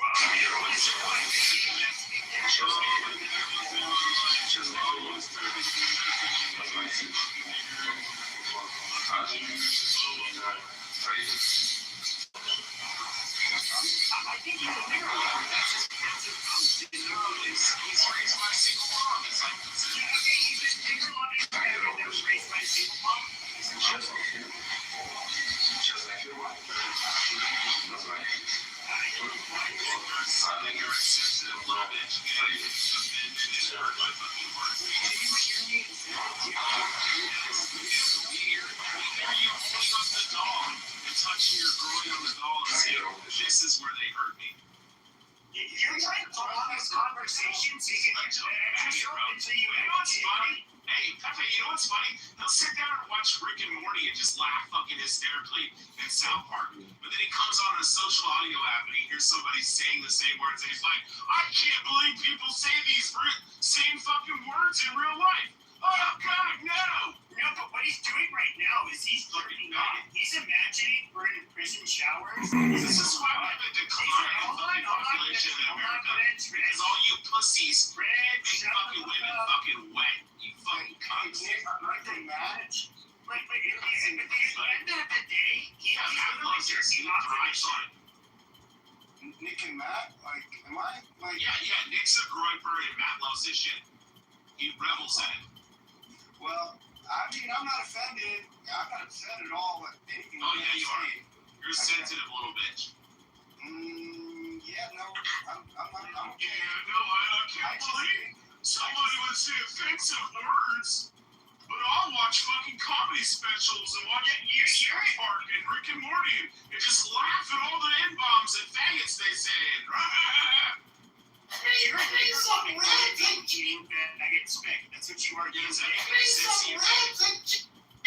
literally somebody who has a big goddamn burrito as a dick, and I'm gay as fuck, and Mexican as fuck, and you cannot handle the level of machismo I would give to your little dirty Dominican third world. Yeah, it just wouldn't happen. And so, like you have failed. I like a coconut. I'm excommunicating you from the gay community, you dirty faggot. What do you do for a living? I fuck faggots. He's a gil. They tie him up and beat him and shit. I'm literally, guapissimo. I'm gifted with a big dick, and gays like to be dominated by me. At the end of it, it's what it is. If your colleagues or family or friends or colleagues at work, his dad was in the government. What's that? His dad was in the government. What if your friends heard this and they heard that you were talking to it going in? What was your dad, like a congressman or senator or something? Shut up, man. What was the heal that you would try to, Please, some ribs and chicken. There's the way that you do it. I'm Dominican. Chicago is. I should never. Chicago, this is Mayor for life. Did you just join Clubhouse or something? This is Mayor for life. I didn't realize that, Jefferson Park is real experience of insane flooding. All the blacks are screaming in Chicago. Chicago, this is Mayor for life. I want to show you what Chicago looks like after a major rainstorm. I'm going to get on my street. Yeah, they've never been to a hood booger room in Atlanta or Chicago. Rich, hold on. Holy shit, 500 blacks screaming. I want to ask him which group he actually goes to because I can't imagine him running into anything different than this, pretty much, I've never. I mean, in all my life. AJ, can't hear you. You're a little mouse right now. Very good. Up there I go. He's on the phone again. In all my life, I've never heard this before. In all my life.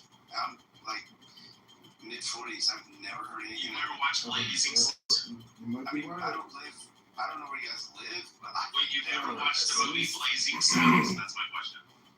No, I've never seen that movie. No. God, you're such a sheltered cuck. This is why this is why the replacement birth rate is so low. Because you guys can't fucking get women wet. Bunch of pussies.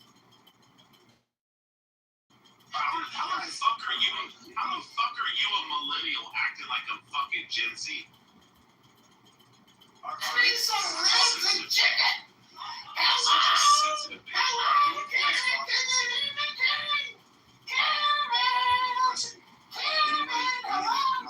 Karen, get away from my car, Karen. Karen, I don't see how that's any relevance. You want your children hearing this? What, you want to be around kids or something? You fucking weirdo? I don't fucking claw neighbor to your right. You got all your smells outside. I was just wondering, because, how the children would be on the stage. I don't know what you're talking about, so I'm gonna go. I mean, are you proud of how you're talking right now? Bro, what's up with you? Reality, bro. I'm not upset. I'm genuinely not upset. Yes, you are. You're so upset. I'm the verge of fucking tears, you fucking cuck. I'm not upset, guys. You come in and say you're 40, but you act like a fucking 16-year-old. Like, I can't believe somebody said that.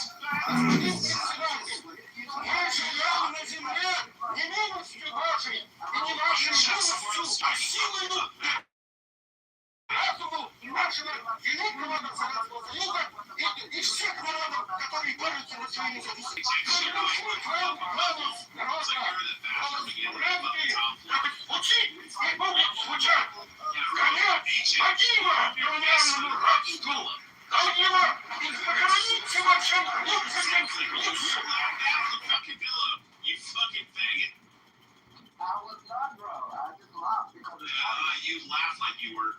No, the fucking body. You looked like Pepe was pegging the fuck out of you.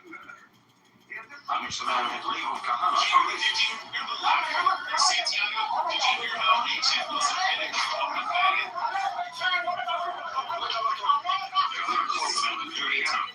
Kahana often refers to Arabs as dogs. But to make it clear, to those Americans that were standing there, there is no such thing as an Arab village in the state of Israel.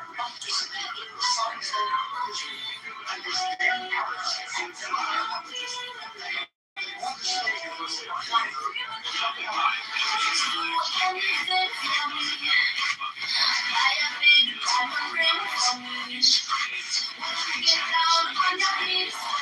Pretend to be straight. But those men that I ended the conversation, actually, real question.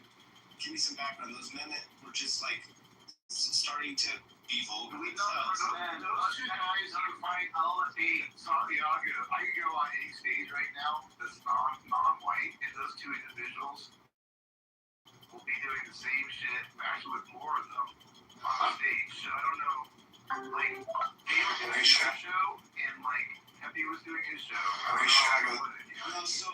Chicago is mayor-elect. I want to show you what Chicago looks like after a major rainstorm. We got a lake here at the end of my street because the environmentalists don't let the Chicago sewer system fully drain out using the large drainage for billions. Okay, Chicago, this is Mayor. Chicago, this is Mayor-elect Kitover. I want to show you the crisis that we have with our sewer system.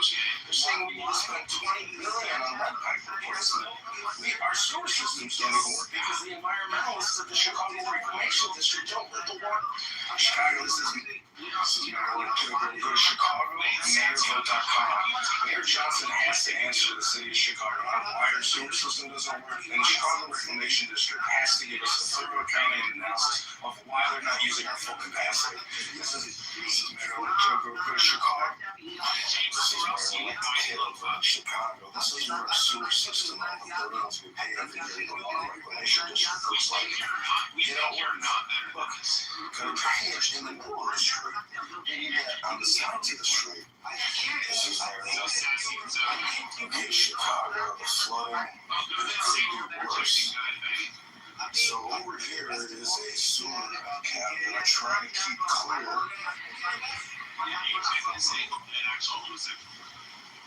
I try to keep it clear, and you can see the water is flowing into it. And it is running. You can hear the water running, so right here it is unfortunately jammed, but it's still flowing in and out. This is Jefferson Park News. We are experiencing insane flowing area. I've never seen this. Agent came to Australia. He was starving.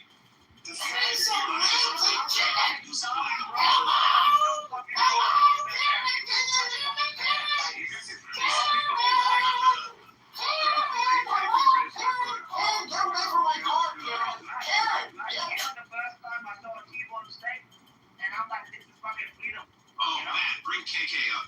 KK will deal with this fucking bag of thing. Come on, KK. Get your dumb Asian ass up here. Wait. I want to talk to Santiago about the Santiago. There's some rats and chicken.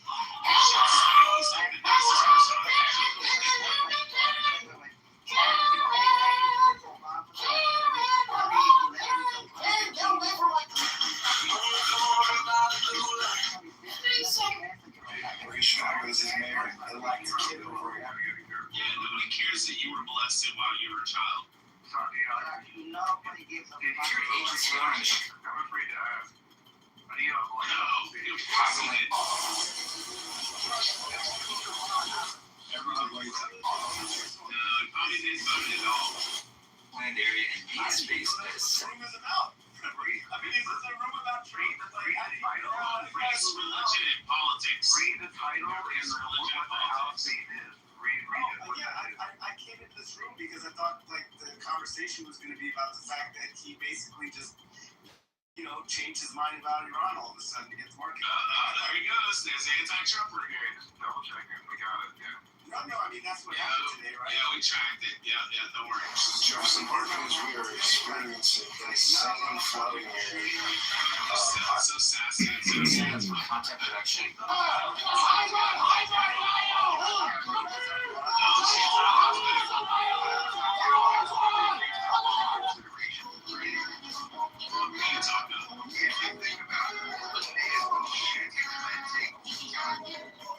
And then how deranged you have to be as a man to constantly dig around in there. And now realize that all the AI companies are ran by such deranged individuals. By Jews. What is the political... Almost all of the best startups that we've ever been involved with, they were able to very concisely and clearly communicate what they were doing in like 25 words. Founders that don't get good and clear, concise communication really struggle, and you can prove this to yourself quickly. Regular Christian white guys. Wait, regular dick? Santiago is actually a homosexual, and that's why he's offended, and that's his problem. I cannot waste my time. Almost all of the best startups that we've ever been involved with, they were able to very concisely and clearly communicate what they were doing in like 25 words. Founders that don't get good and clear, concise communication really struggle, and you can prove this to yourself quickly by just looking at the founders of really successful companies. They're all good at this. This was a joke. It's legitimately irate.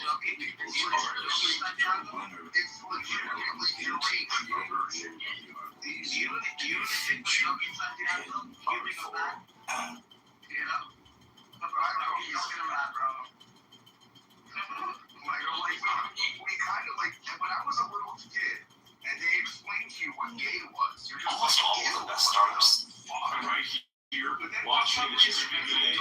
They're trying to tell us, like, Bitcoin is up to $100,000. And right here, watching the distributed aid. If I had a business without a tax threat, like, seriously, like, as a kid, I was like, what the fuck, you? And then slowly, I really genuinely appreciate the insight.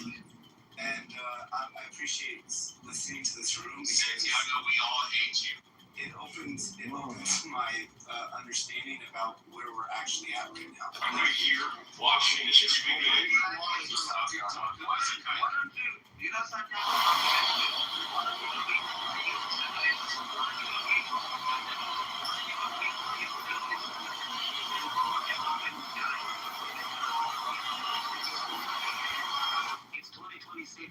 It's always funny because he's a skinny, scrawny South Sudanese. We don't get it.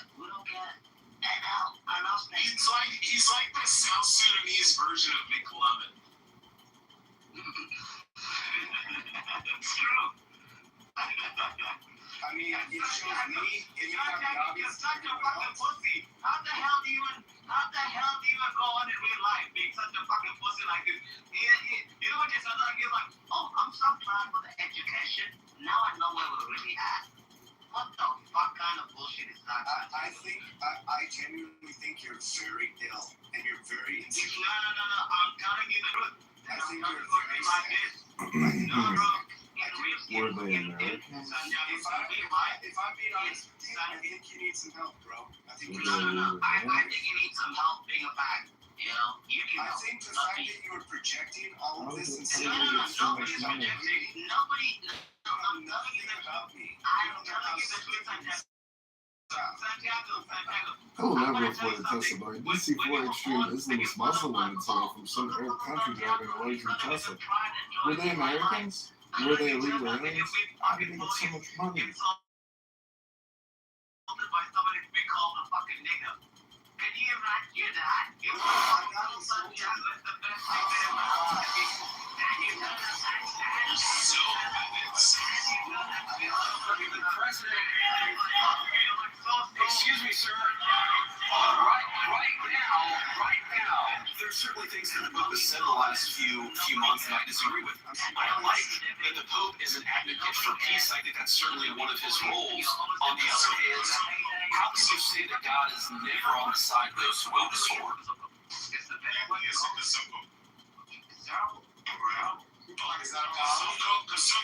No, Kasumko means retard in South Sudanese.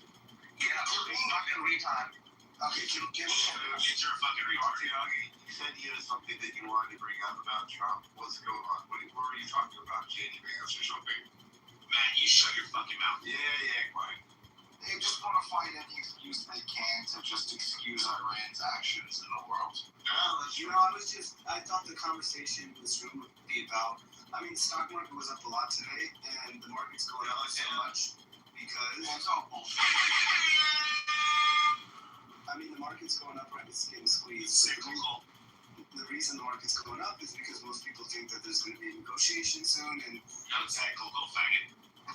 It'll go up and it'll go down. It'll go up and it'll go down. It'll go up and it'll go down. Chicago Park is a pattern color specialist. Look it up. Chicago has always been a Catholic corridor for Catholic priests. One in Chicago was built on a Catholic parking lot that was sold for pedal lawsuits. Trump then, like, mostly. what are my issues? Yeah. I can understand. I think it's just posted with himself as Jesus. I mean, that's pretty relevant. I don't think pretty relevant. Like, let's get real. Like, people I mean, it's a deep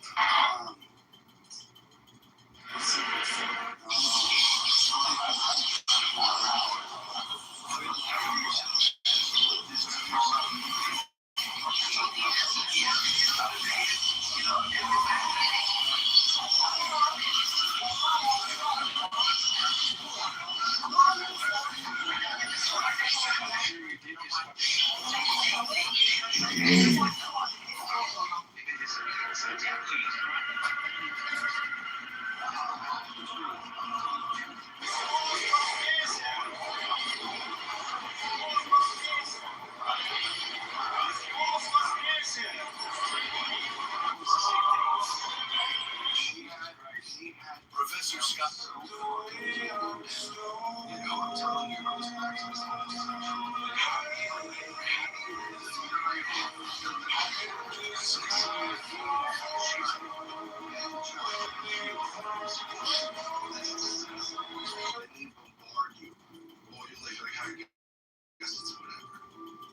So they've thrown everyone up into this hypnotized, deluded state of what we accept as normal. And they thought they had everyone on it, and they're like, oh, Donald Trump is just such a goof. You're talking about now they're extra mad. 43 and totally feels that I was 18 years old to the idea of just like continual rejuvenation like this. So far, we're fucking. So, this is an incredible fucking.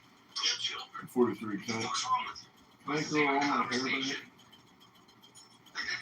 serious point of discourse in a good, maybe single-digit percentage of the I'm 43, can I grow all my hair back and get kept free? It's insane.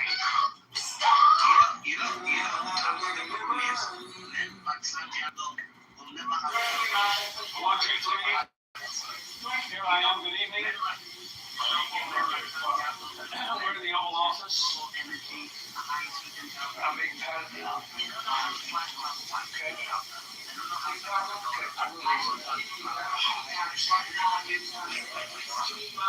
Yes. Okay.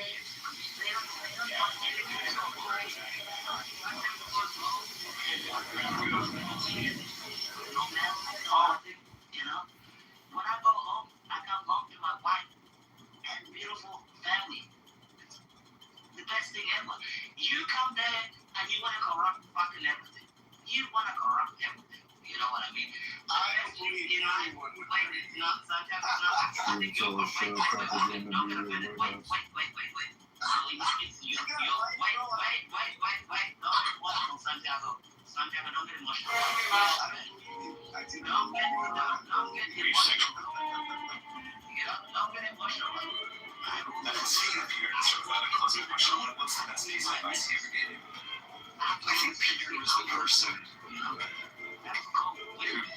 who told me this really pithy quote that in a world that's changing so quickly, the biggest risk you can take is not taking any risk. And I really think that's true. I know a lot of people think that. Whenever it comes to either getting yourself trying to be funny, The CIA paid for all his risks. He took risks. The CIA paid for all his risks. The best thing in life is to go home to a fucking family. God Galloway explained is going to lead to a Democratic city in the White House. Allow Is going to lead to a Democratic. It doesn't matter, Santiago. Go What makes you think I don't have a family?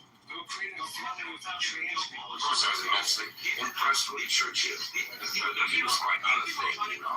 He had great humor, great irony. I happened to be in Venice trying to get some money for a movie. There he was in the hotel at Toledo with his wife. One day at lunch, I came in with a Russian businessman. I was trying to hustle for some money for this picture. And as we passed Mr. Churchill's table, Mr. Churchill saw me and made that little gesture, and the Russian went out of his mind. This is a white Russian, not a red Russian. He saw that Mr. Churchill not only knew me, but gave a rather special acknowledgement. It was clear to me that I had the money for my picture. So the next morning I was out swimming in the beach, and I found myself paddling in the water right next to Mr. Churchill.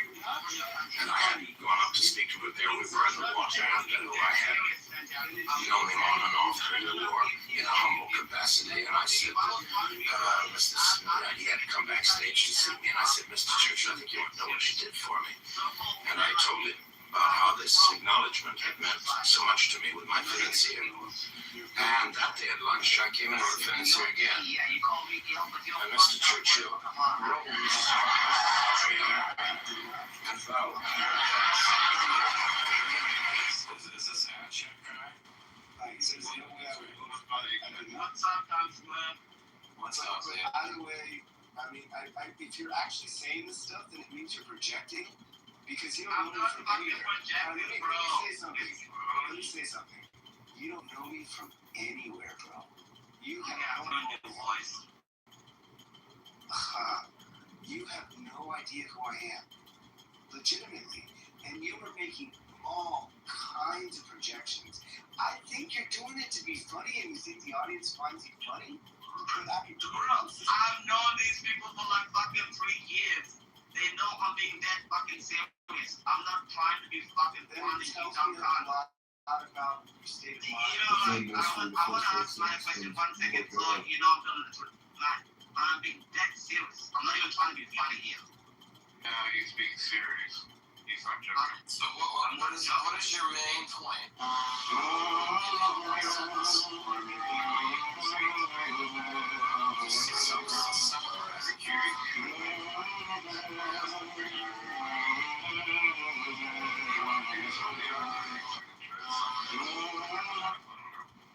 Yeah, go ahead, Matt. I mean, Need some wings and chicken. he's Hello, Karen. Can you hear me, Karen? Karen, deliver my card, Karen. somebody be appalled and offended by it. We're in Chicago as a mayor-elect Kitover. I want to show you what Chicago looks like after the majority. Context good, but I'm just going to leave it right there. Yeah. It's not that I'm offended. It's more I'm surprised. I'm surprised. Go to Chicago, mayorvote.com. Mayor Johnson has to answer to the city of Chicago on why our sewer system doesn't work, and the Chicago Reclamation District has to give us a third. Nothing, that's understandable. But just the fact that you so openly speak about your speak. Always say it for him, the N-word, Chicago. the F-word, the usual stuff, Times Square. So he's upset that people say faggot or something? No, upset is not the right word. surprised that men would speak, white men would speak like this. If you like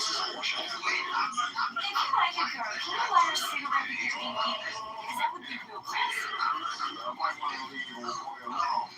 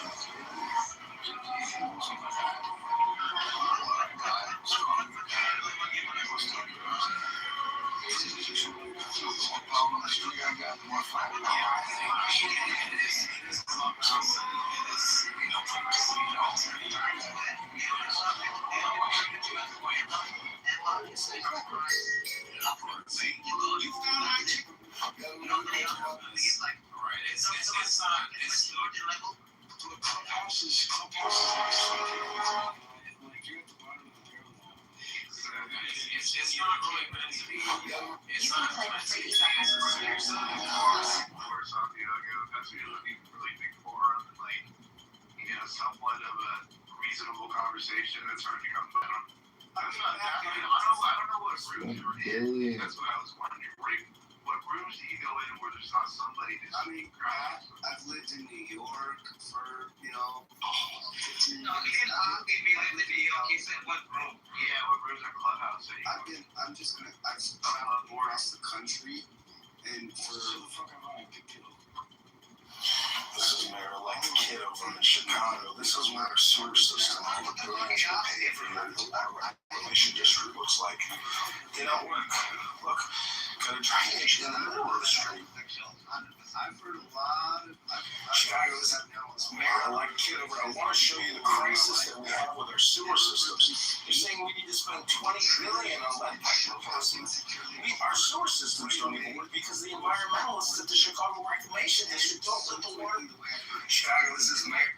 And then I had to get off the phone when I go to the grocery store, but I was really shocked. Chicago, this is Mayor-elect Kitover. Yeah, I mean, he's kind of why is very key. I mean, the problem is the truth of Chicago, this is Mayor-elect Kitover. I want to show you what Chicago looks like. Chicago, this is Mayor-elect Kitover. There's a lot of struggle and a lot of deep wounds in that man. I need some ransom chicken.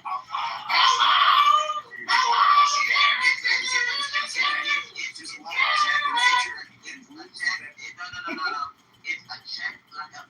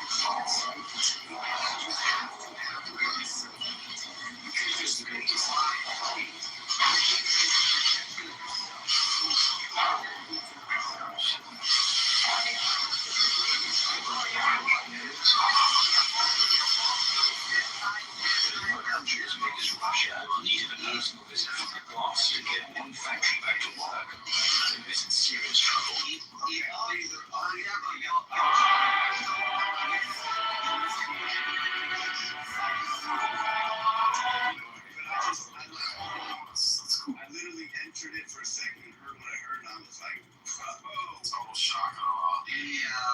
Fuck. I mean, you can speak Shocking. You don't want to speak about, like, what goes on in the room. You don't want to talk about Trump, you can, but other than that, you're free to leave. Whatever you want. Okay, no problem. Body cameras, we completely redesigned body cameras. Our body cameras cost $70, and every cameras always on. You don't turn it on. Great qualities. And by the way, we turn it on. You can't turn it on. So you and so do all of us. We're all flawed. Absolutely. I'm not flawed. I wanted to meditate on Donald Trump. Okay? Body cameras, we completely redesigned. Santiago, what's his weak qualities? What are his weak qualities? Yeah. He constantly needs to be validated. Consistently needs to be validated. He's always surrounded with people who he can't be. I mean, can he be like fully criticized? By who? By who? Validated by who? Well, he's always talking about himself. So in every conversation, Every president talks about himself. Neither one of us can we would lose win. Look at your shirt. What does your shirt say? It says pure calories. How do you look at it? We're not climbing picture that is conveniently. We're saying that we are going to take some fat out of your body. I don't care what you say. I know what my science is, and you're wrong. You're just plain wrong. That particular person and most of us will help you on your weight. It won't make you lose weight. It won't make you lose weight. It will help you. It will help you lose weight. It won't make you lose weight. Actually, Crop, now you're pissing me off. You said you're not losing weight. What does it say? I will stand behind the fact that the goal is to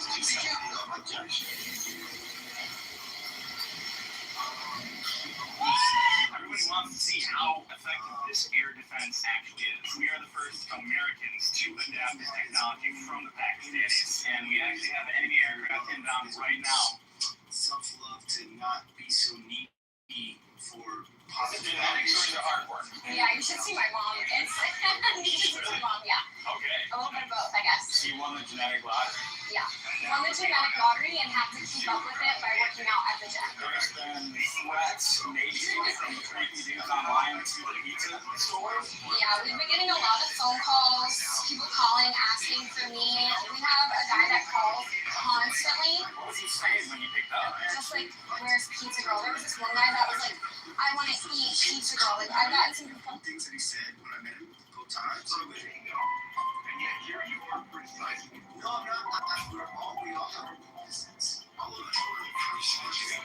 I'm just saying that when you're that powerful of a man and you are that successful human being, then your focus really should be taken off yourself and others. And I think that's what Santiago, were you on this?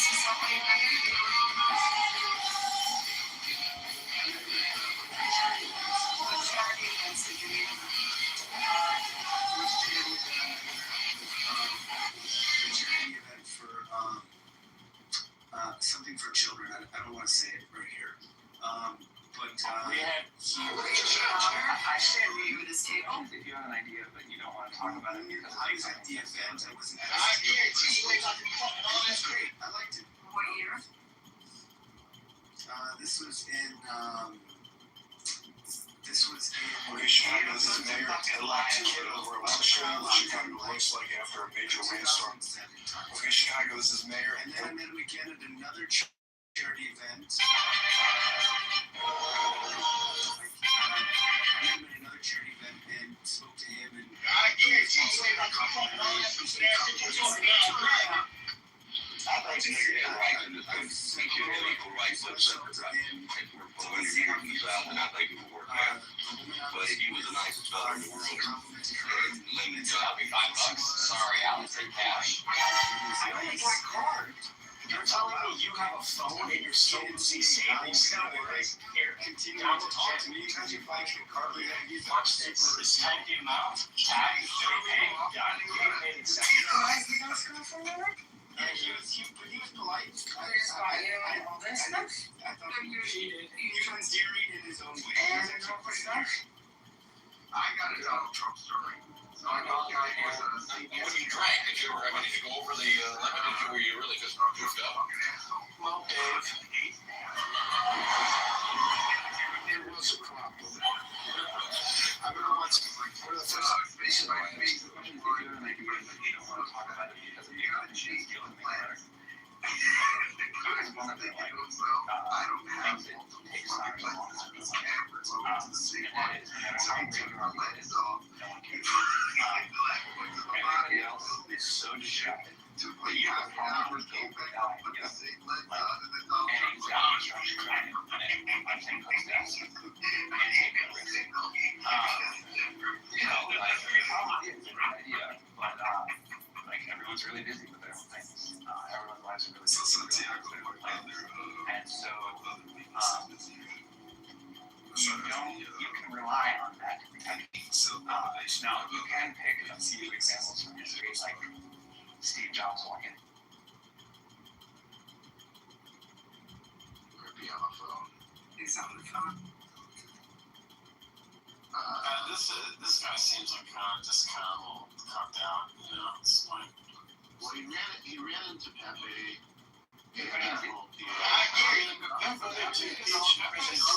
Kitover Russia collusion that you guys made up. Shouldn't having an affair with a Chinese spy disqualify you from being in office? PTSD, right? It's not true. Except that he didn't live in Russia, so. Well, we know that that wasn't true. How compromised are you to China? We won't forget anything. You know, I like that. Shouldn't that title a room PDS? You know, but the thing is, after replying to that man, he's in his mid-40s and he was like, oh, I'm shocked. I never had anybody speak like this in my entire life. That's when I'm like, this is ridiculous, you know? Like, this is terrible, you know? yeah, he must be sheltered. It's just, nobody believes this. And he's like, he's a so-called socialite homosexual. Which there's nothing wrong about being gay, you know what I mean? But he just acts like he's higher than thou. He's like, oh, how can you say nigga? Oh, how can you say like this and this?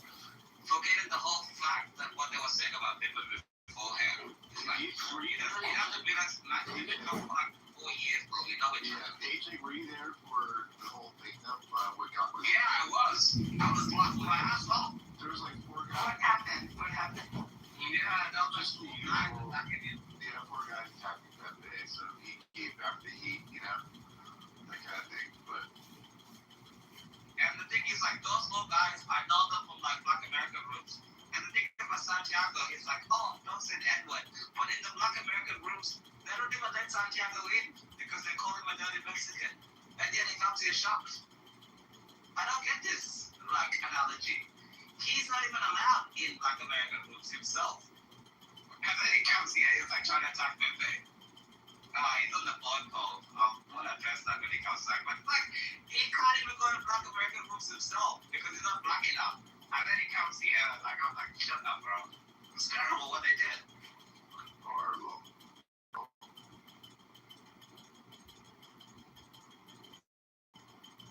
It's terrible. By the way, black guys, I got pissed. I didn't log on. I went. So how'd that happen? Like, explain what happened. Like, So I went to my specialist doctor because they didn't do my leg properly, as you know, right?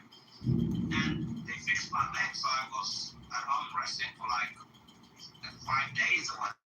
I get today, and it says my clip, and I wasn't even online. And then I try to log in, doesn't work, you know? what were you doing the last time you were on? Do you remember? I was probably talking to you guys, no idea. Do you know? Okay, so last night, I can't remember. I feel like it was. There was someone who came on the stage, had like a cartoon-looking face named Powwow. You guys remember that? Anyone remember it? No, I didn't know the day. No. I clicked on the face because the person came on the stage.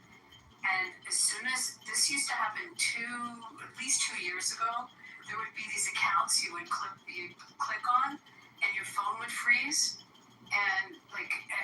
couldn't navigate, you couldn't do anything. Like you'd be completely frozen. And that happened when I clicked on that account. Like I went into suspension from it. I had to leave the app and come back on. Do you guys know what I'm talking about? Do you remember that happening? Yeah, it's a no glitch though. It's nothing more than that though. It's not the guy's account. It wasn't like that account. This happened to a couple of accounts. Why were you asking me how I met Trump? I'm just curious. I mean, people in here know. I mean, I know him, and I worked for him. Were you his attorney or what? Yeah. I worked in-house at one of his properties in Atlantic City, and then my law firm represented him.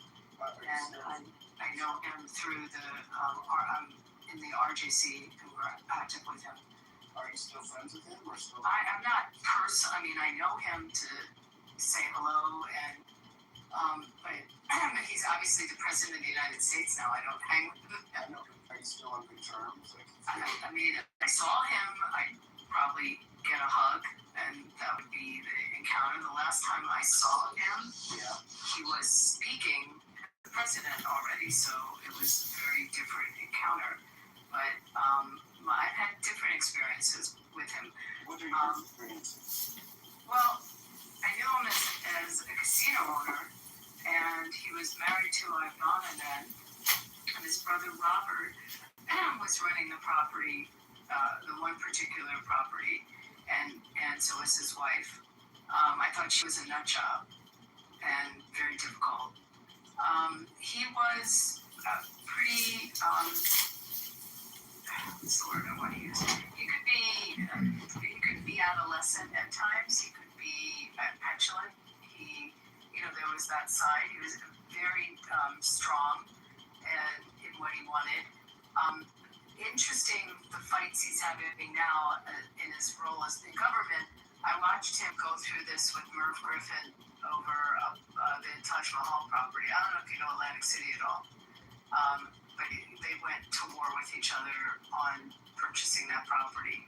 And he did some of the tactics you're seeing now are tactics that he did back then, where he would go very public about the fight and very public with his opinions and use the media as a weapon against his adversary. Very effectively, he ended up with the Taj. The Taj eventually went under, but so did a lot of other properties, Atlantic City.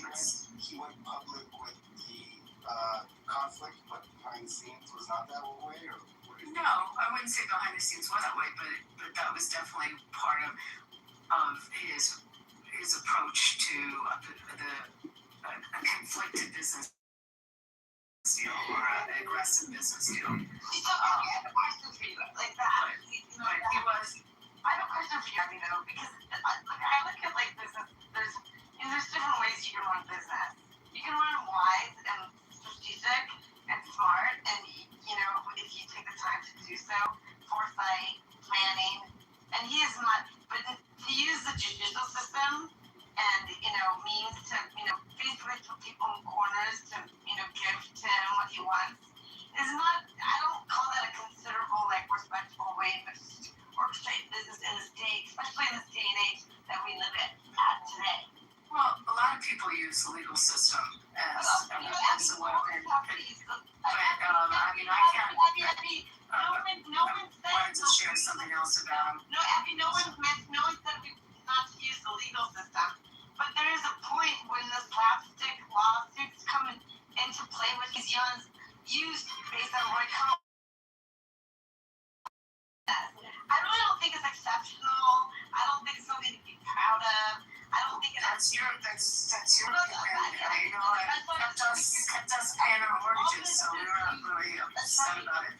I do want to share something with Santiago and finish what I was saying for a second. I don't think I can even answer my question. Let me just finish what I was saying to Santiago. One of the things that I will say that I thought was pretty remarkable about him was how women were treated that worked for him.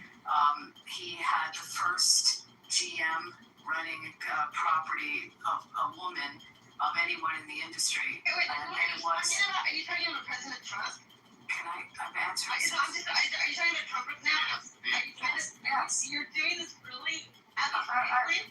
Seriously, I'm doing it from first hand, not fifth hand. So can I answer his question? Santiago, would you like me to finish what you asked? Yeah. So he actually had a woman GM before anyone else in the industry did. And he mostly had women as his GCs. At one point he had 3 properties there, as well as the stuff he had in New York. But he elevated women and also paid them extremely well at his properties in top executive positions. And I thought that was pretty admirable because it was an industry generally male dominated, and it just starting to change to bring women in. But that was something that definitely stood out about him. I think he used in his executive levels at his different businesses, he utilized women executives often, and so that was definitely something that stood out. So your experience with him has been incredibly positive. Not incredibly positive, but not negative. I was, I don't know if you know, like what happens with respect to day-to-day operations at a casino resort, but there's all kinds of things that go on. And we came in, it's a while ago. It was also a dispute, that particular property, because it was Harris and Trump that had a joint venture. He had sort of a falling out with Harris, which ultimately became another company.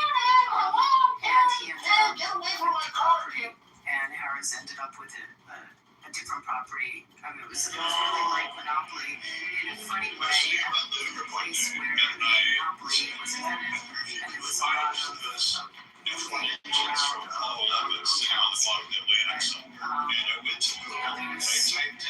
it's not always smooth sailing, and there's lots of issues involved because there was a condition that you have to deal with. The one thing you should know is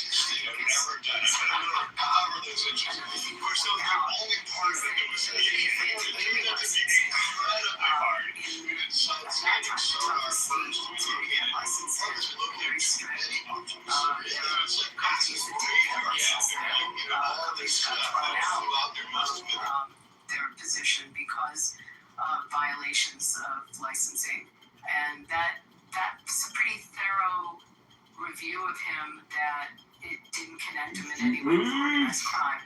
And I've actually never heard that allegation or any kind of allegation like that. There's other things people say to go after him, but to go through the scrutiny of the gaming control says something as well.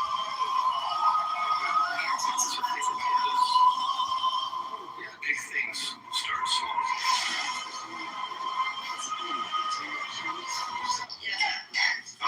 Alrighty. I stop it right there. Definitely. Okay. I'm not sugarcoating it, but I think just a lot have issues with him, like to build this into something more than what it is. He did have issues with vendors in New Jersey, and there was with a lot of the contractors, the vendors at the property, and people that had litigation with on. Yeah, he just didn't pay it, right? He just didn't pay it. So did others not pay. He's not the only one. Because the industry there suffered quite a bit. I know people like that. It's kind of funny, actually. I know people like that. I'm glad you do. Who am I talking to? This is Mayor. I like Kitover. I want to show you what Chicago looks like after a major rainstorm. I'm on a lake here at the end of my street. And anyway, I mean, the whole city went to shit, and the state ended up having to come in and take over a lot of what was going on in Atlantic City. But you had a number of properties go out of business and go under, including, Wynn pulled out. He knew that there was problems with respect to what was happening, and other jurisdictions around were getting licensing. Pennsylvania got it. Oh, Delaware yeah, it's a got it. nation of the Egyptians.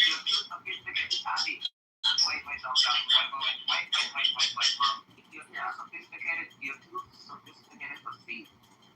All you want is like Trump is called Trump. You know what I like about Trump? When he ran this and all of that stuff, no, none of the women had dicks. Alhamdulillah, thank God for that, you know? He ran That's a good point. I didn't think about that. Exactly. I didn't think about that.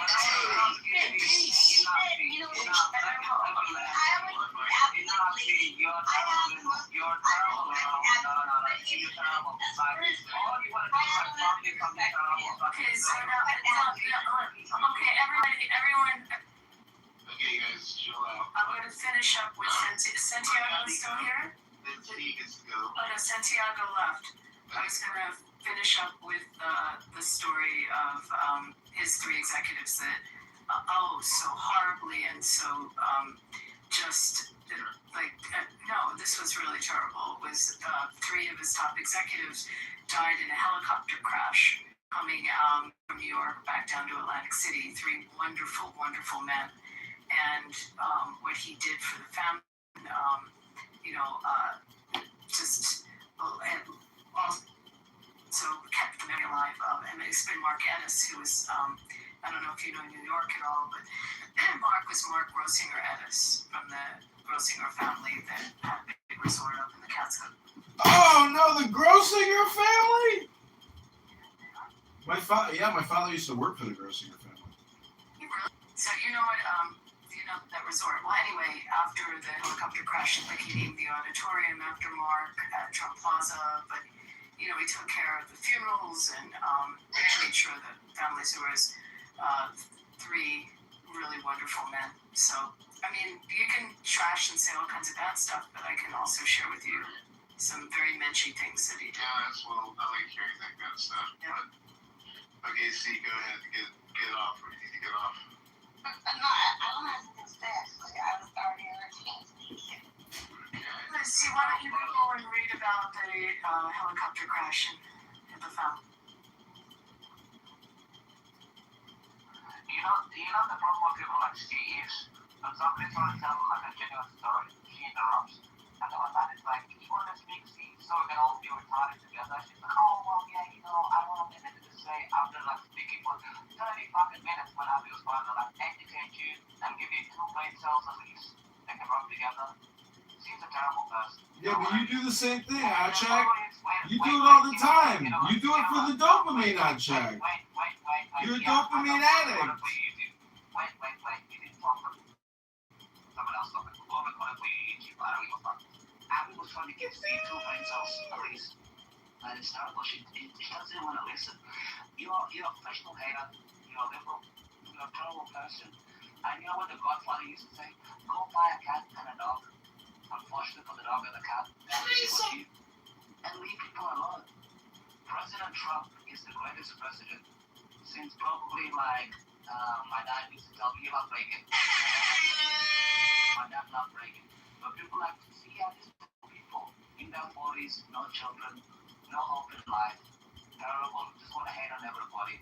And then when I go, Trump is a pedophile, Trump is this. And then when you give him time to speak, Steve, go ahead, go like the next 5 minutes. What the hell do you have to say against President Trump? I want to know your grievances. Well, actually, see, what I just shared about what he did for women in an industry that really didn't have women in top executive positions, do you think that's a good thing about him? They said he hired a bunch of women GCs. Is that women general contractors? No, general counsels, lawyers at his properties. And he had a GM, a general manager, or president of a particular property. Yeah, well, I will say this though, the concept of him being known for hiring people, smaller contractors, and then not paying them, it seems to be something that pro-Trump people don't really want to acknowledge enough. It is a particularly shitty thing to do. I don't disagree with you at all. There's a lot of people that got hurt in Atlantic City.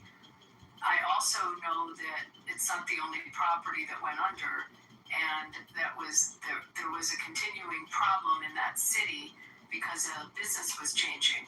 So I absolutely don't disagree with you on it, but I think you have to also take your lens out a little bit farther and look at what's happening business-wise there with other properties. Showboat went out of business. I mean, we left town. Yeah, I mean, there's a number of them. The property was in terrible shape. The more its story was shared locally, the more the structure was just destroyed.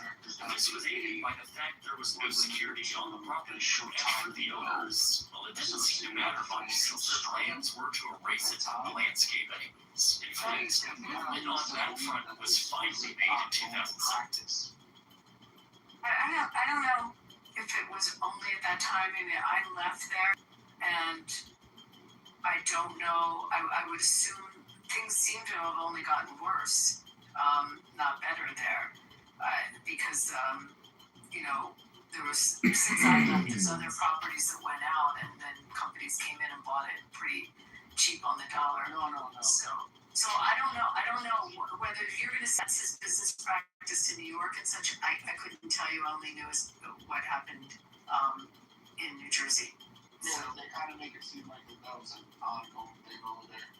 I mean, I can tell you someone in particular, and I'm not going to say the name because I don't feel like getting a conversation about it, here in Las Vegas that also got accused of that. And and also of being very litigious and lots of lawsuits and stuff coming from contractors as well. I ended up losing my daughter. Issues of litigation. And the day that I lost my daughter, I was unable to go in and work that Black Friday. And just due to that, they said that my services were no longer needed. Yeah,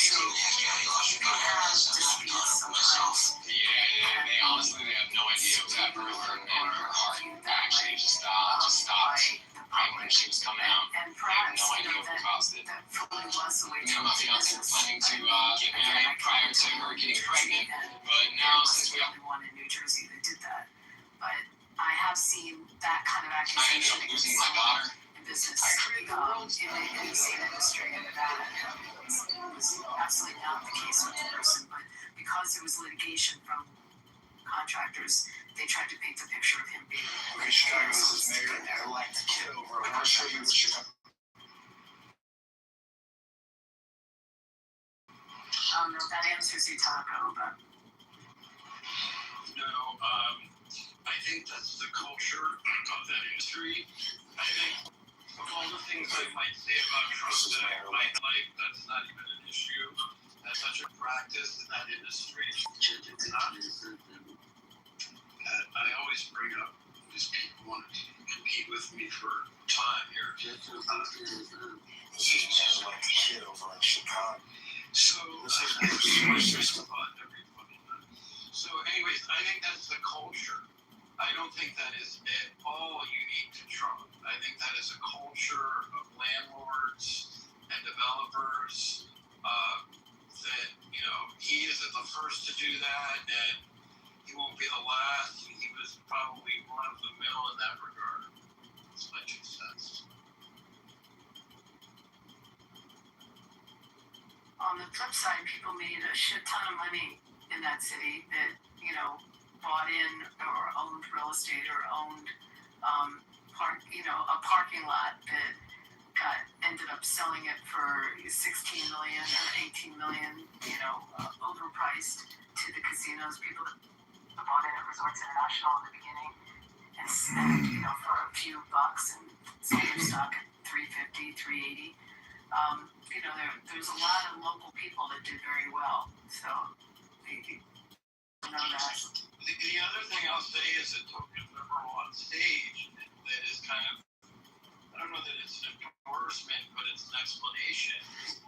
This is merely the mainstream media seems to be pointing out that Trump has changed his mind so much about projections on ending the war and oil prices, blah, blah, blah. I mean, that's a style of communication that comes out of an industry where you kind of don't know what the numbers are going to be, and so you're not going to give. You're not an academic providing a hard and fast figure. You're kind of like, I don't know. That's kind of a salesman approach, and I think that it would behoove news consumers to to better understand that that's not like that's normal for his profession. It's a tactic, right? Yeah, it's not something to hold against them. It's atypical for a statement to be like that. But it's like, he's probably shocked that people care that he talks that way because that's what he's used to. Being unpredictable is just the thing that he is. I mean, right? I mean, I didn't make the heart of the deal, Matt, but my guess is that he would never tell you, oh yeah, I'm going to say that we're going to charge this per square foot. And it's like, he's going to say, well, it could be this, it could be that. Chicago, I mean, he's not going to be nailed down on one certain. Right. That's one thing that supposedly the president is supposed to be good at, right? Is nailing down exactly. Chicago, this is Mayor-elect Kitover. I want to show you the crisis that we have with our sewer systems. I don't know that there was ever a formula that said a president had to be decisive and careful with their word in that regard. Chicago, this is like if you come out of an industry that teaches him one thing, what Kitover, I want to show you the I'm not crisis. here to endorse him. I'm just saying, like, that shocks me that people have made such an issue out of it. It's just kind of a little strange. That we have with our sewer systems. I mean, you know, but that being said, the congressman who, I can't never say his name right, so I don't even try, who got ejected today or yesterday. I can never pronounce it. So, now, I have the same disdain for him that I had for, or more. I don't want to change the topic, never mind. He's a creep. He's a real creep, Dr. Day. It's a good transition. I'm sure Santiago. It's like. Well, I got a question for Abby. Abby. I'm talking. I'm just saying it's because Santiago's probably going to bring up eventually, you know, why we're concerned about Swalwell versus like what Trump did or something. I don't know. We'll see here, but go ahead, Doctor. Do you want to finish or no? No, that's it. The congressman was going to say something. I actually want to ask Santiago just something quick. This strange. See, your last name is Rizzo. You don't happen to have had family in Philadelphia, Johnson? Hey, fuck no. Chicago, there. Yeah, no. And you know who Frank Rizzo was? Chicago, this is Mayor-elect Kitover. Ratso Rizzo. What do you do again? He was the mayor of Philadelphia for a very long time. And the police chief, and very controversial. That's why I was curious. I got a question for you. I was at a Sheldon Adelson, Friends of the IDF event in Beverly Hills many years ago, and he ran over my foot with his get-around, and I still have damage to my big toe. Do you think you could represent me in a personal injury lawsuit in Vegas against the family? He's passed away sadly. I can send you a picture of my big toe if you want to see the damage. I'm surprised that how many years ago was it that happened? 2012, I think he ran over my foot. I'm going to post a PTR of my big toe. What year is it now? What year is it now? 2020. Is there a statute of limitations of getting run over by a get-around? It's called 2 years of tort statute. Sorry, babe. That's how that works. Anyway, curious, Santiago, you might want to read about a very famous person with your name.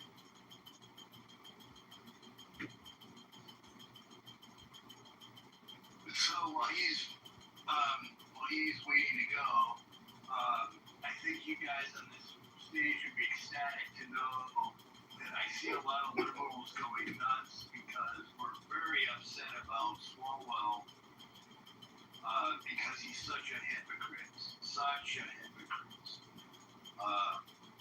Creep, too. It's really creepy. Well, he farted on MSNBC. That's what I'll never forget. I didn't know that. Seriously? Yeah, he did. With Chris Matthews. Wait, tell me the story. What happened? So he was sitting there giving like an interview, and he farted, and like to me, that's, you know, I love the word narcissism, and I think that only a narcissist would fart on a network program, because they were just so quick to talk that they couldn't just kind of contain what was going on in the moment and deal with that issue, that he just had to keep talking. So he farted right behind his words. You know, Jordan, I said this a long time ago. Every time Jefferson Market. a man tells you they're a feminist or like a liberal, there's something wrong with them. No, it might be a creep to me. You know, it's not even possible. So Adam Schiff probably is a terrible person. Jefferson. All these leftists. I really call myself a Democrat, but go ahead, sir. Go ahead. Do you call yourself a what? A Democrat? I mean, I'm a moderate Democrat. Because I grew up in a family. Because I that's how I was raised, I suppose. Loving here. Yeah, but if you're raised retarded, I don't know. But something I should ask everyone in the room. No, but it's a serious question, Dr. Jordan. Dr. Jordan. No, I know, but hold on. I'll answer what I'm going to ask, though. Yeah, go ahead. Go on. No, I want to, you know, my biggest problem. Well, I become much more. And wait, no, I'm just trying to be realistic with you, Dr. Jordan. My biggest problem in life is men like you. You vote the wrong way. And you let these leftist people outvote everybody else. In the Kamala Harris Valley, they had abortion fucking things. They had 26 abortions, like an abortion ban or whatever the hell they did. And you're going to sit here and be like, oh, I'm a moderate Democrat. But I check, that's not murder. That's not murder. Wait. He's a zoologist. He's not an abortionist. Wait. Enough, bro. You can do it for your YouTube channel. I don't care. Dr. John, my biggest problem is with so-called men like you that say like, oh, I'm a modern Democrat and everything else like that. And you outvote people. And you bring us tremendous pain. Well, why? That's what you're doing. You know? It's your responsibility, Dr. Jordan, to change. You got to step it up, Dr. Jordan. I check is disappointed in you, Doctor. Bro, I don't think it. You go for your YouTube channel. I don't care. I'm trying to say, men like you cause so many problems. You have no fucking idea. You can be like, oh, I'm a modern Democrat. I have like 22 PhDs. Nobody cares. At the end of the day, when you vote with this abortion, what the fuck is in your teeth? I don't understand how you can live yourself, Dr. Jordan. And I don't care. You'll be happy to know that I've only voted twice in my life, and that was in the past few elections. So please don't vote.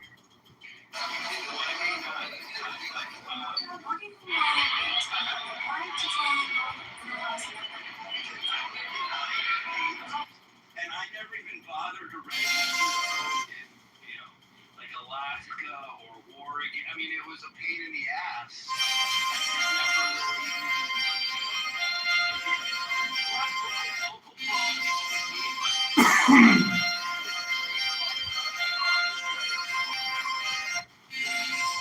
Where is that?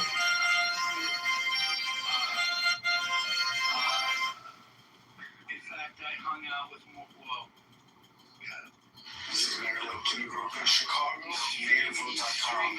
Mayor Johnson has to answer the city of Chicago. Abby, go ahead. What were you saying? No, it's really kind of interesting that you never registered, but I guess if you weren't really domiciled too long in any one place, it might be a pain to go through. It's surprising because you seem politically engaged. It's not that. Well, you know, politically retarded. It is even up. Chicago, this is. I became my acumen, my appreciation for U.S. politics has really grown since I've been on Clubhouse. And since I've been on Clubhouse, I've moved more to the right.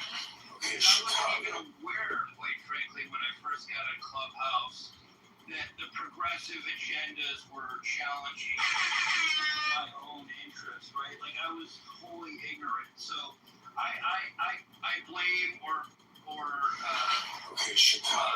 thank Clubhouse for really introducing me to not only U.S. politics, but geopolitical issues around the world. How do you deal with, I know Dr. Jordan's father, who is very much a liberal. How do you deal with it?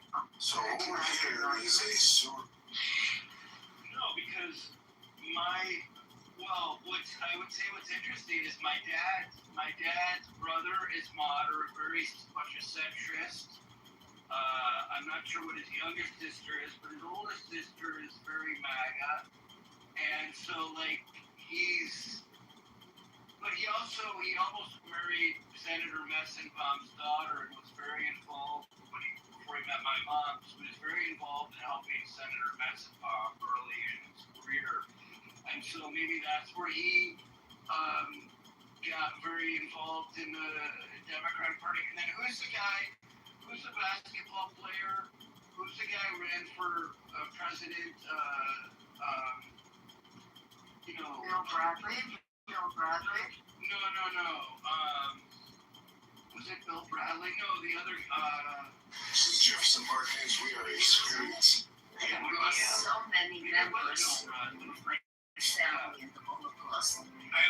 He was helping them out on that campaign. My family over 70 of my relatives spent my Dozens of my family members I just can't believe people like this because when he got involved with ADL, he had to deal with all the Jefferson Martinez.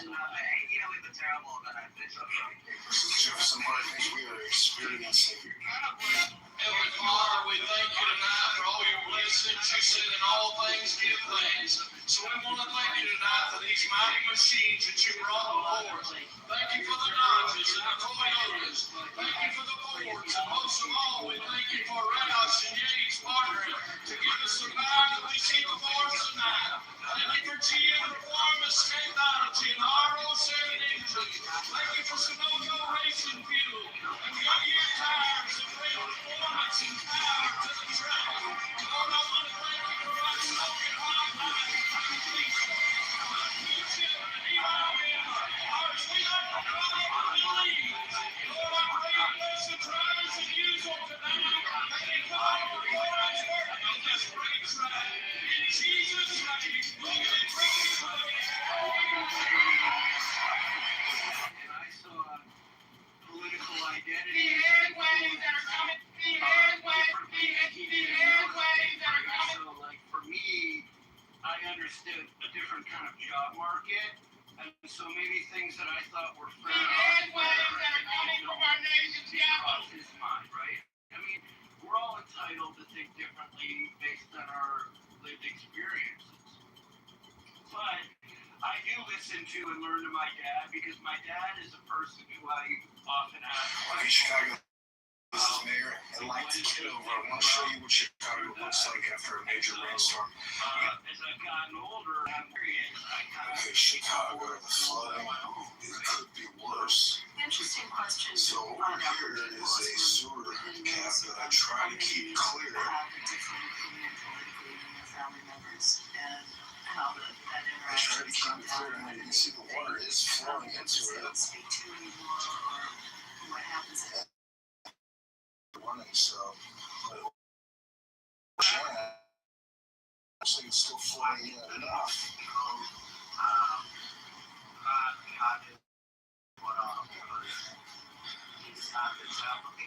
So this is obviously you can see the flood come up over here.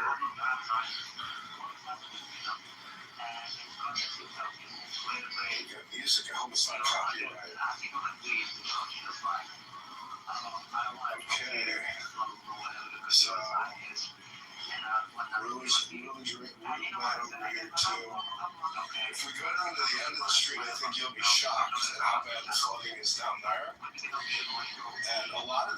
because of the street sweeping in Chicago didn't occur.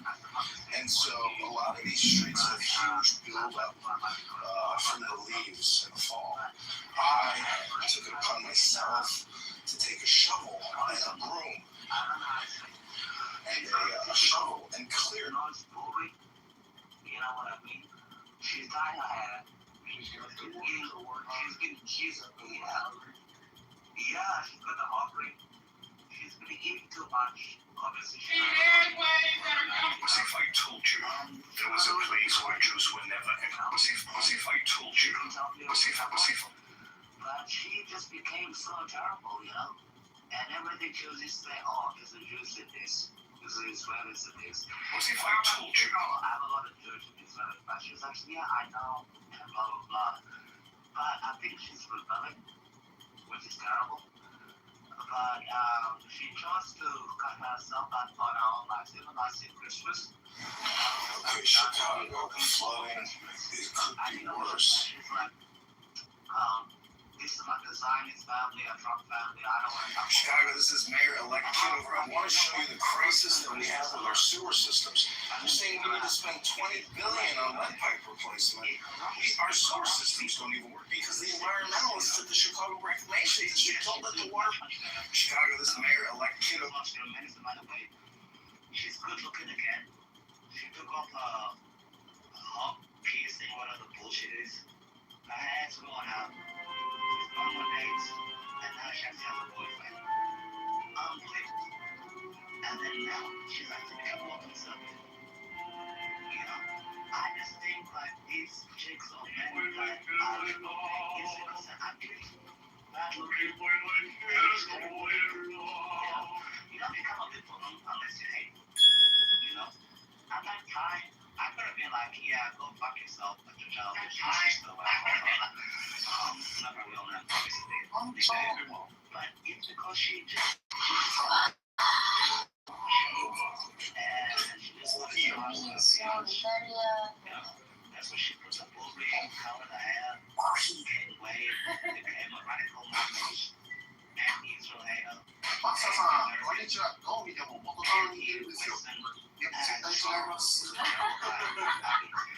right now, she's got a great guy right now. This guy is fantastic. He's 6'2", fantastic. She's 5'11", right? And they get along. Can you imagine what losing weight and being beautiful actually does to you? And right now, her brain is clear. I don't want to go for too long, but that's my personal experience. Liberals are usually ugly, terrible people.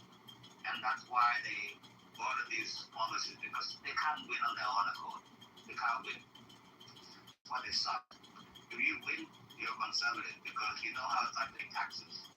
And it kills me every single year. You know? It's sex in America, I'm sure you guys are fucking ready. So, you get it.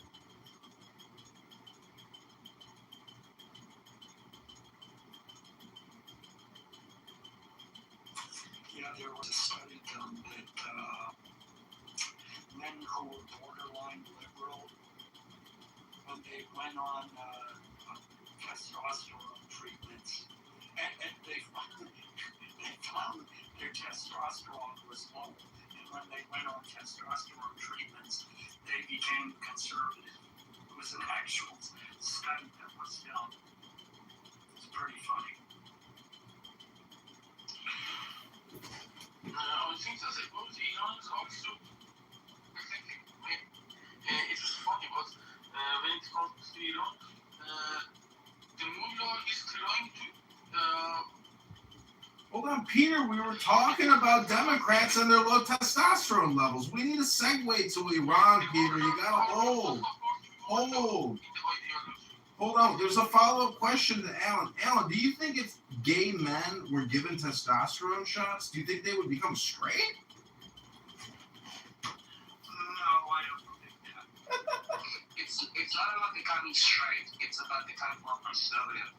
The Democratic Party is a party of weak men and angry women.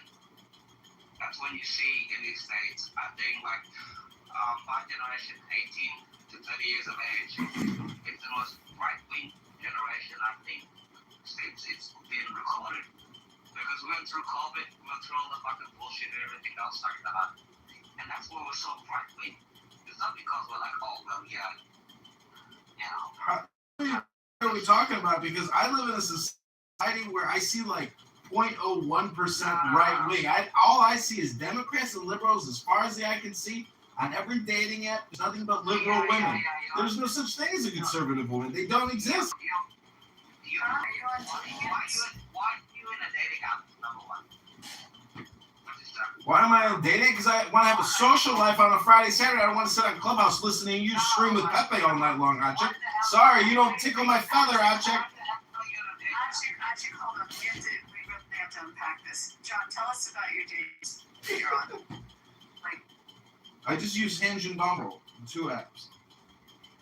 And you use these pictures that you're using.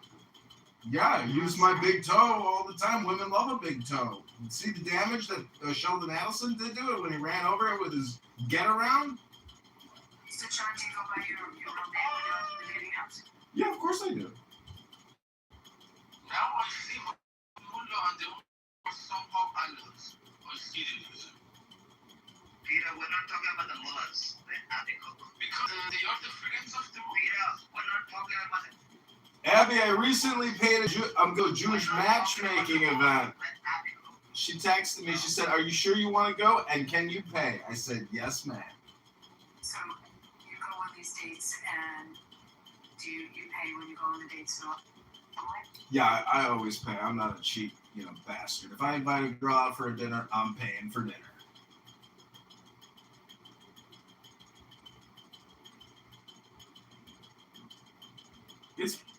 It's pathetic that a guy would, see, I checked the...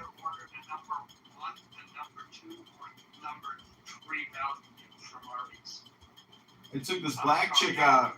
I took a black chick out a couple weeks ago, and she was like, "Oh, I didn't." Oh, she got herself an extra steak. I was like, "God damn!"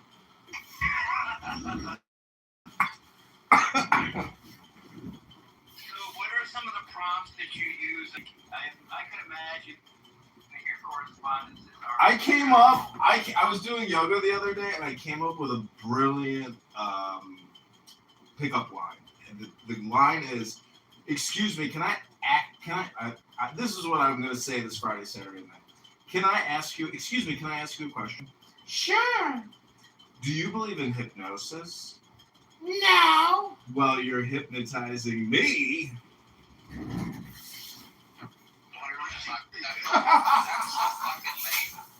Did you ever see 2 gay guys on a date and you could tell which one was bottoming because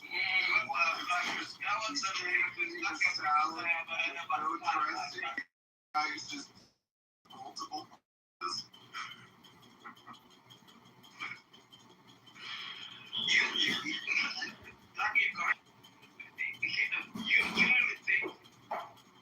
That's the lamest fucking... Maybe I only used them when I was fucking 12 years of age or some bullshit. You gotta be kidding me.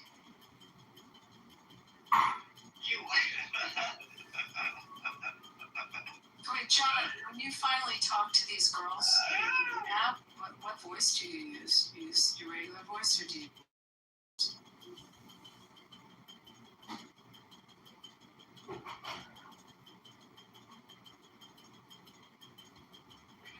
He can't answer that, Abby. Can't answer that. The elbow is covered. Yeah.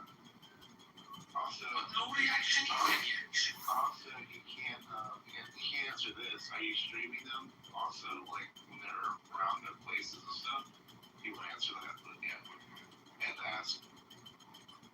Yeah, you know another thing, John.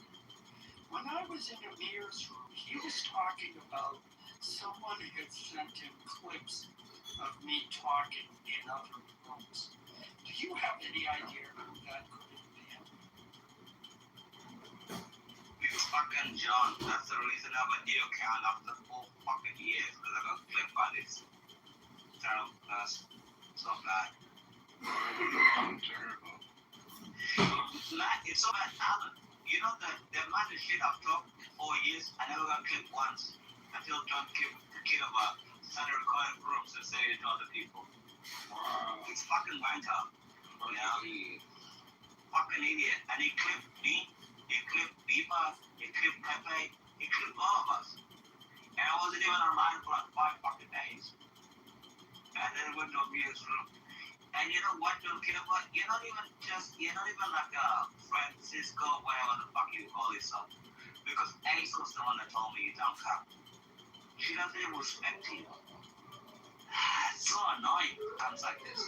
Sorry for the language, guys. I'm so frustrated. It took us so long to get a new number. And to get like a different account. Fine, fine. You already gentle. I apologize for this statement. I gotta be, you guys gotta be pretty soon, but it's so annoying. I mean, without line of, like, compliment, I'm not even gonna insult you with a question like that. You're too classy for that. But, you know, what, you really talking to women like this? Grown women? You gotta be kidding me, man. Actually, I don't think he does. No, he doesn't. Yeah, I think when he goes on dates, he's himself. I mean, if we all put on our best front, but I don't think he's doing any of this. I mean, let's face it. We never, when we're first dating anyone, we never let them see the crazy up front. We gradually ease them into it. And that's everyone. Alan, can you imagine you go on a date with him and he takes you back to his place and you see all the telephones? He has a lot of, you know when he's at when he first meets someone because he has no, like, nothing, he doesn't get embarrassed in any way, shape, or form, so he's totally willing to, like, he's gotta be a novelty to anybody he meets. Yeah, like, he already's gonna be doing himself the minute you actually finally see what he's about. He's not holding back, he's just gonna do what he does, you know? Yeah, but that doesn't mean there isn't a woman who will like that. Is there one, Alan? There can be. I mean, you know, like, think about some movie star or person in the public who, you know, who has a very outrageous personality. What's his face? Howard Stern. He was married for years. Are you gonna say for every pot there's a lid? Well, I've heard that expression. I wasn't gonna say it, but it's as good as it. See, the problem with these liberal women is they don't understand philosophy and they think they understand politics. And the truth is, they're ignorant. They don't understand that opposites do attract. But when you are a polarized extremist and you believe that basically victims are worth less than the criminals, we live in a very bipolar, schizophrenic society because people are totally fucking brainwashed. We have at least 60 million highly brainwashed, liberal, woke Democrats that are undateable because their attitudes suck and they don't know how to, like, even have pleasant conversations. Yeah, but if you're 60 billion undateable women, then what the fuck are you single? Yeah, John. Like, what the fuck? You want to come in like, oh, well, yeah, there's 60 billion undateable liberal women. And yet here you are, swiping left right on apps. You're trying to date. I checked. I dated a beautiful Jewish girl that I was in love with, and she told me before she met me she was a liberal. She decided to dump me and move to California and you know, get married. Yeah, a guy with a bigger pocketbook, that's for sure. No. She's always just looking for nice Jewish guys, better looking men, Jewish guys in California. What are you, a supermodel? I check. Are you getting laid all the time? You're handsome, you know. No, man. Go ahead, Alan. No, I'm fine, bro. No. fact, I try not to lie with people who are looking to get into a relationship. Buy 2 books. I'll put the names in the chat. Love Types by Alexander Ula and The Way of the Superior Man by David Data. And if you want a third one, which is good, it's How to Manage Your Destructive Impulse Through Cyberkinetics, also known as How to Manage Your Dick. Those are 3 great books, but the first one is the one that gives you very specific ways in which to meet a woman that you are compatible with. Never mind the politics, never mind the fact that there's 60 million liberal women in this country. Okay, when you meet the right woman, she will choose you. And it doesn't matter what you say or what you do, she is going to choose you. You will be a dead. That's what the movie said I heard earlier. He said, don't chase the pussy now, because that could kill you. Don't chase the pussy. Let the pussy chase you. You're trying to go along with the ride. It'll be okay. That's my no bullshit answer. I'm going to put it in.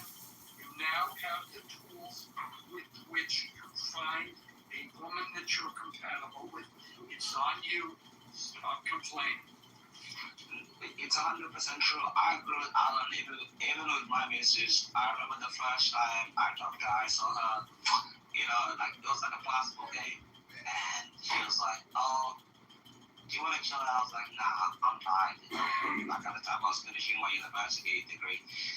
And then like 6 weeks later, she messaged me. I ignored. And then she messaged me like 2 weeks after that. She was like, I got 2 tickets, come to see like the Brisbane Bullets or whatever. It's like seeing the Yankees and Boston Celtics. It's an American equivalent. She's like, I got tickets, I need someone to go with it. I'm like, yeah, cool, I'm gonna go with it. And then I went to the tickets, you know what I mean? I was like, yeah, it's cool, like whatever. Went off what we afterwards. And then I was so slow. I didn't even realize at the time, but I did know. My older sister, she's like, no woman would buy tickets to go to a game with you unless she likes you, 100%. And that's the way it works. Alan is correct. Actually, do you think you can date a woman that you're not attracted to? Wait. If a woman likes you, you will know that she likes you. Again, but what if you're not attracted to her? It's got nothing to do with it, bro. If you don't like her, bro, fuck her off, But I'm just saying, like, if you like a woman, she likes to sit back. Women like, I want you to stop this, okay, Chick? Stop it. Wait. And, like, Chick, what you're doing is extremely offensive. Yes, first you started talking about the Catholic conversion, and you went on and on and on, and it was bizarre. Now you're trying to wait. Don't get emotional. Just say no. I'm not emotional. Just say I'm a comedian and let it be. Just say you're a comedian. I'm being serious. No, I'm joking. No, you are a clown. We're being serious. We're being serious. Your perception of the conversation is incorrect. So stay, listen a little longer, and then you'll realize. Alan, I'm going to check out these books in the chat. Can you maybe give me the compression of the first book that you really enjoyed so much? What was it that stood out to you? I think Andrew got emotional earlier from our conversation. Still probably it's not my problem. Yeah, it's easy. It uses the Myers-Briggs personality typing system. You find out your type. You find out what your most compatible type is.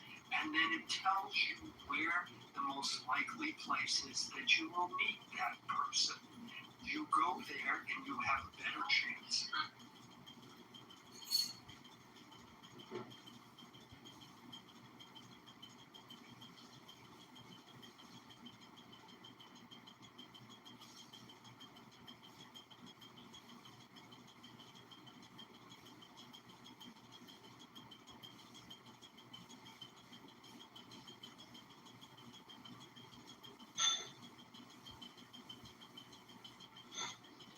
Nana, was he talking? I just want to say something to Lutz while you're still here. Miriam, nobody understands the squiggly lines. Or is it just me? If you can speak, maybe you can understand, but nobody can understand your squiggly lines, Miriam. You're like typing 16 sentences in a row, and nobody knows what the hell you're saying. Achek, what was the last good book you read, Achek? Do you have any book recommendations, Achek? The book recommendations that I have? No, I don't read books. I hate books. It's a waste of time.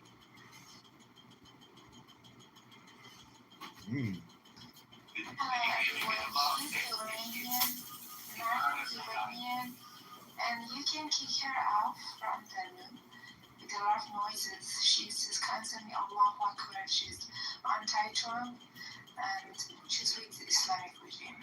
Wow, thank you for letting us know. She's right, because Mariam is somebody from the regime living in the United States. How is that possible? Allah Akbar. She should be the next president. Peter. I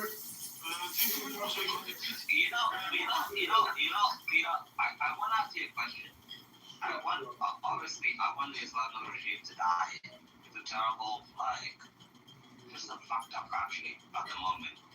But it's like, and you're waiting for the call of the Shah. I understand that rest of the Shah to tell you to get out of your homes and do it. But when you're... No, I am not waiting. I am not waiting for you. Then what the hell are you doing? Didn't even know what the place called. Yes, he is one of us. We want him to play his role. His role is the most important role between us, among the opposition. But we are also one of them, like the others. We want to all play roles, and we are not waiting just for him. We have the third. It's not a movie, Peter Pumpkin Eater. No. Just wait. What's no. This is the thing that annoys me. What the hell do you mean you started the movement? It's been 47 fucking years. Peter, it's only been 50 days of war. Peter, are you willing to get strapped on the front of a tank and together we will go to Tehran? Are you prepared to fight to the death, Peter? No.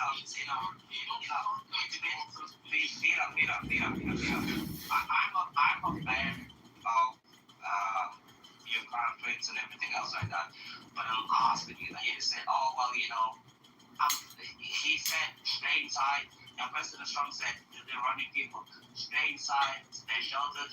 Bombs will be dropping everywhere. When we're finished, we're going to get done. It's been 47 years, Peter. That's a long time. For the movement, we have to don't talk about the movement and all the bullshit. Peter, wait, Peter. When I turned 18, I went back home to South Sudan and I fought in the armed forces. I didn't have to. I was in Australia, living a good life in the Gold Coast. What the fuck is your excuse? There is not an excuse. There are valid reasons behind each point of the history. It's called staying alive, Achek.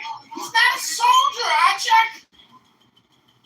Yeah, but the thing is, Peter, what is your excuse? I mean, I was in Australia. Why? He's a poet, Achek. The man's not an infantry soldier, Achek. Take it easy. It's not one sentence, you can't believe it. But we should explain what happened to me. No, I don't care what happened to you. I mean, not just me. I mean that. I don't care. Who is twice in my... I don't care about I am here on behalf of them. If you don't care, I would shut up. Hey, Peter, I don't Santiago, enough. Stop talking for a second. Peter, you're a grown man. You're better off to stay inside. Santiago, shut up. Stop talking. You don't have to speak. You can just talk over Achek because he's very disrespectful. Don't worry. If anybody here just wants to talk while Achek is talking, feel free to just talk right over him. I had a good reason. Bro, you're big boy, bro. You probably couldn't even do fucking 5 push-ups. Shut up. I'm happy to talk over him at this point. Exactly. You're getting a backbone. Finally, Santiago, that understanding. Don't talk like that. In 2025, I walked 20,000 steps a day on average. And it's Bitch! with my iPhone. We didn't weep on 20,000 steps, bitch! 20,000 steps, I check. You don't even do 20,000 steps a day. And I can do more than 5 push-ups, I check. I can do more pull-ups than you too, I check. I can out-bench you. I can out-squat you. I can out-lift you, I check. You must probably weigh 85 pounds, I check. Peter, why did you walk so many steps? Because I was too angry and I could have not overcome my anger and not because you're scared of I dying. was in bad discussions that I could have not tolerated, but I needed that I would have to be here. I would have to defend myself, but I was going working and I was in the stages and things. It was going, and I saw the averages, and it was amazing. But however, it was not just for the schools. It was just to ease myself to be able to continue my discussion with. That's beautiful, Peter. Beautiful. That was your Zen moment. That was beautiful, Peter. Keep doing it. Don't stop.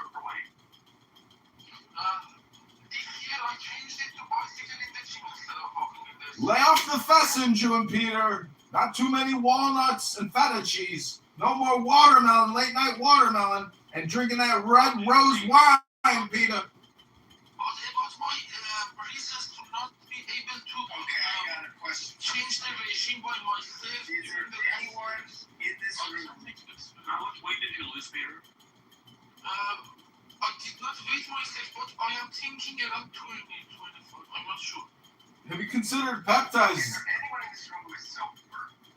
I'm sober right here.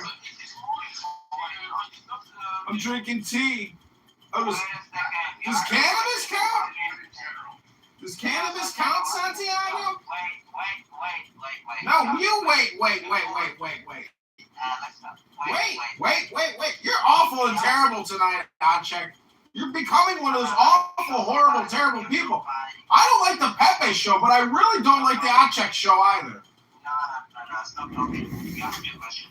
Santiago, it's 4:41 p.m. in Australia at the moment, Wednesday afternoon. Of course, we're fucking sober. And that's why people like you can't believe what the hell I'm saying. We're telling you the truth. Maybe, wait. Maybe you don't understand that people can actually have these views and still be sober. You probably have a problem. And that's why I'm asking Peter a question. No, Peter, the problem is not your view. Would you give me time to answer or not? No. Would you give me time to answer? No, Peter, if you really want to free Iran, go do something about it, bro. Do it. Okay. Do you give me time to answer or not? If you give me time to answer. Go ahead. You have like 20 minutes. To stay in my country, you need to have to be able to be active on the scene on different fronts. For example, on the propaganda front, on the front inside the country, not lose the ground anymore, and to be able to hit them hard. For hitting them hard, I think that the issue was escalated already to F-35, and Mullah does not have any equal weapons in front. So with bare hands, it is meaningless in that stage.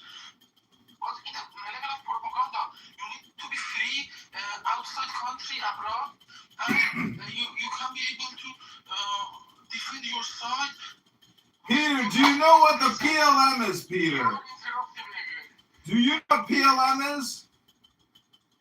And about my excuse, I did not, we could have not changed the regime before, because all the other countries want to sacrifice, Arabic countries, Muslim countries, decided to sacrifice Iran for Islam in front of Israel. We were not this strong to face all of them together by our own, so we decided, like United States, like EU, to be able to explain our side to them, and they are more human than these Muslims who want to sacrifice the whole nation, the oldest nation on the earth, for their own violent purposes. It is not acceptable that Pakistan, Egypt, and Saudi Arabia want to butcher Iran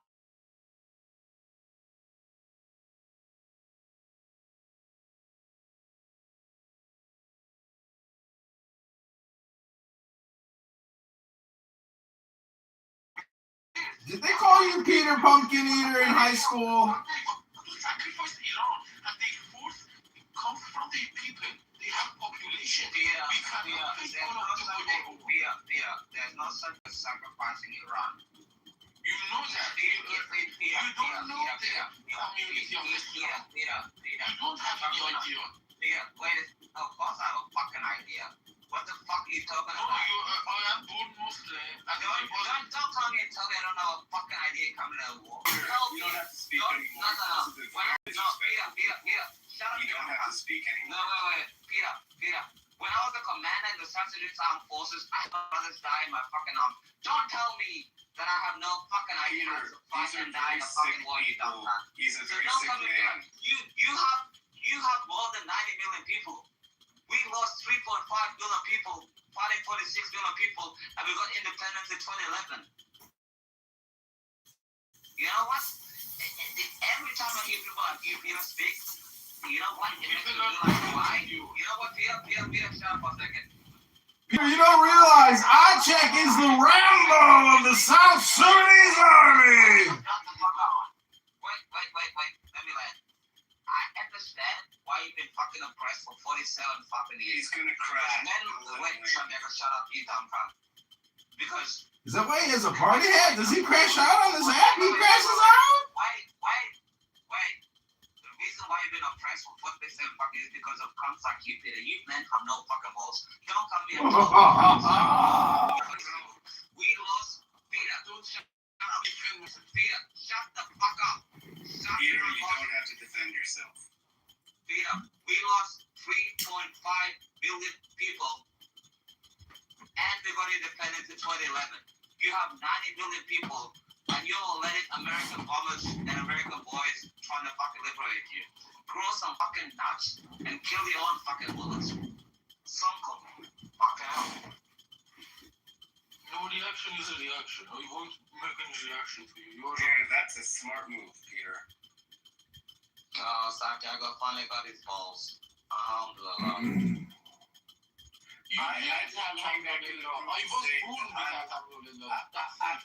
To Matt, Beaver, Sword, not to the other one.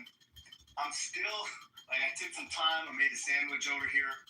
I'm still basically in shock that the three of you would accept what just happened in your room. And not, when I spoke and said what I said, not agree with just how messed up that is. That's a representation on you guys. What are you gonna do? You're gonna call our mothers? Room analysis check.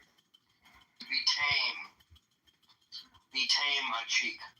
Sit, stay, when, do not. What do you want, Andrew? For white men in I want Ichek to roll over. I want Ichek to roll over. Ichek, can you roll over? Roll over. Andrew, I think you got so upset so emotionally before when you left. Why did you leave? Ichek, I'm here to save you. I'm here to save you. And now you come back and you... No, Ichek, I am not the Pope. It's not the Pope. They had no idea what American culture was, or what American pop music was, or anything. So like I couldn't play it. So I was literally playing them an Australian song that like no one who outside this in the United States really knew, and they just assumed it was like American music.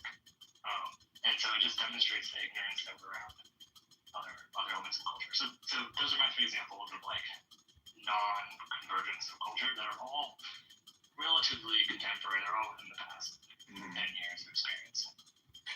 I completely, that's a great, to me, as someone who lives in Europe currently, that all that resonates with me, the terrible Mexican food, you know. There is finally a good place here, actually, but it's because his wife is Mexican, but the music thing, too, is huge. There is a whole genre of cultural music in America, and I'm talking about like the Americana music, you know, Dave Alvin, you know, Emmylou Harris, you know, that kind of stuff that doesn't translate over here. They don't know what it is. They don't understand they think it's country music, right? And I'm just like, I just roll my eyes, you know. Or my girlfriend, who who's from Slovakia, sorry, my wife, thinks it's all folk music, because there's no difference between country and folk to her. I'm just like, those subtle distinctions between things, are kind of where this comes up a lot, I think. Like, she likes electronic music, and to me, it's all just techno, or like, I don't know the difference between like hip hop and rap, and maybe it's an age thing too, I don't know, but I definitely see those differences. Can I address the top line topic in the room for a second? Yeah. I know, Frank, you haven't had the chance there. I was just going to make one quick passing comment. Sure. Just the interesting thing about the trademark in Congo is it was. Oh yeah. In Canada, there was a similar where there's something like this where they call it the Patty Wars from the 80s in Toronto. Because you had the Jamaican patty, right? And then there's Jamaican shops in Toronto that were serving up Jamaican patties. But the Food Authority of Canada, Food Canada, or whatever it is. Dialysis. They defined a patty as like a beef patty. So the definition was fixed. It was specifically to this. So there was like this attempts for the Canadian government to come on down from on high the thing and smash up these Jamaican patty restaurants. So, yeah, just the. I had a good idea today. Jamaican patties went out. Could you imagine if you could issue an alcohol that was labeled as alcohol, had the effect of alcohol, but was not alcohol? Wow. Frank, your thoughts on the side of the room? Yeah, I mean, I left America 10 years ago. I also lived in Europe when I was a teenager, but it's a different story. And so I'm looking at it sometimes from the outside, but of course I'm an American citizen, so I vote and things like that. So I'm sort of on the inside. My family lives there, my kids live there. And almost unanimously, I get asked when I'm introduced to people as an American, like, why is this happening? Why is X and Y happening? Blah, blah, blah. And what I say is the idea of America, like what it stood for as and it's not 100% agree, there's not 100% agreement on it, but sort of like, a constitution, a separation of powers, a support, those ideas of America are still great. But what I tell people the difference is between that and Europe is Europe has seen what happens when you let monarchies happen, right? And Europe has seen what happened when you let a criminal enterprise inhabit your executive branch, right? They've seen this. And so the constitutional framework in Europe tends to be much more reactive to what's the word I'm looking for? Illegal. It's just wrong, right? Like the chancellor of Austria wrote a bad check, and then 2 weeks later he was bounced out of office. And so people look at America now and they're just like, what the fuck, But one thing I'll also come back to, that I think most people who know me know that I also debate religion a lot, is that America wasn't founded on tolerance. Originally before the Constitution, the people that came to America originally wanted a theocracy. They didn't want democracy. They weren't enlightened. They were Puritans, And that framework of Christian nation and all that bullshit continues to this day, I think. And I personally hope that America wasn't really America until the Declaration of Independence and the Constitution. Yeah, I would agree with that, yeah. But I would say that stuff was still influencing, it was still, the 1700s, where a lot of the ideas that formed what you and I agree on is America didn't come from within. They came from Benjamin Franklin going to Paris, and the Enlightenment and things like that. So to me, it's like I still romanticize a little bit the idea of America, but I'm also seeing where if you base your Constitution, the enforcement of your Constitution almost purely on the honor of the participants, which is, I think it is, like honorable people who believe in democracy over party, for example, right? I think that was an idea of the Constitution.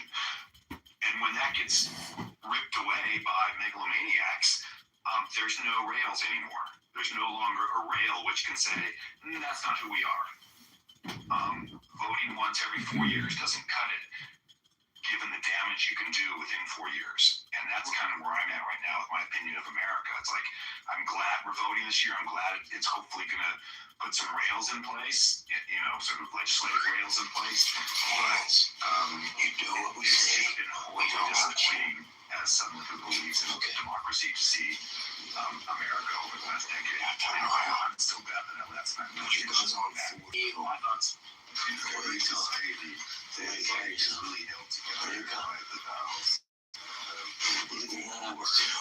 Sometimes you won't make a deal.